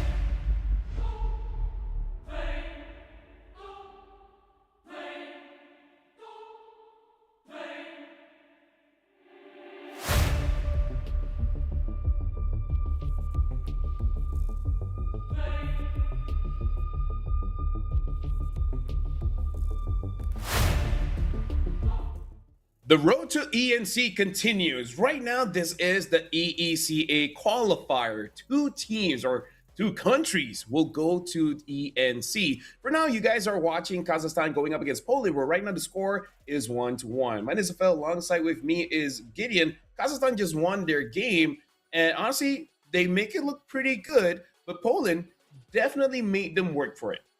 Yep, every moment in that game was going to be intense, and really the small advantages that were going to be built ended up not mattering considering the frequency of the fights. You would have thought that maybe they were going to slow down. No, all gas, don't care about the tempo. They play, as long as they're playing our game, it's a win for Kazakhstan. So the current score right now is currently 1-1. Our Polish squad did take a game off of Kazakhstan in game number 1. So coming into game 3, you think this is going to be the strategy? You think they're going to go Atlas Belarik every single time and force Poland to ban one of them? Hey, unless Poland denies that, I think they're like, yeah, let's do it. Let's make it so that Pagu can't play. Because legit, I feel like if Pagu had an easy playmaker, it would have been so different. Because I feel like in that game, Mako and Hirara didn't have a good time like going in and out of the fight. I mean, like you're going up against an Atlas and a Belarik. It's like, bro, what am I supposed to do? 1 was hard enough, 2 is just impossible. You're just sitting there waiting for things to happen. Like, you're praying that it happens. Because let's keep in mind, the only way he's going to be able to dodge absolutely everything is if he times that falling maple as the CC immunity is about to end to get the dash, at the, to get the bonus dash when you move your analog. Then you can extend it ever so slightly and just pray. Pray that Atlas or Belarik whiffs the ult. That, and he's hoping for both of them to use their CC at the same time. Yeah. Like, no, please do it at the same time so I only have to dodge it once. Oh, the worst part about that is like he can't even escape because then all of a sudden King Sula shows up with this Paquito and just keeps him in place with a knockout strike to allow the feathered airstrike to go through. A lot of wombo combos here, all right? Game 2 is very, very memorable. We're hoping that the rest of the series is going to be just as exciting, right? Because the adaptations are going to be important. Now, LaFell, as a previous bronze medalist coach for Mobile Legends men's division under 24s, under 20s, I think, if I remember correctly. I think it's under 20s, right? I can't remember if that was an age thing. Let's just say under 24s just to be safe. Sure, you know what? Yeah. If you were in Poland's position, what do you do? I would actually do secure Pagu's hero first because you can see there's a clear line of strategy when it comes to the draft because I feel like because we haven't seen who's like the position 1. I don't know whether Maku's like the big playmaker or Husen is the big playmaker. But for now, I'm gonna assume it's Maku. And I feel like getting the EXP hit, I feel like it's gonna be okay. I feel like Kuru can do that. Now it's on Pagu to have a good lineup for Maku, right? So as long as I'm able to deny Kazakhstan from having a lot of crowd control, I should be good because right now the meta is about the jungler accelerating the game. So if there's a stopper for the jungler, it's playing the game on hard mode. And you want to play the game like Tom Holland. You ask for something and you immediately get it, right? Yep, that's exactly how they should be playing this game. Let's jump right into the draft here and figure out how this is going to play out as our Polish squad has opted to go back to the red side one more time. I thought maybe they wanted the advantage on blue side to try and deny and disrupt that combination, but it looks like they've got another plan in mind. Well, yeah, they're batting out the Freya, which is rare because usually you do want to have that Freya first. So I wonder what's going to be the priority here. Like, do they want that Hirara first, or do they want to get one of these tanks, either the Atlas or the Belarik? Because so far, a big absence on the Barats. I think it was banned out in the previous game. I just can't fully remember. Wait. Oh, wait, no. Oh, Kazakhstan is first pick again. Oh, wait, never mind. Yeah, Poland is on second pick this time around, which makes it even more confusing as to why Kazakhstan wants to get rid of Freya here in this. Well, especially since they have first pick. But there we go, finally. Atlas gets banned out for the side of our Polish brethren. I think it's good, right? You know, I think that it's just a little too annoying to deal with. You might as well get rid of it. That way you can still maybe open Hirara up into the Paquito matchup. And I think there's an argument for a Paquito ban on top of it all, but there's only so many bans you can work with. Yeah, it's just unfortunate because Paquito is pretty strong. But yeah, like you said, there's other things to worry about. Well, the draft have been paused here Rarely do we see this, but hey, it's nice to know it exists. Hey, We're- who's got we're the jumping fat back in. fingers? Who? Somebody had the fat fingers and accidentally hit it. I've seen this before. Is it symbiote? Is it symbiote? Is it symbiote? Oh boy! All right, Agent Venom, let's calm down. Let's get back into this for a moment. At least let us reset the lobby, get back to where we were before we start hopping back and talking about the rest of what this draft could be. Because again, very strange to see the Freya, and let's talk about some of the potential indicators this could mean. Again, it just means that you want something else as a first pick, and maybe they just want to play a traditional marksman, right? Or if they do want to set up a double fighter, they're just not comfortable in the fray. Like if let's say this draft actually pans out like as normal and Paquito does not get banned out, and then they first pick Paquito, who knows? Maybe they do actually no. You know what? I take it back because they ban out the Harley as well, and Harley is one of the heroes that can enable a double fighter lineup. They ban out the Freya, they ban out the Harley. So I think this is just protecting risk for T. They're taking out all these divers. Yeah, they're getting, right? if they're getting rid of a majority of the divers, I would imagine Fanny at some point will be part of that conversation as well. And then they go like first pick maybe Melissa, I suppose. But then they got to worry about Novaria and Farsa on the opposite end. We'll find out. We're just speculating here as we're going to get a nice clean draft. I would expect that both teams are respectful. Okay. Yep, very respectful. They're swapping sides. Swapping sides. Yeah, that's why. That's why. That makes They're like, way wait. more sense. They're like, wait, hold on, hold on a minute. I wonder if like even I was confused. So I was like, wait, what's going on? So at least we Now- know now- it's not Agent Venom, but I wonder which out of these 10 players figured it out that they were on the wrong side. I can help. Yeah. Well, either way, Melissa gets banned out alongside with the Freya, so quite a focus on the goal lane here for Kazakhstan. And for Poland, they're banning out the roamers. They're banning out Marcel as well as the Belleric. I wonder if they want to double down and even take out the Belleric. I don't think they have to, considering they can first pick the Belleric. And then Kazakhstan in the previous game, they ban out the Eudora. But since they can pick up the Eudora themselves, maybe they ban something else. Do they want to ban out the Harley? They could ban the Harley out again, but I feel like it's kind of better to just leave it open for now, right? You leave it open, you maybe consider When you getting rid of like a gaze mid into the laner. abyss, I was thinking more along the lines of the Novaria, but Selena makes a lot of sense as well. Definitely one of the comfort picks here for Kazakhstan. And this last ban, what are we thinking? So in just now they ban out the Harley. I don't know if they want to do that again. In terms of like these OP picks, we've seen Uranus getting banned out. So that if they want the Harley, I feel like Uranus would be a good ban. The Barats could be a problem, but I feel like you can still play around the Barat. So if I was Kazakhstan, I would actually ban out the Uranus. But now think about it, they were able to deal with it when Kuru was using it. So I don't know. My meta brain says ban out Uranus. My other brain says eh. You know what? Let's make it interesting. Ban the Belleric, actually. Make it very, very standard. should And then be force them ashamed into for not something like trusting Eudora. But it looks yourself. like, well, never mind. You know, ban out the Eudora instead. One step ahead of me already. First picks, I'm guessing it's Hirara from Poland. Yep, Hirara or Belleric. Let's see what is going to be the prio here. Like, I feel like the Hirara can deal with just the Belleric. Belleric Atlas is just too much, but if it's just the Belleric, I feel like it's fine.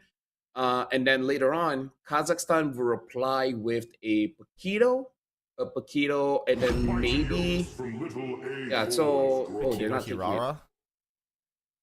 Well, they're gonna take the Paquito. It's good against the Hirara. That would be very overkill if you take up Hirara Paquito as well. But Kazakhstan pick up Atlas Belleric. So you know what? Maybe. I don't think it's overkill. Mainly because we know that Kazakhstan is capable of playing a double fighter composition, and you know, that would be pretty sick to see. And that's really truly abusing how flexible this Paquito can actually be in, despite now knowing that its more preferred role is actually in the jungle. But it's really up to Kazakhstan to decide on what they need to do here, because at the same time, because Atlas is banned out, there is a consideration for Valentina to steal away the Wrath of the Dryad.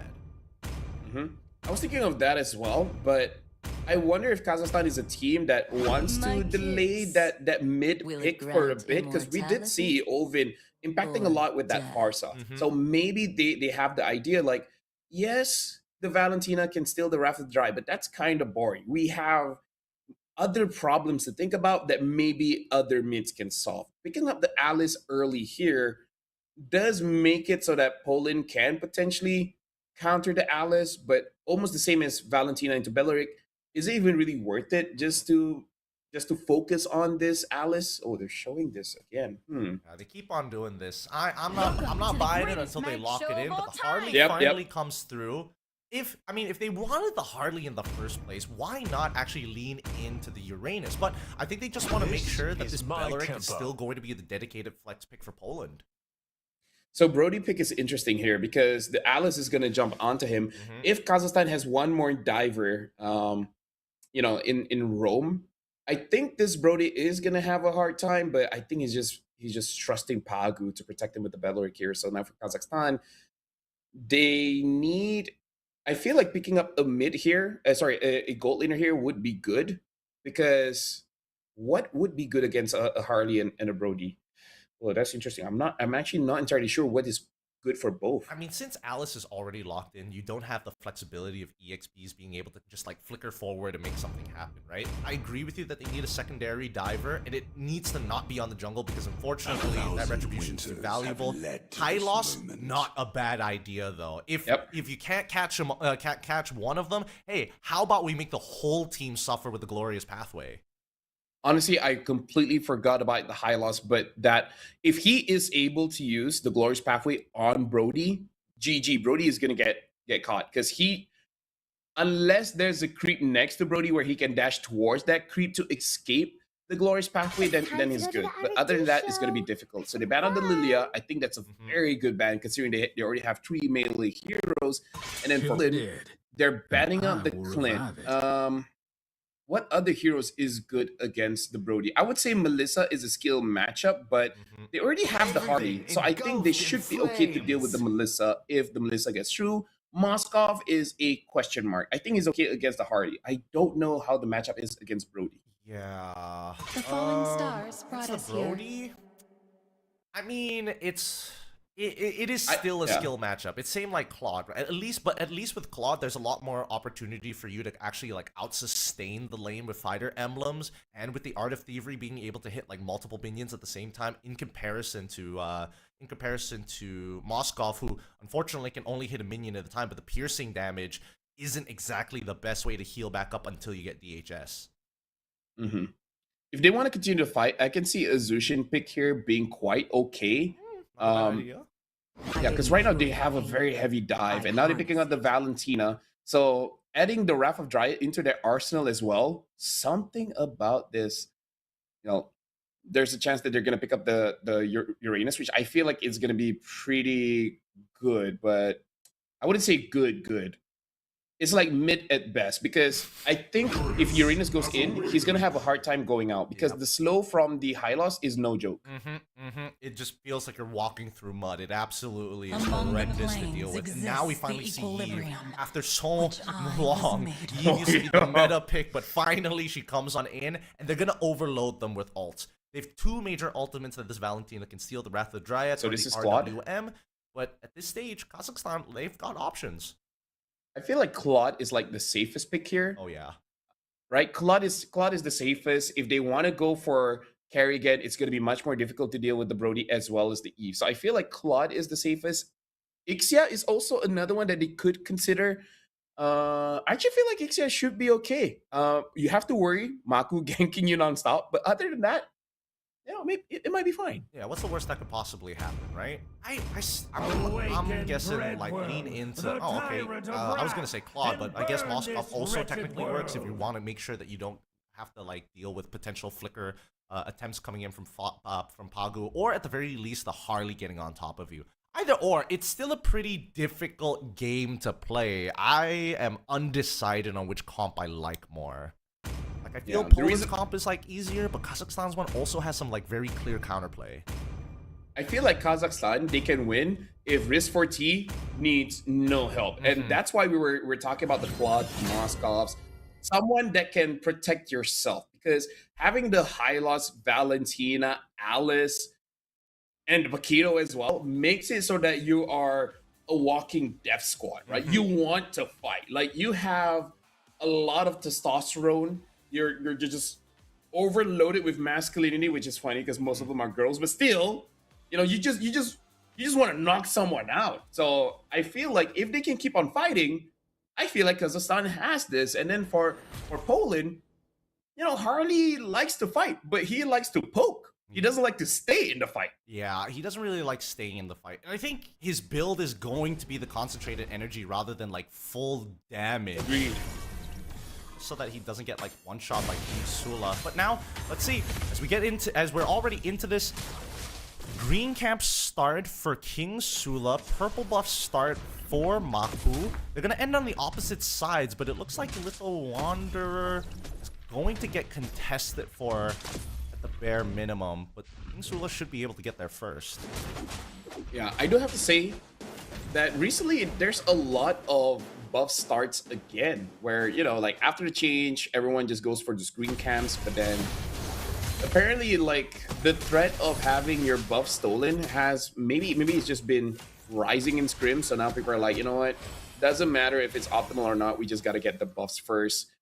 Looking at the pathing coming in from both junglers, no one is really interrupted. It's kind of nice to see the mid duo, instead of like fighting a lot, they're just protecting their own jungle, understanding that both can snowball out of control. So let's just play it safe and then try to play around that turtle. I think it's border control, right? For both mid laners. Both mid duos are opting to say, you know what, we just got to control it. Is Tashik going to use his concussive blast anytime soon? Because they need to clear that wave if they want to kind of defend that top side. But they already know what the pathway is going to be. And I'm surprised that from Kazakhstan's POV, I thought that maybe they figured out what the pathing was supposed to be exactly and could have gone for the invade. Polish still on top of that, and with Harley's really, really fast clear, manages to full clear the entire side, top to bottom. Oh, Pagu, he got stunned up, some damage onto Pagu, but Tashtik took majority of the damage from Maku, so he is fine. He should be able to recall and come back into the fight. Looks like Kazakhstan, they still want to go for this though. Seeing that the deadly magic is out of the way, they feel more confident. Yep, this should be uncontested, right? Should be. Yes, there we go. King Sula able to pick it up, no problem whatsoever. But Ulven, once again, very, very bold in the middle of the RWM. Doesn't stop pushing. And Baby has done a great job to follow it up, giving the confidence over to Ulven on this Valentina to just stick around a little bit longer. Gideon, I'm liking what both teams are doing. Kazakhstan understanding that Draft wants to fight, so they do that. And then for Poland, they understand that they need to wait just a little bit. Maybe after Maku gets the concentrated energy. Oh, stolen away! What timing! Oh my goodness! Oh my god, that's frustrating. Real frustrating. I would definitely be tilted with that. But King Sula waiting in the wakes, hopes that at the very least maybe Pagu or maybe even Silver would just walk up and take a trade, make a mistake. Topside gets dove down. Rhea is in trouble, needs one more extra auto attack here, but they can't seem to do it. And Tashtik punishes the dive attempt, and Maku is traded out. The worst thing is, Riz40 even survives. Yeah, I think there was something wrong with him going back to his hat, because that looked quite awkward, and then gets stunned up by Tashtik. But good on Riz40. Amazing Spear of Misery, stunning Maku just at the edge. But now let's look at the buff. I'm not so sure who got that one, but either ways, right now Kazakhstan 100% utilizing the advantage that they have as well as the draft that they have. Right now Kuru is trying to push them away, but Kuru, you're looking at the damage that you're taking from Alice. This is not going to be a good trade. And now Poland, they are at the mercy of Kazakhstan. They're hoping for Kazakhstan to slow down, but looks like that's not going to happen. Ulven, though, gets taken down by Kusin. Tashtik takes the deadly magic, but no problem. Poland, at least they get something on the board. Good punish, really good punish. They saw Ulven use his flicker early on, and they made sure that they remembered exactly how many seconds left until he gets it back up. As you can see, his flicker is still down for another 5 more seconds. But here comes Kuru and as well as Baby Agapo, making sure that they could start zoning out early on. And I think it's more important for Kuru to actually start applying the magic shred over as soon as possible. But now, against King Sula, he's already put down pretty low. Might be forced to use his ult. Oh, 5-man! Road of Ruin straight into the glorious pathway. Instantly, they are chunking down the frontliners. The SOD doesn't connect at the right time. They will be able to get one back, but unfortunately, they don't take out the main carries. Maku and Kusen still alive, and King Sula gets the walk away with a kill in his pocket and a purple buff stolen. We don't always see Alice being played, but once you see that 5 Man, Throne of Ruin, my goodness, was that beautiful. And then Kazakhstan, utilizing that incredible engage, goes in, gets the kill, gets the buff. They are controlling a lot. They're even getting that top lane turret. Right now, Poland, this is pretty bad because Christian on this Brody is 2-0-0. That's a good start, but you kind of want to utilize this Brody to take down as much turrets as you can. But right now, it is proving to be quite difficult. But with that being said, the goal lead isn't that bad. 2,000 is not where you want to be, but it's not worst case scenario. 5,000 is much more difficult than 2. So I think Poland, they're still okay with this. I agreed. Very much agreed here. But I think this is where Kazakhstan really starts to get strong, right? With the majority of the lead, and especially with King Sula already finding getting 2 levels ahead of Maku at this stage of the game. By the time he gets his War Axe, or in this particular case, King Sula loves going for the Malefic Roar.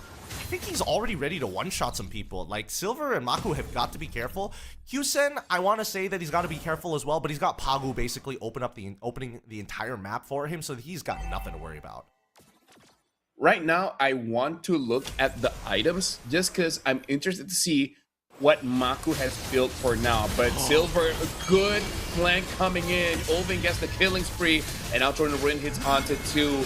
But Pagu tries to return back using his own ult. Maku gets the kill, shut down. But oh my god, from the side, King Sula able to burst down a Maku. Continuous fight going on, and King Sula goes in and ends it, gets a double. Kuru is there trying to protect the turret, but they want to go in. Flickers out. There's nothing Kuru can do. Nothing he can do, and Golden Staff now achieved for Rias as they're looking to disengage this. They got to back away. They're going to get a free purple buff once again.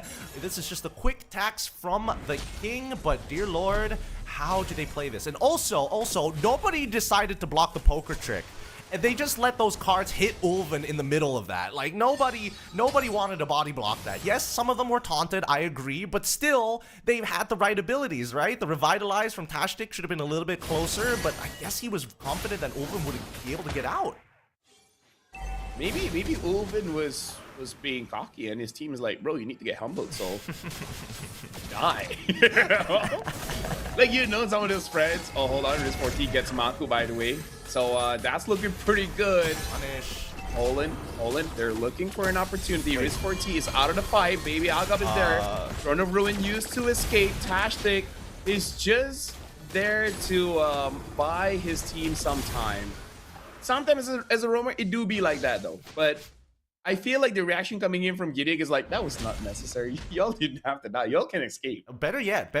Riz 4T, like, he gets to walk away for free.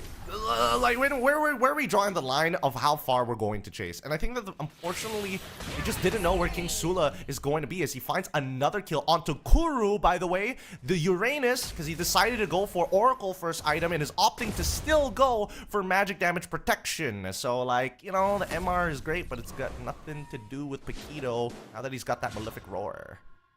Or Moskov. I would actually be more okay if he built the Chastised Pauldron. Yes. Like, I feel like, all right, that's okay. That's okay. Because at this point, maybe Agab does some damage to you and Ulvin does some damage to you. But bro, you're not the main character. You're not the one they're chasing. Absolutely. It affects their attack speed, and I think the best part, nearly missed that by Maku. Yeah. But he saved it. He saved it. It's all good. It's all good. I've done that many times before, but look at this 4-level lead, and King Sula is just like, try me. And look at the items. It's Genius 1 Harley, so it's not... Yeah, it's not the concentrated build, so he can't stay in this fight. He goes in, 1 ult, and then he's out. No wonder. Yeah. He's got the damage. But there's no optimal targets to catch, and nobody's really, like... the only independent people on the side of Kazakhstan is Sula at 80%. What's the flicker out? It's okay. It's clear that Ulven is not a support player, all right? He usually uses that flicker defensively. Well, a jungle 1v1 won by Sula Golodoni there, and then now he is being surrounded. Will he be able to get away? Or will he actually be able to get a kill? That would be even more impressive. But while they are chasing for him, he gets hunted.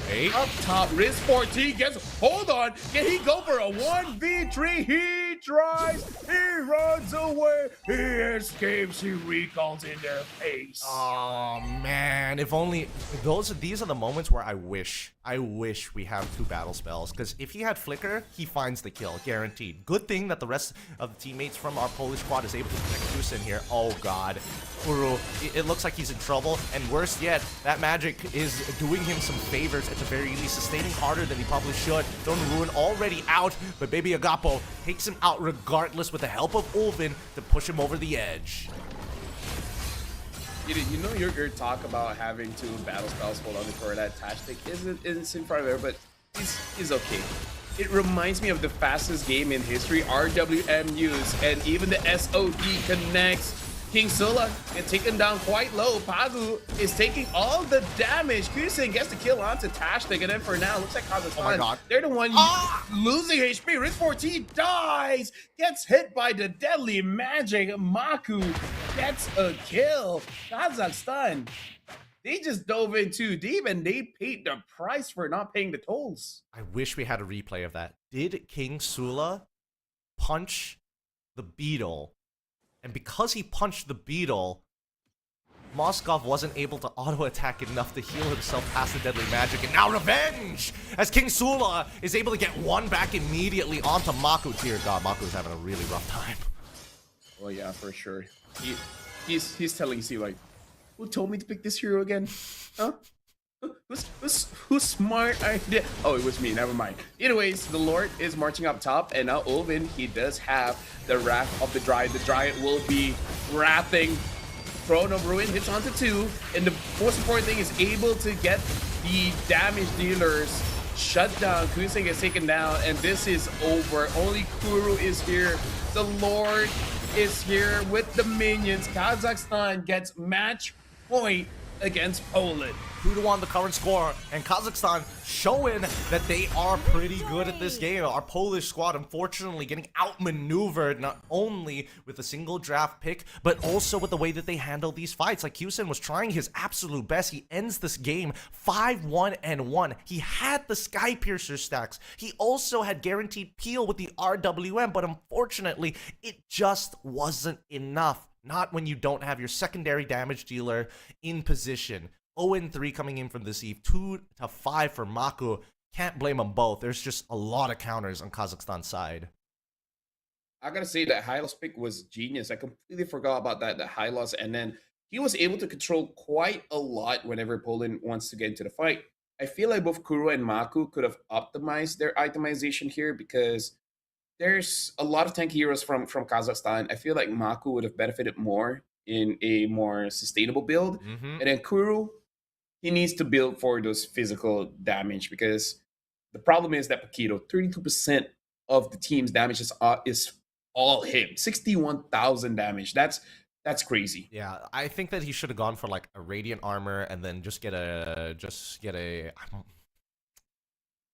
either go into yeah. I'm thinking whether chastise second or first item, and then antique for second or third. Yeah, I feel like chastise. Like I really feel like chastise, because at least on the way of building the chastise, you do have a lot of armor. You might get taken down, but in the long haul, it will benefit you a lot. I feel like it's about timing more than anything, because even if you do get the chastise and then you lose the passive, you're basically back at ground zero. You're just extra, a lot more HP, which kind of doesn't matter in this particular case when you're facing up against somebody who's as sustainable as the Alice on the opposite side. I don't know, maybe there is a more optimal way of building it. I was thinking like radiant armor into the chastise, but then even that feels like a little awkward. So I think maybe he had to like build components first and then decide at the very end what he was gonna go for. But that's a little I wouldn't say inefficient with your goal, but it's really difficult to make that choice when you're already on a bit of a lose streak here, as Kazakhstan has won many interactions. Yeah, and now, despite the score, I believe it is Kazakhstan 2-1, and Poland is the one that has to win the next match to extend this. But even if they do lose, I'm gonna check, but I feel like it's not over, because this is the upper bracket. So even if they do lose, they're just gonna go down and fight against Ukraine, I believe, that's also waiting at the lower bracket final. So even if they do lose, it's not over. But of course, you want to minimize the amount of games you play because, you know, slowly your mental stamina is going to go down, and the lower it goes, the more mistakes you're bound to do. Yeah, no, I think people tend to forget that we have like breaks in between these games for the sake of these players, and if you add them all together, it goes all 5 series 2 times. That's an extra 50 minutes. So with that being said, we are going to go on a short break, and when we come back, we might see the conclusion or maybe an extension of the current game. Stepped out with my new swag on, I'm dripping. If you wanna chill with a hot boy, come my way for a minute. Come my way for a minute. Step clean any day, won't see man slipping. But you might slip on a drip, man. Tip up the sauce and spill it. Tip up the sauce and spill it. Best cut drop, cause the clock's still ticking. Just check the way man stepped. Know that I dropped it different. Know that I clocked it in it. Know that I got this in it. Know you can't stop this winning. I came for the top spot in it. Came for the top spot in it. Came for the top spot. Soon I'ma get right there, I'ma step right there, got a bot. Came right there in a drop top, try how you like it or not stop. Non-stop. Yo, if you wanna get this poppin', you better get to shopping. I came in a different drop this time and they thought it was the same one, they didn't clock it. Oh well, it's nothing, they call me a dripaholic. Just watch how I'm dripping on it, please just don't be slipping on it. Oh well, it's nothing, they call me a dripaholic. Stepped out with my new swag on, I'm dripping. If you wanna chill with a hot boy, come my way for a minute. Come my way for a minute. Step clean any day, won't see man slipping. But you might slip on a drip, man. Tip up the sauce and spill it. Tip up the sauce and spill it. Best cut drop, cause the clock's still ticking. Just check the way man stepped. Know that I dropped it different. Know that I clocked it in it. Know that I got this in it. Know you can't stop this winning. I came for the top spot in it. Came for the top spot in it. Stepped out with my new swag on, I'm dripping. If you wanna chill with a hot boy, come my way for a minute. Come my way for a minute. Step clean any day, won't see man slipping. But you might slip on the drip, man. Tip up the sauce and spill it. Tip up the sauce and spill it.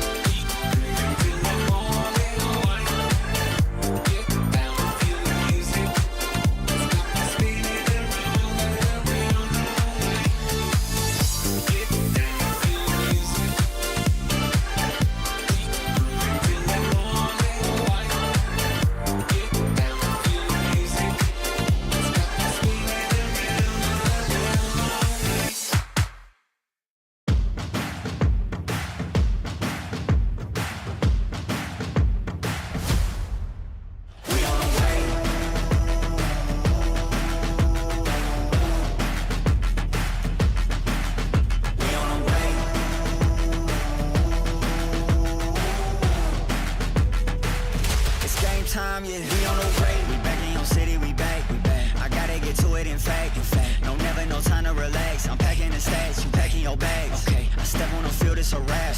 They cannot keep up with the laps. No way. I put their record in the past, you know it's a fact. Confirming the stats. Game time, game time, game time. They about to step on a landmine. Dialed in like a landline. Don't let them talk, I don't pay them on. Walked in with the mindset. Money line, that's a big bet. Top 10, I'm a prospect. Turn a problem to a profit. Top 10, I'm a prospect. Turn a problem to a we on the way. We on the way. We on the way. We on the way. It's game time, yeah. We on the way. Whole team know the mission. Gotta focus all senses. Okay. Gassed up, no omission. Eyes on the vision. Gotta handle business. Okay. 100 yards on a play. Big dubs on the way. Okay. 2 play, it'll be played. Get up out my face. We are not the same. Get down in the city, I'm back on the base. Gotta get to it, no pain is safe. Running the game, they running away. They running their mouth, you know they are fake. Pick a side, pick a side. Okay. Is you on for the ride? Okay. New kid on the block, next up, best up on the rise.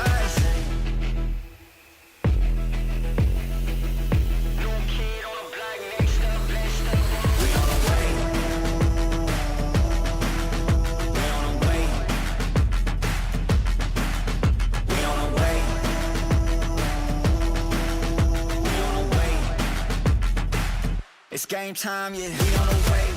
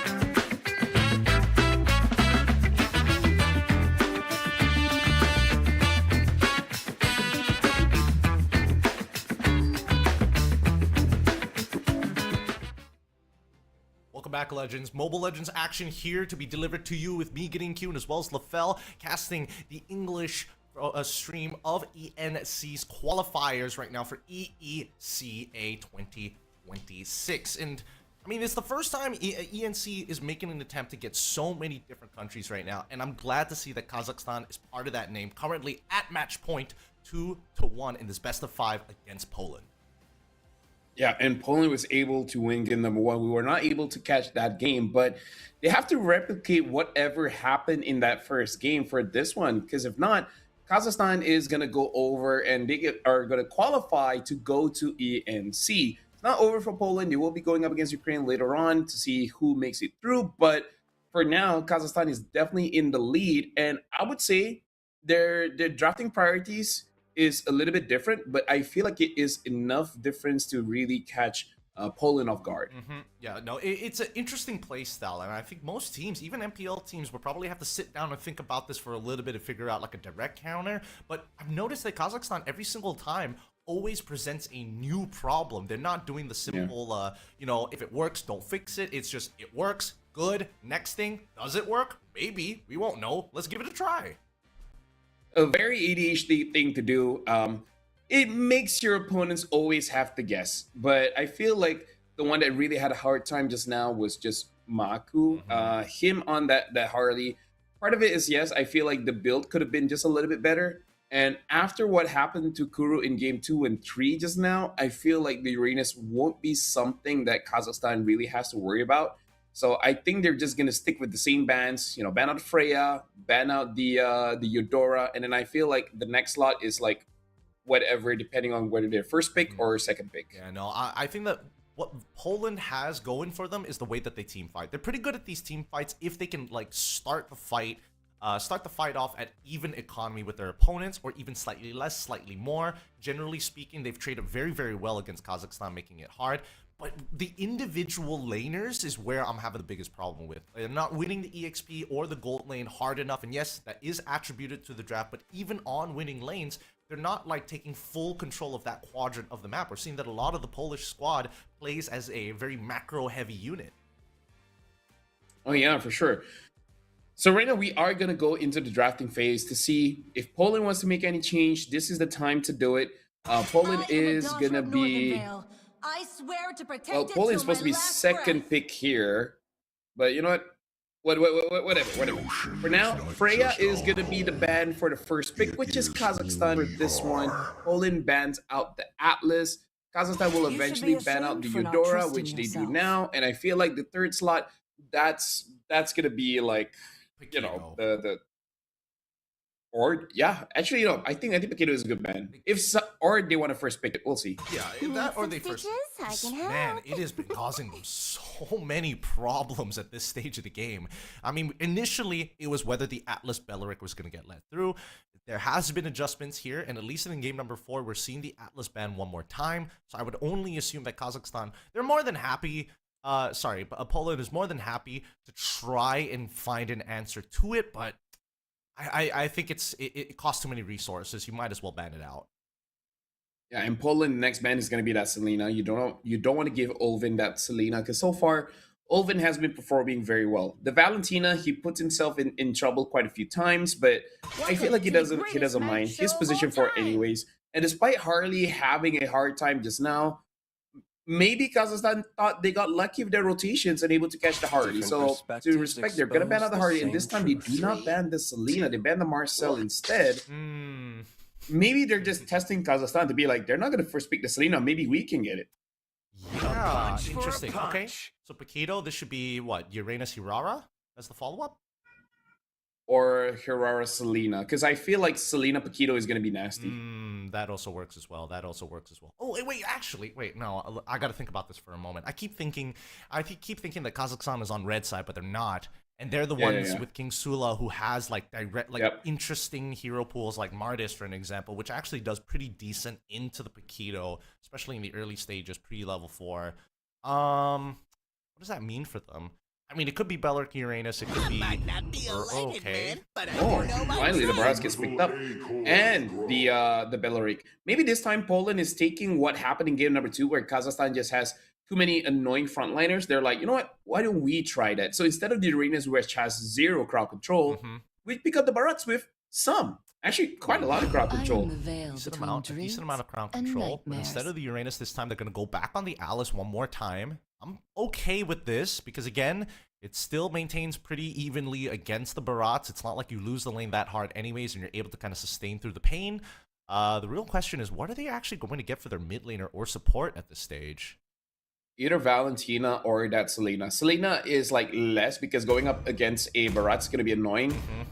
So they go for the high loss, which honestly, yeah. As I used to keep spamming high loss because it was the meta where, you know, tank jungles and everything, and you just destroy everyone that don't know what they're doing. They just keep standing in my second ability, and then they just eventually die. Yeah, it's a lot of punishment. And then some people tend to forget what your passive does as well. He's got no mana, we can take him out now. That's not the case. Not the case, especially at level 1. Just don't test your luck. 25 more seconds left for Poland to decide on what this final pick is going to be. I feel like you kind of have to go into Hirara, but at the same time, it's like, you don't need to do that. Yeah. And there's 3 heroes that are telling you, don't you dare. I wonder if they're picking up the Lilia, which is good, because that's what you need to deal with this. I wonder if they want to attempt to go for double fighters and then pick up a jungler like Isenshin, which so far in the qualifiers here, it's not been the worst thing. We've seen Isenshin work out. Maybe in MPL teams, not too much success, but at least in the qualifiers, it looks pretty decent. We go on to the second half of the ban phase, and it looks like Poland has decided upon Valentina. So they're not going to be able to steal away the Detna's welcome. They're not going to be able to steal away the Wrath of the Dryads. But on the opposite side, where does Kazakhstan want to actually target their bans towards? They see the potential for an EXP laner, as well as the support alongside with the mid. Therefore, do You they ban just junglers? ban junglers, right? No. Okay, and then Hirara the follow-up. Yeah. I feel like it's good just to ban out the Hirara, making it forced so that Poland has to use something else. The other hero I was thinking of is the Hayabusa, but the problem is if your mid The falling lose, stars brought us then here. the jungle gets invaded, and then it's just gonna be an awkward farming stage for the Haya. Like it's a very high risk, high reward kind of thing, you know? Yeah, and it looks like the gamble here to make sure that they sort of don't lose the mid lane. They ban out the Novaria because unfortunately they're all going to need Pagu to run around all across the map. He can't always pass by the mid lane to block shots. I've been and waiting for too carry long. as the follow-up. But that's kind of weird. I thought that maybe they wanted to pick up the carry, but all right, sure. Yeah, probably this is Tashtik saying like he doesn't want to deal with the carry, or Risk4T says he doesn't want to deal with the carry because maybe he wants something like a Claude. And I feel like in the current state of the game, Claude really suffers against carry. Yeah, there's other things that's annoying for the Claude, but it doesn't outright lose once carry has 3 items, you know? That's fair. That's a fair assessment here. Poland now with a power red 4 pick. Probably need to show I think their they should pick the jungler- Claude. or just Claude straight away. Yeah, because I feel like you got to take it away from Kazakhstan. You pick up the Hirara. The reason why I think they could have picked up a Claude is I was thinking either an Eve or a Farsa, because Eve Farsa does very well against these Lilia. I was thinking more Farsa, less of the Yve Yeah. after what happened in the Yeah, same. previous game, because again they should just be aware of that. But it feels like they were always going to go with the Selena. Like I don't see Ulvin kind of breaking out of that mold, and considering that Selena sort of does what the team composition, or what I'm assuming the team composition wants to do, generally. Just clear the waves fast, make sure that King Sula is able to clear his jungle fast, and you've got side laners who probably just need to go even at this stage, right? As long as it's not a Rafa, am I right? Am I right? I'm so sick of looking at Rafa. I'm happy that Kazakhstan and Poland have both come to the agreement of like, let's keep it interesting. Healers are in a very interesting spot. We don't see them for a long time. The moment they pop out, we're like, oh, that's so cool. That's interesting. After 3 times, okay, we're sick of it. I'm done. I'm sick. I'm so we sick see of it. Estes. Oh, Estes. After 3 games, okay, that's enough. Oh, Rafa. After 3 games, okay, that's enough. Oh, Florin. After 1 game, okay, that's enough. Because the truth is, it feels like it's unfair. It feels like everybody else has to work so hard, and these enchanter supports press 2 buttons and they win the game. It's like, what? What do you mean? Where's the skill expression in these enchanter supports? I mean, there is. It's just not as flashy compared to what most people are gonna go for. That being said, though, the draft is done. Which composition are you feeling, LaFell? Because this time around, I'm actually leaning more to Poland's side.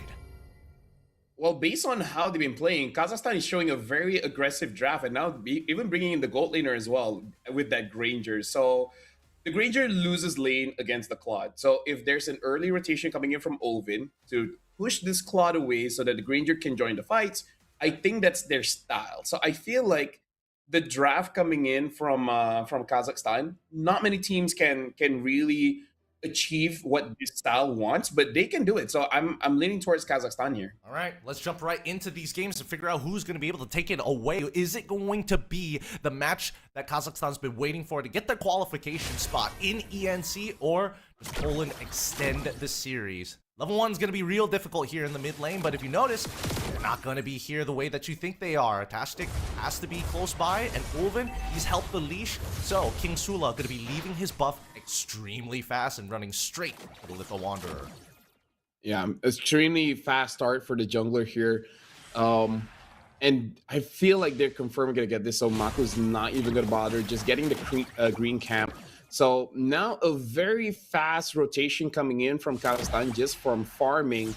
So for Poland, I feel like because they have a winning, well, not really winning matchup, but a better matchup for the Claude, I feel like they should utilize that advantage and maybe get some kills on Risk4T, or at least make it so that he's forced out of that Purify, and then that's it. Because at this point, I feel like Poland needs an early win. A win is not enough. They need an early win. I think they do need an early win as well. Ideally, a kill, but I think Honestly, considering how Team Spirit has been playing in MSC, I would like to see a little bit of reminiscence of that. They just need to gank them to deny minion XP, especially in the early game. It makes all the difference in the world. And then you can start enabling Kyosen to actually double wave once he builds that advantage and hits level 4 first. He can just Blazing Duet the wave, move on over to mid, and while people are fighting for the turtle, he gets a free push.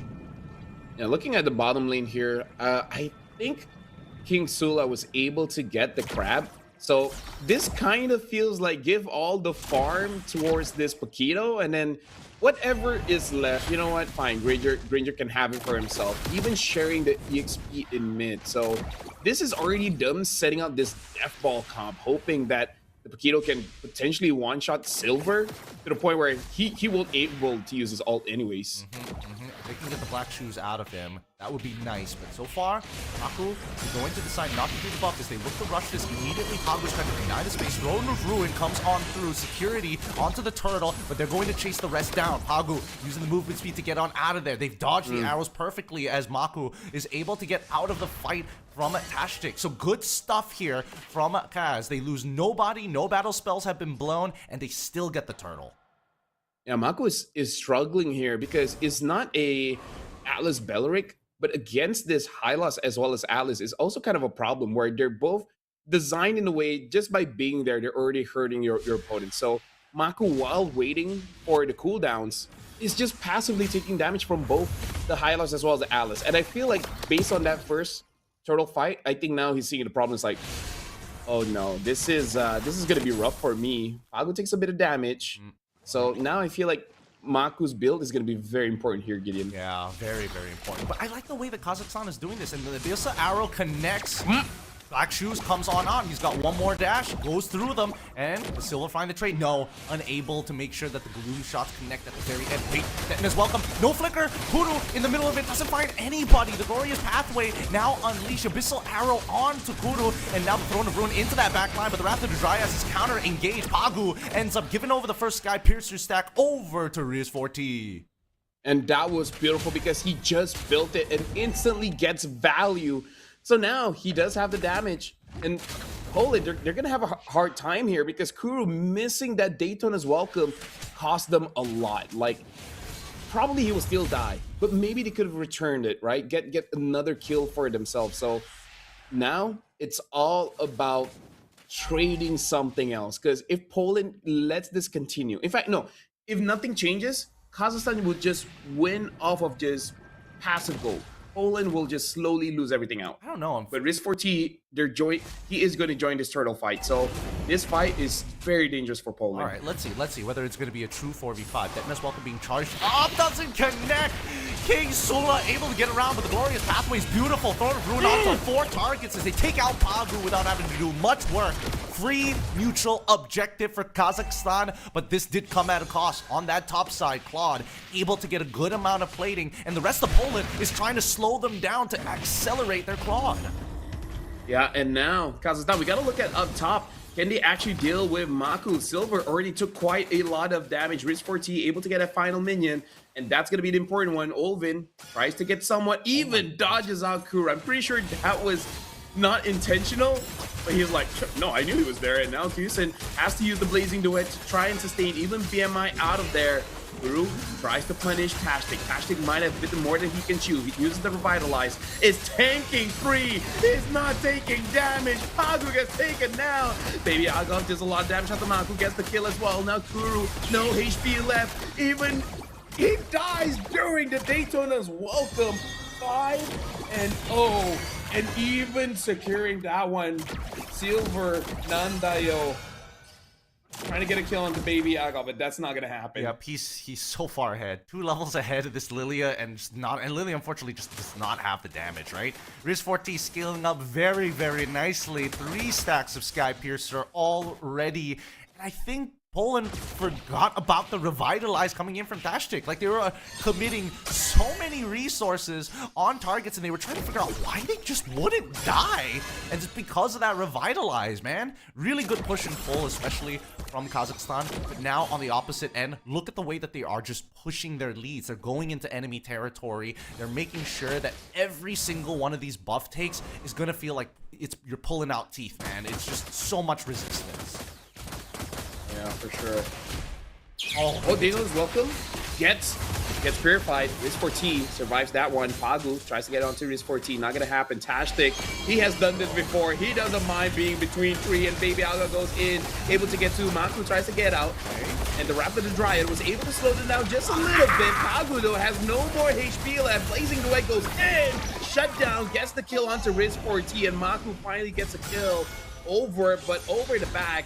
King Sula on the Paquito was able to secure it on Pagu. Pagu is 0-4-1, not having a good time here. And now Paquito is all alone, but looks like he wants to be here. He's waiting for someone to move forward.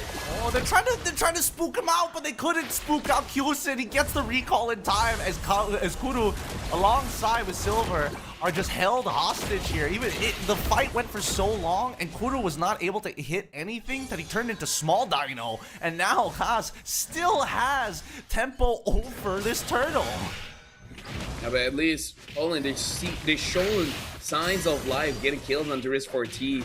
At least getting some of that stacks of the Skypiercer off. Now we can see it engaged. 4-man throne of ruin. And now Pagu using his ult just to survive. And good thing there's a Purify. Silver Nandayo dodge out with his ult. Riz4T still gets the kill onto Kuru, but Maku gets the Paquito. Alright, so now mistakes have finally been punished here. But it's okay. It's alright. King Sula, he's still going to be relevant. It's just unfortunate he doesn't have a second battle spell and has to use Retribution as a jungler. But at least Riz4T, he may have died once. He's lost a little bit of his stacks, but it's not the end of the world. The Malefic Roar has already been complete, and he can start restacking himself because the game is still technically pretty early, right? We're 8 minutes into this game, and the fact that only now our Polish squad was able to pull something back. Hold on. First fight here already. That expert going to start quick for Throne of Ruin doesn't actually connect, forcing Baby Algapo to get the heck out of there, but no major ults being used by our Polish team. Yep. Honestly, if you didn't say it, I did not notice. I didn't know that it's only been 8 minutes. And some small thing to think about as a high loss, when you have this elegant gem, sometimes you do want to be in between many people when you know you're about to get that level, because you're gonna get that healing once you level up. And I feel like Tashtic has been using that quite well. So for Team Poland, oddly enough, until the high loss gets his max level, it's actually quite difficult to take it on his high loss. He's just gonna keep on healing up, and even though he dies, you really gotta work for it. Look at his 31 stacks on this Ranger. Already doing quite a lot of damage. Give 2 more stacks over to him, and it's gonna feel almost impossible to take him down. Oh yeah, he is getting bigger and bigger. Maku, he's trying his best to find farm across the map, and yes, he was able to get a double kill to get 2 stacks of Skypiercer for himself, but without that War Axe, getting in and out of these fights is gonna be difficult, right? Because the first time you go in, you get chunked, sure, you dodge a couple of abilities, but you don't want to go back in when you're low. And unfortunately for Hirara, her health pool is not big. Oh. Kuru, he's taking quite a bit of damage, and then only 2 members get hit by the Throne of Ruin.